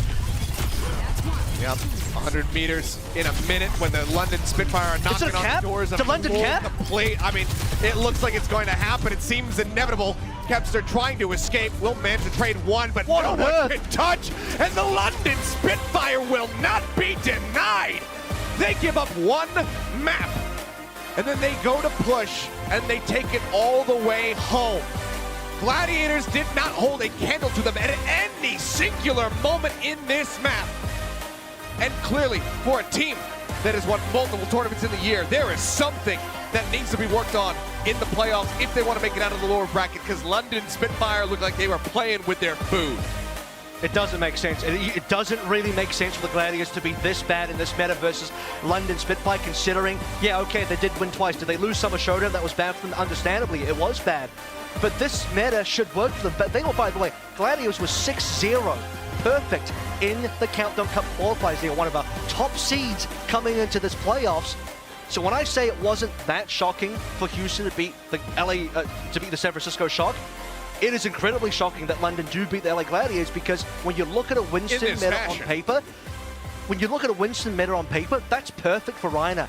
You have Shu, you have Funny Astro, Lucio Carrico should be perfect for them. Happy, Fantastical the Sojourn, if he's allowed to play it. The only question mark was, how does Kevster look on the Reaper? And yet, it's London Spitfire, where the way we finished this one, not with a bang, but with a win from the LA Gladiators. And London Spitfire, this is the real deal. That man on the screen right there, Christopher, he has built an incredible team this year. Something to be proud of. I don't think any London fan would have expected their team to make it this far. Maybe you really believed that they would have some really good results. This now has been one of the best results, maybe it is the best result for London, ever since their massive team shakeup after Season 2. Since Season 3, it's been rough skies for this London Spitfire squad, but right now, this is the best they've looked in a damn long time, and they have the capability to go even further. It's just unbelievable. I mean, at the end of it all, the Gladiators looked like they were completely lost, and London Spitfire had the upper hand at every twist and turn. The all-in was called. They had aces high, and the Gladiators turn over a 2-7 offsuit, and they completely bomb out of it. And they find themselves now in the lower bracket. I believe they have to play against the Philadelphia Fusion tomorrow, so that is not a very fast turnaround for them to get prepped. But boy, what a performance from the team, and Landon in particular, we continue to sing him praises, and he is going to be our player of the match. You talk about somebody who slots into the Kyoto roles, it's this guy right here. He continues to excel. I don't think anyone would have had Landon on their sheet of like, well, who's going to be a top Rico player, but you better have him there right now. He better be towards the top end of that list because honestly, the way he's been playing successfully over these past couple of days, the stats show as well, I think they back it up for me. The level of kills he can get, I mean, he made Kevster's life live in hell when he's playing Tracer. Just the highlights we're seeing here as well, I mean, some funny little kill steal on Kevster. This entire map as well in Colosseo, so unbelievably one-sided. How on earth they got a full count, they got an entire completion. And you look at the stats overall coming on through. I love the expression on his face, by the way. He knows he's done well. He looks like he's pat on the back. He looks like he's just happy to be here, but in fact he just hard pounded that whole series. He looks like he's happy to be here, yesterday. but actually he's one of the best Kariko players. Yeah, so he looks like he's happy to be here. That's so crazy to me, but he really is. Just absolutely stellar performance from Landon, from everybody. Hottie, fantastic again on the Winston. Backbone. Some incredible fight-turning performances from him on that Reaper. I mean, just that last little gank where he comes out, manages to clean up 4 in that team fight because he hugs around the corner. The Gladiators just do not see it coming whatsoever. Yeah, that was so huge. Get blindsided. Great decision-making from Backbone and from the whole team overall. They played like a unit, and Gladiators, frankly, they just played like a team fractured into something that needs to be fixed in a very short period of time. Less than 24 hours, basically, as a turnaround to be ready for their next match, and that's in the lower bracket. So if you lose from here on out, it's over. Speaking of which, I mean, give me your live reaction here. How do you feel when I tell you these 3 teams in the lower bracket? Shanghai Dragons, San Francisco Shock, LA Gladiators. I mean, excuse me? What is going on there? What is going on there? But those are 3 teams in the lower bracket. Atlanta's there too. I mean, to be fair, it's maybe not that surprising. They typically do go in the lower brackets early, but they go for a bit of a demon run down there. They're at home. I mean, our upper bracket semifinals is Dallas, Seoul, Houston, London. What a mix of teams. It's crazy, and it's just wild to see. It's great to see this much, honestly, diversity in the teams that we have in the upper bracket right now, because it's not an upper bracket that we've really ever seen before in the past. So it's a completely wild ride that the 2022 playoffs are delivering for us so far, and I, for one, am fully strapped in. I am more than prepared to ride this all the way to the very end. But this is the end for today for myself and Avril. Of course, the desk is still going to be breaking down the action. They have plenty to go through, so make sure you guys stay tuned and hear from those Giga Brains over there on the desk in just a few minutes. 3, 2, 1. Nice. Get the so short. Carry one.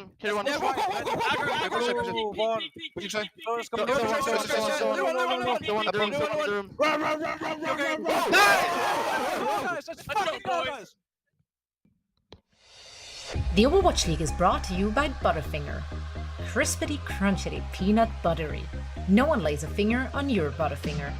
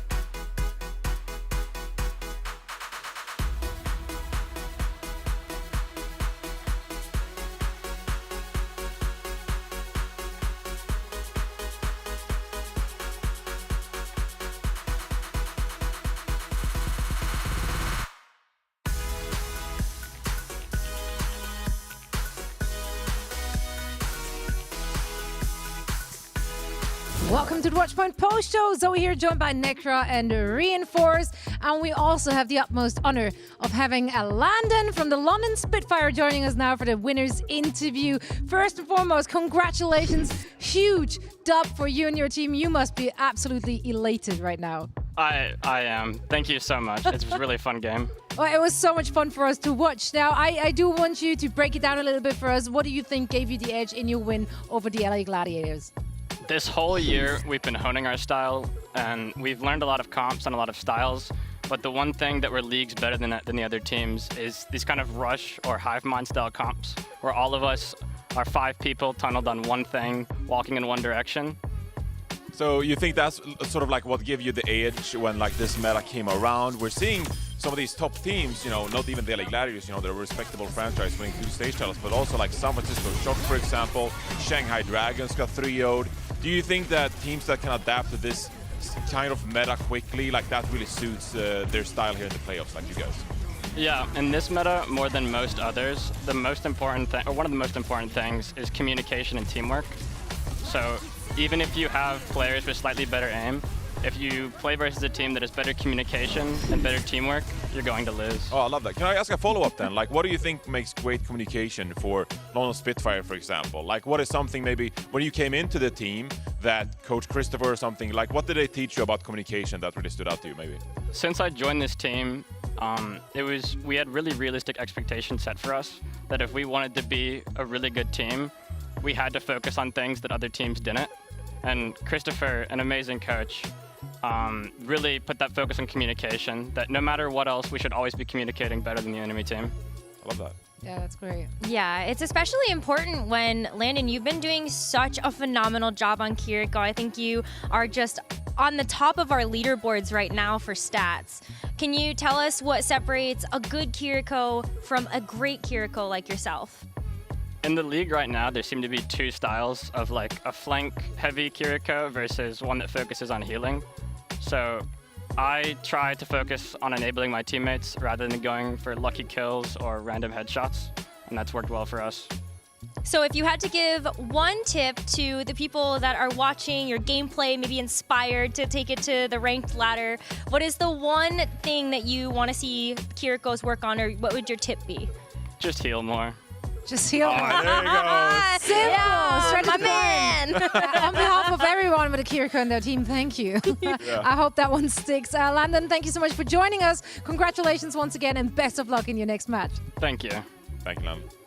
What a run from the London Spitfire. Almost all our Preds in shambles. You, of course, big brain play right there. You just knew it. Yeah. Just knew it. Yeah.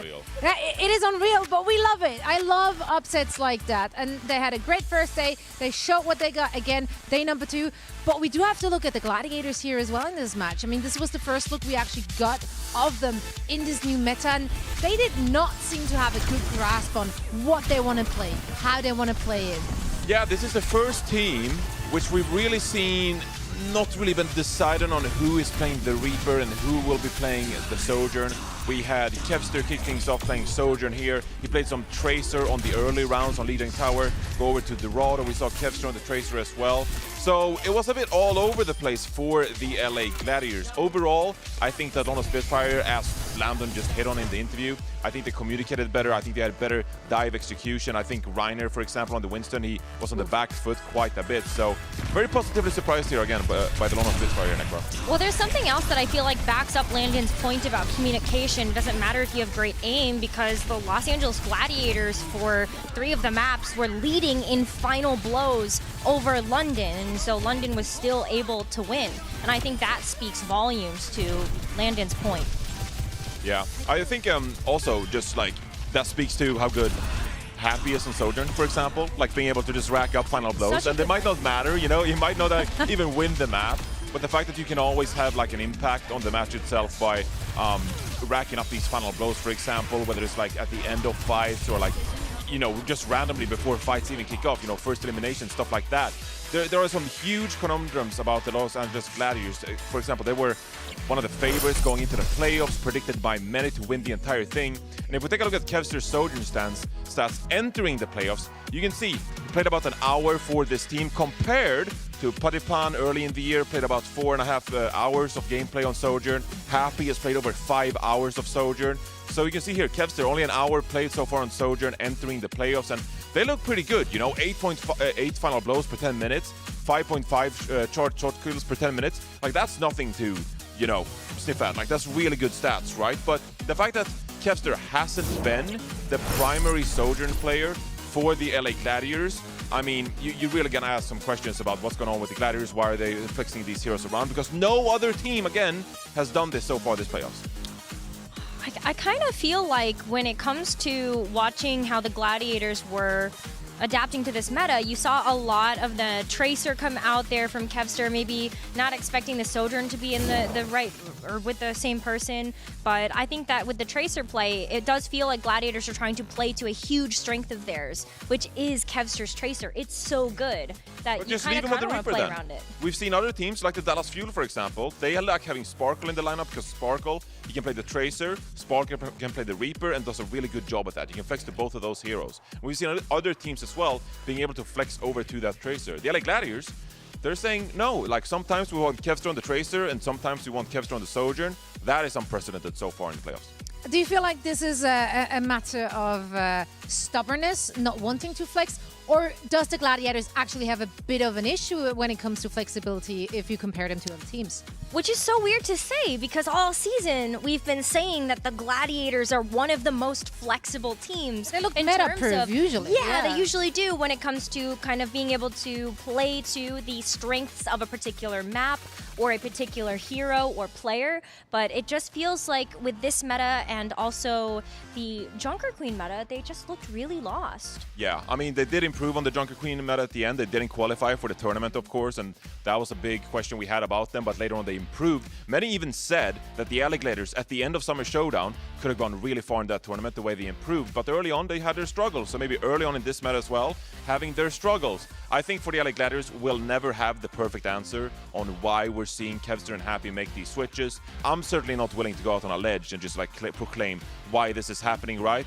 I'd love to ask the team what's going on, why they're swapping these members around, because it is a bit unnatural. It's not something we've seen so far. Well, we might get a chance to chat with them. They are not out just yet. So let's actually take a look at the brackets, starting with the winner bracket, where I have to say there's some surprises there. I do not think that the majority of the people would have said that the Outlaws are going to make a winner's bracket run. The Spitfire make a winner's bracket run. Top six? Yeah, top six. This is fantastic. Like, those are some pretty big surprises, I dare say, for a lot of people out there. Yeah, I mean, absolutely. Going into the playoffs, like on Spitfire, they hadn't even had any playoff success, like in the stages or anything. So we hyped up the Nono Spitfire, great regular season record, what a glow up for them, underdogs and all that.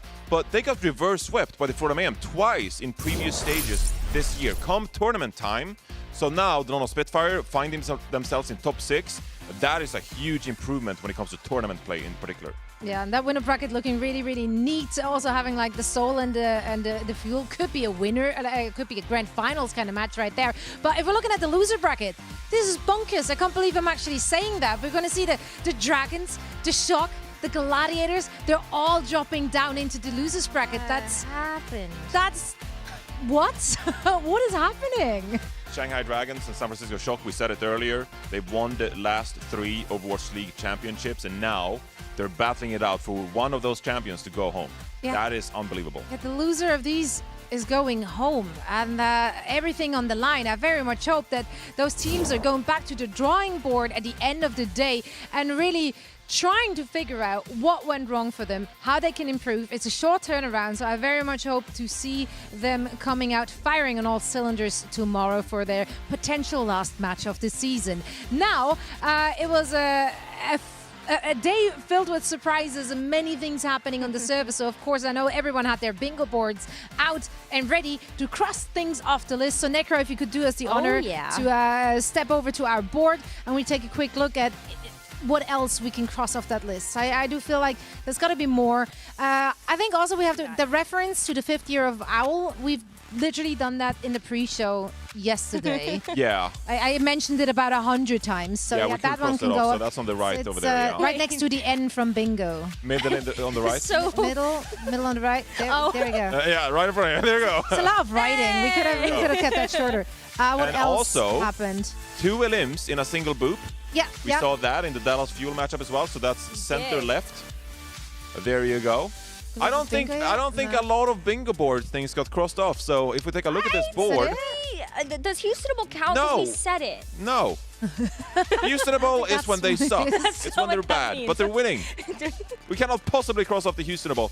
But taking a look at some of the others, like pause due to players spilling something, we did have an extended pause because they swapped out like laptops or computers or something like that. So we got plenty of squares here. Is there one square we want to cross off tomorrow? Is there something we should keep in mind for tomorrow? I mean, Kiriko team wipe? Sneaky back cap? Silly walkout. Silly walkout. I want to see a silly walkout tomorrow. No Spitfire? No, they're not playing Throw tomorrow. it back. Yeah. Well, Necro, come on back. I think that's all we got for today on our board. So yeah, here's your board, everyone. There we go. No bingo just yet. And if you call now, you might get, I don't know, what else can I sell?